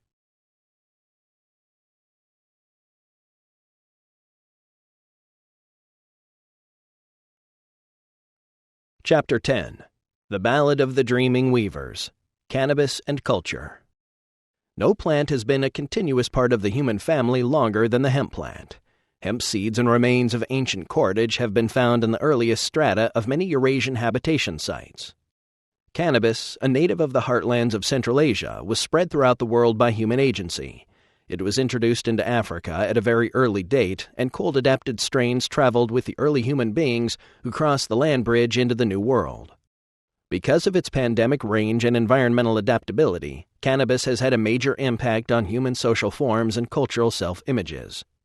When the resin of the cannabis plant is collected together into black sticky balls, its effects are comparable to the power of a hallucinogen, providing that the material is eaten. This is the classic hashish. The thousands of names by which cannabis is known in hundreds of languages are testament not only to its cultural history and ubiquity, but also its power to move the language-making faculty of the poetic soul. Kunuhu, it is called in an Assyrian letter tentatively dated 685 BC. 100 years later, it is referred to as Kanapu, the root of the Greek and Latin cannabis. It is bang, bang, and BB&J. It is ganja, gangika, and ganga. Asa to the Japanese is daga to the Hottentots. It is also Kiev and Keef and Kerp and Ma. American slang alone contains a prodigious number of words for cannabis. Even before 1940, before it was part of mainstream white culture, cannabis was known as muggles, mooter, reefer, griefa, griffo, Mary Warner, Mary Weaver, Mary Jane, Indian hay, loco weed, love weed, joy smoke, giggle smoke, bambalacha, mohaski, moo, and mooka. Such terms were the mantras of an experientially oriented underclass religion that worshipped a jolly green goddess. Hashish. Hashish is several thousands of years old, although at what point human beings began to gather and concentrate cannabis resin in this way is not clear. Smoking of cannabis products, the most efficient and rapid way of obtaining their effects, reached Europe rather late. In fact, smoking itself was only introduced into Europe when Columbus returned with tobacco from his second trip to the New World. This is rather remarkable. A major human behavior pattern was unknown in Europe until quite recently. One might make the observation that Europeans generally seemed resistant to the development of innovative strategies of drug use. For example, the enema, another means of administering strong plant extracts, was also developed in the New World by Indians of the equatorial Amazonian forests to whom natural rubber was familiar. Its development allowed experimentation with plants whose effects or taste were objectionable when taken orally. It is not possible to say with certainty when cannabis was first smoked, or indeed whether smoking was once part of the cultural repertoire of Old World peoples and then forgotten, only to be reintroduced from the New World at the time of the Spanish conquest. For while smoking was unknown to the Greeks and the Romans, it may have flourished in the Old World in prehistoric times. Archaeological digging at Non Nok Ta in Thailand has yielded in graves dated 15,000 BP the remains of animal bones that appear to have had plant material repeatedly burned in their hollow centers. The favorite instrument for the smoking of cannabis in India, even to this day, is a chellam, a simple wooden, ceramic, or soapstone tube that is packed with hashish and tobacco. How long have chellams been used in India is a matter of debate, but there can be little doubt that the method is extremely effective. The Scythians. The Scythians, a nomadic Central Asian barbarian group who entered Eastern Europe around 700 BC, are the people who brought the use of cannabis to the European world. Herodotus describes their novel method of self-intoxication, a kind of cannabis sweat lodge. They have a sort of hemp growing in this country, Scythia, very like flax, except in thickness and height. In this respect, the hemp is far superior. It grows both spontaneously and from cultivation. When therefore the Scythians have taken some seed of this hemp, they creep under the cloths of the sweat lodge, and then put the seed on the red-hot stones. But this being put on smokes and produces such a steam that no Grecian vapor bath would surpass it.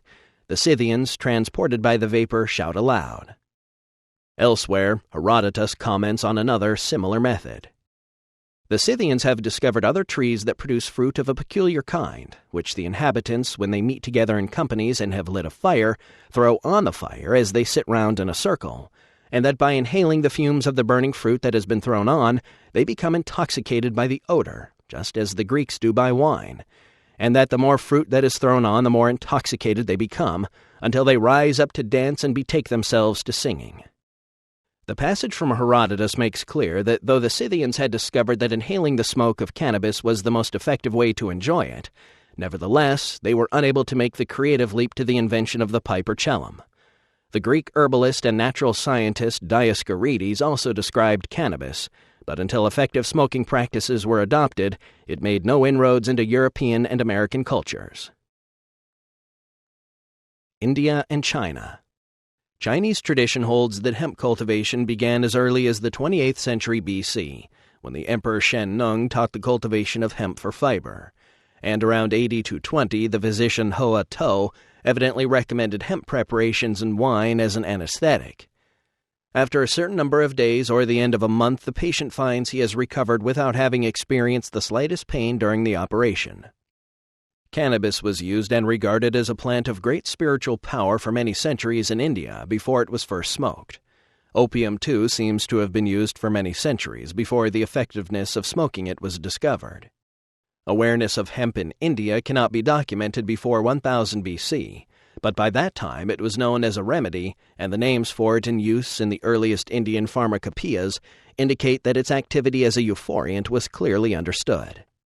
General awareness of the properties of cannabis grew very slowly and cannot be assumed to be widespread until around the 10th century AD, only shortly before the Islamic invasion of Hindu India. Cannabis had associations with the esoteric, hence secret side of Muslim and Hindu religiosity. Esoteric spirituality, the yogic practices of sadhu, and the emphasis on the direct experience of the transcendent are all little more than aspects of the veneration of cannabis in India. J. Campbell Oman, a late 19th century observer of Indian folkways, wrote, "It would be an interesting philosophical study to endeavor to trace the influence of these powerful narcotics on the minds and bodies of the itinerant monks who habitually use them. We may be sure that these hemp drugs, known since very early times in the East, are not irresponsible for some of its wild dreamings." Cannabis as a cultural style. Oman touches here on a very fruitful theme. The degree to which the style and way of life of an entire culture can be imbued with the attitudes and assumptions engendered by a particular psychoactive plant or drug. There is something to the notion that the architectural styles and design motifs of Mughal Delhi or 10th century Isfahan are somehow derivative of or inspired by the visions of hashish. And there is something to the notion that alcohol channeled the development of social forms and cultural self-image in feudal Europe. Aesthetic assumptions and styles are indices of the level and kind of understanding and awareness that a society sanctions. Each plant relationship will tend to accentuate some concerns and diminish others.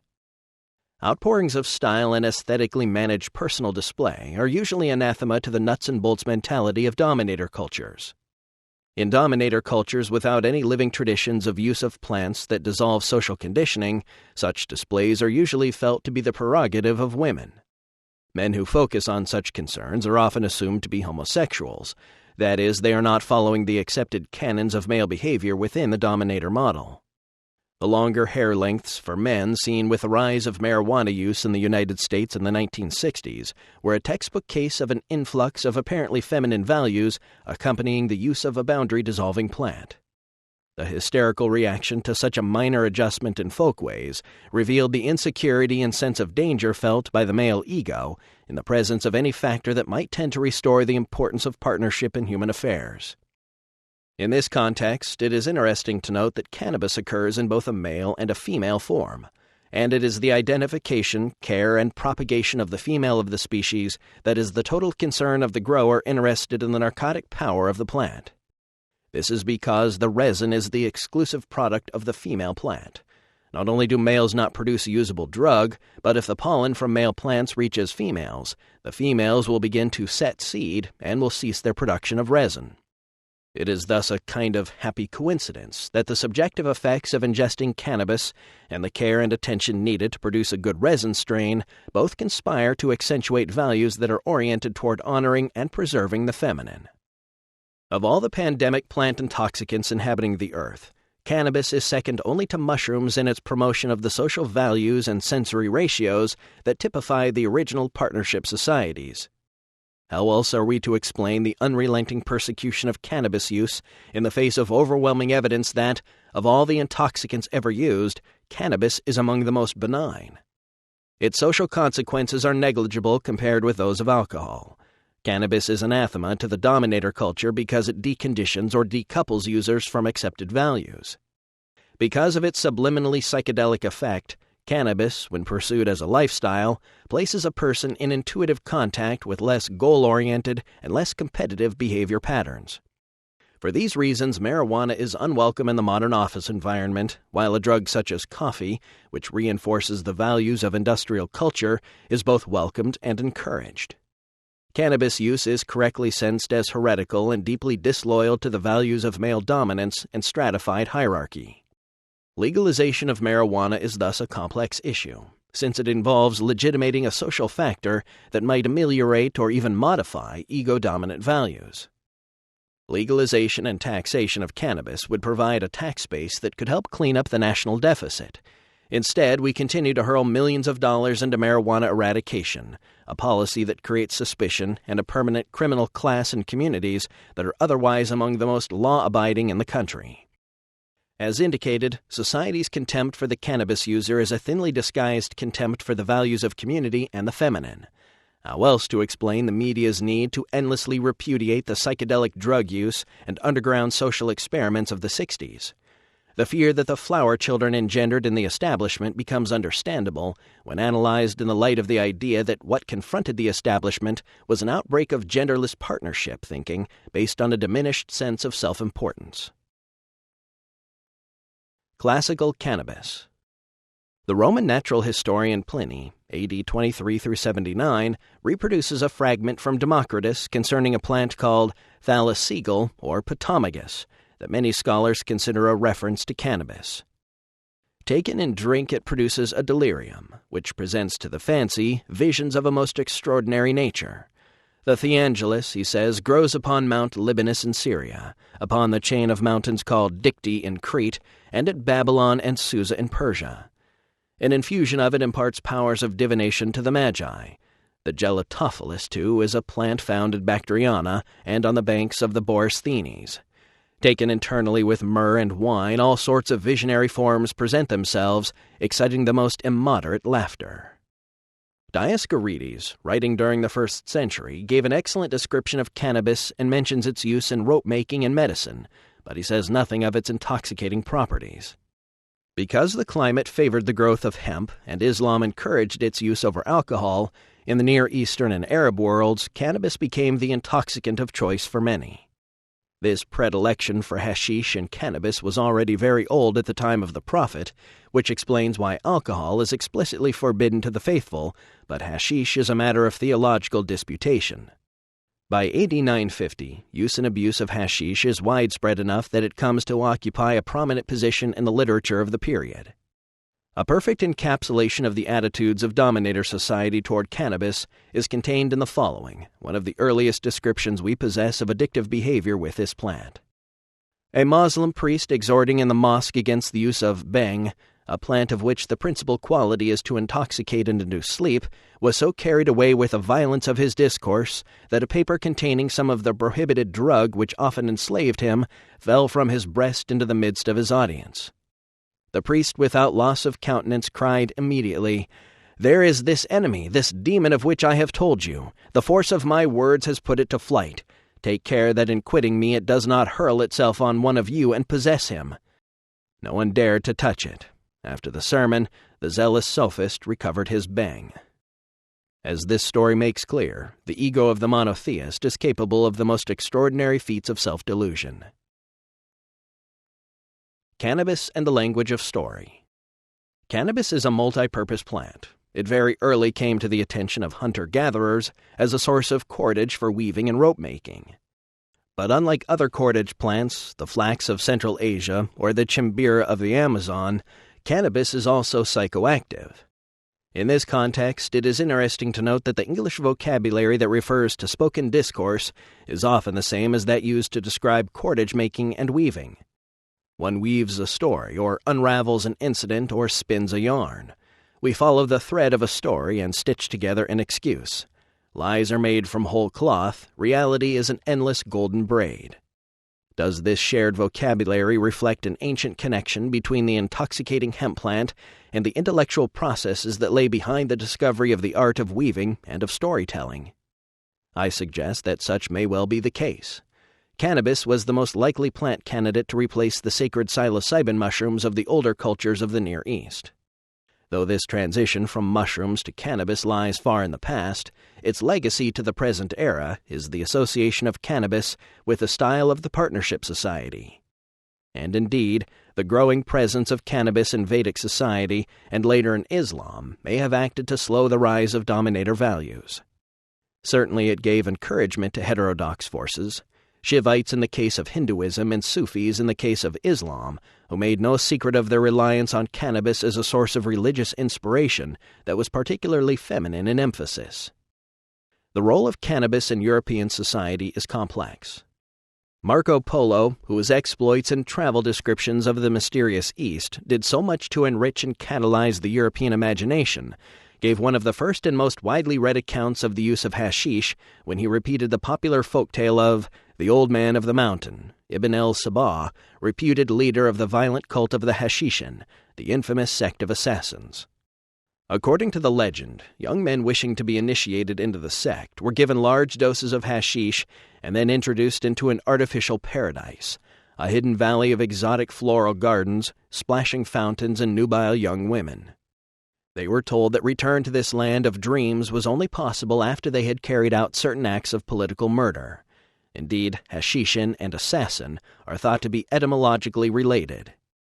The truth of this old story is widely disputed, but there can be no doubt that it was the circulation of the story in Europe that gave cannabis its blackened reputation and its fascination. Some 500 years after Marco Polo, French administrators of Napoleonic Egypt failed utterly in their efforts to control the production and sale of cannabis preparations.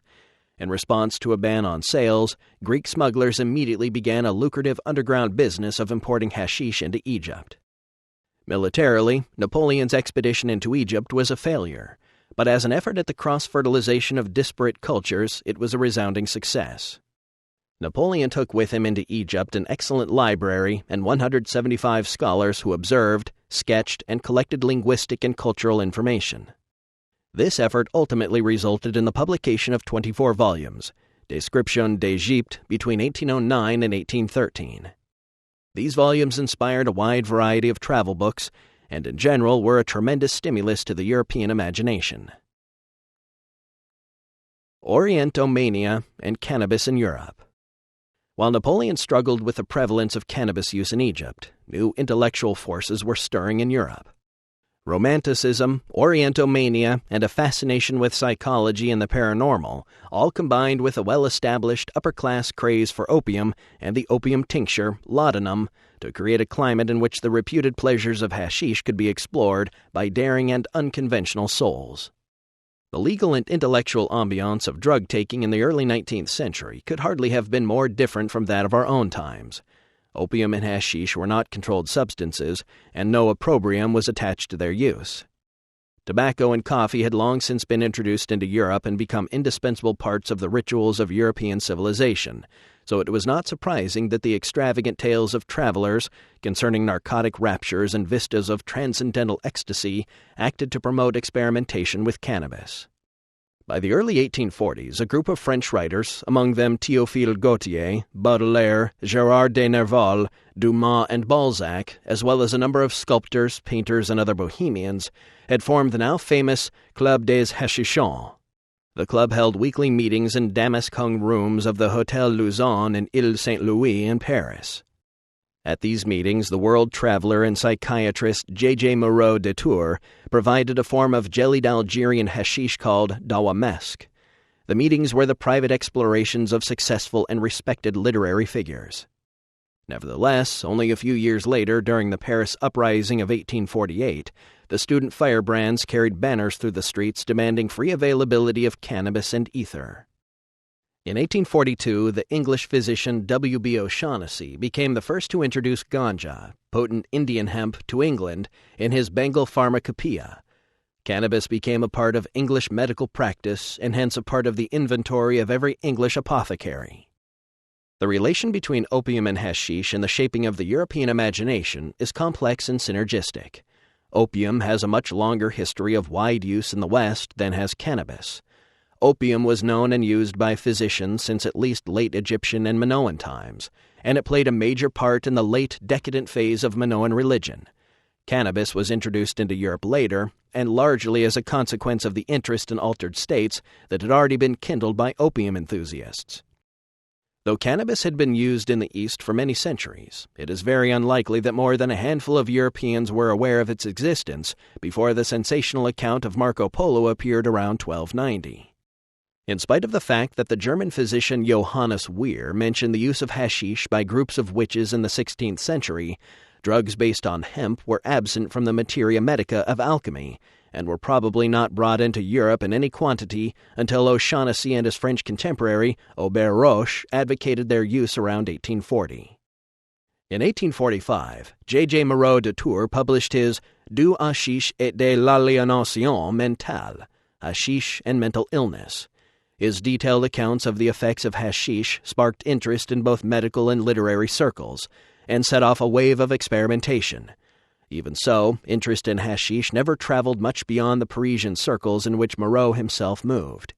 Hashish eating never became a European craze in the 19th century. Use of hashish continued to be mostly confined to the Near and Middle East.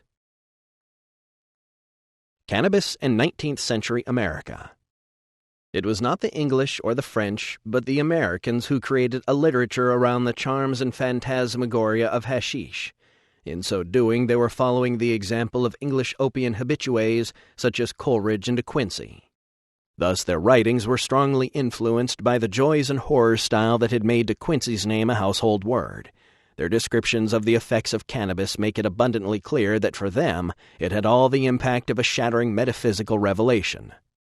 Today, hashish eating, save for the occasional holiday cannabis cookie, is almost unknown as a method of cannabis ingestion. For us moderns, cannabis is inevitably something that one smokes. This was not true for the 19th century, which seems always to have eaten its hashish in the form of confections imported from the Middle East. These visions and the resulting intoxications leave no doubt that this method turns hashish into a powerful engine for the exploration of inner vistas, of fantasies and awareness. The first exploratory journey into the teeming cosmos of cannabis to appear in print was an account by American traveler Bayard Taylor, first published in Atlantic Monthly in 1854. The sense of limitation, of the confinement of our senses within the bounds of our own flesh and blood, instantly fell away. The walls of my frame were burst outward and tumbled into ruin, and without thinking what form I wore, losing sight even of all idea of form, I felt that I existed throughout a vast extent of space. The spirit, demon shall I rather say, of hashish had entire possession of me. I was cast upon the flood of his illusions and drifted helplessly whithersoever they might choose to bear me. The thrills which ran through my nervous system became more rapid and fierce, accompanied with sensations that steeped my whole being in unutterable rapture. I was encompassed by a sea of light, through which played the pure harmonious colors that are born of light. While endeavoring, in broken expression, to describe my feelings to friends, who sat looking upon me incredulously, not yet having been affected by the drug, I suddenly found myself at the foot of the great pyramid of Cheops. The tapering courses of yellow limestone gleamed like gold in the sun, and the pile rose so high that it seemed to lean for support upon the blue arch of the sky. I wished to ascend it, and the wish alone placed me immediately upon its apex, lifted thousands of feet above the wheat fields and palm groves of Egypt. I cast my eyes downward, and to my astonishment saw that it was built not of limestone, but of huge square plugs of Cavendish tobacco, Words cannot paint the overwhelming sense of the ludicrous which I then experienced. I writhed on my chair in an agony of laughter, which was only relieved by the vision melting away like a dissolving view, till out of my confusion of indistinct images and fragments of images, another and more wonderful vision arose. The more vividly I recall the scene which followed, the more carefully I restore its different features and separate the many threads of sensation which it wove into one gorgeous web, the more I despair of representing its exceeding glory.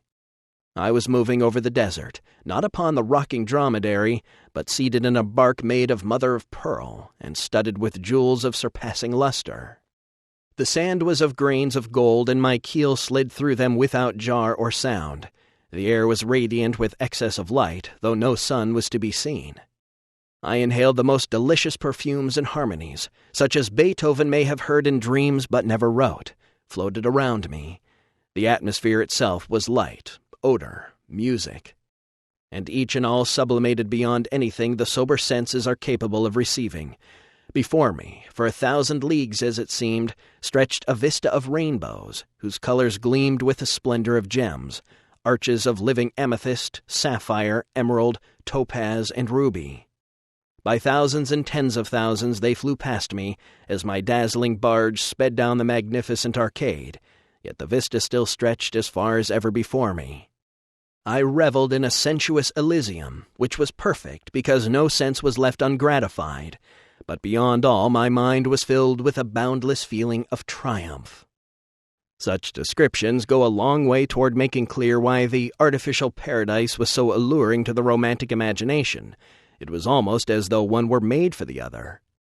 And indeed, the romantics, with their attention to the dramatic moods of nature and their cultivation of a sensitivity that their critics found feminine, bear all the signs of an incipient partnership revival. With the reportage of Bayard Taylor, we are firmly in the domain of modern drug literature and modern values vis-a-vis the content of the intoxication. Taylor is impressed by the beauty, power, and general depth of information contained in the experience. His approach is not hedonistic, but knowledge-seeking, and for him, as for us, the drug states raise questions about human psychology. Evolving drug attitudes. This scientific attitude was typical of the 19th century literate user of opium and hashish. Usually investigators began their involvement with these substances in order to fire the creative imagination, or for a vaguely defined inspiration. Similar motives were behind the use of marijuana by the writers of the Beat generation, as well as the jazz artists before them and the rockers after them. Few myths of the underground culture invite as much current scorn as the notion that cannabis could contribute to a creative lifestyle. Nevertheless, a portion of the cannabis-using community continues to use it in this way. The pharmacological profile of a drug defines only some of its parameters. The context, or setting, in Leary and Metzner's fortunate turn of phrase, is at least as important. The recreational context for substance use, as currently understood in the United States, is an atmosphere that trivializes the cognitive impact of the substance used. Low doses of most drugs that affect the central nervous system are felt by the organism as artificial stimulation or energy, which can be directed outward in the form of physical activity in order both to express the energy and to quench it. This pharmacological fact lies behind most of the recreational drug craze, whether legal or illegal. An environment dense with social signals, noise, and visual distraction, a nightclub, for example, is typical of the culturally validated context for use of recreational drugs. In our culture, private drug taking is viewed as dubious. Solitary drug use is viewed as positively morbid, and indeed all introspection is seen this way. The archaic model for use of psychoactive plants, including cannabis, is quite the opposite. Ritual, isolation, and sensory deprivation are the techniques used by the archaic shaman seeking to journey in the world of the spirits and ancestors. There is no doubt that cannabis is trivialized as a commodity and is degraded by the designation recreational drug. But there is also no doubt that when used occasionally in a context of ritual and culturally reinforced expectation of a transformation of consciousness, cannabis is capable of nearly the full spectrum of psychedelic effects associated with hallucinogens. Fitzhugh Ludlow. After Bayard Taylor, the next great commentator on the phenomenon of hashish was the irrepressible Fitzhugh Ludlow. This little-known bon vivant of 19th century literature began a tradition of pharmo-picaresque literature that would find later practitioners in William Burroughs and Hunter S. Thompson. Ludlow, as a freshman at Union College in 1855, decided to explore scientifically the powers of hashish while attending a student tea. I was sitting at the tea table when the thrill smote me. I had handed my cup to Miss Milvain to replenish for the first time, and as she was about, restoring it to me brimming with a draught which cheers but not inebriates. I should be loath to calculate the arc through which her hand appeared to me to travel on its way to the side of my plate. The wall grew populous with dancing satyrs. Chinese mandarins nodded idiotically in all the corners, and I felt strongly the necessity of leaving the table before I betrayed myself. There is in Ludlow's cannabis reportage a wonderful distillation of all that was zany in the Yankee transcendentalist approach. Ludlow creates a literary persona not unlike the poet John Shade in Nabokov's Pale Fire, a character who allows us to see deeper into his predicament than he can see himself. Part genius, part madman, Ludlow lies halfway between Captain Ahab and P.T. Barnum, a kind of Mark Twain on hashish. There's a wonderful charm to his free-spirited, pseudo-scientific openness as he makes his way into the shifting dunescapes of the world of hashish. How far hashish throws light upon the most interior of the mental arcana is a question which will be dogmatically decided in two diametrically opposite ways. The man who believes in nothing which does not, in some way, become tangent to his bodily organs will instinctively withdraw himself into the fortress of what he supposes to be antique common sense and cry "madman" from within. He will reject all of experience under stimulus and the facts which it professedly evolved as truth with the final and unanswerable verdict of insanity. There is another class of men which has its type in him who, while acknowledging the corporeal senses as very important in the present nutriment and muniment of our being, is convinced that they give him appearances alone. Not things as they are in their essence and their law, classified harmoniously with reference to their source, but only as they affect him through the different adits of the body. This man will be prone to believe the mind, in its prerogative of the only self-conscious being in the universe, has the right and the capacity to turn inward to itself for an answer to the puzzling enigmas of the world.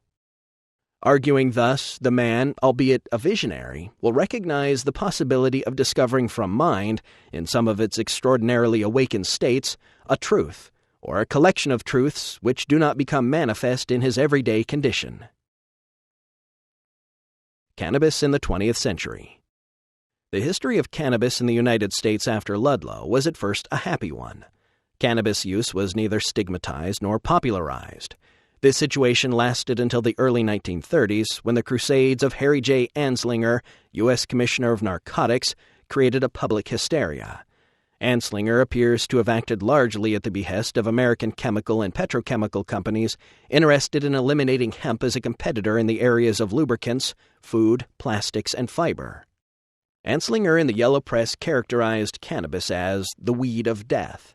William Randolph Hearst popularized the term marijuana, with a clear intent of linking it to a mistrusted dark-skinned underclass. Yet it has been extraordinarily difficult for science to state exactly what the objections to the cannabis habit are. Patterns of government funding for research make it virtually certain that Caesar will hear only what is pleasing to Caesar.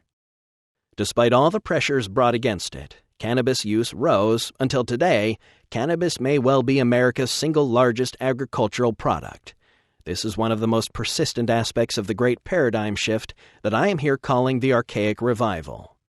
It indicates that the innate drive to restore the psychological balance typifying the partnership society, once it finds a suitable vehicle, is not easily deterred.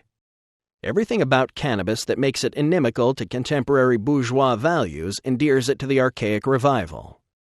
It diminishes the power of ego, has a mitigating effect on competitiveness, causes one to question authority, and reinforces the notion of the merely relative importance of social values. No other drug can compete with cannabis for its ability to satisfy the innate yearnings of archaic boundary dissolution and yet leave intact the structures of ordinary society.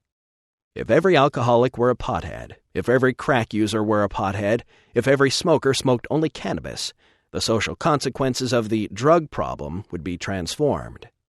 Yet, as a society, we are not ready to discuss the possibility of self-managed addictions and the possibility of intelligently choosing the plants we ally ourselves to. In time, and perhaps out of desperation, this will come.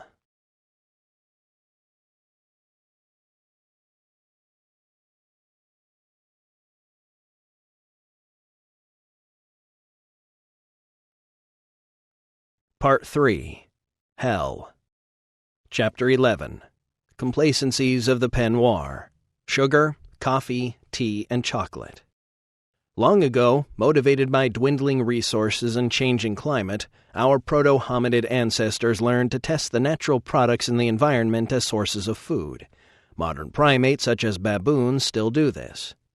An unusual or never-before-encountered source of food is approached gingerly, examined carefully for visual appearance and odor, and then tentatively placed in the mouth and held there, not swallowed. After a few moments, the animal makes the decision to swallow the morsel or to spit it out. Such a procedure has been repeated uncounted times over the long ages of human dietary definition. Obviously, a balance must be struck between excluding foods that would be outright injurious to the individual's health and reproductive ability and including as many sources of nutrition as possible. Evolutionary logic dictates that in situations of food scarcity, those animals able and willing to tolerate many marginal foods will be more evolutionarily successful than those that can accept only a limited number of items into their diet. In other words, there will be pressure on a given animal to broaden its definition of what are acceptable foods by broadening its tastes. Broadening our taste. Broadening of tastes or acquiring a taste is a process that is learned. It is a process with both a psychological and biochemical component. The process of acquiring a taste is an extremely complex one. On the one hand, it entails overcoming the inertia of established habits, those habits that exclude the potential new food item, seeing it as exotic, unfamiliar, poisonous, or associated with enemies or social outcasts. And on the other hand, it involves an adaptation to a chemically exotic food. This process brings into action involuntary systems such as the immune system. It also involves psychological mechanisms such as wanting to accept the new food item for reasons that may be as much social as nutritional. In the case of hallucinogenic plants, the shifts in self-image and societal role that often follow their acceptance are rapid and massive. But we should remember that hallucinogens are at the dramatic end of this scale. What of the countless plants that impart flavoring, but confer little nutritional value and negligible psychoactivity? They too have managed to become items habitually used by human beings. In fact, they went from being the exotic luxuries of a tiny leisure class in Roman times to commercial commodities that focused the vast European efforts at exploration and colonization, that drove the engines of mercantilism and empire building, which replaced the inward-turned medieval stasis in Christian Europe. Variety is the spice of life, is an adage familiar to us all. Yet when we examine the impact of plants and plant products on the history of human beings, it seems more true to say that spice is the variety of life. Medieval times and their close are a case in point. Dominator culture has never been more powerfully entrenched than in Christian Europe after the eclipse of the Roman Empire. And it probably is safe to say that scarcely ever have human populations existed in such a prolonged situation of drug scarcity and lack of chemical stimulation. Variety, which promotes learning and eases boredom, had too long been suppressed in Europe. Medieval Europe was one of the most constipated, neurotic, and woman-hating societies ever to exist. It was a society dying to escape from itself, a society obsessed with moral rectitude and sexual repression. It was a society chained to the land, ruled by gouty, beef-eating men wearing dresses but suppressing women. Is it any wonder, then, that dyes and spices, hardly the stuff of social revolutions, became an absolute mania for medieval Europe? Such was the strength of this mania that the arts of shipbuilding and navigation, and the banking and the trading industries all turned to serve the near addiction that most Europeans felt for these things. Spices gave food, and hence life, a variety never known before. Dyes, new dyeing techniques, and exotic fabrics revolutionized fashion. Life without spice. It is difficult for most people born into a society of abundance, sexual gratification, and high-definition TV to imagine the stultifying dullness of most of the societies of the past. The splendor of the great societies of the past was essentially just a display of variety in colors, fabrics, materials, and visual design. Such displays of variety were particularly the prerogative of the ruler and the court. The novelty of the costumes and the appointments of the court was somehow a direct index of its power. Thus it was when the emerging bourgeoisie of the late Middle Ages began importing dyes and spices, silks, and fine manufactured objects into Europe. I can personally attest to the power of color and variety over the human imagination. My periods of jungle isolation doing field work in the upper Amazon taught me how quickly the bewildering multiplicity of civilized life can be forgotten and then hungered for almost like the withdrawal from a powerful drug. After weeks in the jungle, one's mind is filled with plans for the restaurants to be visited once back in civilization, the music to be heard, the movies seen. Once after many days in the rainforest, I went to a village to ask permission to make plant collections in the tribal area. The only high-tech intrusion into the primitive circumstances of the tribe was a cheesecake calendar brought from Iquitos and proudly affixed to the thatched wall directly behind the headman of the village. As I talked with him, my gaze returned again and again to the calendar, not the content, but the colors: magenta, cyan, and apricot. The terrible and obsessive attraction to variety was as haunting as the lure of any drug. The dyes and spices of the more technically advanced and aesthetically refined world of Islam entered the bloodstream of dreary Christian Europe with the force of a hallucinogenic drug. Cinnamon, cloves, nutmeg, mace, and cardamom, and dozens of other exotic spices, flavorings, and dyes arrived to brighten the palate and the wardrobe of a wool-swaddled beer and bread culture. Our own culture during the last few years has seen a similar, though more superficial trend in the rise of the yuppie craze for novelty and new exotic restaurants from ethnic to nouvelle. As school children, we are taught that the spice trade ended the Middle Ages and created the basis of modern trade and commerce. What we are not aware of is the fact that the breakup of Christian medieval Europe occurred as a result of an epidemic obsession with the new, the exotic, and the delightful, in short, with consciousness-expanding substances. Drugs such as coffee, wormwood, and opium, dyes, silks, rare woods, gems, and even human beings were brought back to Europe and displayed almost like the plunder of a looted extraterrestrial civilization. The notion of Oriental splendor, with its luxury, its sensuality, and its unexpectedly outre design motifs, acted to transform not only aesthetic conventions, but canons of social behavior and individual self-image. The names of cities of the Silk Road, such as Samarkand and Ecbatana, became mantras, bespeaking worlds of refinement and luxury previously associated only with paradise.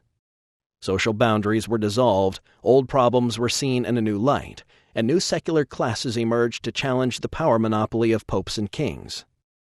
In short, there was a sudden acceleration of novelty and appearance of new social forms, the telltale tracks of a quantum leap forward in the power of the European imagination.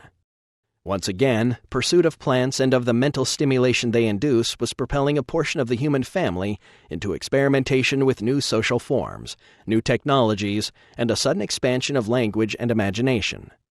Pressure to expand the spice trade remade the arts of navigation, shipbuilding, diplomacy, warfare, geography, and economic planning.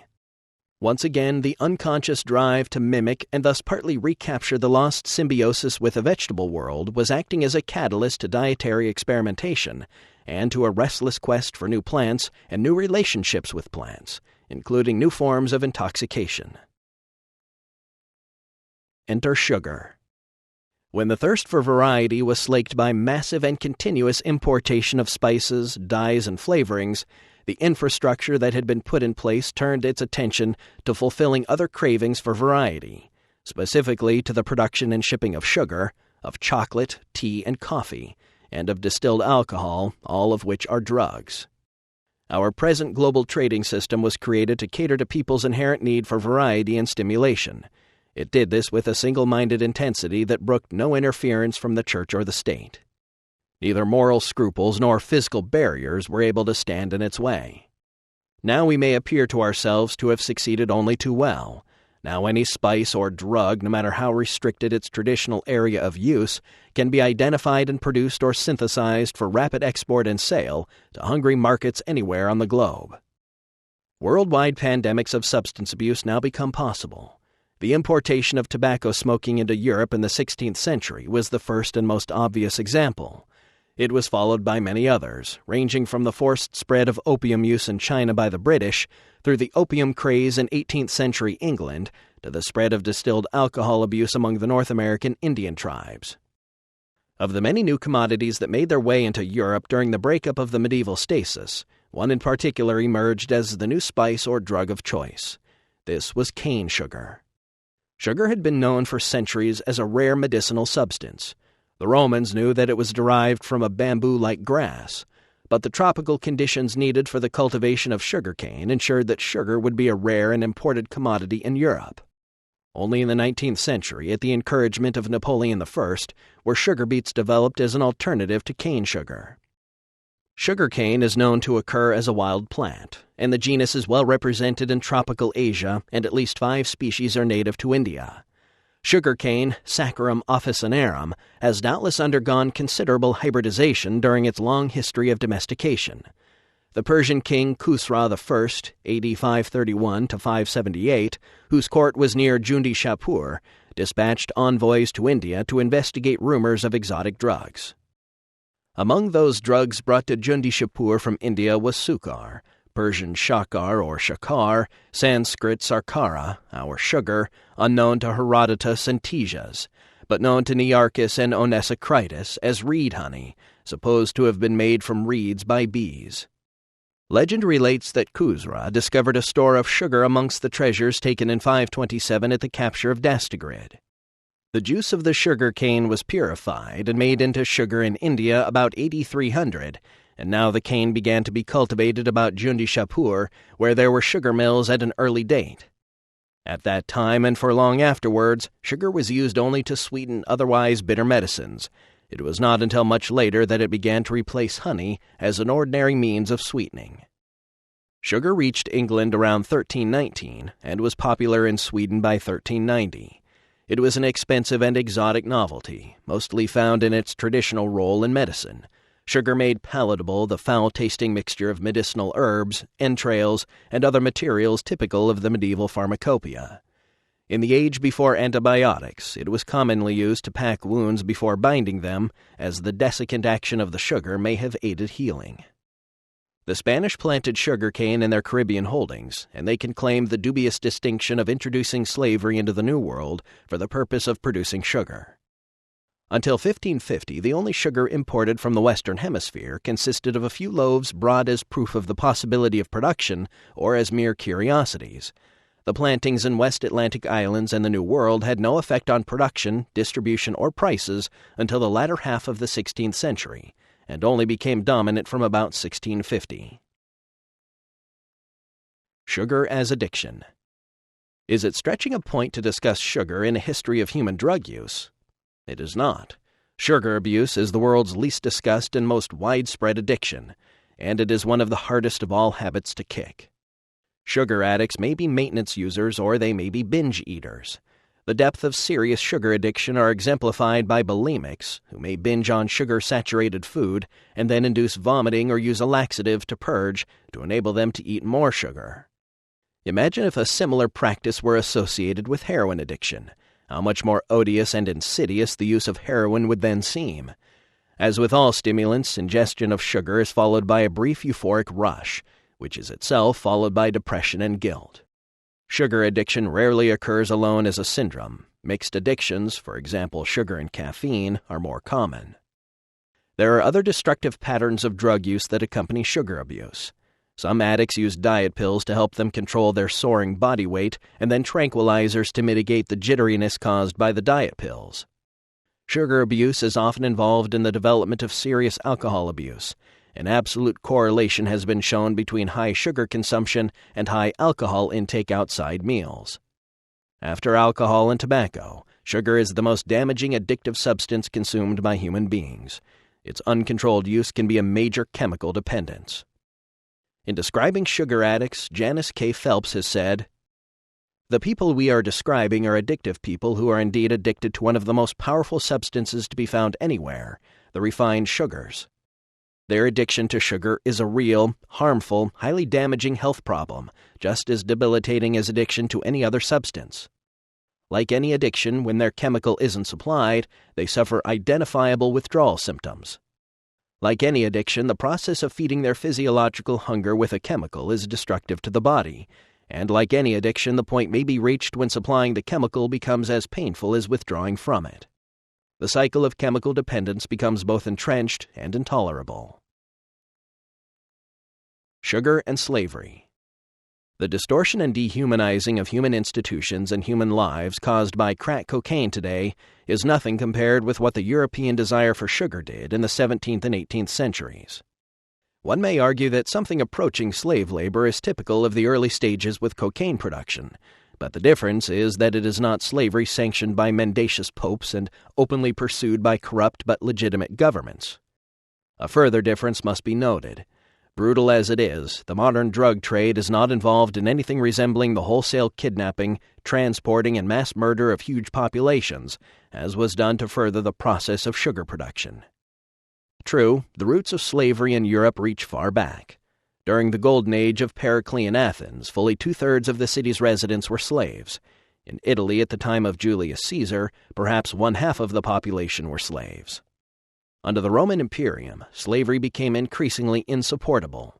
Slaves had no civil rights, and in court disputes their testimony was acceptable only if it had been obtained by torture. If a slaveholder were to die suddenly or under suspicious circumstances, then all of his slaves, without regard to guilt or innocence, were quickly put to death. It is fair to say that the reliance of the Imperium on the institution of slavery must mitigate any admiration that we might feel for the grandeur that was Rome. In truth, the grandeur of Rome was the grandeur of a pigsty masquerading as a military brothel. Slavery diminished with the dissolution of the empire, as all social institutions dissolved into the chaos of the early Dark Ages. Feudalism replaced slavery with serfdom. Serfdom was somewhat better than slavery. A serf could at least maintain a home, marry, till the land, and participate in communal life. Most important, perhaps, a serf could not be separated from or transported off the land. When the land was sold, the serf nearly always went with it. In 1432, Prince Henry, the navigator of Portugal, who was more manager and entrepreneur than explorer, established the first commercial cane sugar plantation in Madeira. Plantings of sugar were made in the other eastern Atlantic holdings of Portugal more than 60 years before there was contact with the New World. More than 1,000 men, including debtors, convicts, and unconverted Jews, were taken from Europe to work in the sugar operations. Their condition was one of quasi-servitude, somewhat akin to the penal colonists and indentured servants who populated Australia and some middle Atlantic American colonies. Sugar cane was the first crop to be introduced into commercial cultivation in the New World. It is reliably estimated that by 1530, less than 40 years after the initial European contact, there were more than a dozen sugar plantations operating in the West Indies. In his book Seeds of Change, Henry Hobhouse writes of the beginning of African enslavement. In 1443, one of Prince Henry's returning captains brought news of a capture at sea of a crew of black Arabs and Moslems. These men, who were of mixed Arab-Negro parentage and Moslems, claimed that they were of a proud race and unfit to be bondsmen. They argued forcefully that there were in the hinterland of Africa many heathen blacks, the children of Ham, who made excellent slaves and who they could enslave in exchange for their freedom. Thus began the modern slave trade, not the transatlantic trade which was yet to come, but its precursor, the trade between Africa and southern Europe. Hobhouse goes on to describe sugar slavery in the New World. Sugar slavery was of quite a different order. It was the first time since the Roman latifundia that mass slavery had been used to grow a crop for trade, not subsistence, in a big way. It was also the first time in history that one race had been uniquely selected for a servile role. Spain and Portugal voluntarily abjured the enslavement of East Indian, Chinese, Japanese, or European slaves to work in the Americas. The slave trade was itself a kind of addiction. The early importation of African slave labor into the New World was for one purpose only, to support an agricultural economy based on sugar. The craze for sugar was so overwhelming that 1,000 years of Christian ethical conditioning meant nothing. An outbreak of human cruelty and bestiality of incredible proportions was blandly accepted by the institutions of polite society. Let us be absolutely clear. Sugar is entirely unnecessary to the human diet. Before the arrival of industrial cane and beet sugar, humanity managed well enough without refined sugar, which is nearly pure sucrose. Sugar contributes nothing that cannot be gotten from some other easily available source. It is a kick, nothing more. Yet for this kick, the dominator culture of Europe was willing to betray the ideals of the Enlightenment by its collusion with slave traders. In 1800, virtually every ton of sugar imported into England had been produced with slave labor. The ability of the ego-dominator culture to suppress these realities is astonishing. If it seems that too much ire is vented on the sugar habit, it is because in many ways the addiction to sugar seems a distillation of all the wrong-headed attitudes that attend our thinking about drugs.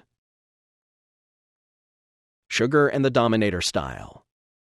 When temporal distance from the original partnership paradise increases, when the connection with the vegetable feminine matrix of planetary life slips far into the past, then the hold of cultural neurosis increases and manifestations of unchecked ego and dominator theories of social organization proliferate.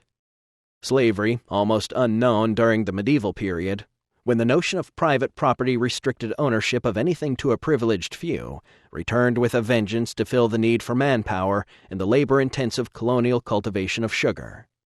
Thomas Hobbes' vision of human society as the inevitable subjugation of the weak by the strong, and Jeremy Bentham's notion of the ultimate economic basis of all social worth, signal that values that seek to nurture the earth and to participate with it in a life of natural emotive balance have been forsaken for the rapacious self-centeredness of Faustian science.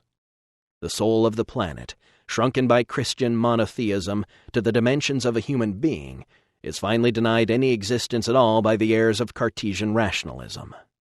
The stage is then set for the evolution of a human self-image that is entirely disensouled, adrift in a dead universe devoid of meaning and without moral compass.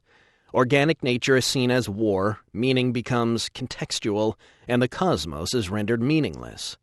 This process of deepening cultural psychosis, an obsession with ego, money, and the sugar-alcohol-drug complex, reaches its culmination in the mid-20th century with Sartre's appalling assertion that nature is mute. Nature is not mute, but modern man is deaf. Made deaf because he is unwilling to hear the message of caring, balance, and cooperation that is nature's message. In our state of denial, we must proclaim nature mute. How else to avoid facing the awful crimes we have committed for centuries against nature and each other? The Nazis said that Jews were not true human beings and that their mass murder was thus not of any consequence. Some industrialists and politicians use a similar disensouling argument to excuse the destruction of the planet, the maternal matrix necessary to all life. Only a terminal addiction to the ego and styles of brutal domination could give rise to a mass mental environment in which such statements could appear plausible, let alone true. Sugar stands at a watershed in such matters, for sugar and the caffeine drugs that spread with it reinforce and support industrial civilization's unreflecting emphasis on efficiency at the price of archaic human values. The Drugs of Gentility. In the opening lines of his magnificent poem Sunday Morning, Wallace Stevens delivers an image of radiant transcendence and the familiar and ordinary worthy of Cezanne. Complacencies of the peignoir and late, coffee and oranges in a sunny chair, and the green freedom of a cockatoo, upon a rug mingled to dissipate the holy hush of ancient sacrifice. Stevens's lines evoke an aura of genteel satiety that surrounds the drug caffeine. Sunday Morning reminds us that our stereotyped notion of what constitutes drugs is strained when we are asked to consider such delicate accessories of bourgeois sensibility as tea, coffee, and cocoa as being in the same category as heroin and cocaine. Yet, all are drugs. Our unconscious striving to find our way back to the sensory ratios of prehistory has led us to develop countless variations on the act of paying homage to plant-based psychoactivity. Mild stimulants, with non-destructive or manageable impact, have been a part of the diet of primates since long before the emergence of hominids. Caffeine is the alkaloid that lies at the basis of much of the human involvement with plants that stimulate. Caffeine is a powerful stimulator well below the toxic dose. It occurs in tea and coffee and in numerous other plants such as Ilex paraguariensis, the source of mate, or Paulinia yoko, an appetite-suppressing Amazonian liana, which have their own localized but ancient and highly ritualized styles of use. Caffeine is bitter, and the inevitable discovery that it could be made more palatable with the addition of honey or sugar set the stage for the very prevalent and little-remarked synergistic effect that occurs between sugar and the various caffeine beverages. Sugar's tendency to become addictive is reinforced if sugar is also being used to make the ingestion of a stimulating alkaloid such as caffeine more palatable. Sugar is culturally defined by us as a food. This definition denies that sugar can act as a highly addictive drug, yet the evidence is all around us. Many children and compulsive eaters live in a motivational environment primarily ruled by mood swings resulting from cravings for sugar. Coffee and tea, new alternatives to alcohol. For all practical purposes, we can say that tea, coffee, and cocoa were introduced simultaneously into England in the 1650s. For the first time in its history, Christian Europe had an alternative to drinking alcohol. All three were stimulants, all were brewed with hot water that had been boiled, and thus rendered free from the then rampant problem of waterborne diseases, and all required copious amounts of sugar. The sugar craze promoted coffee, tea, and chocolate use, which in turn promoted sugar consumption, and the new stimulants were grown in the same colonial holdings then proving so profitable in the production of sugar. Tea, coffee, and cocoa held out the possibility of crop diversification in the colonies, and hence the greater economic stability for both colony and mother country. By 1820, many thousands of tons of tea were being imported into Europe each year, with about 30 million pounds being consumed in the United Kingdom alone. The tea for the European market all came from the southern Chinese coastal city of Canton, from the mid-17th to the early 19th centuries. The tea buyers were not allowed to penetrate inland, nor were they privy to any of the details of the cultivation and cropping of the tea plant. As Hobhouse writes, history's joke on Europe is that for nearly 2 centuries, a commodity was imported halfway across the world, and that a huge industry grew up involving as much as 5% of England's entire gross domestic product, and yet no one knew anything about how tea was grown, prepared, or blended. Such ignorance was no barrier to the commercial exploitation of tea. However, the Turkish capture of Constantinople in 1453 certainly was. When trade routes through the eastern Mediterranean were in the hands of the Turk, there was considerable pressure on the sciences of navigation and shipbuilding to perfect the ocean route to the east via the Cape of Africa. The route was discovered in 1498 by Vasco da Gama. When Dutch and Portuguese navigators eventually reached the Moluccas in eastern Indonesia, then called the Spice Islands, spices became much cheaper in Europe, and the struggle among all parties to create monopolies was joined. The type of organization best able to maintain a monopoly was the trading company, a group of merchants drawn together to reduce capital risks and competition. The large, well-armed ships of the various East India Companies spelled the end of the age of the self-employed merchant captain. The British East India Company, destined to become the most important of the trading companies, was founded in 1600. From that date until 1834, when free trade liberals opened the tea trade to all interested parties, the company controlled the tea trade to its great advantage. The British East India Company was believed to add at least a third to the price of tea, thus taking £100 a ton out of the 375,000 tons imported during the 18th century. This global figure obscures the rise, on the same basis, of the East India Company's cut from a sum equivalent to $17 million at the beginning of the century to an annual equivalent of $800 million in 1800. The East India Company was big business, hated and loathed by smugglers and consumers alike, and a symbol of corrupt, complacent monopoly. Tea brews a revolution. Toward the end of the 18th century, the tea trade was in crisis, and the government of Lord North made a series of ill-considered decisions that were not only to ruin the tea trade, but were also to lose England her colonies in North America. North's strategy was to sell tea at reduced prices in the colonies, thus diminishing surpluses and driving smuggler competitors out of business. He also sought to place a small and, he imagined, inconsequential tax on tea going to the colonies, simply to force the unruly colonists to submit to imperial authority. As is common knowledge, this tea tax was the straw that broke the camel's back in the political foment that was then gripping the American colonies. On December 16, 1773, angry colonial radicals in Boston turned on His Majesty's tea ships and destroyed their cargo. The salty tea of revolution was brewed that night. And there were other tea parties at New York, Charleston, Savannah, and Philadelphia. The affair might have passed off in a few weeks had not the British response of closing the port of Boston made the Declaration of Independence inevitable. By the early 1800s, the tea trade was showing signs of strain. On the European continent, the Napoleonic Wars had left coffers depleted. The response had been to print paper money unsecured by gold, and this practice eventually resulted in serious inflation. Costs rose, product values rose much less, resulting in economic misery. The panacea to this economic impasse was opium. Exploitation cycles. The opium trade was nothing less than British terrorism waged against the population of China until the Chinese government's restrictions against the importation of opium were totally done away with. There is in these events a pattern that has been repeated in our own century. Just as the dealers of the drug tea turned to opium when their tea market suffered depression, so did Western intelligence groups such as the CIA and the French Secret Service turn their attention to the importation of cocaine in the 80s, after having lost near monopoly on heroin to the heroin-dealing mullahs of the Iranian Revolution. The history of commercial drug synergies, the way in which one drug has been cynically encouraged and used to support the introduction of others over the past 500 years, is not pleasant to contemplate. Perhaps that is why the exercise is so rarely undertaken. The cycles began with sugar. As discussed, sugar, whose existence depended on a savage slave trade, deepened its claim on consumers throughout the 16th century. The 17th century introduction of tea, coffee, and chocolate only drove the craze for sugar to new heights. Through its use in caffeine drinks and distilled alcohol, sugar played a major indirect role in furthering the dominator culture's suppression of the underclass and of women of all classes.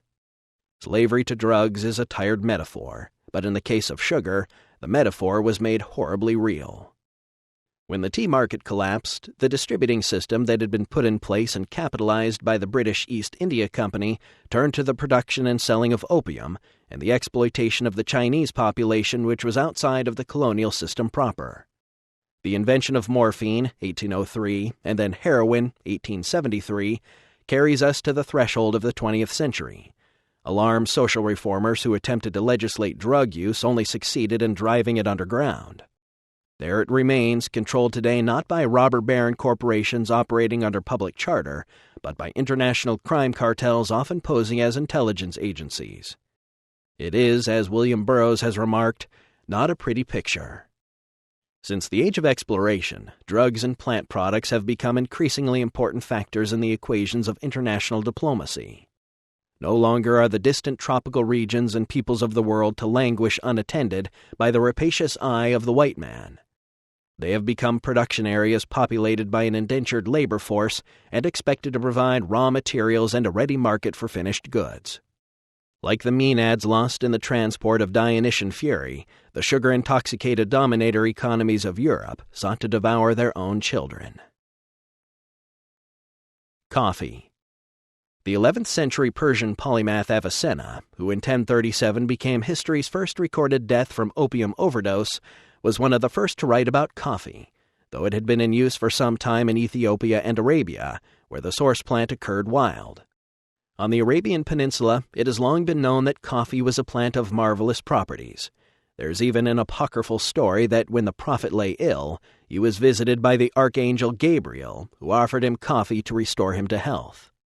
Because of the plant's long association with the Arabs, Linnaeus, the great Danish naturalist and the inventor of modern scientific taxonomy, named the plant Coffea arabica. When coffee was introduced to Europe, it was used as a food or medicine. The oil-rich berries were pulverized and mixed with fat. Later, ground coffee was mixed into wine and cooked to provide what must have been a quite stimulating and intense refreshment. Coffee was not brewed as a drink until around 1100 in Europe, and only in the 13th century did the modern practice of roasting coffee beans begin in Syria. Though coffee was an old-world plant and was used in some circles a long time before tea, nevertheless tea cleared the way for the popularity of coffee. Their stimulant properties made caffeine in coffee, and its close cousin theobromine in tea, the ideal drugs for the Industrial Revolution. They provided an energy lift, enabling people to keep working at repetitious tasks that demanded concentration. Indeed, the tea and coffee break is the only drug ritual that has never been criticized by those who profit from the modern industrial state.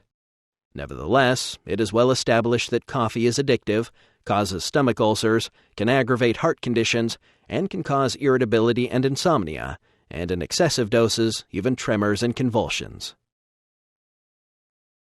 Contra coffee. Coffee has not been without its detractors, but they have always been in the minority. Coffee was widely blamed for the death of the French minister Colbert, who died of stomach cancer. Goethe blamed his habitual café latte for his chronic melancholia and his attacks of anxiety. Coffee has also been blamed for causing what Lewin called an excessive state of brain excitation, which becomes manifest by a remarkable loquaciousness, sometimes accompanied by accelerated association of ideas. It may also be observed in coffeehouse politicians who drink cup after cup of black coffee, and by this abuse are inspired to profound wisdom on all earthly events. The tendency to excessive raving after coffee drinking apparently lay behind several edicts against coffee issued in Europe in 1511. The Prince of Waldeck pioneered an early version of the drug snitch program when he offered a reward of $10 to anyone who would report a coffee drinker to the authorities. Even servants were rewarded if they informed on employers who had sold them coffee. By 1777, however, authorities in continental Europe recognized the suitability of coffee for use by the pillars of dominator society, the clergy and the aristocracy. Punishment for a coffee offense by members of less privileged classes was usually a public caning followed by fines. And, of course, coffee was once widely suspected of causing impotence. It has frequently been stated that the drinking of coffee diminishes sexual excitability and gives rise to sterility. Though this is a mere fable, it was believed in former times. Olearius says in the account of his travels that the Persians drink the hot black water chaweh, whose property it is to sterilize nature and extinguish carnal desires. A sultan was so greatly attracted by coffee that he became tired of his wife. The latter one day saw a stallion being castrated and declared that it would be better to give the animal coffee, and then it would be in the same state as her husband. The Princess Palatine Elizabeth Charlotte of Orleans, the mother of the dissipated Regent Philip II, wrote to her sister, "Coffee is not so necessary for Protestant ministers as for Catholic priests, who are not allowed to marry and must remain chaste. I am surprised that so many people like coffee, for it has a bitter and a bad taste. I think it tastes exactly like foul breath." The physician-explorer Rauwolf of Augsburg, who later became the discoverer of the first tranquilizer, the plant extract Rauwolfia, found coffee apparently long established and widely traded in Asia Minor and Persia when he visited the area in the mid-1570s. Accounts such as Rauwolf soon made coffee a fad. Coffee was introduced in Paris in 1643, and within 30 years there were over 250 coffee houses in the city. In the years immediately preceding the French Revolution, there were nearly 2,000 coffee establishments operating. If wild talk is the mother of revolution, then certainly coffee and coffee houses must be its midwife. Chocolate.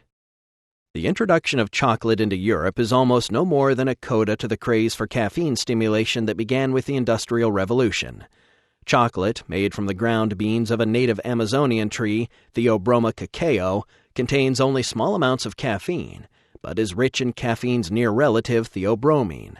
Both are chemicals with close relatives that occur endogenously in normal human metabolism. Like caffeine, theobromine is a stimulant, and the addictive potential of chocolate is significant. Cacao trees had been introduced into central Mexico from tropical South America centuries before the arrival of the Spanish conquistadors. There they had a major sacramental role in Maya and Aztec religion. The Maya also used cacao beans as the equivalent of money. The Aztec ruler Montezuma was said to be seriously addicted to ground cacao. He drank his chocolate unsweetened in a cold water infusion. A mixture of ground chocolate and psilocybin-containing mushrooms was served to the guests at the coronation feast of Montezuma II in 1502. Cortez was informed of the existence of cacao by his mistress, a Native American woman named Dona Marina, who had been given to Cortez as one of 19 young women offered in tribute to Montezuma. Assured by Dona Marina that cacao was a powerful aphrodisiac, Cortez was eager to begin cultivation of the plant. He wrote to the Emperor Charles V, On the lands of one farm, 2,000 trees have been planted, the fruits are similar to almonds, and are sold in a powdered state. Shortly thereafter, chocolate was imported into Spain, where it was soon extremely popular. Nevertheless, the spread of chocolate was slow, perhaps because so many new stimulants were then vying for European attention. Chocolate did not appear in Italy or the Low Countries until 1606. It reached France and England only in the 1650s. Except for a brief period during the reign of Frederick II, when it became the favorite vehicle for poisons used by professional poisoners, chocolate has steadily increased in popularity and annual tonnage produced. It is extraordinary that in the relatively short span of 2 centuries, 4 stimulants, sugar, tea, coffee, and chocolate, could have emerged out of local obscurity and become a basis for vast mercantile empires, defended by the greatest military powers ever known to that time and supported by the newly reintroduced practice of slavery. Such is the power of the cup that cheers but not inebriates.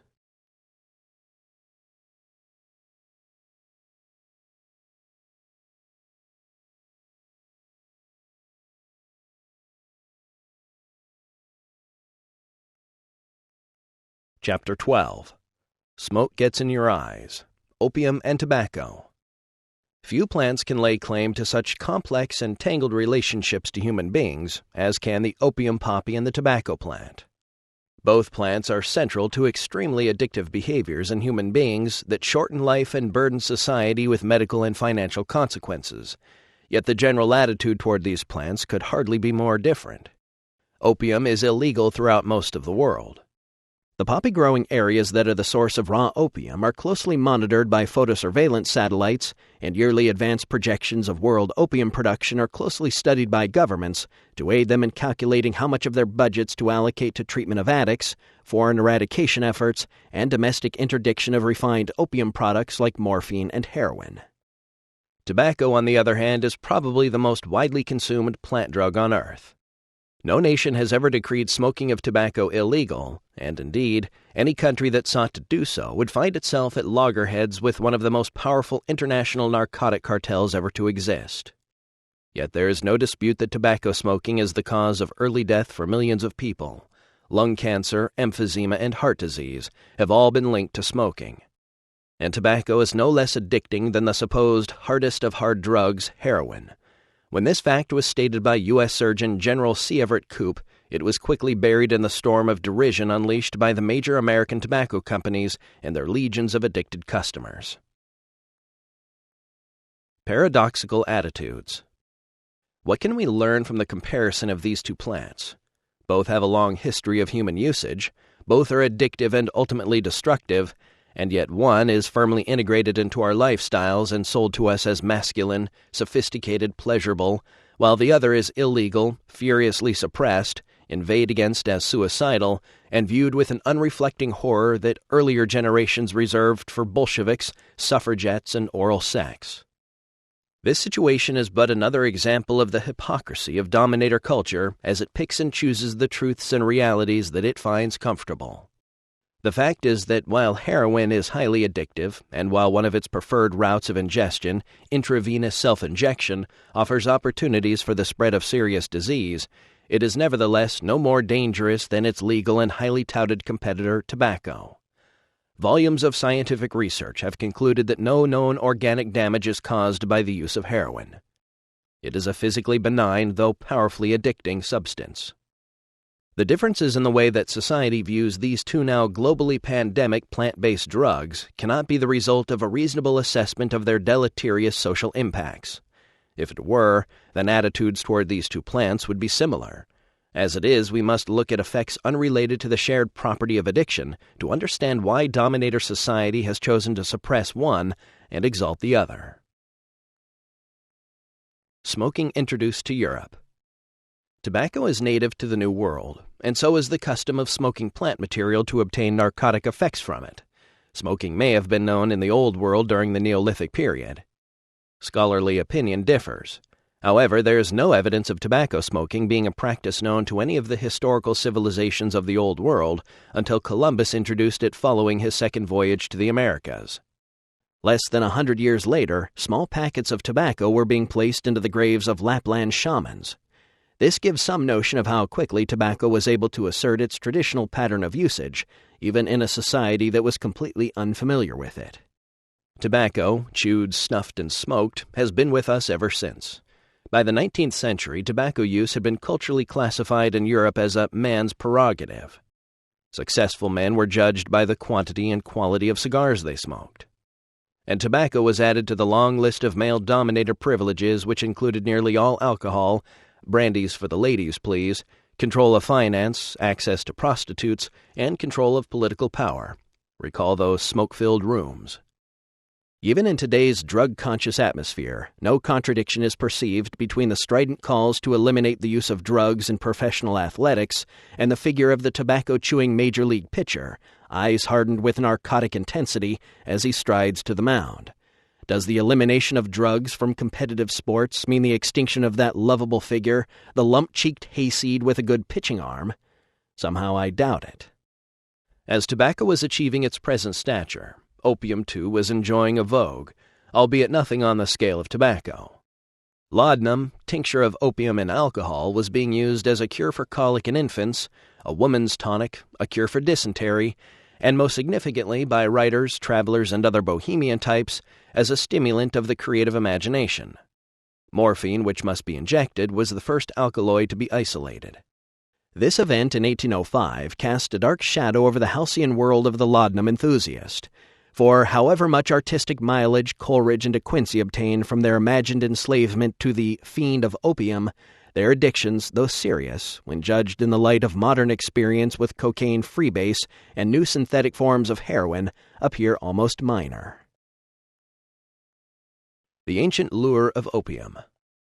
The seed of the poppy is a delicious and non-psychoactive food, as all enthusiasts of poppy seed rolls can attest. Yet when the seed capsule is scratched with blade or fingernail, a milky latex-like material soon accumulates, and as it hardens, turns a dark brown.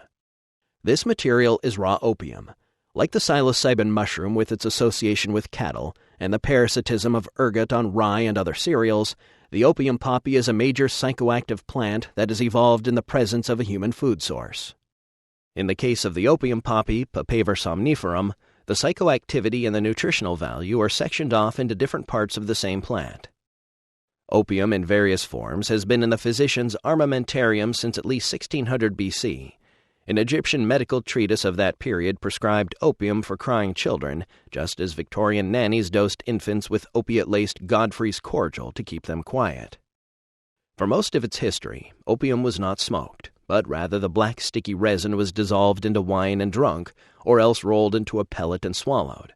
Opium as a cure for pain, as euphorant and rumored aphrodisiac, was known in Eurasia for several thousand years. During the waning of the millennia-long Minoan civilization and its religion of archaic worship of a great mother, the original source of the connection to the goddess of vegetable nature came eventually to be replaced by the intoxication of opium. Early Minoan texts testify to the fact that poppies were widely cultivated on both Crete and Pylos during the late Minoan. In these texts, the poppy head is used as an ideogram in financial tallies. The yield of poppies indicated is so huge that for some time it was assumed that these numbers must refer to grain rather than opium. The confusion of grain and poppy is easy to understand, as Demeter was the goddess of both.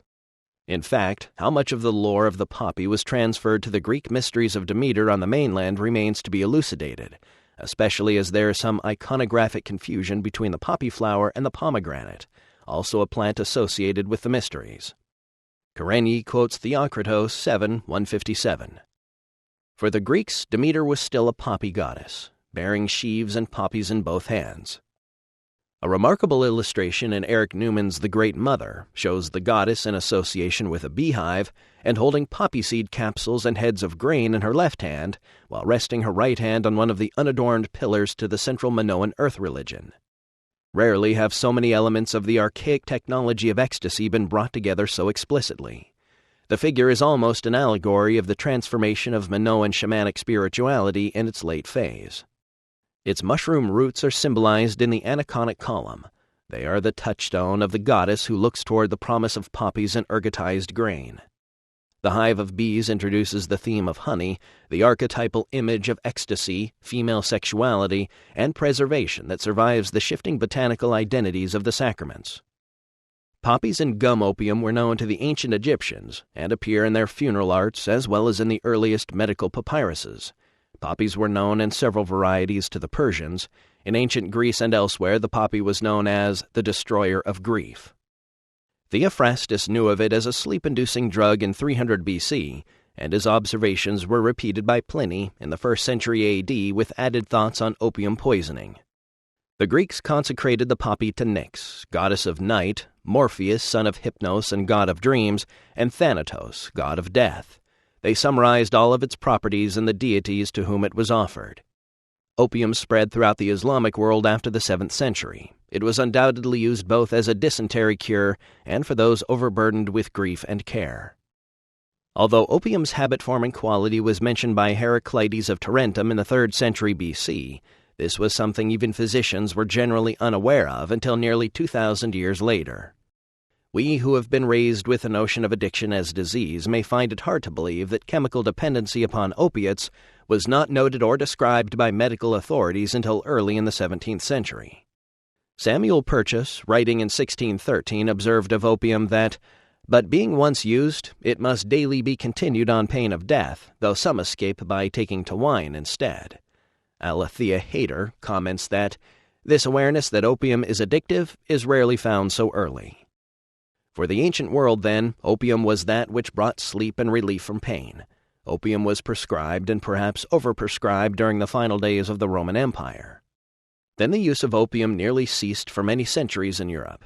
The early herbals of Saxon England mentioned juice expelled from poppies as a cure for headache and sleeplessness, but clearly opium played a very minor role in the armamentarium of medieval Europe.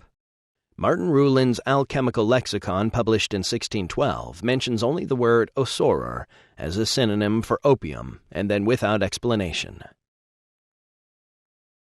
Alchemical opium. It is to Paracelsus, the famed father of chemotherapy, that we can trace the revival of interest in opium. The great 16th century Swiss alchemist, medical reformer, and quack advocated and used opium on a lavish scale. Here again, as in the case of distilled alcohol, it is an alchemist, one involved in the pursuit of the spirit assumed to be locked into matter, who discovered the means to release the power locked within a simple plant. And like Lully before him, Paracelsus assumed that he had discovered the universal panacea. "I possess a secret remedy which I call laudanum, and which is superior to all other heroic remedies." Shortly after Paracelsus began promulgating the virtues of opium, physicians of his school of thought were preparing nostrums whose sole basis of activity was the copious amount of opium that they contained. One of these enthusiastic followers, the alchemist Van Helmont, became well known as Dr. Opiates, the first croaker or junk doctor. Tobacco redux. While the iatrochemists of the Paracelsian persuasion were spreading the use of opium in Europe, an exotic newcomer was quietly making its way onto the European stage. Tobacco was the first and most immediate payoff of the discovery of the New World. On November 2, 1492, less than a month after his first arrival in the New World, Columbus landed on the north coast of Cuba. There, the admiral of the Ocean Sea dispatched 2 gift-laden members of his crew to the interior of the island, where he believed that the king of the many coastal villages he had seen must reside. Doubtless, there was still some hope in the admiral's mind that his men would return with word of gold, precious stones, fine woods, and spices, the wealth of the Indies. Instead, the scouts returned with an account of men and women who partially inserted burning rolls of leaves into their nostrils. These burning rolls were called tobaccos and consisted of dry herbs wrapped up in a large dry leaf. They were lit at one end, and the people sucked at the other and drank the smoke, or inhaled, something that was utterly unknown in Europe. De las Casas, the bishop of Chiapas, who published the account of Columbus's in which this description occurs, added this observation: "I know of Spaniards who imitate this custom, and when I reprimand the savage practice, they answered that it was not in their power to refrain from indulging in the habit. Although the Spaniards were extremely surprised by this peculiar custom, on experimenting with it themselves, they soon obtained such pleasure that they began to imitate the savage example." 4 years after the first voyage, the hermit Romano Pani, whom Columbus had left in Haiti at the conclusion of the second voyage to the New World, described in his journal the native habit of inhaling the tobacco fumes with the help of a bird bone instrument inserted into the nose and held over tobacco strewn on a bed of coals. The consequences of this simple ethnograph observation have still to be calculated.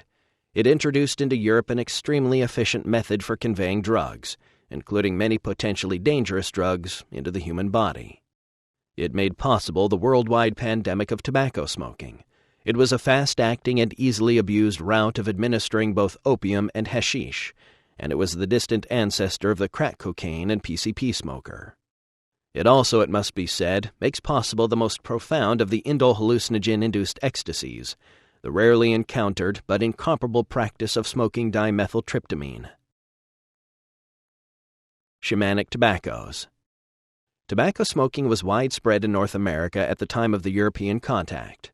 While the habit of taking hallucinogenic DMT-containing snuffs was also prevalent in the Caribbean cultural area, there are no confirmed reports of materials other than tobacco being smoked. The high culture of the Maya that flourished until the mid-800s in Mesoamerica had an old and complex relationship with tobacco and the habit of smoking it. The tobacco of the classical Maya was Nicotiana rustica, which is still in use among aboriginal populations in South America today. This species is much more potent, chemically complex, and potentially hallucinogenic than the commercial grades of Nicotiana tabacum available today. The difference between this tobacco and cigarette tobacco is profound. This wild tobacco was cured and rolled into cigars which were smoked. The trance-like state that followed, partially synergized by the presence of compounds that included MAO inhibitors, was central to the shamanism of the Maya. Recently introduced antidepressants of the MAO inhibitor type are distant synthetic relatives of these natural compounds. Francis Robišek has published extensively on the Mayan fascination with tobacco and its chemical complexity. It also must be recognized that nicotine is by no means the only bioactive substance in the tobacco leaf. Recently, alkaloids of the Harmala group, Harman and non-Harman, have been isolated from cured commercial tobaccos and their smoke. They constitute a chemical group of beta-carbolines, which include harmine, harmaline, tetrahydroharmine, and 6-methoxyharmine, all with hallucinogenic properties. While to date no native varieties of tobacco have been analyzed for these substances, it is a reasonable supposition that their composition may vary widely, depending upon the variety and growth, and that some of the native-grown tobaccos may contain a relatively high concentration of them. Tobacco was and is the ever-present adjunct of the more powerful and visionary hallucinogenic plants wherever in the Americas they are used in a traditional and shamanic way. And one of the traditional uses of tobacco involved the New World's invention of the first enemas. Peter first had researched the role of enemas and clysters in Mesoamerican medicine and shamanism. It has only recently come to light that the ancient Maya, like the ancient Peruvians, employed enemas. Enema syringes or narcotic clysters, and even enema rituals, were discovered to be represented in Maya art, an outstanding example being a large painted vase dating AD 600 to 800, on which a man is depicted carrying an enema syringe, applying an enema to himself, and having a woman apply it to him. As a result of this newly discovered scene, archaeologist M.D. Coe was able to identify a curious object held by a jaguar deity on another painted Maya vessel as an enema syringe. If the enemas of the ancient Maya were, like those of the Peruvian Indians, intoxicating or hallucinogenic, they might have consisted of fermented balche, honey mead. B&W is a very sacred beverage, and it may have been fortified with tobacco or with morning glory seed infusions. Datura infusions and even hallucinogenic mushrooms may have been taken in this way. Of course, they could also have used a tobacco infusion alone. Tobacco as quack medicine. Any drug introduced into use inevitably winds up associated with a number of quack medical theories and treatments. Cocaine abuse, as we shall see, was preceded by the craze for the tonic Vinde Mariani, and heroin was touted as a cure for morphine addiction. Lest we recoil from the enema rituals of the Maya, consider that in 1661, the Danish physician Thomas Bartholin recommended not only tobacco juice enemas, but also tobacco smoke enemas to his patients. Those who have swallowed tobacco by accident can testify to its purgative effect. This property is employed in the tobacco clyster used as an enema. My beloved brother Erasmus has shown me the method. Smoke from 2 pipes filled with tobacco is blown into the intestines. A suitable instrument for this was devised by the ingenious English. Not to be outdone by the clever English, an 18th-century French physician named Buchoz advocated the use of intravaginal insufflation of tobacco smoke to cure hysteria. Quite aside from these eccentric and bizarre applications of the use of tobacco, and despite the scorn of the clergy, the habit of smoking spread quickly in Europe. Every drug, during the process of its introduction into a new cultural milieu, is hailed as a love drug, this apparently being the most effective of all advertising ploys. Drugs as diverse as heroin and cocaine, LSD and MDMA were all at some point presented as promoting intimacy, sexual or psychological. Tobacco was no different. Part of the reason for its rapid spread was widely circulated sailors' yarns of its remarkable properties as an aphrodisiac. Sailors told of the women of Nicaragua who smoked this weed and displayed an ardor undreamed of. It was probably this rumor that clinched the popularity of smoking among the women of Europe. Perhaps this is the reason why an ex-Franciscan monk, André Thevet, experienced such success in introducing tobacco to the French court in 1579. Thevet fully intended that tobacco be smoked and used as a recreational drug. Earlier, the French ambassador to Portugal, Jean Nicot, had experimented with crushed tobacco leaves used as a snuff for the purpose of curing migraine headache. In 1560, Nicot conveyed a sample of his snuff to Catherine de' Medici, who was a chronic migraine sufferer. The queen was enthusiastic about the plant's powers, and it briefly became known as Herba Medicea, or Herba Catherinea. Nicot's snuff was derived from the generally more toxic Nicotiana rustica, the classic shamanic tobacco of the Maya.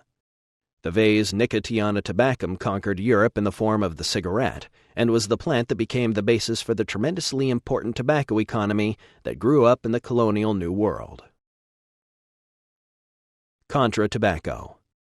Tobacco was not welcomed by all. Pope Urban VIII ordered excommunication for anyone who smoked or used snuff in the churches of Spain.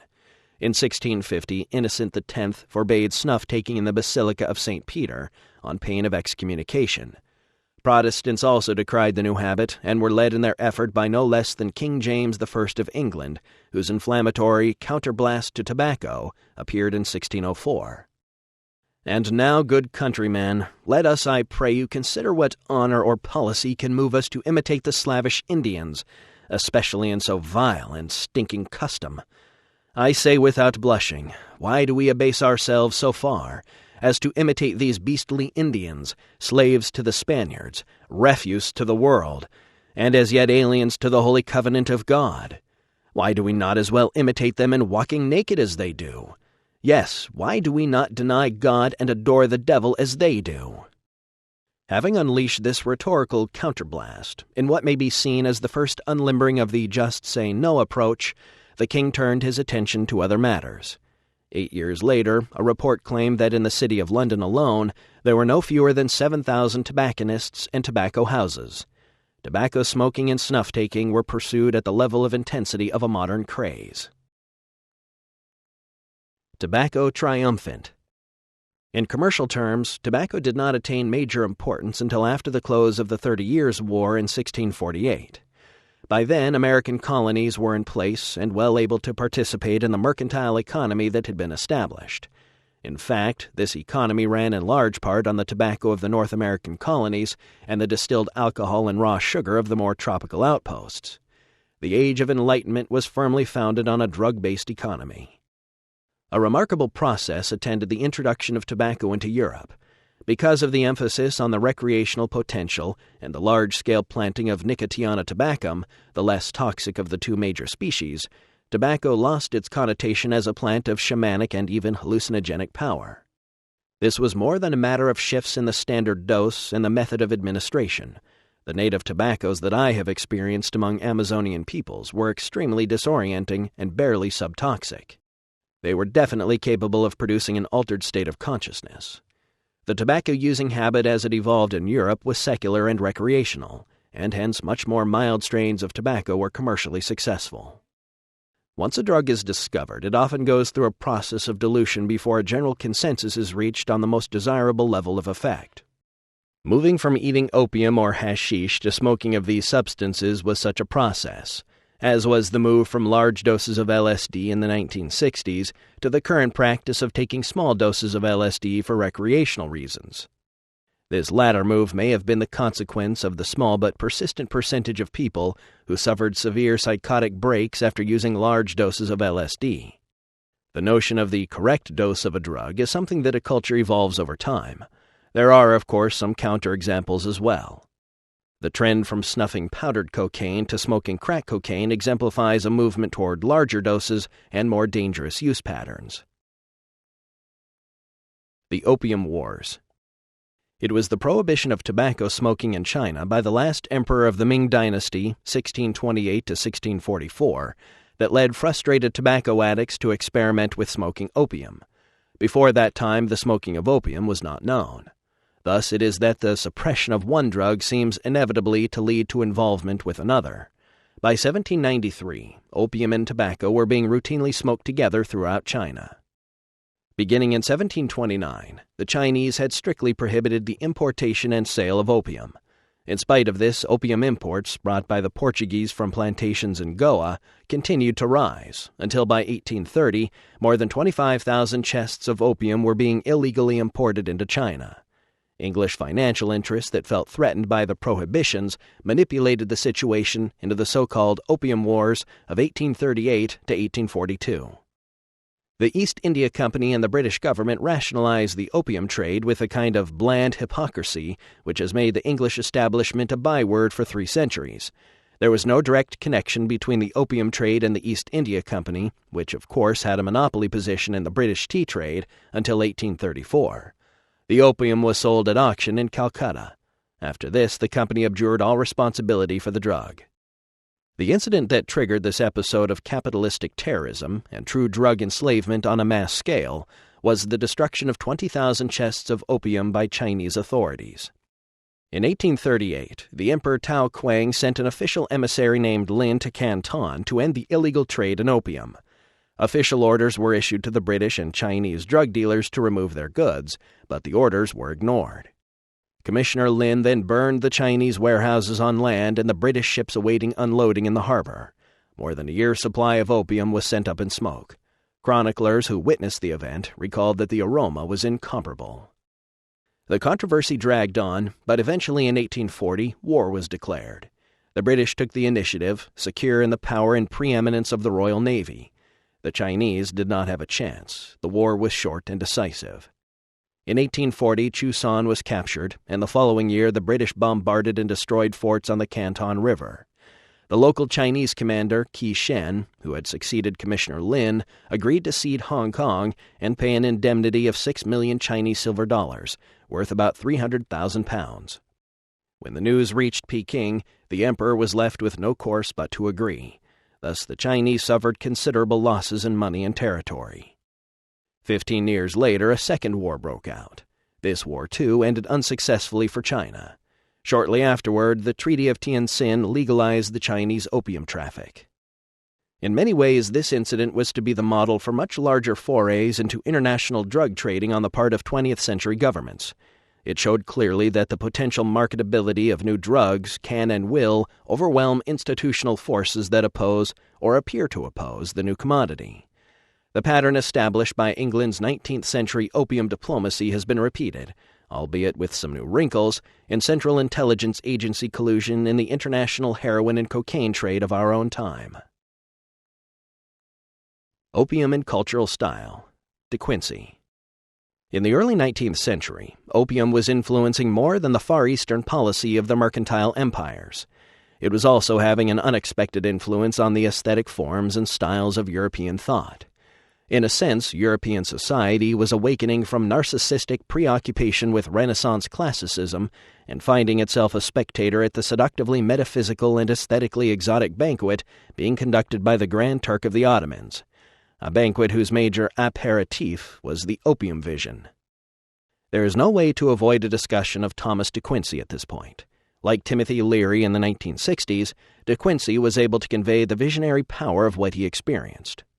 For de Quincey, this was a power imprisoned within the labyrinth of the poppy. He was able to convey the opium vision with the force and the filigree of melancholia typical of Romanticism. Almost single-handedly, he created in his Confessions of an English Opium Eater the cultural image, the zeitgeist of the experience of opium intoxication and a metaphysic of opium. He invented the form of the drug confession, the primary genre of subsequent drug literature. His descriptions of the worldview of the opium user are unsurpassed. Many years ago, when I was looking over Piranesi's Antiquities of Rome, Mr. Coleridge, who was standing by, described to me a set of plates by that artist, called His Dreams, and which record the scenery of his own visions during the delirium of a fever. Some of them, I describe only from memory of Mr. Coleridge's account, represented vast Gothic halls, on the floor of which stood all sorts of engines and machinery, wheels, cables, pulleys, levers, catapults, etc., expressive of enormous power put forth, and resistance overcome. Creeping along the sides of the wall, you perceived a staircase, and upon it, groping his way upward, was Piranesi himself. Follow the stairs a little farther, and you perceive it to come to a sudden abrupt termination, without any balustrade, and allowing no step onward to him who had reached the extremity, except into the depths below. Whatever is to become of poor Piranesi, you suppose at least that his labors must in some way terminate here, but raise your eyes, and behold a second flight of stairs still higher, on which again Piranesi is perceived, but this time standing on the very brink of the abyss. Again elevate your eyes, and a still more aerial flight of stairs is beheld, and again is poor Piranesi busy on his aspiring labors. And so on until the unfinished stairs and Piranesi both are lost in the upper gloom of the hall. With the same power of endless growth and self-reproduction did my architecture proceed in dreams. Opium exhilarates the spirit. It can produce endlessly unraveling streamers of thought and rhapsodic speculation. The 50 years following De Quincey's Confessions were to see a deep grappling with the impact of opium use on creativity, especially literary creativity. De Quincey pioneered this effort. He was the first writer to study deliberately, from within his personal experience, the way in which dreams and visions are formed, how opium helps to form them and intensifies them, and how they are then recomposed and used in conscious art, in his case in impassioned prose. But the process would also apply to poetry. He learned his waking technique as a writer partly from observation of how the mind works in dreams and reveries under the influence of opium. It was his belief that opium dreams and reveries could be in themselves a creative process both analogous to and leading to literary creation. He used dreams in his writing not as a decoration, not as allegory, not as a device to create atmosphere or to forestall and help on the plot, not even as intimations of a higher reality, although he believed that they were that, but as a form of art in themselves. His study of the workings of the imagination in sleep to produce dreams was pursued with as much concentration as some of his contemporaries devoted to the working of the waking imagination to produce poetry. The beginning of psychopharmacology. The analytical and psychological interests of men like De Quincey and the French psychiatrist J. Moreau de Tours, and their attitudes toward the substances that they sought to explore, signify the beginnings of the less than happy effort of science to come to terms with these materials. Implicit in their work is the assumption that intoxication can mimic madness, a strong hint that madness, the most mental of maladies, was rooted in physical causes. The opium dream was seen as a kind of waking theater of the imagination, and there is in the fascination with dreams an anticipation of the psychoanalytical methods of Freud and Jung. This fascination is felt throughout the literature of the 19th century, in Goethe, in Baudelaire, in Mallarmé, Huysmans, and Heine. It is the siren song of the unconscious, silent since the destruction of Eleusis, but expressed in Romanticism and the Pre-Raphaelites as a pagan exuberance, driven as often as not by devotion to opium. The heavy-lidded harlots of a Beardsley Seraglio, or the darker labyrinthine visions of Odilon Redon, or Dante Gabriel Rossetti, epitomize this aesthetic. As the aesthetic had a darker side, so too the chemistry of the poppy began to yield more consuming and more virulently addictive derivatives. The hypodermic syringe was discovered in 1853, and from then on the users of opiates have had the cautionary example of the severely addicted intravenous user of morphine to temper their devotion. The 19th century experienced a sorting out of the bewildering variety of new drugs and stimulants that the previous 2 centuries of exploration and exploitation of far-flung lands had brought. Tobacco use in its various forms became widespread in all social classes, especially among men. Opium was abused by smaller but nonetheless vast numbers of persons, also drawn from all classes. Distilled alcohol was produced and abused in far larger quantities than ever before. In this environment, temperance organizations also emerged, and the modern positions vis-a-vis the drug question began to develop. Yet the true impact of the spreading habits of synthetic drug abuse still lay ahead in the 20th century.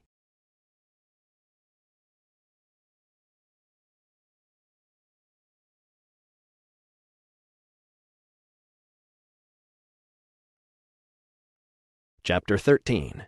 Synthetics: Heroin, Cocaine, and Television. Morphine was isolated in 1805 by the young German chemist Friedrich Serturner. For Serturner, morphine was the purest essence of the poppy plant. He named it after Morpheus, the Greek god of dreams. It was this success in isolating the essence of the opium poppy that inspired chemists to attempt the isolation of pure compounds from other proven materia medica. Drugs for the relief of heart disease were isolated from foxglove.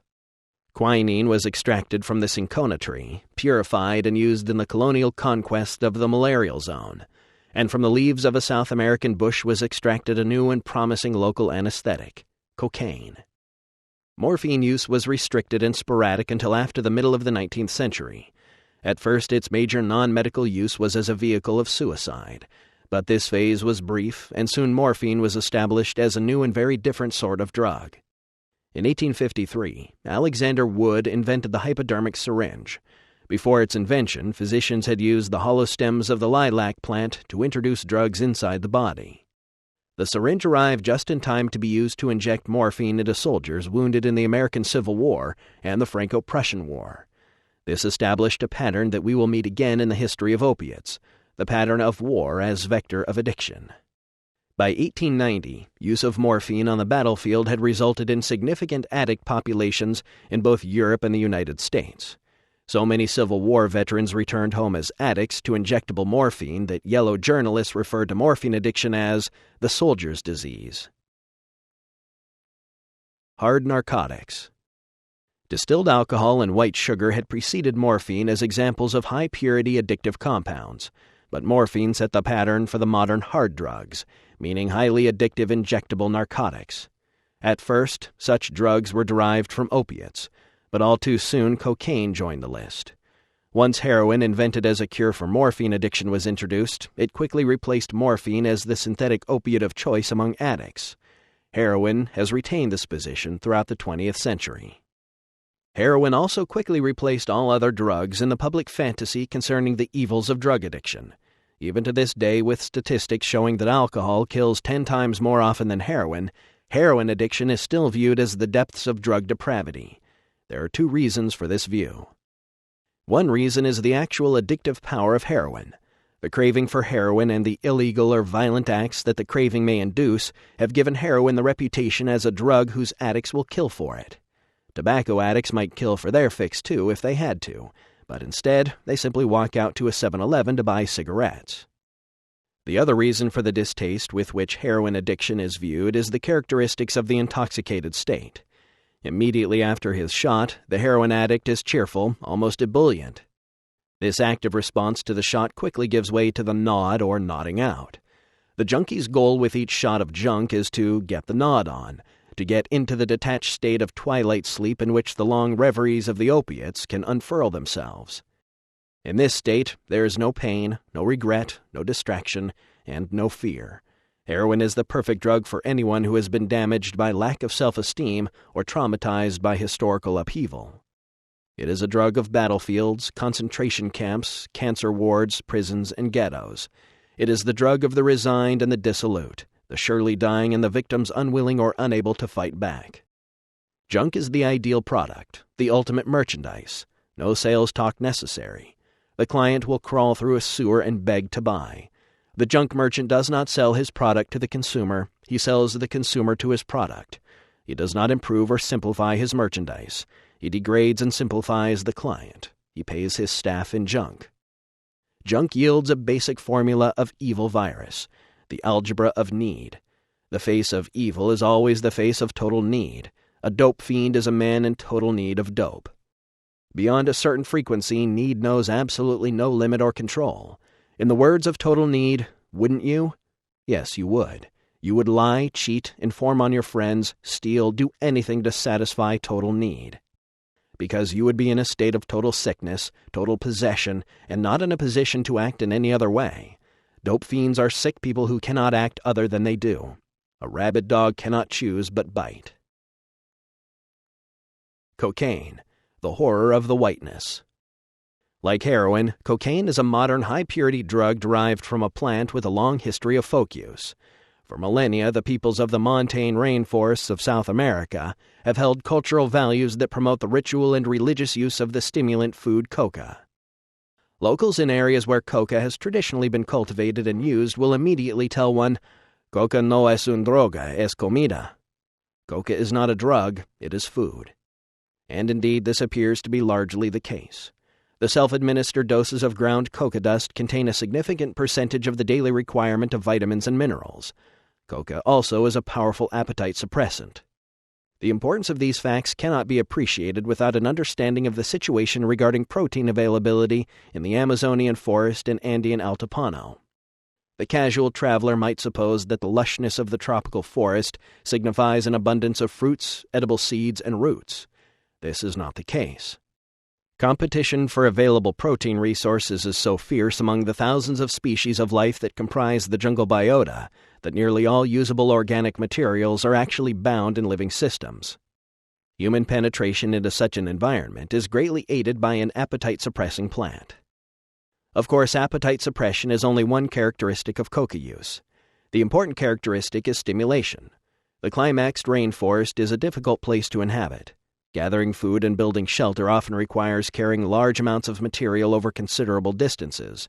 Often the machete is the only tool to hold the rainforest at bay. To the ancient Inca culture of Peru, and later to the indigenous people and the mestizo colonistas, coca was a goddess, a kind of New World echo of Graves' white goddess Leucothea. Significantly, the goddess Mama Coca, as a young girl offering the saving branch of coca to the Spanish conqueror, figures prominently in the frontispiece of W. Golden Mortimer's classic History of Coca, the divine plant of the Incas. In 1859, cocaine was isolated for the first time. Pharmacology was undergoing a kind of renaissance, and research with cocaine was vigorously pursued over the next several decades. At this point in our discussion, it seems hardly necessary to mention that cocaine was first hailed as an obvious cure for morphinism. Medical researchers who were attracted to the new drug included the young Sigmund Freud. At present, it is impossible to assess with any certainty to what extent coca can be expected to increase human mental powers. I have the impression that protracted use of coca can lead to a lasting improvement if the inhibitions manifested before it is taken are due only to physical causes or to exhaustion. To be sure, the instantaneous effect of a dose of coca cannot be compared with that of a morphine injection, but on the good side of the ledger, there is no danger of general damage to the body, as is the case with the chronic use of morphine. Freud's findings, which he would later repudiate, were neither very widely publicized nor well received where they were noticed. It was a fellow student of Freud's in Vienna, Karl Kohler, who took the next step in the medical application of cocaine, the discovery of its use as a local anesthetic. Overnight, Kohler's discovery revolutionized surgery. By 1885, cocaine was being hailed as a tremendous medical breakthrough. However, as its use spread, its action as an addiction-inducing stimulant was also noted. Cocaine was the inspiration for the unnamed drug that causes sudden personality change in Robert Louis Stevenson's The Strange Case of Dr. Jekyll and Mr. Hyde, a fact that contributed to its fast-accruing reputation as a virulent new vice of the wealthy and depraved. Pro-cocaine. Not all literary references to cocaine portrayed it in such a horrific light. In 1888, British physician Sir Arthur Conan Doyle wrote a now famous short novel, The Sign of Four, in which his detective, the redoubtable Sherlock Holmes, comments on his use of cocaine. I suppose that its influence is physically a bad one. I find it, however, so transcendingly stimulating and clarifying to the mind that its secondary action is a matter of small amount. Coca followed the pattern already set with coffee, tea, and chocolate. That is, it quickly attracted entrepreneurial attention. Chief among those who saw commercial opportunities in coca was a Frenchman, Monsieur Angelo Mariani. In 1888, the first bottle of Vin Mariani was marketed, and soon there was an entire line of coca-based and laced wines, tonics, and elixirs. Mariani was the greatest exponent of the virtues of coca the world has ever known. He steeped himself in coca lore, surrounded himself with Incan artifacts, cultivated a coca garden at his home, and directed a merchandising empire that featured his tonic wine. Through his genius for advertising, he came closer to turning on the world than any man who ever lived. Queen Victoria, Pope Leo XIII, Sarah Bernhardt, Thomas Edison, and hundreds of other celebrities and medical men gave public testimony to the tonic properties of his products in a series of 12 volumes published by his company. Modern anti-drug hysteria. In the United States at the turn of the century, racist rumor-mongering fanned the hysterical fear that Southern blacks, maddened by cocaine, might attack whites. In 1906, the Pure Food and Drug Act was passed. It made cocaine and heroin illegal and set the stage for the legally sanctioned suppression of the synthetic and addictive compounds found in the opium poppy and the coca bush. In contrast to tobacco, tea, and coffee, which were initially resisted and then made legal, morphine, heroin, and cocaine began their career in modern society as legal substances, but once recognized as addictive, were suppressed. Why these drugs and not others? Was the addiction more virulent? Was the use of the hypodermic injection somehow offensive? Or was there some difference in the social and psychological effect of these drugs that made them scapegoats for the damage being done to society by alcohol and tobacco? These are difficult questions, not amenable to easy answers. Yet, if we are to understand the different climate of drug markets and drug use in the 20th century, these are the questions we must attempt to answer. Part of the answer may lie in the fact that by the beginning of the 20th century, nearly 100 years of experience with the social consequences of addictive synthetic drugs was behind us. The cheerful folly of hailing each new pharmacological discovery as a universal panacea had been amply demonstrated. What could be ignored or left undocumented in the 18th or even 19th century could not be so easily hidden in the 20th. Ever more rapid communication and transportation networks spread information about the drugs as well as the drugs themselves. These technologies helped lead to efficiently organized and administered large-scale criminal syndicates. Yet the rise of these syndicates and of modern narcotics production and distribution systems also required connivance on the part of governments. Hard drug addiction had given the drug trade a blackened reputation. Governments that had dealt drugs with impunity for centuries suddenly found themselves, in the new atmosphere of temperance and social reform, forced to legislate this lucrative trade out of the realm of ordinary commerce and into the status of an illicit activity. Governments would now make their drug money in kickback schemes and in situations in which they would be paid to look the other way. Drugs and governments. Government involvement in and direct responsibility for the drug trade would diminish, with protection rackets replacing direct earnings, while retail prices would rise astronomically. The new price structure made the drug money pie large enough for all parties to profit handsomely, governments and criminal syndicates alike. In effect, the modern solution has been for the drug cartels to operate as proxies for national governments in the matter of supplying addictive narcotics. Governments can no longer participate openly in the world narcotic trade and claim legitimacy. Only pariah governments operate without fronts. Legitimate governments prefer to have their intelligence agencies cut secret deals with the drug mafiosi, while the visible machinery of diplomacy seems all aflutter over the drug problem, a problem always presented in such terms as to convince any reasonable person of its utter insolubility.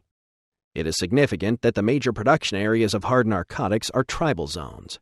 Modern imperialists would have us believe that, try as they might, they have never been able to overrun and control these areas, in Pakistan and Burma, for example, where major production of opium occurs. Consequently, faceless tribal leaders, ever changing and with unpronounceable names, can be held responsible for it all. From 1914 until World War II, drug distribution was largely in the same hands of the gangsters who directed other illicit operations that characterize gangster subculture: prostitution, loan sharking, and various rackets. The prohibition of alcohol in the United States had created a vast windfall market for hard narcotics, as well as offering the opportunity for easy profits from alcohol manufactured illegally and sold untaxed. Government manipulation of drug markets occurred elsewhere too.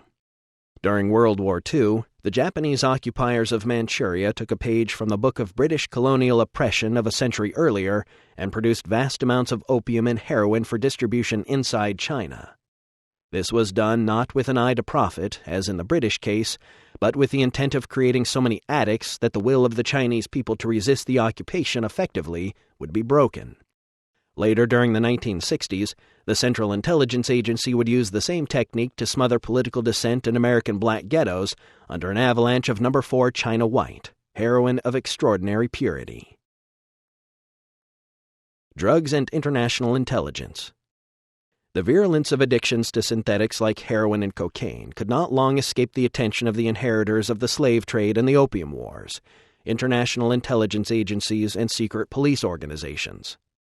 These shadowy groups have an insatiable need for untraceable money to fund the private armies, terrorist cells, coup d'etat, and front groups that are their stock in trade. Involvement in and indeed domination of the world narcotics trade has proven irresistible to groups such as the CIA, Opus Dei, and the French Secret Service. The U.S. government's mafia and narcotics connection goes back, as is well known, to World War II. Two controversial joint operations between OSS, Office of Strategic Services, and ONI, U.S. Naval Intelligence, established contacts via Lucky Luciano with the Sicilian Mafia and via Tai Li with the dope-dealing Green Gang of Tu Yue Sheng in Shanghai. Both connections were extended into the post-war period. The involvement of legitimate institutions remains the same with certain exceptions. In the late 1970s, there was a move in American hard drug culture from emphasis on heroin to emphasis on cocaine. This move was in part a logical consequence of the American military defeat in Vietnam and retraction from Southeast Asia. It was soon reinforced when the Reagan agenda of Contra support and narco-terrorism opened new frontiers for covert operations. Yet it is unlikely that the virulence or social cost of the cocaine epidemic was ever anticipated. Perhaps no one ever asked the question, what are the consequences of hooking the American public on cocaine? Perhaps the development of smokable, more efficient, and more addictive crack cocaine was unexpected. It is highly likely that the phenomenon of crack is an instance of technology having escaped from the control of its creators. In the 1980s, cocaine assumed a form more virulent than any of its earlier victims and detractors could have possibly imagined. This is a new and disturbing pattern in the evolution of human drug interactions, a pattern that cannot be ignored. If today we are confronted by a super-addictive form of cocaine, why not tomorrow a super-addictive form of heroin? In fact, such forms of heroin already exist. Fortunately, they are simply not as easy to manufacture as is crack cocaine. Ice, a smokable form of highly addictive methamphetamine, has appeared in the drug underground. There will be other drugs in the future, more addictive, more destructive than anything now possible. How then will law and society respond to this phenomenon? It is to be hoped the response won't be one of self-righteously holding the addicts up as examples of contemptible behavior. From a historical point of view, restricting the availability of addictive substances must be seen as a peculiarly perverse example of Calvinist dominator thought, a system in which the sinner is to be punished in this world by being transformed into an exploitable, hapless customer who is punished for addiction by being relieved of his cash by the criminal governmental combine that provides the addictive substances. The image is more horrifying than that of the serpent that devours itself. It is once again the Dionysian image of the mother who devours her children, the image of a house divided against itself. Electronic drugs. In his science fiction novel, The Man in the High Castle, Philip K. Dick imagined an alternative world in which World War II had been won by the Japanese and the Third Reich. In Dick's fictional world, the Japanese occupation authorities introduced and legalized marijuana as one of their first moves at pacifying the population of California. Things are hardly less strange here in what conventional wisdom lightheartedly refers to as reality. In this world, too, the victors introduced an all-pervasive, ultra-powerful society-shaping drug. This drug was the first of a growing group of high-technology drugs that deliver the user into an alternative reality by acting directly on the user's sensorium, without chemicals being introduced into the nervous system. It was television. No epidemic or addictive craze or religious hysteria has ever moved faster or made as many converts in so short a time. The nearest analogy to the addictive power of television and the transformation of values that is wrought in the life of the heavy user is probably heroin. Heroin flattens the image. With heroin, things are neither hot nor cold. The junkie looks out at the world certain that whatever it does not matter. The illusion of knowing and of control that heroin engenders is analogous to the unconscious assumption of the television consumer that what is seen is real somewhere in the world. In fact, what is seen are the cosmetically enhanced surfaces of products. Television, while chemically non-invasive, nevertheless is every bit as addicting and physiologically damaging as any other drug. Not unlike drugs or alcohol, the television experience allows the participant to blot out the real world and enter into a pleasurable and passive mental state. The worries and anxieties of reality are as effectively deferred by becoming absorbed in a television program as by going on a trip induced by drugs or alcohol. And just as alcoholics are only vaguely aware of their addiction, feeling that they control their drinking more than they really do, people similarly overestimate their control over television watching. Finally, it is the adverse effect of television viewing on the lives of so many people that defines it as a serious addiction. The television habit distorts the sense of time. It renders other experiences vague and curiously unreal when taking on a greater reality for itself. It weakens relationships by reducing and sometimes eliminating normal opportunities for talking, for communicating. The hidden persuader. Most unsettling of all is this. The content of television is not a vision, but a manufactured data stream that can be sanitized to protect or impose cultural values. Thus, we are confronted with an addictive and all-pervasive drug that delivers an experience whose message is whatever those who deal the drug wish it to be. Could anything provide a more fertile ground for fostering fascism and totalitarianism than this? In the United States, there are many more televisions than households. The average television set is on 6 hours a day, and the average person watches more than 5 hours a day, nearly one-third their waking time. Aware as we all are of these simple facts, we seem unable to react to their implications. Serious study of the effects of television on health and culture has only begun recently. Yet no drug in history has so quickly or completely isolated the entire culture of its users from contact with reality. And no drug in history has so completely succeeded in remaking in its own image the values of the culture that it has infected. Television is by nature the dominator drug par excellence. Control of content, uniformity of content, repeatability of content make it inevitably a tool of coercion, brainwashing, and manipulation. Television induces a trance state in the viewer that is the necessary precondition for brainwashing. As with all other drugs and technologies, television's basic character cannot be changed. Television is no more reformable than is the technology that produces automatic assault rifles. Television came along at precisely the right time from the point of view of the dominator elite.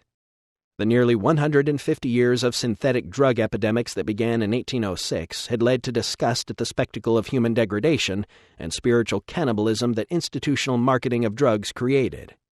In the same way that slavery eventually, when no longer convenient, became odious in the eyes of the very institutions that had created it, the abuse of drugs eventually triggered a backlash against this particular form of piratical capitalism. Our drugs were made illegal.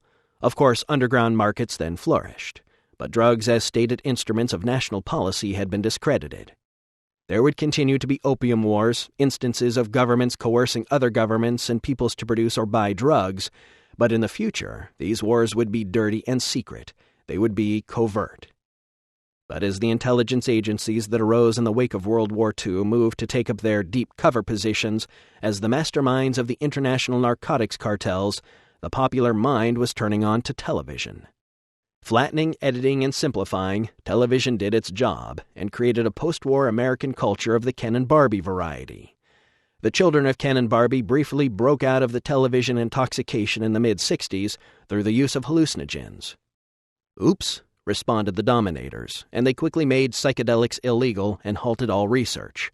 A double dose of TV therapy plus cocaine was ordered up for the errant hippies, and they were quickly cured and turned into consumption-oriented yuppies. Only a recalcitrant few escaped this leveling of values. Nearly everyone learned to love Big Brother, and these few who don't are still clucked over by the dominator culture each time it compulsively scratches in the barnyard dust of its puzzlement over what happened in the 60s.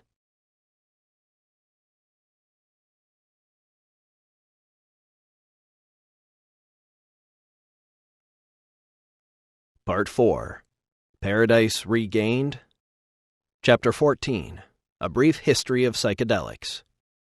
Psychedelic plants and experience were first suppressed by European civilization, then ignored and forgotten. The 4th century witnessed the suppression of the mystery religions, the cults of Bacchus and Diana, of Attis and Cybele. The rich syncretism that was typical of the Hellenistic world had become a thing of the past. Christianity triumphed over the Gnostic sects, Valentinians, Marcionites, and others, which were the last bastions of paganism. These repressive episodes in the evolution of Western thought effectively closed the door on communication with a Gaian mind. Hierarchically imposed religion and later hierarchically dispensed scientific knowledge were submitted for any sort of direct experience of the mind behind nature. The intoxicants of the Christian dominator culture, whether plants or synthetic drugs, were inevitably stimulants or narcotics, drugs of the workplace or drugs to dull care and pain. Drugs in the 20th century serve only medical or recreational purposes, yet even the West has retained the thin thread of remembrance of the archaic, hierophantic, and ecstatic potential that certain plants hold.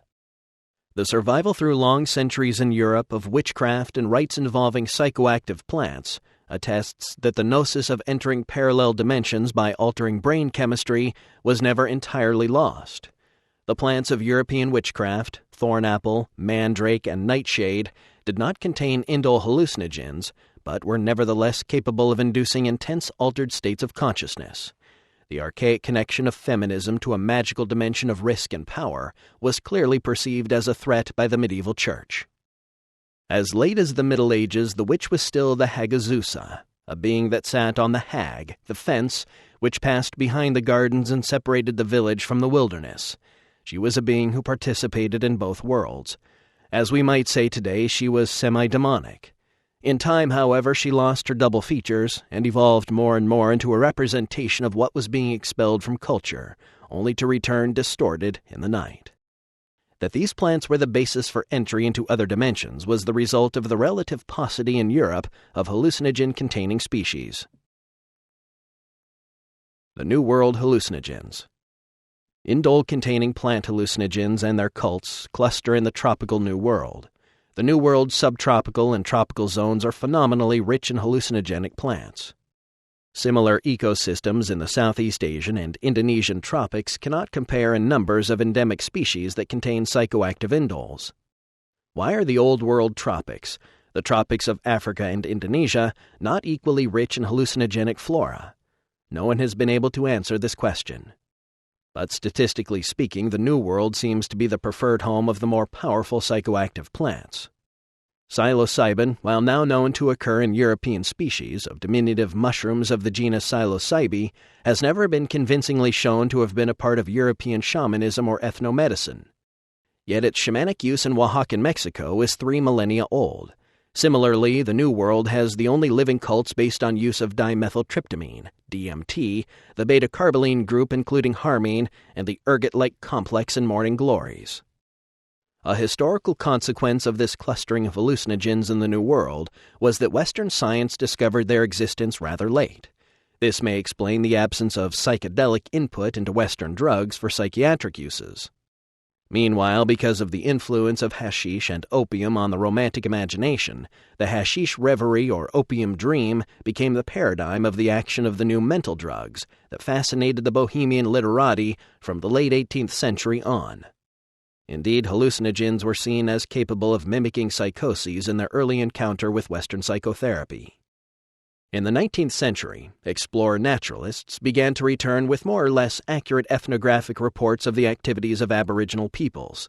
Botanists Richard Spruce and Alfred Russel Wallace traveled in the Amazon drainage in the 1850s. On the upper reaches of the Rio Negro, Spruce observed a group of Indians prepare an unfamiliar hallucinogen. He further observed that the main ingredient for this intoxicant was a liana, a wood-climbing vine which he named Banisteria cape. Several years later, while traveling in western Ecuador, he saw the same plant being used to make a hallucinogen called ayahuasca. Ayahuasca has continued to the present day to be a part of the spiritual life of many of the tribes in the montane rainforest of South America. Immigrants into the Amazon basin have also accepted ayahuasca and have created their own ethnobotanical medical system for using the psychedelic visions it imparts to promote healing. The word ayahuasca is a Quechua word that roughly translates as vine of the dead or vine of souls.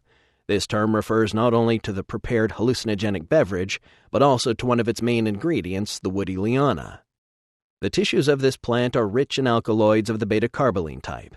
The most important beta-carboline occurring in what is now called Banisteriopsis cape is harmine. Harmine is an indole, but it is not overtly psychedelic unless taken in amounts that approach what is considered a toxic dose. However, well below that level, harmine is an effective short-acting monoamine oxidase inhibitor.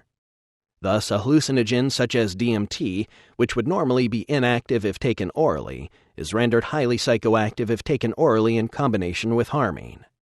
Native peoples of the Amazon region have brilliantly exploited these facts in their search for techniques to access the magical dimensions crucial to shamanism. By combining in ayahuasca DMT-containing plants with plants that contain MAO inhibitors, they have long exploited a pharmacological mechanism, MAO inhibition, not described by Western science until the 1950s. In the presence of harmine, DMT becomes a highly psychoactive compound that enters the bloodstream and eventually makes its way past the blood-brain barrier and into the brain. There it very effectively competes with serotonin for synaptic bonding sites. This experience of the slow release of DMT lasts 4 to 6 hours and is the basis of the magical and shamanic view of reality that characterizes the ayahuasquero and his or her circle of initiates. Uninvolved or so-called objective styles of anthropological reportage have tended to underemphasize the culture-shaping importance that these altered states have had for tribal Amazonian societies. The experience of ingesting ayahuasca, organic DMT taken in combination with a Banisteriopsis vine, has a number of characteristics that set it apart from the experience of smoking DMT. Ayahuasca is gentler and of much greater duration. Its themes and hallucinations are oriented toward the organic and the natural world, in marked contrast to the titanic, alien, and off-planet motifs that characterize the DMT flash. Why such major differences should exist between compounds that appear so structurally similar is an uninvestigated problem. Indeed, the whole relationship of particular kinds of visions to the compounds that elicit them is not well understood. In the native areas of its use, ayahuasca is regarded as a general-purpose healing elixir, and is called la purga, the purge. Its effectiveness in combating intestinal parasites has been proven. Its effectiveness in killing the malaria organism is now being investigated, and its long history of effective shamanic use in folk psychiatry has been documented by Naranjo, Dobkin de Rios, Luna, and others. Ayahuasca. The experience induced by ayahuasca includes extremely rich tapestries of visual hallucination that are particularly susceptible to being driven and directed by sound, especially vocally produced sound. Consequently, one of the legacies of the ayahuasca-using cultures is a large repository of icaros, or magical songs. The effectiveness, sophistication, and dedication of an ayahuasquero is predicated upon how many magical songs he or she has effectively memorized. In the actual curing sessions, both patient and healer ingest ayahuasca, and the singing of the magical songs is a shared experience that is largely visual. The impact of long-term use of hallucinogenic indoles on mental and physical health is not yet well understood. My own experiences among the mestizo populations of Amazonas convince me that the long-term effect of ayahuasca use is an extraordinary state of health and integration. Ayahuasqueros use sound and suggestion to direct healing energy into parts of the body and unexamined aspects of an individual's personal history where psychic tension has come to rest. Often these methods exhibit startling parallels to the techniques of modern psychotherapy. At other times, they seem to represent an understanding of possibilities and energies still unrecognized by Western theories of healing. Most interesting from the point of view of the arguments made in this book are the persistent rumors of states of group mind or telepathy that occur among the less acculturated tribal peoples. Our history of skepticism and empiricism would have us dismiss such claims as impossible, but we should think twice before doing so. The chief lesson to be learned from the psychedelic experience is the degree to which unexamined cultural values and limitations of language have made us the unwitting prisoners of our own assumptions. For it cannot be without reason that wherever in the world hallucinogenic indoles have been utilized, their use has been equated with magical self-healing and regeneration. The low incidence of serious mental illness among such populations is well documented. The father of psychopharmacology. The modern era of psychopharmacology's interest in the aboriginal use of hallucinogenic plants has been extraordinarily brief. It dates to only a century ago, to German pharmacologist Louis Lewin's tour of the United States. On returning to Berlin in 1887, Lewin carried with him a quantity of peyote buttons, the vision-inducing cactus of the Sonoran Indians, that he had obtained from the Park Davis Company during his stay in Detroit. He set to work extracting, characterizing, and self-experimenting with the new compounds he discovered. Within a decade, peyote had attracted sufficient attention that in 1897 Philadelphia novelist and physician Silas Weir Mitchell became the first gringo to describe peyote intoxication.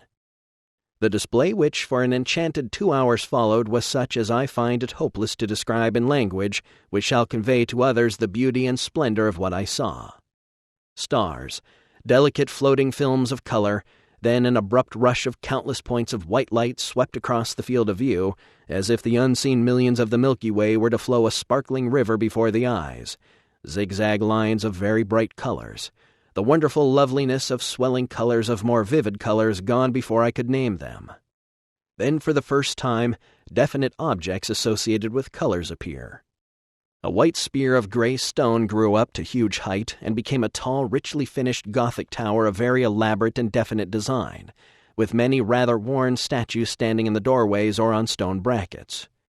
As I gazed, every projecting angle, cornice, and even the faces of the stones at their joinings were by degrees covered or hung with clusters of what seemed to be huge precious stones, but uncut, some being like masses of transparent fruit. The pleasures of mescaline. In 1897, Arthur Hefter, a rival of Lewin's, became the first human being to isolate and ingest pure mescaline. Mescaline is a powerful visionary phenethylamine that occurs in the peyote cactus, Lophophora williamsii. It has been used for at least several centuries by the Indians of northern Mexico. Its use in Peru, where it is derived from species of cactus other than peyote, is at least several thousand years old. The psychologist and pioneer sexologist Havelock Ellis, following the example of Weir Mitchell, soon offered his own account of mescaline's pleasures. The visions never resembled familiar objects. They were extremely definite, yet always novel. They were constantly approaching and yet constantly eluding the semblance of known things. I would see thick, glorious fields of jewels, solitary or clustered, sometimes brilliant and sparkling, sometimes with a dull, rich glow. Then they would spring up into flower-like shapes beneath my gaze, and then seem to turn into gorgeous butterfly forms or endless folds of glistening, iridescent, fibrous wings of wonderful insects. Monstrous forms, fabulous landscapes, etc. appear. It seems to us that any scheme which, in a detailed manner, assigns different kinds of visions to successive stages of the mescal state must be viewed as extremely arbitrary. The only thing that is typical with regard to sequence is that very elementary visions are followed by visions of a more complex character. Mescaline introduced experimenters to an agent of the paradis artificiel more potent than either cannabis or opium. Descriptions of mescaline states could hardly fail to attract the attention of the surrealists and psychologists, who also shared a fascination with the images hidden in the depths of the newly defined unconscious. Dr. Kurt Behringer, Lewin's student and an acquaintance of Hermann Hesse's and Carl Jung's, became the father of psychedelic psychiatry. His phenomenological approach stressed reportage of the internal vistas beheld. He conducted hundreds of experiments with mescaline in human beings. The accounts given by his subjects are fascinating. Then the dark room once more. The visions of fantastic architecture again took hold of me, endless passages in Moorish style, moving like waves alternated like astonishing pictures of curious figures. A design in the form of a cross was very frequent and present in unceasing variety. Incessantly the central lines of the ornament emanated, creeping like serpents or shooting forth like tongues toward the sides, but always in straight lines. Crystals appeared again and again, changing form and color, and in the rapidity with which they came before my eyes. Then the pictures grew more steady, and slowly two immense cosmic systems were created, divided by a kind of line into an upper and a lower half. Shining with their own light, they appeared in unlimited space. From the interior new rays appeared in more luminescent colors, and gradually becoming perfect, they assumed the form of oblong prisms. At the same time they began to move. The systems approaching each other were attracted and repelled. In 1927, Barringer published his magnum opus, Der Mescalin Rausch, translated into Spanish but never into English. It is an inspired work, and it set the stage for the science of investigative pharmacology. The following year saw the publication in English of Heinrich Klüver's Mescal, the Divine Plant and its Psychological Effects. Klüver, whose work built on the observations of Weir Mitchell and Havelock Ellis, reintroduced the English-speaking world to the notion of visionary pharmacology. Especially important was the fact that Klüver took the hallucinogenic content of the experiences he was observing seriously and became the first to attempt to give a phenomenological description of the psychedelic experience. Clouds from left to right through optical field, tail of pheasant and center of field turns into bright yellow star, star into sparks, moving scintillating screw, hundreds of screws. A sequence of rapidly changing objects in agreeable colors, a rotating wheel, diameter about 1 centimeter, in the center of a silvery ground. Suddenly in the wheel a picture of God as represented in old Christian paintings. Intention to see a homogeneous dark field of vision, red and green shoes appear. Most phenomena much nearer than reading distance. A modern renaissance. The investigation of hallucinogenic indoles also dates to the 1920s. A veritable renaissance of psychopharmacology was taking place in Germany. In this atmosphere, Lewin and others became interested in harmine, an indole whose only source was thought to be Banisteriopsis capi, the woody liana encountered by Richard Spruce nearly 80 years before. Indeed, Lewin's last published work reflected his new fascination with capi, entitled Banisteria capi, ein neues Rauschgift and Heilmittel. It appeared in 1929. The excitement of Lewin and his colleagues was understandable. Ethnographers such as the German Theodor Koch Grunberg returned from Amazonas with accounts of tribes using telepathy-inducing plant drugs to direct the course of their societies. In 1927, the chemists E. Perot and M. Raymond Hammett isolated the active agent from Banisteriopsis capi and named it telepathine. Years later, in 1957, researchers realized that telepathine was identical to the compound harmaline, extracted from Peganum harmala, and the name harmine was given official precedence over telepathine. In the 1930s, the enthusiasm for the harmala alkaloids by and large vanished, as did much of the interest in ethnopharmacology. There were, however, notable exceptions. Among them was an Austrian expatriate living in Mexico. Blas Pablo Rico, born Blasius Paul Rico, was a person of wide-ranging interests. His wandering life took him to the United States, to Ecuador, and finally to Oaxaca in Mexico. There he became interested in ethnobotany and what is today called archaeoastronomy, the study of ancient cultures' observations and attitudes toward the stars. Rico was an astute observer of the plant usages among the native people with whom he lived. In 1919, in rebuttal to an article by William Safford, Rico wrote that it was a hallucinogenic mushroom and not peyote that shamans of the Mixtec and Mazatecan people still used in a traditional way to induce visions. In 1937, Rico sent Henry Wasson, an anthropologist and the curator of the Ethnographical Museum in Gothenburg, Sweden, a package containing collections of 2 plants that Rico had found particularly interesting. One of the samples was Paiuli seed, the visionary morning glory seeds of Ipomoea violacea, which contain hallucinogenic indoles related to LSD. Rico's other sample, unfortunately too decomposed to be identified to species, was a fragment of Teonana cattle, the first specimen of a psilocybin-containing mushroom to be brought to scientific attention. Thus, Rico initiated the study of the indole hallucinogens of Mexico and two chains of research and discovery, which would eventually be reunited when Albert Hofmann, the Swiss pharmaceutical chemist, characterized both compounds in his laboratory. Whispers of a New World mushroom. Rico had obtained his mushroom sample from Roberto Weitlander, a European engineer working in Mexico. The following year, 1938, a small group including Weitlander's daughter and anthropologist Jean Bassett Johnson became the first whites to attend a night-long mushroom ceremony, or velada. Wasson eventually forwarded Rico's samples to Harvard, where they came to the attention of the young ethnobotanist Richard Evans Schultz. Schultz had been a medical student until he had happened upon Kluver's work on mescaline. Schultz believed that Rico's mushroom might be the mysterious teonanacatl described by the Spanish chroniclers. And an anthropology student from Yale, Weston LaBarre, published a summation of the evidence for teonanacatl being a psychoactive mushroom. The next year found Schultz accompanying Rico to the village of Huatla de Jimenez in the Sierra Mazatecan highlands. Specimens of psychoactive mushrooms were collected and forwarded to Harvard. But larger forces were afoot during the late 30s. Like research in many other areas, ethnobotanical research slowed to a stop as the world slipped into World War. Rico retired, and as the Japanese solidified their hold on the rubber plantations of Malaya, Schultz accepted an assignment to the Amazon basin to study rubber extraction for the U.S. government's wartime Office of Strategic Services.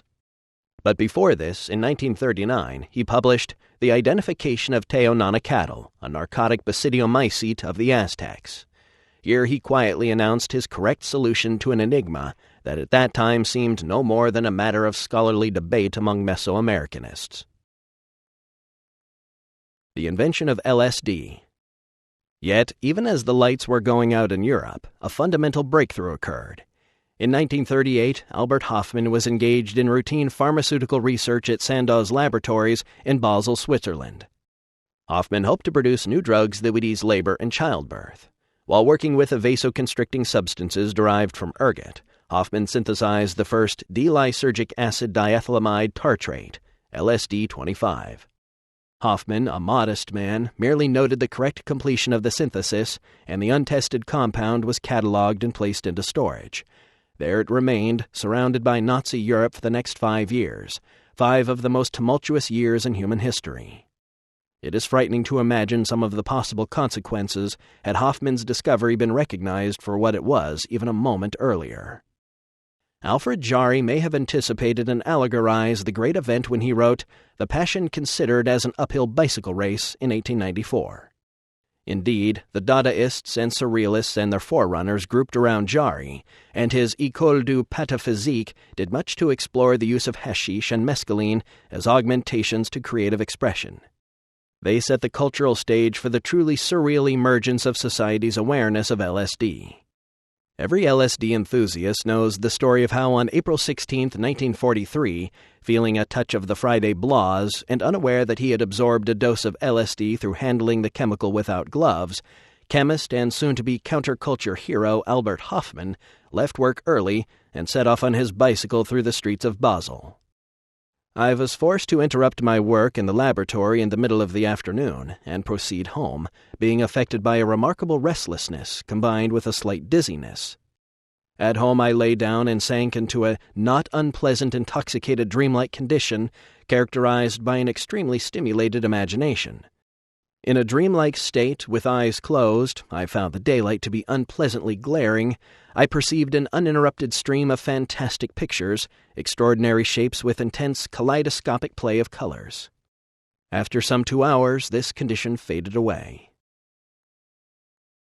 Pandora's box flung open. Finally, in 1947, the news of Hofmann's extraordinary discovery, a mega-hallucinogen active in the microgram range, surfaced in the scientific literature. As events in the 1950s made clear, Pandora's box had been flung open.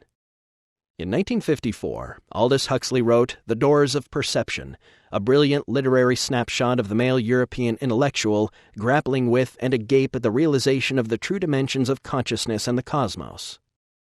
What the rest of us see only under the influence of mescaline, The artist is congenitally equipped to see all the time. His perception is not limited to what is biologically or socially useful. A little of the knowledge belonging to mind at large oozes past the reducing valve of brain and ego into his consciousness. It is a knowledge of the intrinsic significance of every existent. For the artist, as for the mescaline taker, draperies are living hieroglyphs that stand in some peculiarly expressive way for the unfathomable mystery of our being. More even than the chair, though less perhaps than those wholly supernatural flowers, the folds of my gray flannel trousers were charged with isness. To what they owed this privileged status, I cannot say. In 1956, the Czech chemist Stephen Zara synthesized dimethyltryptamine, DMT. DMT remains the most powerful of all hallucinogens and one of the most short-acting of these compounds known. When DMT is smoked, the intoxication reaches a peak in about 2 minutes and then abates over about 10 minutes. Injections are typically more prolonged in their effect. Here is the discoverer's account. On the 3rd or 4th minute after the injection, vegetative symptoms appeared, such as tingling sensations, trembling, slight nausea, mydriasis, elevation of the blood pressure, and increase of the pulse rate. At the same time, eidetic phenomena, optical illusions, pseudo-hallucinations, and later real hallucinations appeared. The hallucinations consisted of moving, brilliantly colored oriental motifs, and later I saw wonderful scenes altering very rapidly. A year later, in May 1957, Valentina and Gordon Wasson published their now famous article in Life magazine announcing the discovery of the psilocybin mushroom complex. This article, as much as any other single piece of writing published on the subject, introduced into mass consciousness the notion that plants could cause exotic, perhaps even paranormal visions. A New York investment banker, Wasson was well acquainted with the movers and shakers of the establishment. Therefore, it was natural that he should turn to his friend Henry Luce, publisher of Life, when he needed a public forum in which to announce his discoveries. The tone of the Life article contrasts sharply with the hysteria and distortion that the American media would later fan. The article is both fair and detailed, both open-minded and scientific. The chemical loose ends of the Wasson's discoveries were tidied up by Albert Hofmann, who made a second starring appearance in the history of psychedelic pharmacology by chemically isolating psilocybin and determining its structure in 1958. In the short space of a dozen years in the recent past, from 1947 until 1960, the major indole hallucinogens were characterized, purified, and investigated.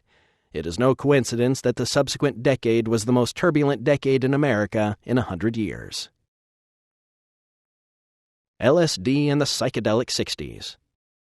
To understand the role of psychedelics in the 1960s, we must recall the lessons of prehistory and the importance to early human beings of the dissolution of boundaries in group ritual based on ingestion of hallucinogenic plants.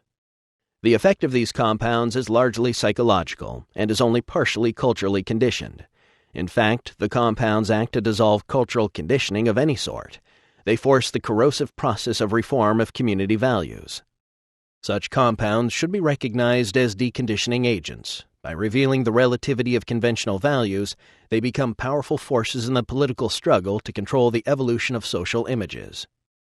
The sudden introduction of a powerful deconditioning agent such as LSD had the effect of creating a mass defection from community values, especially values based on a dominator hierarchy accustomed to suppressing consciousness and awareness.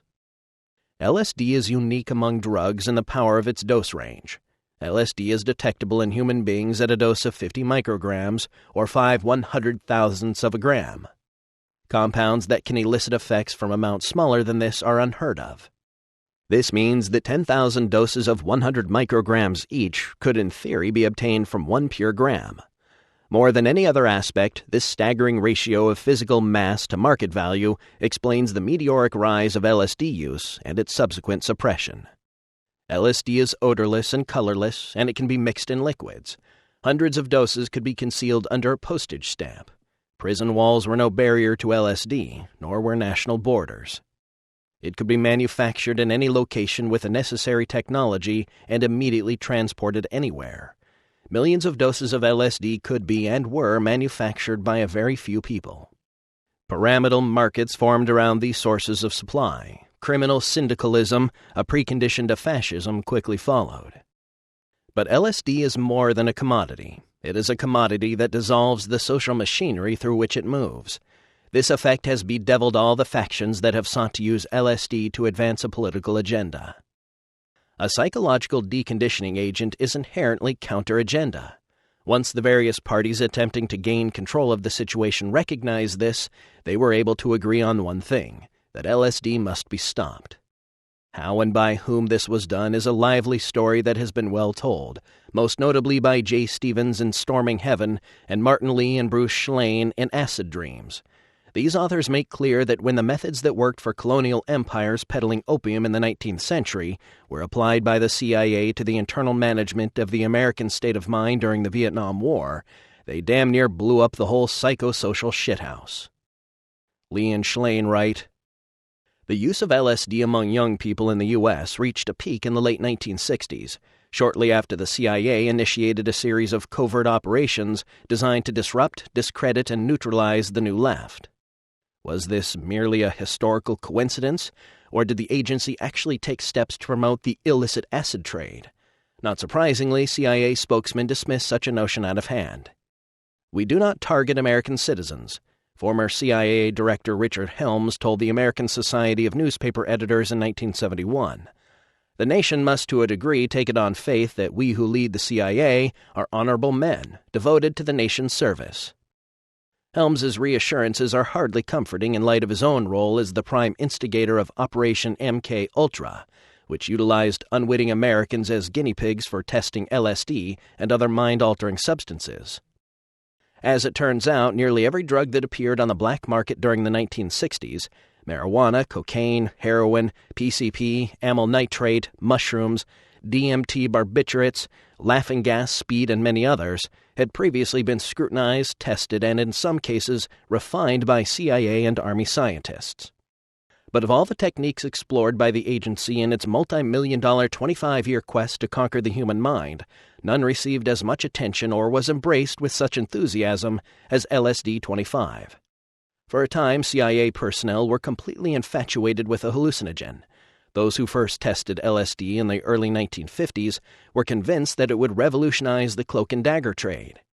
During Helms's tenure as CIA director, the agency conducted a massive illegal domestic campaign against the anti-war movement and other dissident elements in the U.S.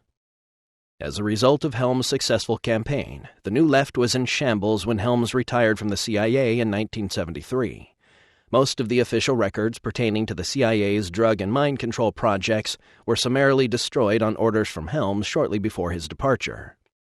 The files were shredded, according to Dr. Sidney Gottlieb, chief of the CIA's technical services staff, because of a burgeoning paper problem. Lost in the process were numerous documents concerning the operational employment of hallucinogenic drugs, including all existing copies of a classified CIA manual titled LSD, Some Unpsychedelic Implications. The times were extraordinary, made only more so by the fantasies of those who sought to control them. The 1960s can almost be seen as a time when two pharmacological mindsets clashed in an atmosphere close to that of war. On the one hand, international heroin syndicates sought to narcotize America's black ghettos while hoodwinking the middle class into supporting military adventurism. On the other, self-organized criminal syndicates manufactured and distributed tens of millions of doses of LSD while waging a highly visible underground campaign for their own brand of psychedelic crypto-anarchy. The result of this encounter can be seen as something of a standoff. The war in Southeast Asia was a catastrophic defeat for the American establishment, yet paradoxically, barely a shred of psychedelic utopianism survived the encounter. All psychedelic drugs, even such unknowns as ibogaine and bufotenin, were made illegal. A relentless restructuring of values was begun in the West. Throughout the 70s and 80s, the need to deny the impact of the 60s took on something of the flavor of a mass obsession. As the 70s progressed, the new management agenda became clear. While heroin had lost some of its glamour, now there was to be television for the poor and cocaine for the rich. By the end of the 1960s, psychedelic research had been hounded out of existence, not only in the United States, but around the world. And this happened despite the enormous excitement these discoveries had created among psychologists and students of human behavior, an excitement analogous to the feeling that swept the physics community at the news of the splitting of the atom. But whereas the power of the atom, convertible into weapons of mass destruction, was fascinating to the dominator establishment, the psychedelic experience loomed ultimately as an abyss. The new era of repression came despite the fact that a number of researchers were using LSD to cure conditions previously considered untreatable. Canadian psychiatrists Abram Hoffer and Humphrey Osmond tabulated the results of 11 separate studies of alcoholism and concluded that 45% of the patients treated with LSD improved. Promising results were obtained in attempts to treat schizophrenics, autistic children, and the severely depressed. Many of these findings were attacked after LSD became illegal, but better experiments were never designed, and the work could not be repeated because of its illegality. Psychiatry's promising new uses of LSD to treat pain, addiction, alcoholism, and depression during terminal illness were put on indefinite hold. It fell to the humble science of botany to advance our understanding of hallucinogenic plants. Richard Schultz and the plant hallucinogens. At the center of this quiet revolution in botany was a single man, Richard Evans Schultz, the same Schultz who had seen his Mexican research interrupted by World War II. Schultz spent more than 15 years in the Amazon basin. He filed reports with the OSS on the natural rubber crop until the invention of synthetic rubber made that task unnecessary, and he studied and collected the orchids of the rainforest in the Altiplano. As Schultz traveled, it became clear that his interest in Kluver's experiments with mescaline and his fascination with the psychoactive plants of Mexico would not be wasted in South America. Years later, he would write of his work among the shamans of the Sibundoy Valley of southern Colombia. The shamanism of this valley may well represent the most highly evolved narcotic consciousness on Earth. What was true of the Sibundoy was nearly as true of the upper Amazon generally, and over the next several decades it was Schultz and his graduate students who practiced and spread the gospel of modern ethnobotany. Schultz focused on psychoactive plants from the beginning of his work. He correctly recognized that Aboriginal people who had painstakingly composed an armamentarium of healing and medicinal plants were likely to most clearly understand their mental effects. After his early work on peyote and mushrooms, Schultz turned his attention to the several species of vision-inducing morning glories used in Oaxaca. In 1954, he published on the snuffs of the Amazon and thus announced to the world the existence of traditional shamanic usage of plant-produced DMT. Throughout the next 35 years, the Harvard group meticulously investigated and published all instances of psychoactive plant usage that came to their attention. This body of now continuously expanding work, an integrated body of taxonomic, ethnographic, pharmacological, and medical information, constitutes the core of the database currently in global use. The birth of ethnopsychopharmacology took place at Harvard under Schultz's watchful eye, much of it during the turbulent years when Timothy Leary was also at Harvard and attracting a very different sort of reputation through his own effort to place the psychedelic experience on the social agenda. Leary at Harvard. It is doubtful that either Leary or Schultz saw much to like in the other. They could hardly have been more different. Schultz the reticent Brahmin, scholar and botanist-scientist, Leary the shamanic trickster and social scientist. Leary's earliest psychedelic experience had been with mushrooms. He would later recall that he was recruited for what he called my planetary mission by that first psilocybin encounter in Mexico. But the politics of expediency were forced on the Harvard psilocybin project. LSD was more accessible and less expensive than psilocybin. Michael Hollingshead was the person most responsible for making LSD the drug of choice in Harvard psychedelic circles. Leary latched on to Hollingshead as his guru. Leary followed him around for days on end. Richard Alpert and Ralph Metzner, two of Leary's closest associates, were vexed to see him in such a helpless state. They thought he had really blown his mind, and they blamed Hollingshead. But it was only a matter of time before they too sampled the contents of the mayonnaise jar. Hollingshead gave the drug to the members of the psilocybin project, and from then on, LSD was part of their research repertoire. Psilocybin, psychedelics in the 70s. After the suppression of the psychedelic subculture that began with the illegalization of LSD in October 1966, the evolution of substance sophistication seemed to lose momentum.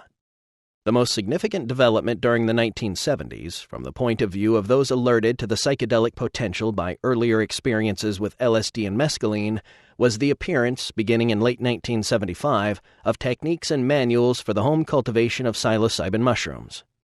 Several such manuals appeared, the earliest being Psilocybin, the Magic Mushroom Grower's Guide, written by my brother and me and published pseudonymously under the names O.T. Oss and O.N. Orick. The book sold over 100,000 copies over the next 5 years, and several imitators also did very well. Hence, psilocybin, long sought and long familiar to the psychedelic community through the effusive prose of Wasson and Leary, became available at last to large numbers of people who no longer needed to travel to Oaxaca to obtain the experience. The ambience of psilocybin is different from that of LSD. Hallucinations come easier, and so does a sense that this is not merely a lens for the inspection of the personal psyche, but a communication device for getting in touch with the world of the high shamanism of archaic antiquity. A community of therapists and astronauts of inner space has evolved around the use of the mushrooms. To this day, these quiet groups of professionals and inner pioneers constitute the core of the community of people who have admitted the fact of the psychedelic experience into their lives and professions, and who continue to grapple with it and learn from it. And there we will leave the history of human involvement with plants that intoxicate or bring visions or consuming frenzy. We now know no more really than was known by our remote ancestors, perhaps less. Indeed, we cannot even be certain whether science, the epistemic tool upon which we have come to depend most heavily, is up to this task. For we can begin our quest for understanding in the cool domains of archaeology or botany or neuropharmacology, but what is troubling and miraculous is the fact that all these approaches, when seen with psychedelic eyes, seem to lead to the internal nexus of self and world that we experience as the deepest levels of our own being. Psychedelic implications. What does it mean that pharmacology's effort to reduce the mind to molecular machinery confined within the brain has handed back to us a vision of mind that argues for its almost cosmic proportions? Drugs seem the potential agents of both our devolution back into the animal and our metamorphosis into a shining dream of possible perfection. Man to man is like unto an errant beast, wrote the English social philosopher Thomas Hobbes, and man to man is like unto a god. To this we might add, and never more so than when using drugs. The 1980s were an era unusually empty of developments in the area of psychedelics. Synthetic amphetamines such as MDA were sporadically available from the early 1970s on, and during the 1980s, MDMA, ecstasy, appeared in significant amounts. MDMA in particular showed promise when used with directed psychotherapy, but these drugs were quickly made illegal and forced underground before they achieved any general impact on society. MDMA was simply the most recent echo of the search for inner balance that drives ever-shifting styles of drug use and inner exploration. The drug terror of the 1980s was crack cocaine, a drug whose economic profile and high risk for addiction made it ideal in the eyes of the already established infrastructure for supplying the ordinary cocaine market. The costs of drug education and drug treatment are small relative to routine military expenditures and could be contained. What cannot be contained are the effects that psychedelics would have in shaping the cultural self-image if all drugs were legal and available. This is the hidden issue that makes governments unwilling to consider legalization. The unmanaged shift of consciousness that legal and available drugs, including plant psychedelics, would bring is extremely threatening to a dominator, ego-oriented culture. Public awareness of the problem. To this point, public awareness of issues concerning drugs has been lacking and public opinion easily manipulated. The situation must change.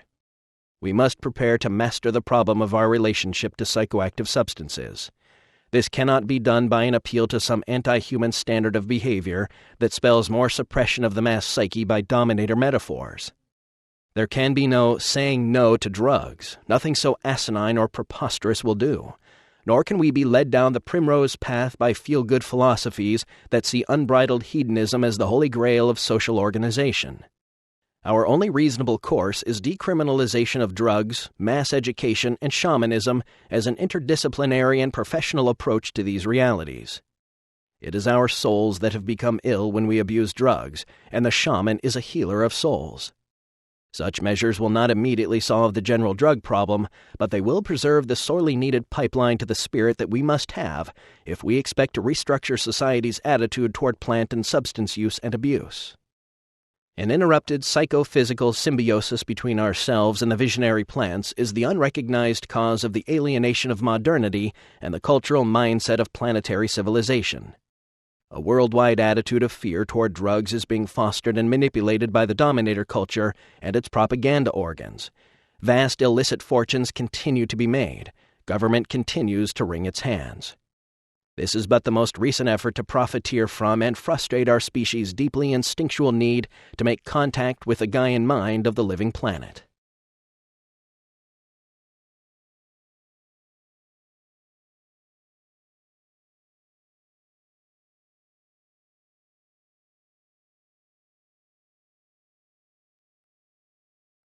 Chapter 15. Anticipating the Archaic Paradise.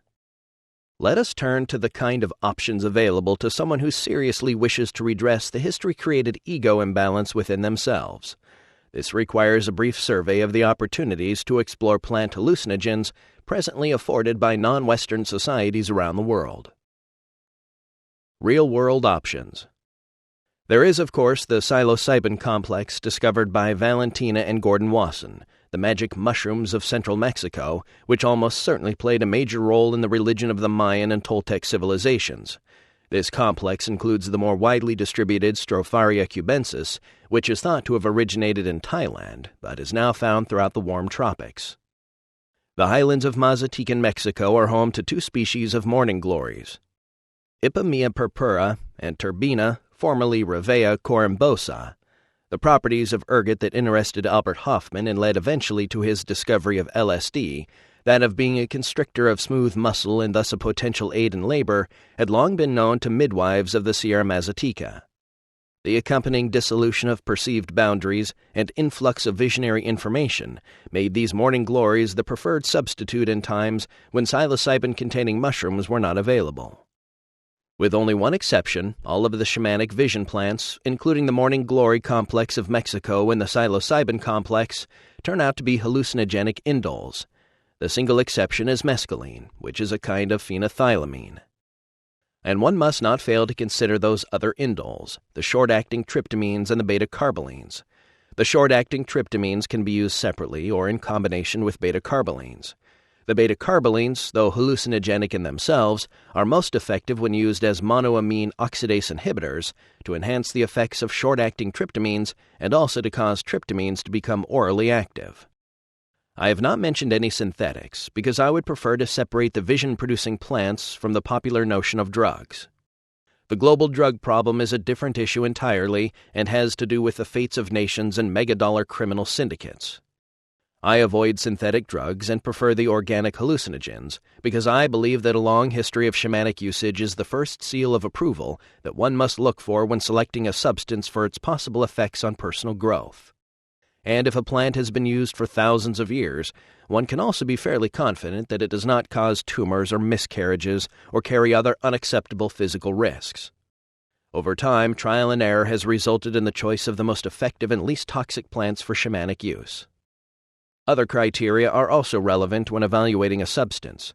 It is important to use only those compounds that do not insult the physical brain. Regardless of what the physical brain does or doesn't have to do with the mind, it certainly has much to do with the metabolism of hallucinogens. Compounds alien to the brain and therefore difficult for it to metabolize should be avoided. One way of judging how long a relationship between humans and a plant has been in place is to notice how benign the compound is in human metabolism. If after you have taken a plant, your eyes are not in focus 48 hours later, or your knees are feeling rubbery 3 days later, then this is not a benign compound that has evolved into a smooth hand-in-glove fit with the human user. The case for hallucinogenic tryptamines. These criteria explain why, to my mind, the tryptamines are so interesting, and why I argue for the psilocybin mushroom as the primary hallucinogen involved in the archaic origin of consciousness. The tryptamines, including psilocybin, bear a striking resemblance to human neurochemistry. The human brain, and indeed most nervous systems, run partially on 5-hydroxytryptamine, also known as serotonin. DMT, closely related to serotonin, is the hallucinogenic compound central to Amazonian shamanism, and is the most powerful of all hallucinogens in human beings, and yet when smoked, clears the system in less than 15 minutes. The structural similarity between these two compounds may indicate the great antiquity of the evolutionary relationship between human brain metabolism and these particular compounds. Having discussed options, it only remains to discuss techniques. Aldous Huxley called the psychedelic experience a gratuitous grace. By this he meant that by itself the psychedelic experience is neither necessary nor sufficient for personal salvation. It also can be elusive. All conditions for success may be present, and one can still fail to connect. However, one cannot fail to connect if all conditions for success are present and one does it over and over again. Perhaps there is a temporal variable there. Good technique is obvious. One sits down, one shuts up, and one pays attention. That is the essence of good technique. These journeys should be taken on an empty stomach, in silent darkness, and in a situation of comfort, familiarity, and security. Set and setting, terms established by Timothy Leary and Ralph Metzner in the 1960s, have remained excellent reference points. Set refers to the interiorized feelings, hopes, fears, and expectations of the would-be psychonaut. Setting refers to the external situation in which the interior journey will take place, the noise level, light level, and level of familiarity to the voyager. Both set and setting should optimize feelings of security and confidence. External stimuli should be severely limited. Phones unplugged, noisy machines stilled. Study the darkness behind closed eyelids with the expectation of seeing something. The experience is not simply eidetic hallucination, which we get when we press on our closed eyelids, although it begins like eidetic hallucination. Comfortable, silent darkness is the preferred environment for the shaman to launch what the Neoplatonic mystic Plotinus called the flight of the alone to the alone. Major conceptual and linguistic difficulties are involved in conveying to people precisely what this experience is like. Most of those listening to my words will have had at some point in their lives something which they would describe as a drug experience. But did you know that your experience is bound to be unique and different from that of everyone else? These experiences range from mild tingling in the feet to being in titanic and alien realms where the mind boggles and language fails. And one feels the presence of the utterly unspeakable, the wholly other. Memories fall, gritty and particulate like the snows of yesteryear. Opalescence anticipates neon, and language gives birth to itself. Hyperbole becomes impossible, and therein lies the importance of discussing these matters. How does it feel? What was the ambience of that lost Edenic world? What is the feeling whose absence has left us stranded in history? The onset of an indole hallucinogen is characterized first by a somatic activation, a feeling in the body. The indoles are not soporifics, but central nervous system stimulants. The familiar feeling of fight or flight is often a feature of the first wave of somatic feelings associated with a hallucinogen. One must discipline the hind brain and simply wait through this turmoil within the animal body. An orally active compound such as psilocybin makes its full effects felt in about an hour and a half. A compound that is smoked, such as DMT, becomes active in less than a minute. By whatever route the indole hallucinations are triggered, their full unfolding is impressive indeed. Bizarre ideas, often hilariously funny, curious insights, some seeming almost godlike in their profundity, shards of memories and freeform hallucinations all clamor for attention. In the state of hallucinogenic intoxication, creativity is not something that one expresses, it is something that one observes.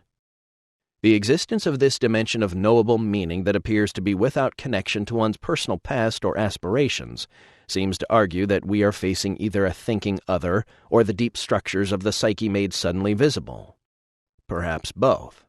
The profundity of this state and its potential for a positive feedback into the process of reorganizing the personality should have long ago made the psychedelics an indispensable tool for psychotherapy.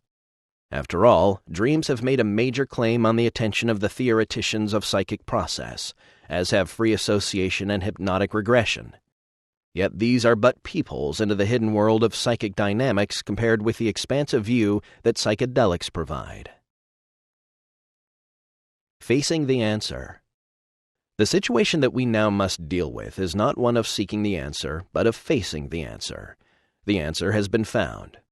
It just happens to lie on the wrong side of the fence of social toleration and legality. We are thus forced into a strange little dance. Those professionally involved know that psychedelics are the most powerful instruments for the study of the mind that are possible to conceive. And yet these people often work in academia, and must frantically try to ignore the fact that the answer has been placed in our hands. Our situation is not unlike that of the 16th century when the telescope was invented and shattered the established paradigm of the heavens. The 1960s proved that we are not wise enough to take the psychedelic tools into our hands without a social and intellectual transformation. This transformation must begin now with each of us. Nature, in her evolutionary and morphogenetic richness, has offered a compelling model for us to follow in the shamanic task of resacralization and self-transformation that lies ahead. The totemic animal image for the future human to model is the octopus. This is because the cephalopods, the squids and octopi, lowly creatures though they may seem, have perfected a form of communication that is both psychedelic and telepathic, an inspiring model for the human communications of the future. Consider the octopus. An octopus does not communicate with small mouth noises, even though water is a good medium for acoustic signaling. Rather, the octopus becomes its own linguistic intent. Octopi have a large repertoire of color changes, dots, blushes, and traveling bars that move across their surfaces. This repertoire, in combination with the soft-bodied physique of the creature, allows it to obscure and reveal its linguistic intent simply by rapidly folding and unfolding the changing parts of its body. The mind and the body of the octopus are the same, and hence equally visible. The octopus wears its language like a kind of second skin. Octopi can hardly not communicate. Indeed, their use of ink clouds to conceal themselves may indicate that this is the only way that they can have anything like a private thought. The ink cloud may be a kind of correction fluid for voluble octopi who have misstated themselves. Martin Moynihan has written of the complexities of cephalopod communication. The communication and related systems of cephalopods are largely visual. They include arrangements of pigment cells, postures, and movements. The postures and movements can be ritualized or unritualized. Color changes presumably are always ritualized.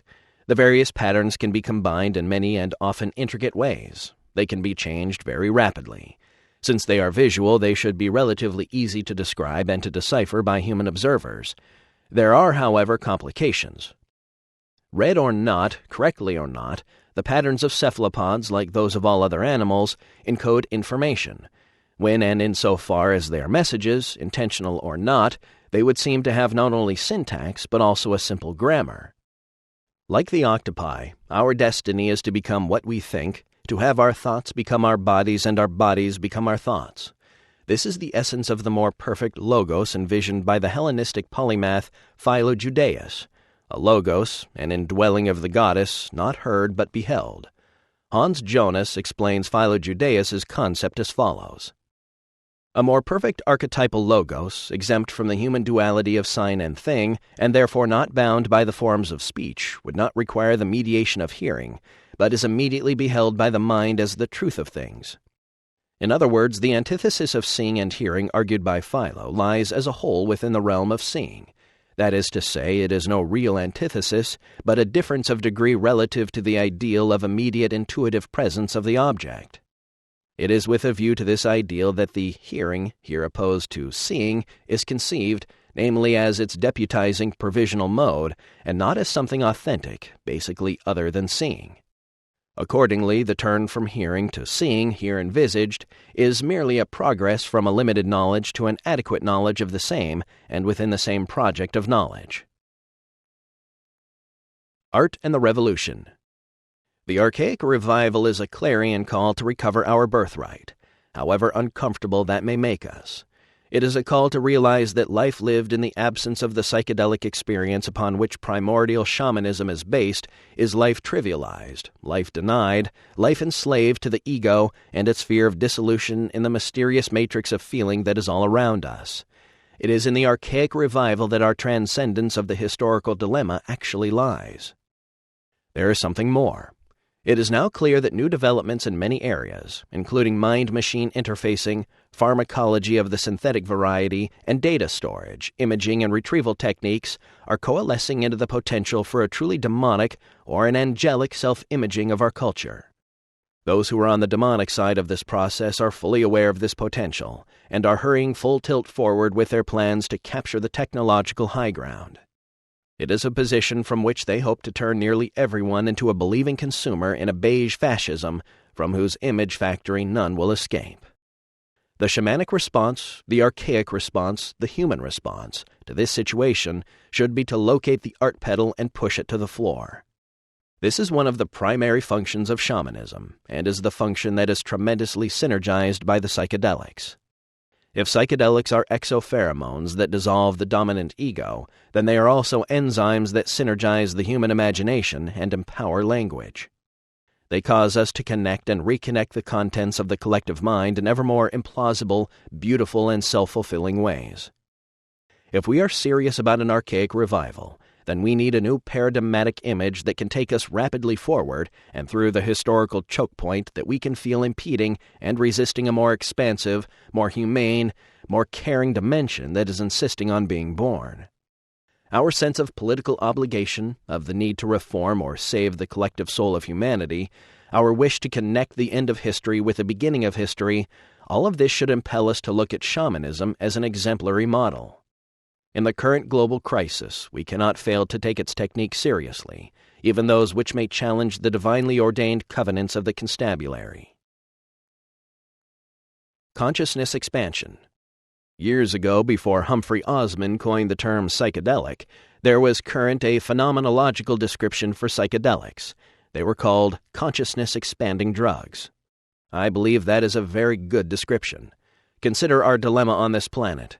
If the expansion of consciousness does not loom large in the human future, what kind of future is it going to be? To my mind, the pro-psychedelic position is most fundamentally threatening to the establishment because, when fully and logically thought through, it is an anti-drug, anti-addiction position. And make no mistake about it, the issue is drugs. How drugged shall you be? Or to put it another way, how conscious shall you be? Who shall be conscious? Who shall be unconscious? We need a serviceable definition of what we mean by drug. A drug is something that causes unexamined, obsessive, and habitual behavior. You don't examine obsessive behavior. You just do it. You let nothing get in the way of your gratification. This is the kind of life that we are being sold at every level. To watch, to consume, and to watch and consume yet more. The psychedelic option is off in a tiny corner, never mentioned, yet it represents the only counterflow directed against a tendency to leave people in designer states of consciousness. Not their own designs, but the designs of Madison Avenue, of the Pentagon, of the Fortune 500 corporations. This isn't just a metaphor, it is really happening to us. Looking down on Los Angeles from an airliner, I never failed to notice that it is like looking at a printed circuit. All those curved driveways and cul-de-sacs with the same little modules installed along each one. As long as the Reader's Digest stays subscribed to and the TV stays on, these modules are all interchangeable parts within a very large machine. This is the nightmarish reality that Marshall McLuhan and Wyndham Lewis and others foresaw, the creation of the public as herd. The public has no history and no future. The public lives in a golden moment created by a credit system which binds them ineluctably to a web of illusions that is never critiqued. This is the ultimate consequence of having broken off the symbiotic relationship with the Gaian matrix of the planet. This is the consequence of lack of partnership. This is the legacy of imbalance between the sexes. This is the terminal phase of a long descent into meaninglessness and toxic existential confusion.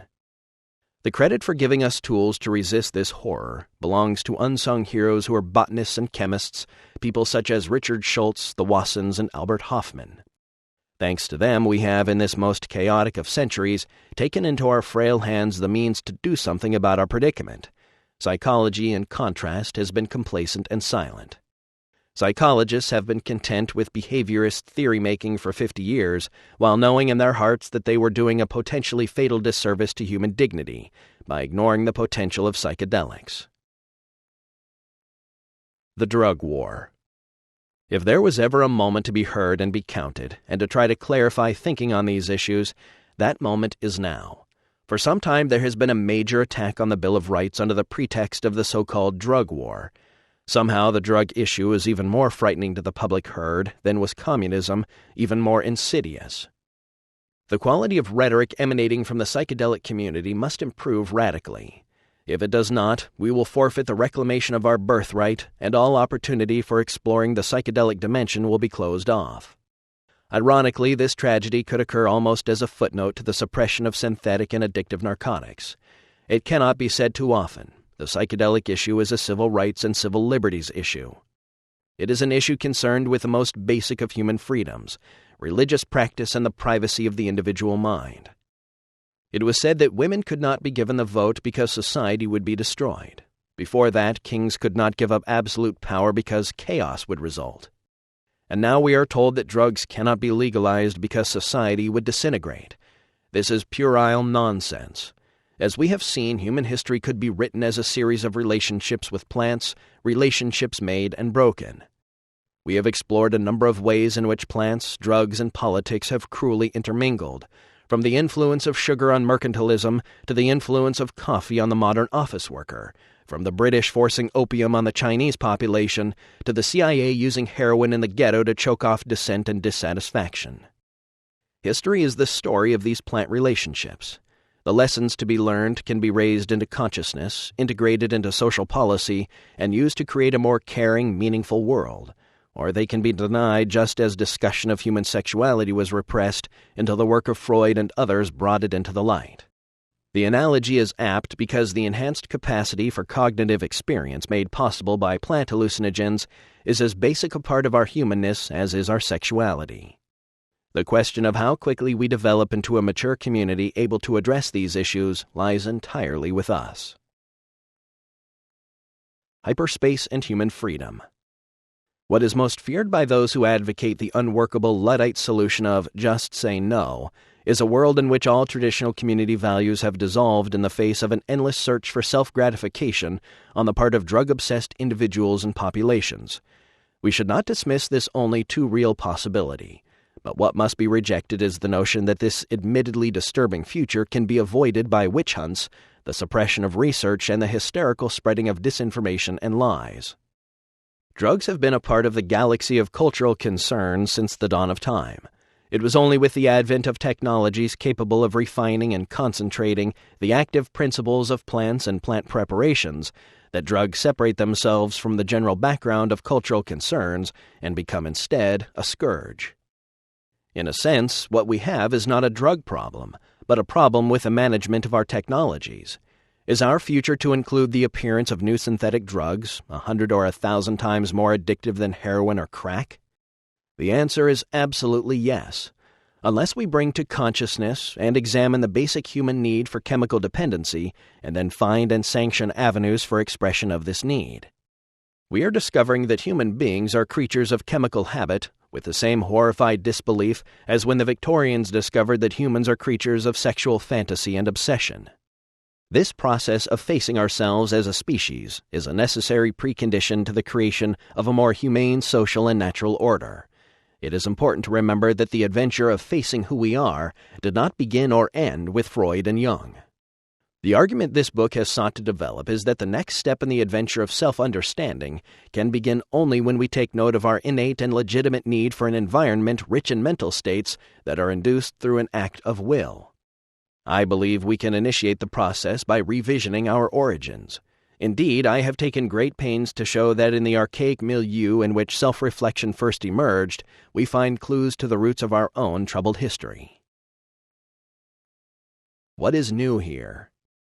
The hallucinogenic indoles, unstudied and legally suppressed, are here presented as agents of evolutionary change. They are biochemical agents whose ultimate impact is not on the direct experience of the individual, but on the genetic constitution of the species. Earlier chapters drew attention to the fact that increased visual acuity, increased reproductive success, and increased stimulation of proto-linguistic brain functions are all logical consequences of the inclusion of psilocybin in the early human diet. If the notion that human consciousness emerged out of the indole-mediated synergy of neurodevelopment could be proven, then our image of ourselves, our relationship to nature, and the present dilemma over drug use in society would change. There is no solution to the drug problem, or to the problem of environmental destruction, or the problem of nuclear weapons stockpiles, until and unless our self-image as a species is reconnected to the Earth. This begins with an analysis of the unique confluence of conditions that must have been necessary for animal organization to make the leap to conscious self-reflection in the first place. Once the centrality of the hallucinogen-mediated human-plant symbiosis in the scenario of our origins is understood, we are then in a position to appreciate our current state of neurosis. Assimilation of the lessons contained in those ancient and formative events can lay the groundwork for solutions to meet not only society's need to manage substance use and abuse, but also our deep and growing need for a spiritual dimension to our lives. The DMT experience. Earlier in this chapter, DMT was singled out as being of particular interest. What can be said of DMT as an experience and in relation to our own spiritual emptiness? Does it offer us answers? Do the short-acting tryptamines offer an analogy to the ecstasy of the partnership society before Eden became a memory? And if they do, then what can we say about it? What has impressed me repeatedly during my many glimpses into the world of the hallucinogenic indoles, and what seems generally to have escaped comment, is the transformation of narrative and language. The experience that engulfs one's entire being as one slips beneath the surface of the DMT ecstasy feels like the penetration of a membrane. The mind and the self literally unfold before one's eyes. There is a sense that one is made new, yet unchanged, as if one were made of gold and had just been recast in the furnace of one's birth. Breathing is normal, heartbeat steady, the mind clear and observing. But what of the world? What of incoming sensory data? Under the influence of DMT, the world becomes an Arabian labyrinth, a palace, a more than possible Martian jewel, vast with motifs that flood the gaping mind with complex and wordless awe. Color and the sense of a reality unlocking secret nearby pervade the experience. There is a sense of other times, and of one's own infancy, and of wonder, and more wonder. It is an audience with the alien nuncio. In the midst of this experience, apparently at the end of human history, guarding gates that seem surely to open on the howling maelstrom of the unspeakable emptiness between the stars, is the Aeon. The Aeon, as Heraclitus presciently observed, is a child at play with colored balls. More diminutive beings are present there, the tykes, the self-transforming machine elves of hyperspace. Are they the children destined to be father to the man? One has the impression of entering into an ecology of souls that lies beyond the portals of what we naively call death. I do not know. Are they the synthetic embodiment of ourselves as the other, or of the other as ourselves? Are they the elves lost to us since the fading of the magic light of childhood? Here is a tremendum barely to be told, an epiphany beyond our wildest dreams. Here is the realm of that which is stranger than we can suppose. Here is the mystery, alive, unscathed, still as new for us as when our ancestors lifted it 15,000 summers ago. The tryptamine entities offer the gift of new language. They sing in pearly voices that rain down as colored petals and flow through the air like hot metal to become toys and such gifts as gods would give their children. The sense of emotional connection is terrifying and intense. The mysteries revealed are real and if ever fully told, will leave no stone upon another in the small world we have gone so ill in. This is not the mercurial world of the UFO, to be invoked from lonely hilltops. This is not the siren song of lost Atlantis wailing through the trailer courts of crack-crazed America. DMT is not one of our irrational illusions. I believe that what we experience in the presence of DMT is real news. It is a nearby dimension, frightening, transformative, and beyond our powers to imagine, and yet to be explored in the usual way.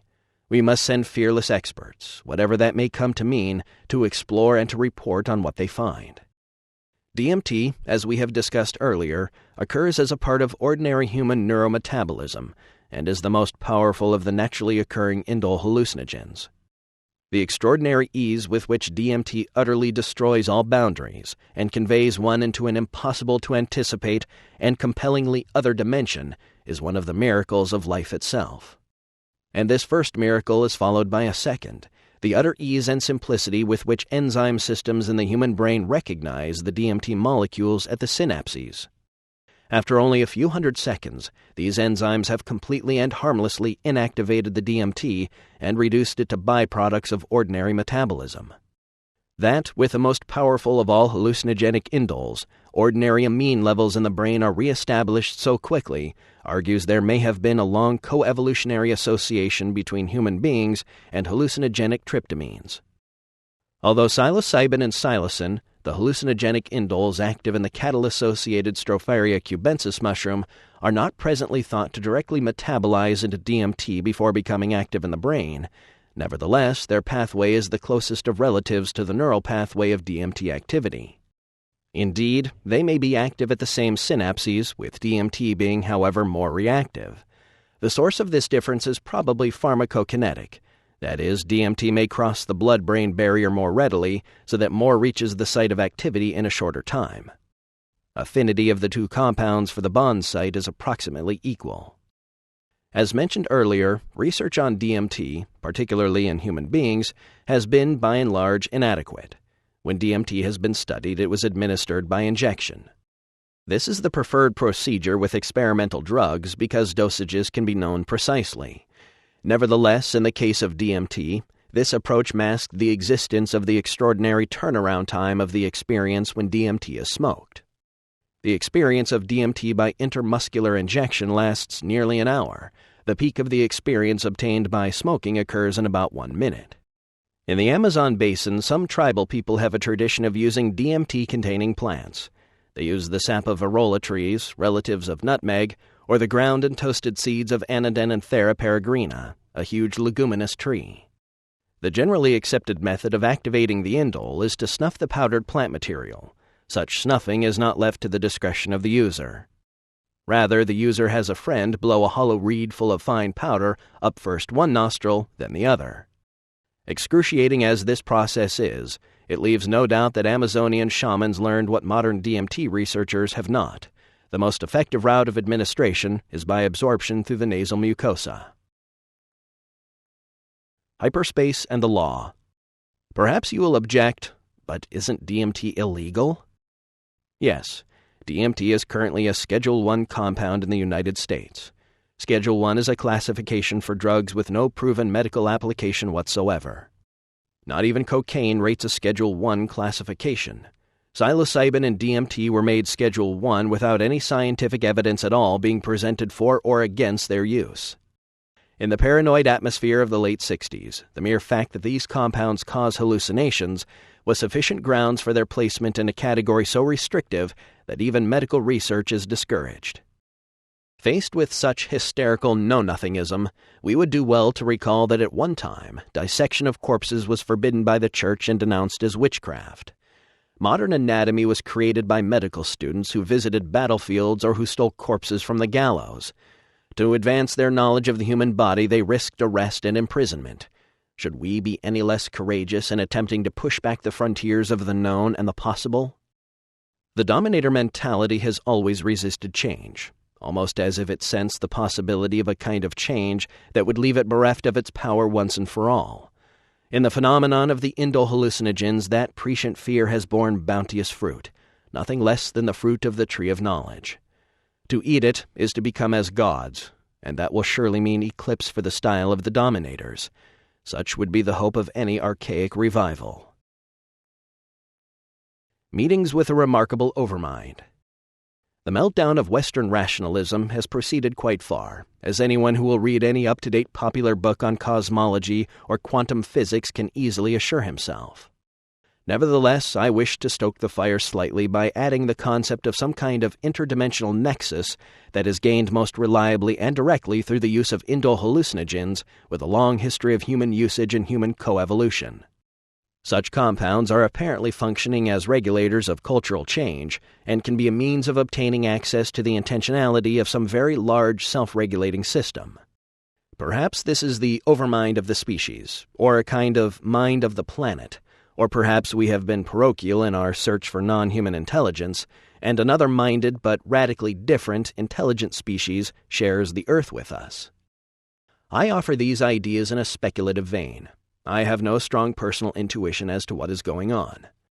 What I do believe is that I have a sufficient grasp of the customs, expectations, rules of evidence, and common knowledge of human beings to be able to report that what is going on inside the DMT intoxication is much more peculiar than anything anyone ever dreamed could be covered by the term intoxication. When intoxicated by DMT, the mind finds itself in a convincingly real, apparently coexisting alien world. Not a world about our thoughts, our hopes, our fears. Rather a world about the tykes, their joys, their dreams, their poetry. Why? I have not the faintest idea. These are the facts of the matter. This is how it is with us.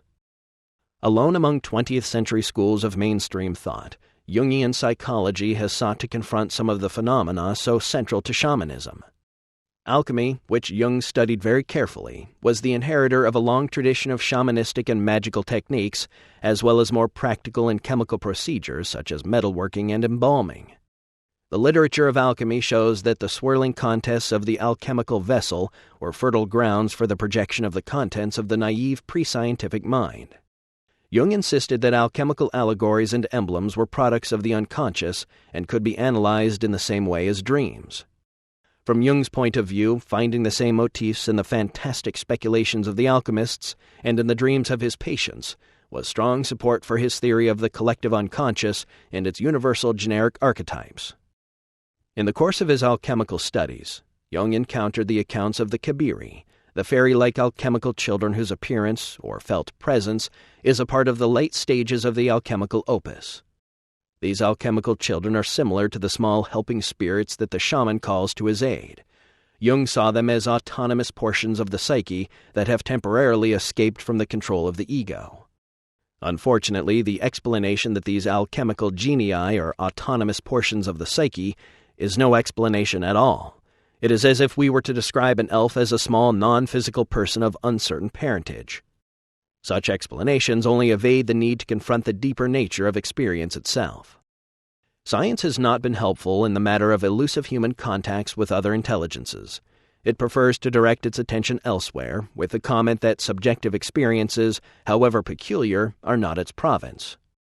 What a pity, since subjective experience is all that any of us ever has. Anyhow, the largely subjective nature of the so-called objective universe has now been secured by that most objective of the sciences, physics. The new physics has the subjective observer inextricably tangled with the phenomena observed. Ironically, this is a return to the shamanic point of view. The real intellectual legacy of quantum physics may be the new respectability and primacy that it gives to subjectivity. Recentering ourselves in our subjectivity means a tremendous new re-empowering of language, for language is the stuff of which the subjective world is made. Through psychedelics, we are learning that God is not an idea. God is a lost continent in the human mind. That continent has been rediscovered in a time of great peril for ourselves and our world. Is this coincidence, synchronicity, or a cruelly meaningless juxtaposition of hope and ruin? Years ago, I directed my life's work toward understanding the mystery at the center of the experience induced by tryptamine hallucinogens. It is not ultimately a mystery that science can elucidate. Of course, I am aware that one's obsessions expand to fill all space. But in the climactic events surrounding the emergence of pastoralism and language in human beings, I found the ancient echo of the things that I had personally felt and witnessed. Now the answer sought and found must be faced. Flickering before us is a dimension so huge that its outlines can barely be brought into focus in the human frame of reference. Our animal existence, our planetary existence, is ending. In geological time, that end is now only moments away. A great dying, a great extinction of many species has been occurring since at least the pinnacle of the partnership society in prehistoric Africa. Our future lies in the mind. Our weary planet's only hope of survival is that we find ourselves in the mind and make of it a friend that can reunite us with the earth while simultaneously carrying us to the stars. Change, more radical by magnitudes than anything that has gone before, looms immediately ahead. Shamans have kept the gnosis of the accessibility of the other for millennia. Now it is global knowledge. The consequences of this situation have only begun to unfold. Naturally, I do not expect my words to be taken at face value. Nevertheless, these conclusions are based on an experience available to anyone who will but take the time to investigate DMT. The experience itself lasts less than 15 minutes. I do not anticipate criticism from people who have not taken the trouble to conduct this simple and definitive experiment. After all, how seriously can critics be engaged with the problem if they are unwilling to invest a few minutes of their time to experience the phenomena firsthand? The deep psychedelic experience does not simply hold out the possibility of a world of sane people living in balance with the earth and one another. It also promises high adventure, engagement with something completely unexpected, a nearby alien universe teeming with life and beauty. Don't ask where. At the present moment, we can only say, not here and not there. We have still to admit our ignorance concerning the nature of the mind and how precisely the world comes to be and what it is. For more than several millennia, our dream has been to understand these matters, and we are defeated. Defeated unless we remember the other possibility, the possibility of the wholly other. Some misguided souls scan the heavens for friendly flying saucers that will intervene in profane history and carry us to paradise. Others preach redemption at the feet of various rishis, roshis, geishis, and gurus. Searchers are better advised to look to the work of the botanists, anthropologists, and chemists who have located, identified, and characterized the shamanic hallucinogens. Through them, we have had placed into our hands a tool for the redemption of the human enterprise. It is a great tool, but it is a tool that must be used. Our addictions down through the ages, from sugar to cocaine and television, have been a restless search for the thing torn from us in paradise. The answer has been found. It is no longer something to be sought. It has been found. Recovering our origins. Using plants such as those just described will help us understand the precious gift of plant partnership that was lost at the dawn of time. Many people yearn to be introduced to the facts concerning their true identity. This essential identity is explicitly addressed by a plant hallucinogen. Not to know one's true identity is to be a mad, disensouled thing, a golem. And indeed, this image, sickeningly Orwellian, applies to the mass of human beings now living in the high-tech industrial democracies. Their authenticity lies in their ability to obey and follow mass style changes that are conveyed through the media. Immersed in junk food, trash media, and crypto-fascist politics, they are condemned to toxic lives of low awareness. Sedated by the prescripted daily television fix, they are a living dead, lost to all but the act of consuming. I believe that the failure of our civilization to come to terms with the issue of drugs and habitual destructive behavior is a legacy of unhappiness for us all. But if we sufficiently reconstructed our image of self and world, we could make out of psychopharmacology the stuff of our grandest hopes and dreams. Instead, pharmacology has become the demonic handmaiden of an unchecked descent into regimentation and erosion of civil liberties. Most people are addicted to some substance, and more important, all people are addicted to patterns of behavior. Attempting to distinguish between habits and addictions does damage to the indissoluble confluence of mental and physical energies that shapes the behavior of each of us. People not involved in a relationship with food or drug stimulation are rare, and by their preference for dogma and deliberately self-limited horizons must be judged to have failed to create a viable alternative to substance involvement. I have attempted here to examine our biological history and our more recent cultural history with an eye to something that may have been missed. My theme was human arrangements with plants, made and broken over the millennia. These relationships have shaped every aspect of our identities as self-reflecting beings, our languages, our cultural values, our sexual behavior, what we remember and what we forget about our own past. Plants are the missing link in the search to understand the human mind and its place in nature. The fundamentalist contribution.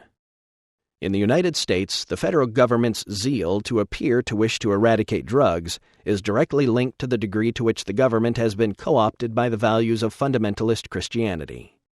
We entertain the illusion of the constitutional separation of church and state in the United States. But in fact, the federal government, when it acted to prohibit alcohol during Prohibition, when it interferes with rights to reproductive freedom, or with the use of peyote in Native American religious rituals, and when it attempts unreasonably to regulate foods and substances, is acting as the enforcing arm for the values of right-wing fundamentalism.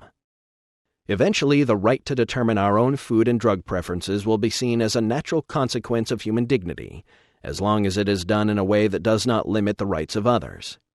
The signing of the Magna Carta, the abolition of slavery, the enfranchisement of women.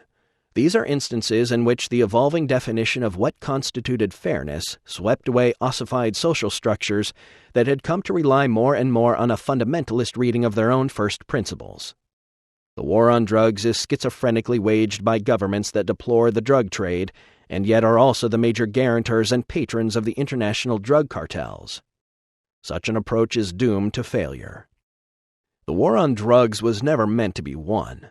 Instead, it will be prolonged as long as possible in order to allow various intelligence operations to wring the last few hundreds of millions of dollars in illicit profits from the global drug scam. Then defeat will have to be declared. Defeat will mean, as it did in the case of the Vietnam War, that the media will correctly portray the true dimensions of the situation and the real players, and that public revulsion at the culpability, stupidity, and venality of the establishment's role will force a policy review.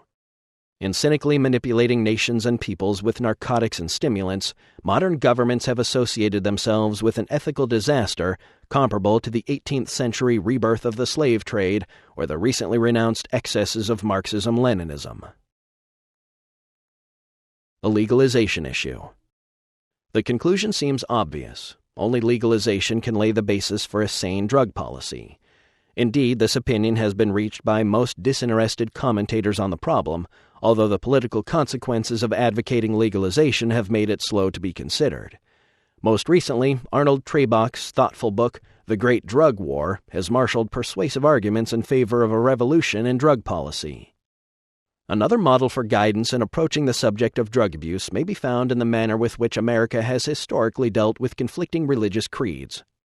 Virtually all are accepted as decent moral options that ought to be available for those people who believe in them. The subject of drugs should be approached in the same spirit, more like religion than science. My wish is that law and medicine recognize the personal and non-scientific nature of the drug abuse arena by enacting some form of First Amendment guarantee of freedom to select a personal drug abuse doctrine, but limited somewhat by enlightened principles of medicine. What Trebach does not discuss, indeed does not even mention, is the role to be played by hallucinogens in the post-suppression scenario. Indeed, psychedelics seem unimportant if the only measure of a drug's social impact is the estimate of the millions of dollars of street sales that may have taken place. Only LSD continues to be occasionally singled out among the psychedelics as a possible large-scale problem. However, estimates of the amount of psychedelics produced and used in the United States have been politicized and hence are unreliable and meaningless. But another measure of the social importance of a substance argues that we are remiss in not at least beginning to discuss the social impact of psychedelic use when we contemplate legalization of drugs. A clue to that other measure is the interest the CIA and military intelligence gave to psychedelics during the 60s through projects such as MK for mind control and MK Ultra. The widespread belief that the conclusion of these studies was that television was the drug of choice for mass hypnosis, while reasonable, should not be taken at face value. I believe that, once drugs are legalized, the fear that there will be a vast epidemic of cocaine or heroin addiction will be proven groundless. I also believe that there will be increased interest in and use of psychedelics, and that this possibility is of great concern to the establishment. This new interest in psychedelics should be anticipated and provided for. If use of psychedelics makes it easier to recapture the social attitudes and assumptions of the original partnership cultures, then eventually educational institutions may wish to encourage this awareness. A new global consensus appears to be building. What was previously inchoate and unconscious is now becoming conscious and at the same time structured. The collapse of Marxist alternative to media-dense, high-tech democratic consumerism has been swift and complete.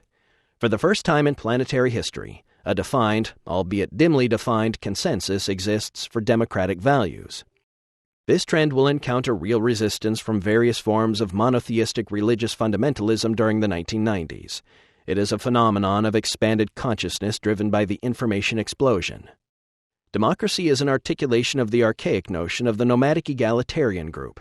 In its purest expression, it is thoroughly psychedelic, and its triumph seems ultimately certain. The drug problem runs against the tendency toward global expansion of consciousness through spread of democratic values. There is no question that a society that sets out to control its citizens' use of drugs sets out on the slippery path to totalitarianism. No amount of police power, surveillance, and intrusion into people's lives can be expected to affect the drug problem. Hence, there is no limit to the amount of repression that frightened institutions and their brainwashed populations may call for. A modest proposal. A drug policy respectful of democratic values would aim to educate people to make informed choices based on their own needs and ideals. Such a simple prescription is necessary and sadly overdue. A master plan for seriously seeking to come to terms with America's drug problems might explore a number of options, including the following. 1. A 200% federal tax should be imposed on tobacco and alcohol. All government subsidies for tobacco production should be ended. Warnings on packaging should be strengthened. A 20% federal sales tax should be levied on sugar and sugar substitutes, and all supports for sugar production should be ended.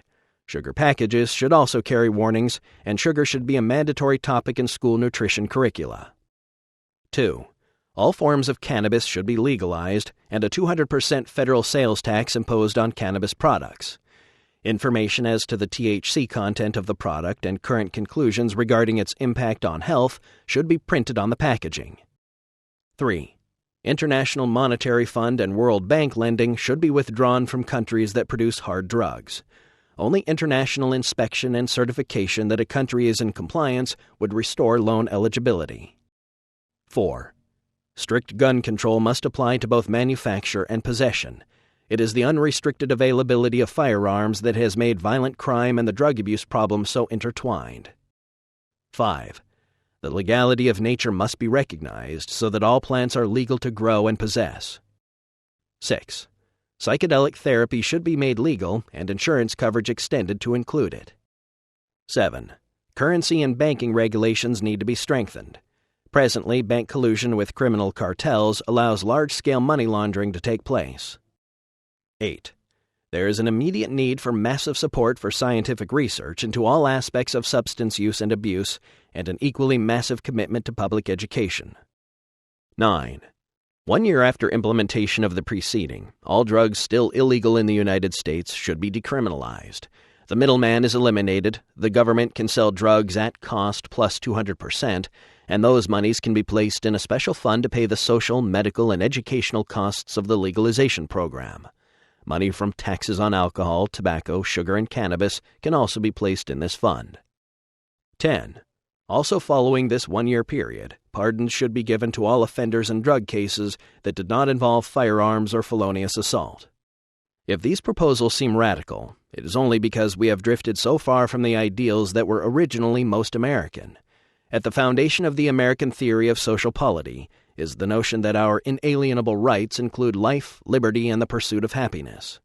To pretend that the right to the pursuit of happiness does not include the right to experiment with psychoactive plants and substances is to make an argument that is at best narrow and at worst ignorant and primitive.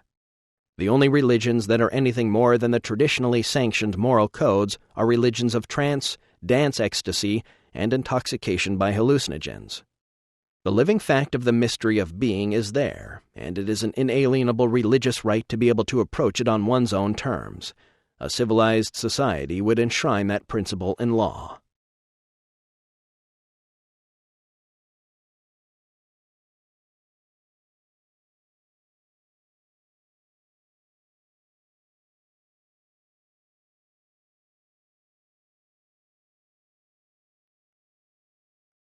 Epilogue.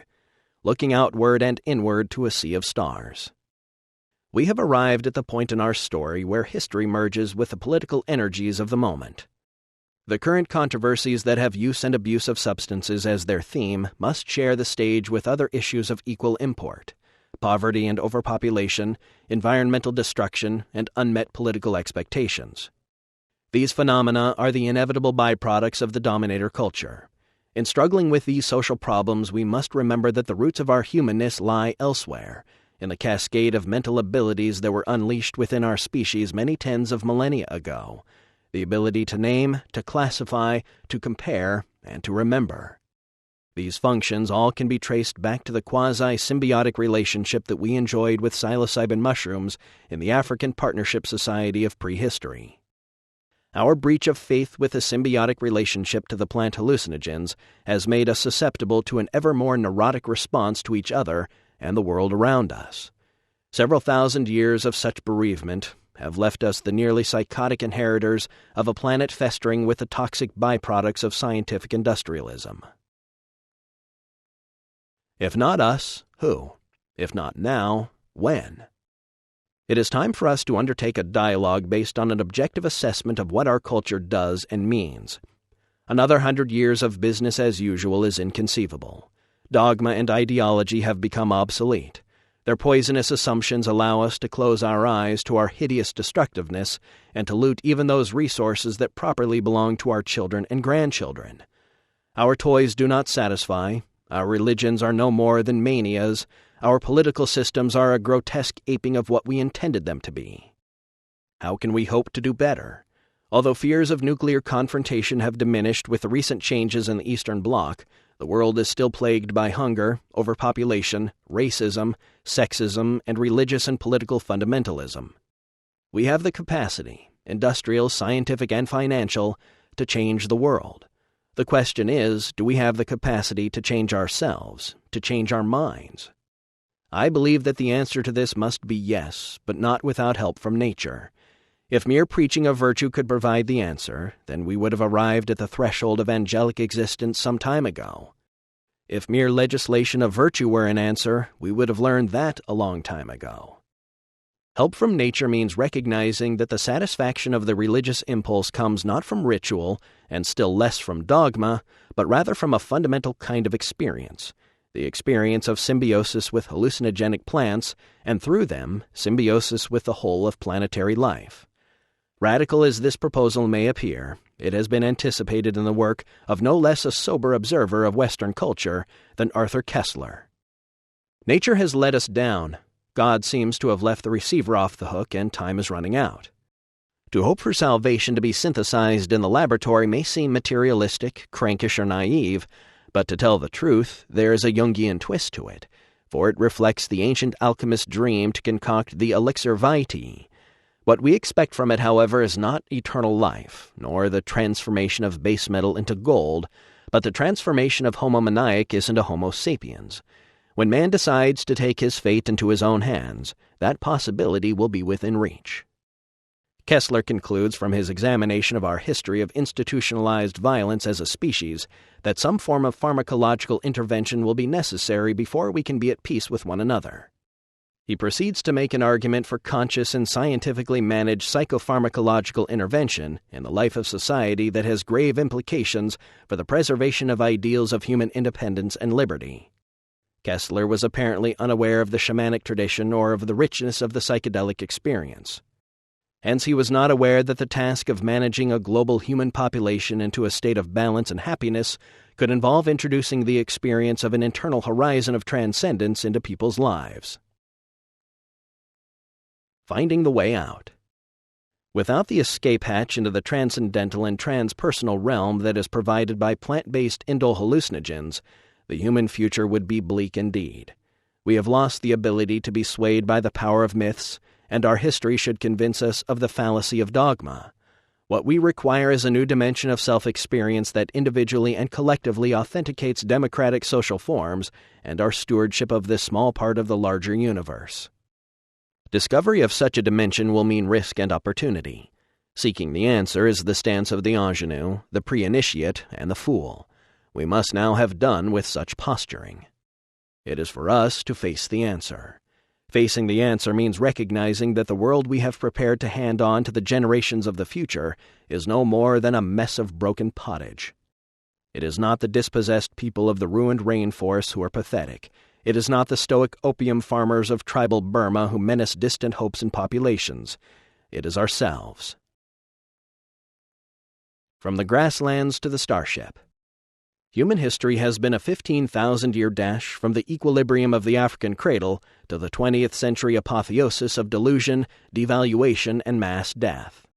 Now we stand on the brink of starflight, virtual reality technologies, and a revivified shamanism that heralds the abandonment of the monkey body and tribal group that has always been our context. The age of the imagination is dawning. The shamanic plants and the worlds that they reveal are the worlds from which we imagine that we came long ago, worlds of light and power and beauty that in some form or another lie behind the eschatological visions of all the world's great religions. We can claim this prodigal legacy only as quickly as we can remake our language and ourselves. Remaking our language means rejecting the image of ourselves inherited from dominator culture, that of a creature guilty of sin and hence deserving of exclusion from paradise. Paradise is our birthright and can be claimed by any one of us. Nature is not our enemy to be raped and conquered. Nature is ourselves to be cherished and explored. Shamanism has always known this, and shamanism has always, in its most authentic expressions, taught that the path required allies. These allies are the hallucinogenic plants and the mysterious teaching entities, luminous and transcendental, that reside in that nearby dimension of ecstatic beauty and understanding that we have denied until it is now nearly too late. We await ourselves within the vision. We can now move toward a new vision of ourselves and our role in nature. We are the omni-adaptable species. We are the thinkers, the makers, and the solvers of problems. These great gifts that are ours alone, and which come out of the evolutionary matrix of the planet, are not for us. Our convenience, our satisfaction, our greater glory. They are for life. They are the special qualities that we can contribute to the great community of organic being, if we are to become the caregiver, the gardener, and the mother of our mother, which is the living earth. Here there is great mystery. In the middle of the slow-moving desert of unreflecting nature, we come upon ourselves, and perhaps see ourselves for the first time. We are colorful, cantankerous, and alive with hopes and dreams that, so far as we know, are unique in the universe. We have been too long asleep and shackled by the power we have ceded to the least noble parts of ourselves and the least noble among us. It is time that we stood up and faced the fact that we must and can change our minds. The long night of human history is drawing at last to its conclusion. Now the air is hushed, and the east is streaked with the rosy blush of dawn. Yet in the world we have always known, evening grows deeper, and the shadows lengthen toward a night that will know no end. One way or another, the story of the foolish monkey is nearly forever over. Our destiny is to turn without regret from what has been, to face ourselves, our parents, lovers, and children, to gather our toolkits, our animals, and the old dreams, so that we may move out across the visionary landscape of ever deeper understanding. Hopefully there, where we have always been most comfortable, most ourselves, we will find glory and triumph in the search for meaning in the endless life of the imagination, at play at last in the fields of an Eden refound. This concludes Food of the Gods. Please visit our website, www.tantor.com, for more information on our growing library of unabridged audiobooks and to take advantage of special offers. Or call toll-free 877-7-TANTOR to request a catalog.